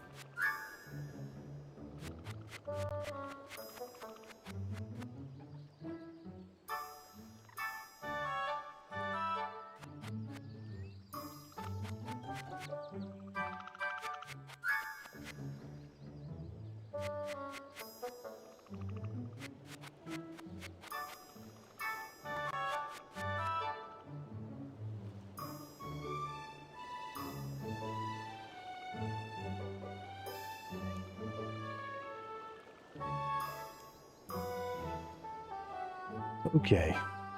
Start all over again. Push her forward. Push her forward. I can only really get up to that side. So I feel like we sort of have to go that way, right?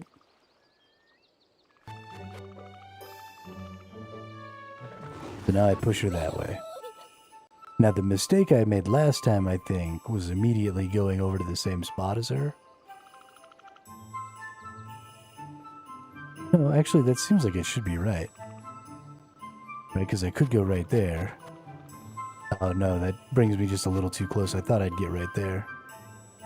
But I don't. Because I want to push her up, I think, not down. So I need to get to this rock. There's nothing that stops me at that rock.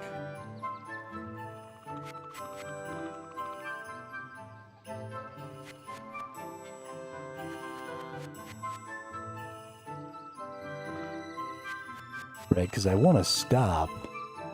I want to go like right here and then go up to there. But I can't get there.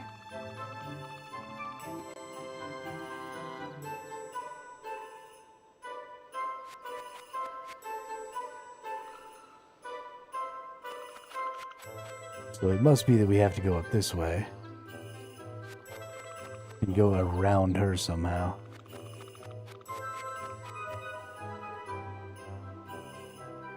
But this is how we got to her last time.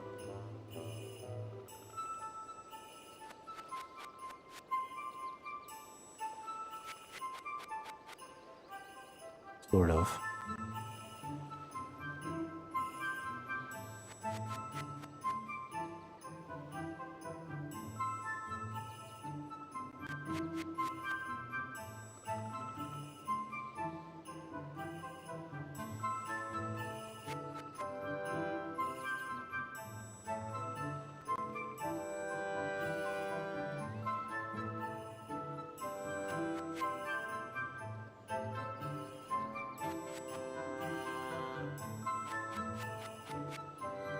Hmm.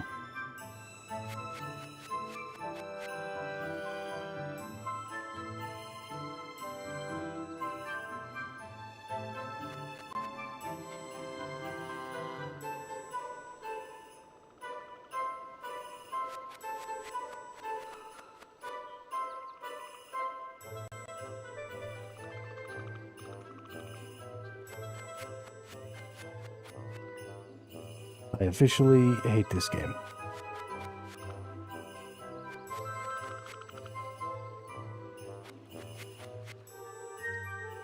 This is not an easy one.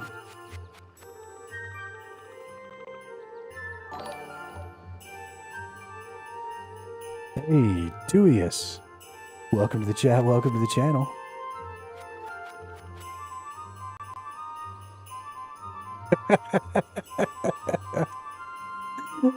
You punny motherfucker.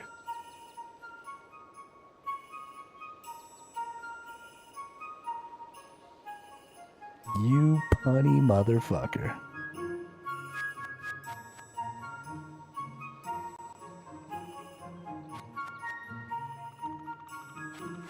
For the love of everything, just let it be over. I almost definitely don't want to push her down.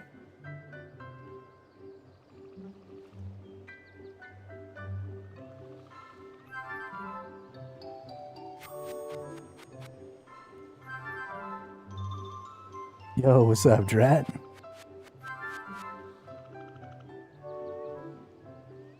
Mr. Money Tree, welcome to the chat, welcome to the channel. Yeah, we're working on it. I am stuck on this quest though. It is beating my ass in the worst way. I have no idea what I'm doing. I'm just like clicking buttons at this point.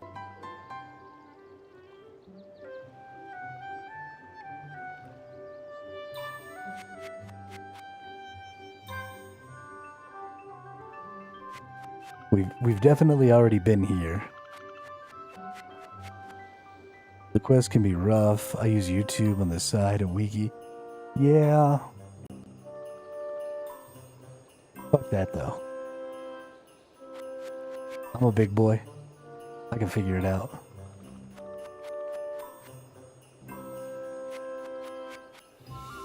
Can I go across this little spot right here? No? Okay. I'll just go F myself then.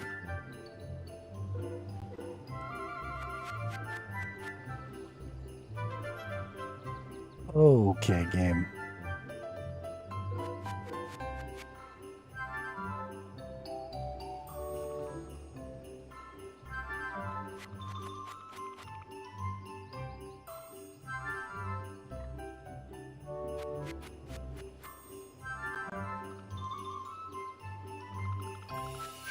We've already been here too. If we go this way from here...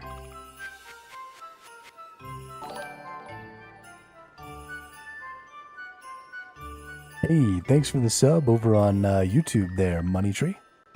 Appreciate it.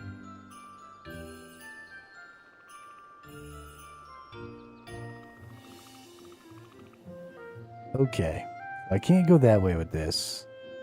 If I go this way with this... And then up here, I don't think I've done this yet. But it's just going to take me right back there. That's nothing. And if I go that way, I just get to this spot.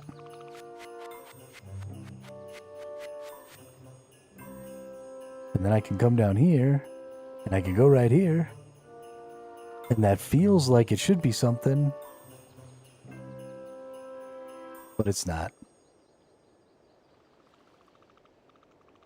I need to be able to get to this rock. To this side of this rock. But in order to do that, I have to start from, like, going face first into that rock.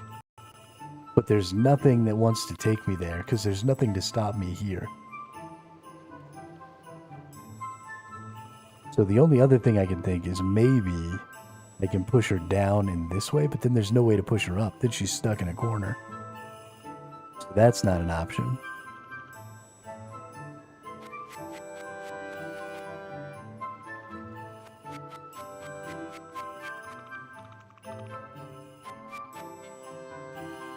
Maybe there's something I can do. So these things are unique, right? These ones right here. So maybe there's something I can do around that one. Also, I was able to kind of move at an angle here. So maybe that must be what it is. So when you're on these, you get one step in any direction. So that allows me to sort of change. Okay. So I haven't been really using that to its fullest ability.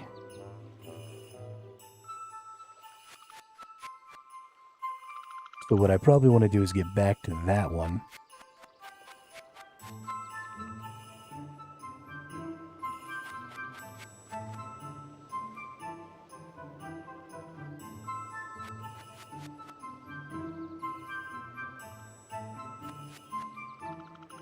Not quite. Not quite.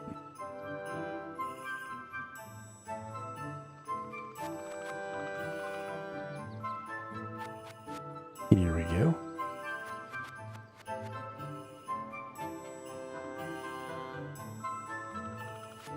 So instead of only being able to go straight, it seems like I can go angled on these, maybe?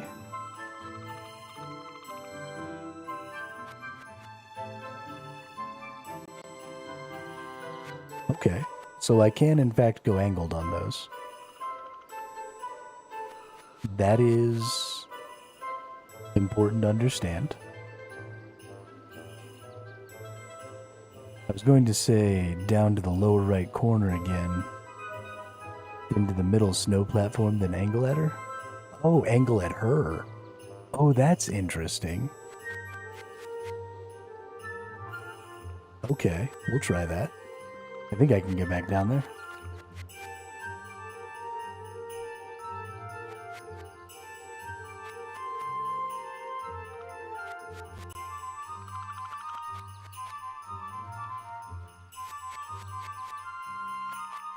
Nope.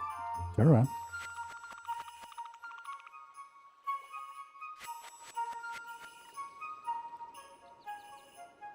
Whoops. I wonder if it's even possible to get back down there.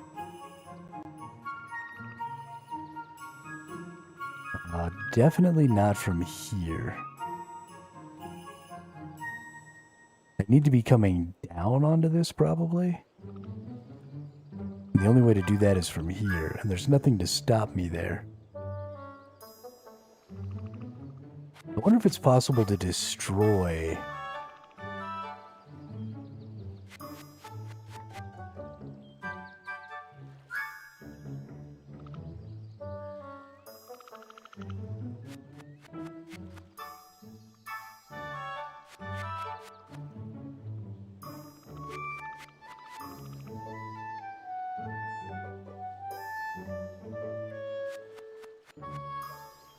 Can we go angled here?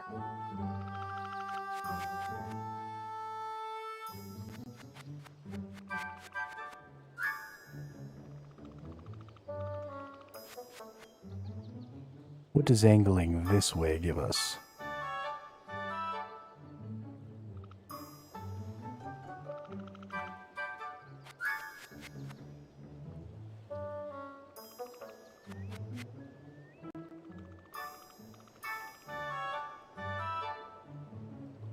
Hmm.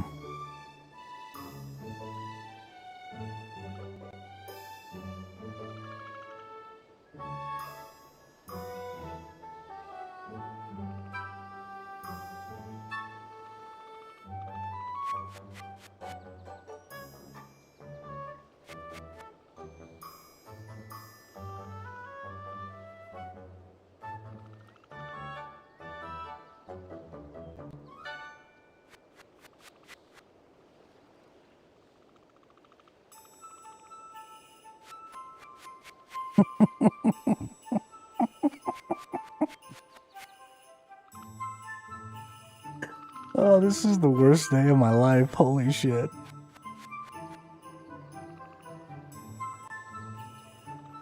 Oh, man.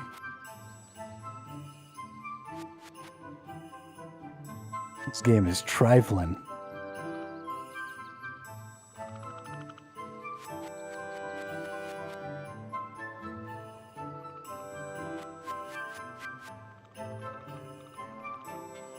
Just jump over it or something.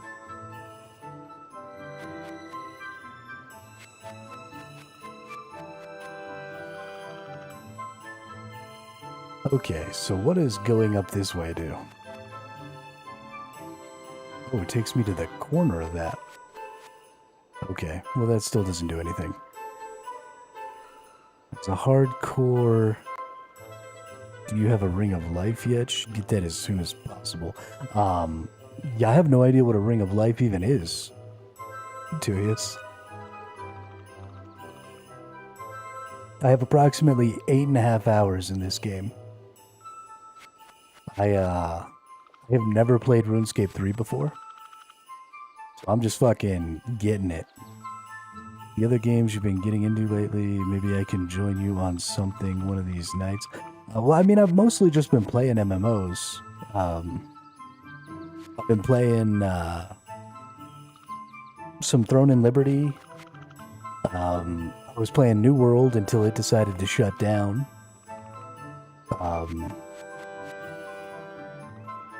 Yeah, so I'm not really... Oh. Why was I able to go diagonal there?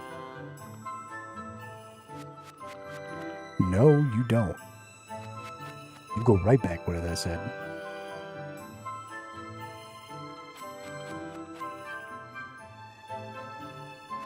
Yeah, so the problem I was having with Throne is I was really enjoying... I guess if I can go diagonal here, maybe I can go diagonal this way? Nope, of course not.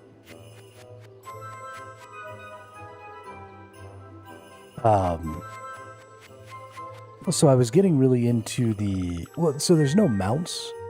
It was all morphs. You transformed into your mount, basically, instead of mounting. You were transforming. And I'm a fan of the game. The problem that I ended up having with Throne is that I was getting really into the ranked battlegrounds. They started a new, like, ranked battleground thing. And so I was getting really into that.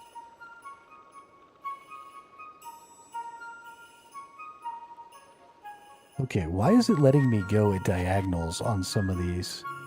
Hang on. Oh.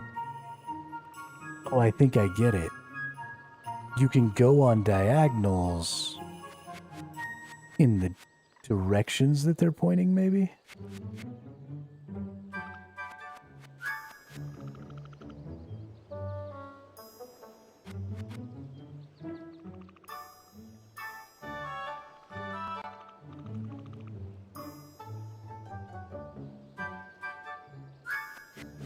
Yeah, it was just a few days ago. Yeah, they gave out a bunch of Lucent to a couple of players, which is their premium currency. And then those players proceeded to intentionally crash every market in the game. And while they have tried their best to get rid of some of the Lucent, I don't actually think they got it all. But they gave out, like, millions of dollars worth of their paid currency. they gave 187 million lucent to like 60 players.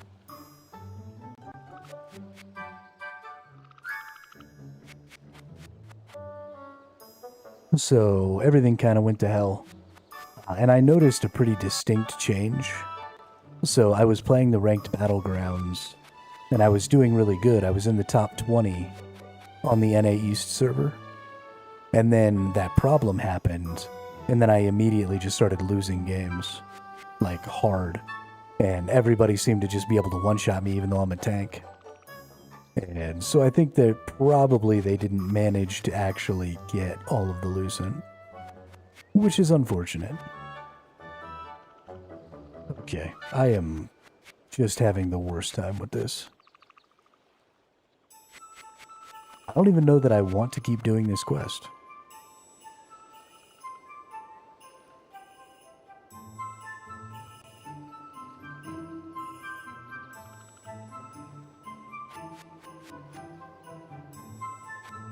Like, can I just give up?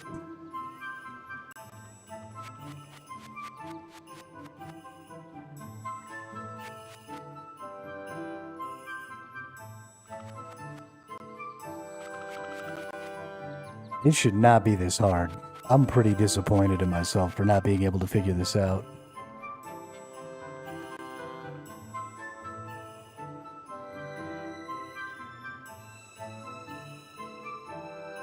I mean, I can push her down, right? That's not a problem. But I'm pretty sure that's a terrible idea. Right, because where do we go from here? I mean, I guess I can push her this way, but then I'm pretty sure she's stuck.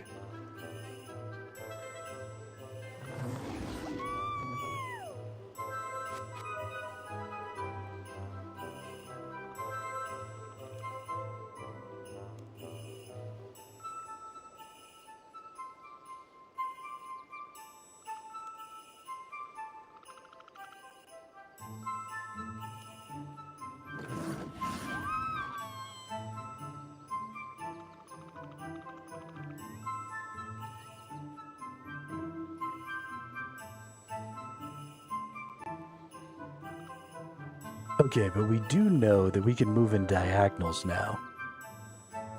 So, I mean, I couldn't move in a diagonal there, which I don't know why.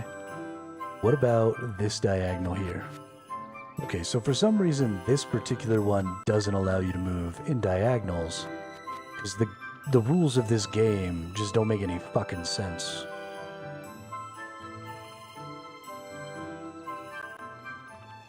This game is trying to upset me. And if I'm being honest, it's succeeding. So now that I don't have her here, I can go on a diagonal here. Where does that take me? Takes me right back to the beginning? Well, that's interesting. Oh, it doesn't take me to the beginning. It takes me here. Okay. Okay. Nope. Nope. That doesn't do anything.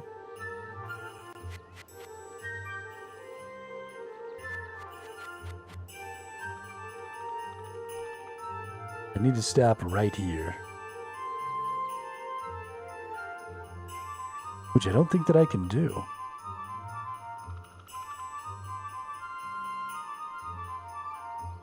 It just ain't mathin', dude. It just ain't mathin'. I don't like feeling this dumb. I am not a stupid person. But I feel pretty fucking stupid right now. Yeah, I think you're right too, but I'm having trouble getting over that way. Deweyus.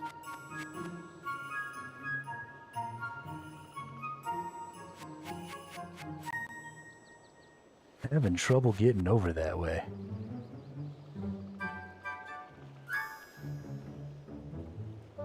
But I do think you're right.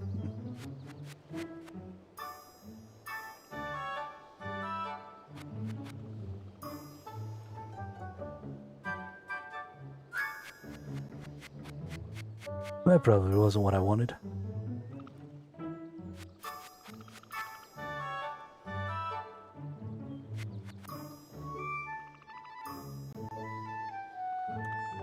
Oh, that was almost what I wanted.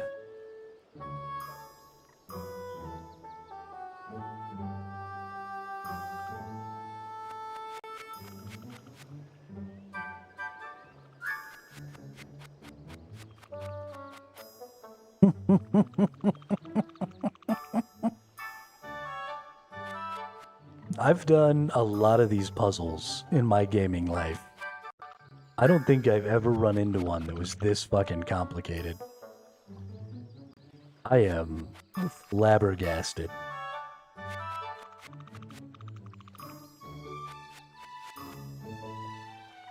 Is it possible that maybe I need to start off by pushing her in a different direction? I don't think that I can, though. I think from standing on here, I can only push her forward. What if I come here? Well, this will just take me to the end. I don't think I can even do anything in here. Well, maybe. Hang on. Hang on.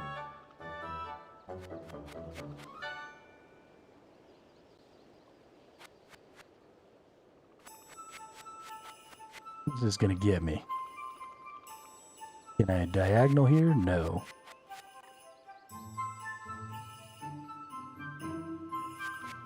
So I was right here, but there was really nowhere else I could go from there. So we take the diagonal back down. From here, we can't catch here. We go past to this. And from there, we can't do anything.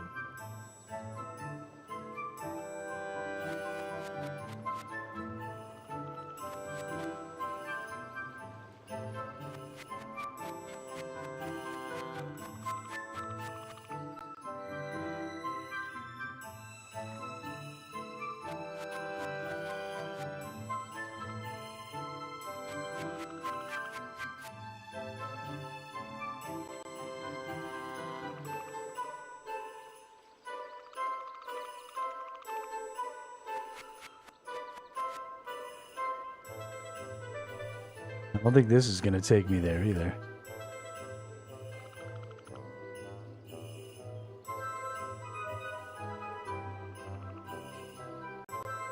Yeah, so I pushed her left over there. But then I wasn't able to get up to push her north because there is no... You can't go diagonal from this one.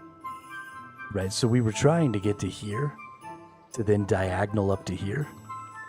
But once she's here, because she'll stop right here, you can't diagonal back down to here from this one. It stops you because she's in the way. So then you end up pushing her down, but then once you push her down, your only options are to push her into either of these corners, and then she's stuck. So if I get her here, I've got to get her going this way. But I haven't been able to get to this side of her since pushing her over here yet.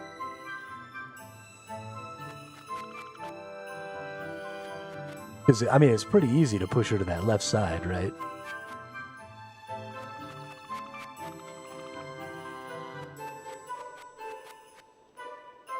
But then once I do that, I want to get here. But I don't have... I mean, maybe. No, because that's just going to take me right there. And then I'm here, and then I'm here, and then I'm diagonal, and I can't get around her.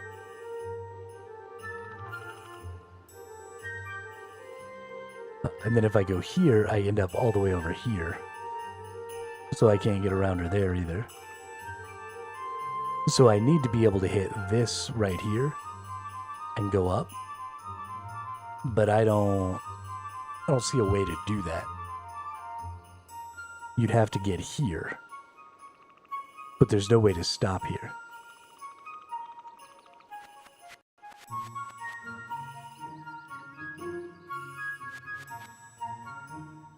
I don't know, maybe going down diagonal this way?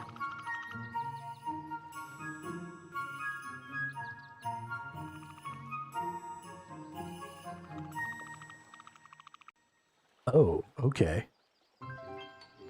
Ooh. That wasn't down far enough.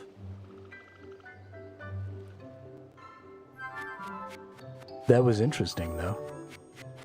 Why did it let me make that one little step here?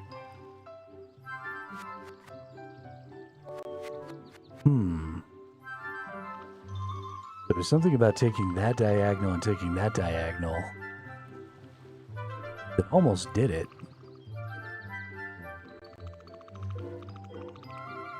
Which makes me wonder, can I go, nope.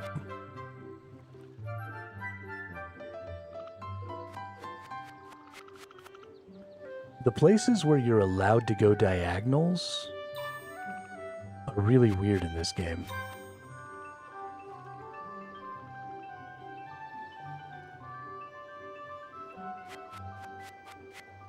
It's like if you, I don't know, if you move more than one space or something like that, you end up in a diagonal.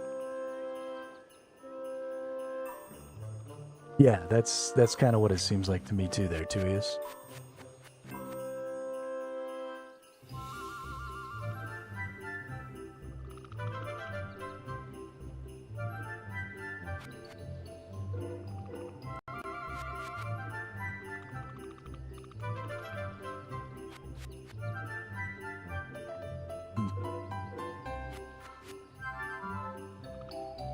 But then, like, why does that diagonal work? Does this work? Nope.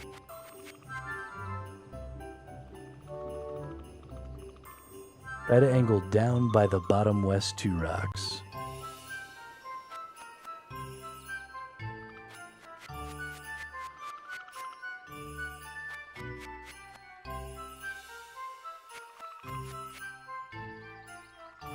See if I can get back over there. Oh. Nope. Oh, there we go. There we go. Oh my god.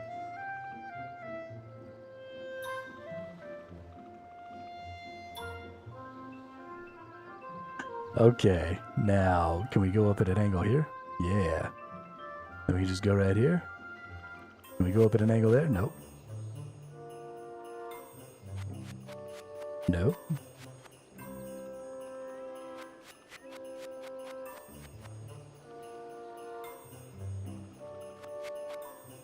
Okay, so we want to get up in this pocket right here, so we need to get back down to there. Oh, okay, we could just go at an angle there.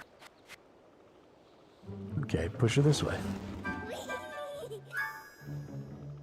And then we get on here, we push her here. And then we get on this side of her and we push her here. And then we push her up and we're done. Right? That's totally how that works.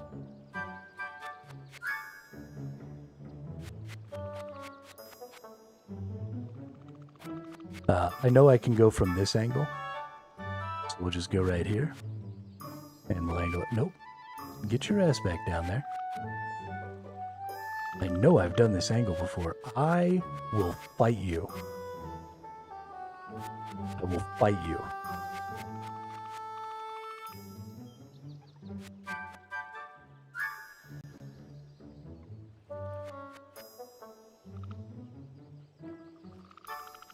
That's what I thought, punk. Alright, now we go up there. And then we just need to get right here. Go this way. So there. There. Can we do an angle? What about this way? Can we angle? Ah, here we go. Nice. We go right here.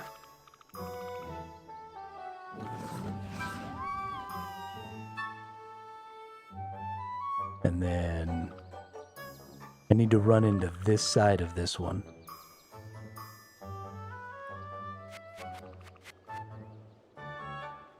Or can I maybe just do an angle? There you go.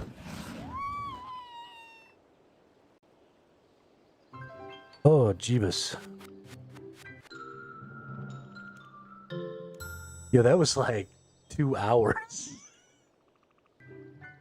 Holy shit, dude. Oh, I have been stuck on that for so long. Oh my god, that was the most frustrating thing I've ever done in my life. I think I would rather have somebody shove bamboo shoots in my fingernails than ever do that again.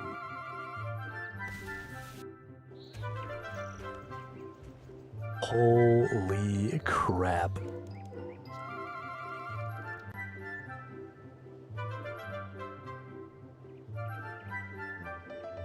Okay. Okay. What do we got here? This is not over. I was gonna quit streaming after this mission was done. That was like 2 hours ago. Talk to Violet to continue this magical adventure. Yeti Town is just down the hill. I can see it over there. Mumble. What's up, Violet? Slightly louder and audible mumble. Friends. What if they don't like me? Well, I don't like you. You still hang out with me. I think you might be the most obnoxious little brat I've ever met.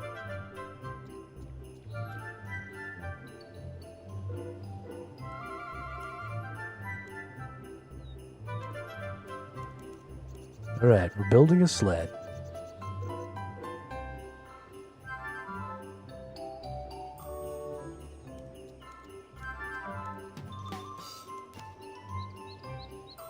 Okay. What else is there? We got a crate.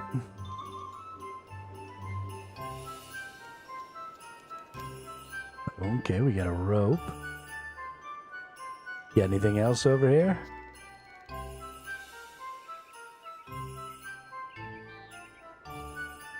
Investigate the ice.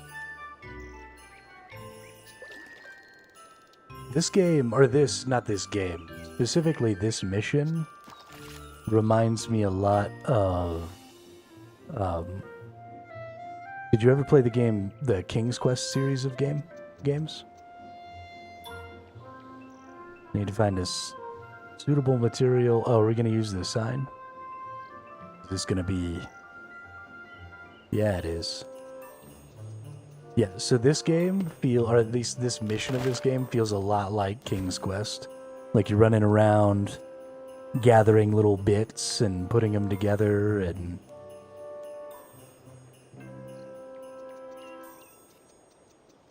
Investigate the chopped sign. I bet you there's something on here I need. Nothing to see here. Alright. Let's see what we can do here. Yeah. Build me as who needs instructions.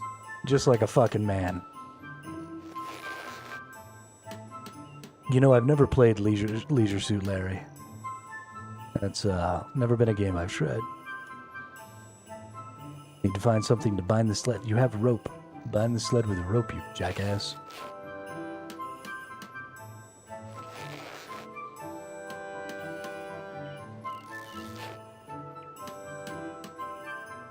Next, we need something to help the sled slide. How about some fasteners?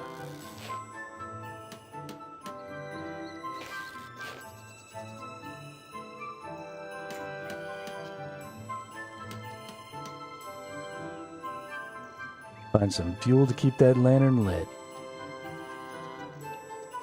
Okay, I missed something apparently.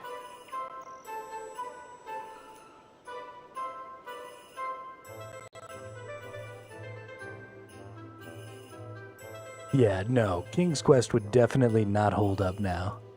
For sure. But way back, so there used to be an old MS-DOS game that I played when I was a little kid. It was called Raptor. Oh, nice, coal.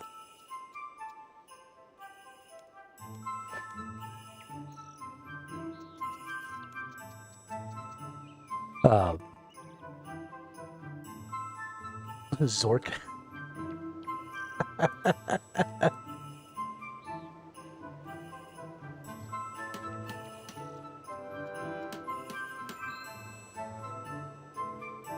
Kill terrible troll with nasty knife.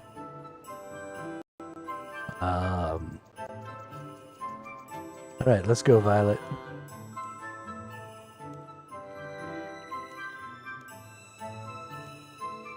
If only I could remember what was in my hero's satchel. The weapons I would use to defeat the terrible troll. You know what? You're still cool. Slidey sled, cool runnings? Oh, it's gotta be cool runnings, right?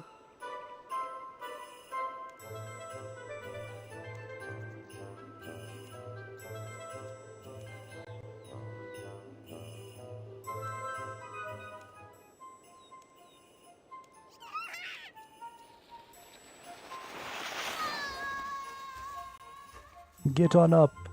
It's bobsled time. You definitely know the people who made this game are at least my age. Because all of the jokes in this game are shit from my childhood. It's ridiculous.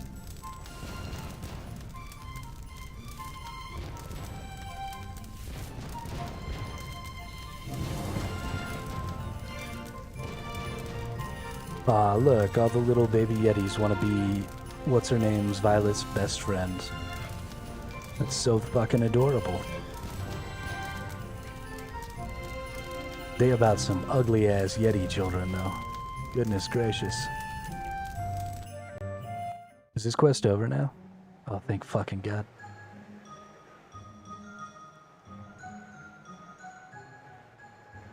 Holy... oh.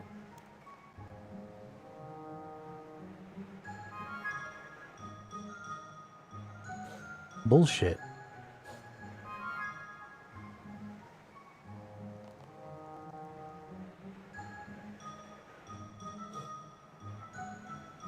Why did I go out?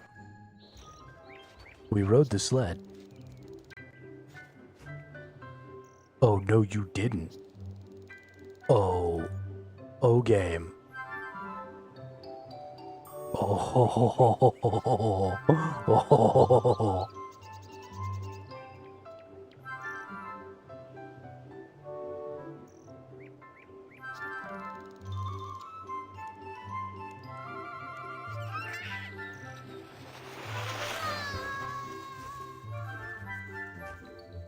I swear. I'm not gonna touch any buttons. I was holding escape earlier because I thought that maybe that would get through the cutscene. But we're just gonna watch the stupid cutscene. And y'all are just gonna have to bear with that. Because I'm not getting boned and not being able to complete my quest that I spent hours on. It's not happening. So we're just gonna watch. That's just the way it is. They got some little ice cream cones here. I don't know who the hell is eating ice cream in the middle of a blizzard on top of a snowy ass mountain. But apparently, that's what the Yetis do. So that's fine, I guess. Do your thing, Yetis. Get it.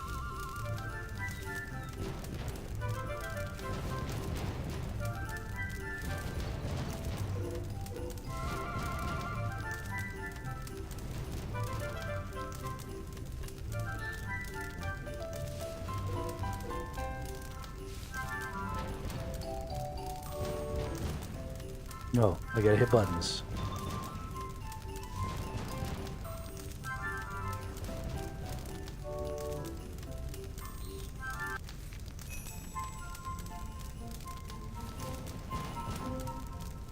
Oh yeah. Just beat that Yeti quest ass. I am so tired.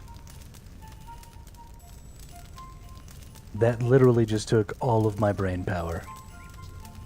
I have no brain power left. It's gone.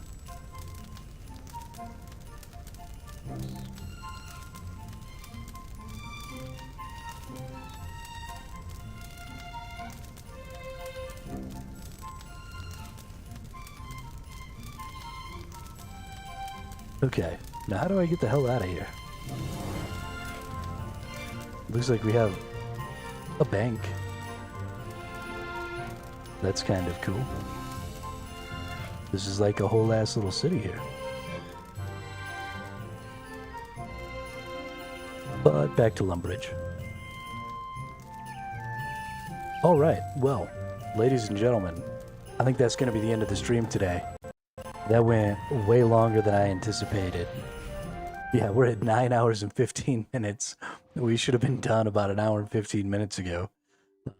But I'm glad that I stuck around because I got to meet some new people and some old friends came back to say what's up. And that always makes me happy. So, yeah, I hope everybody has a great day today.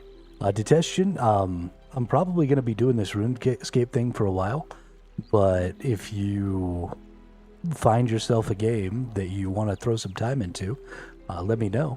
I'd be happy to at least get a couple hours in with you. Or if you feel like coming and playing RuneScape, you're more than welcome to do that too. I'm playing an Iron Man right now. So there's this thing called Group Iron Man in this game. that I actually think is pretty interesting to Testion, where you go in with a group of 2 to 5 people, and you can't trade or group with anybody else, but you have a shared stash, and you can trade with your little team. And then you go through and you like, try not to die, and you can't, get help from anybody else, and you try and go through. So I was actually considering maybe trying to find some other creators and do like a group Ironman run. So if that sounds like something you'd be interested in, maybe we can start thinking about that. But, just for shits and grins. So, I don't know, chew it over. Think about it, let me know. But yeah, thanks everybody for coming out. I really hope everybody has a great day. And I will see you all on the next one tomorrow. We usually get started about 4:30 on the Eastern time. So, yeah, then we usually go for about 6 to 8 hours. So stop by if you get some more time. And I will see you all on the next one.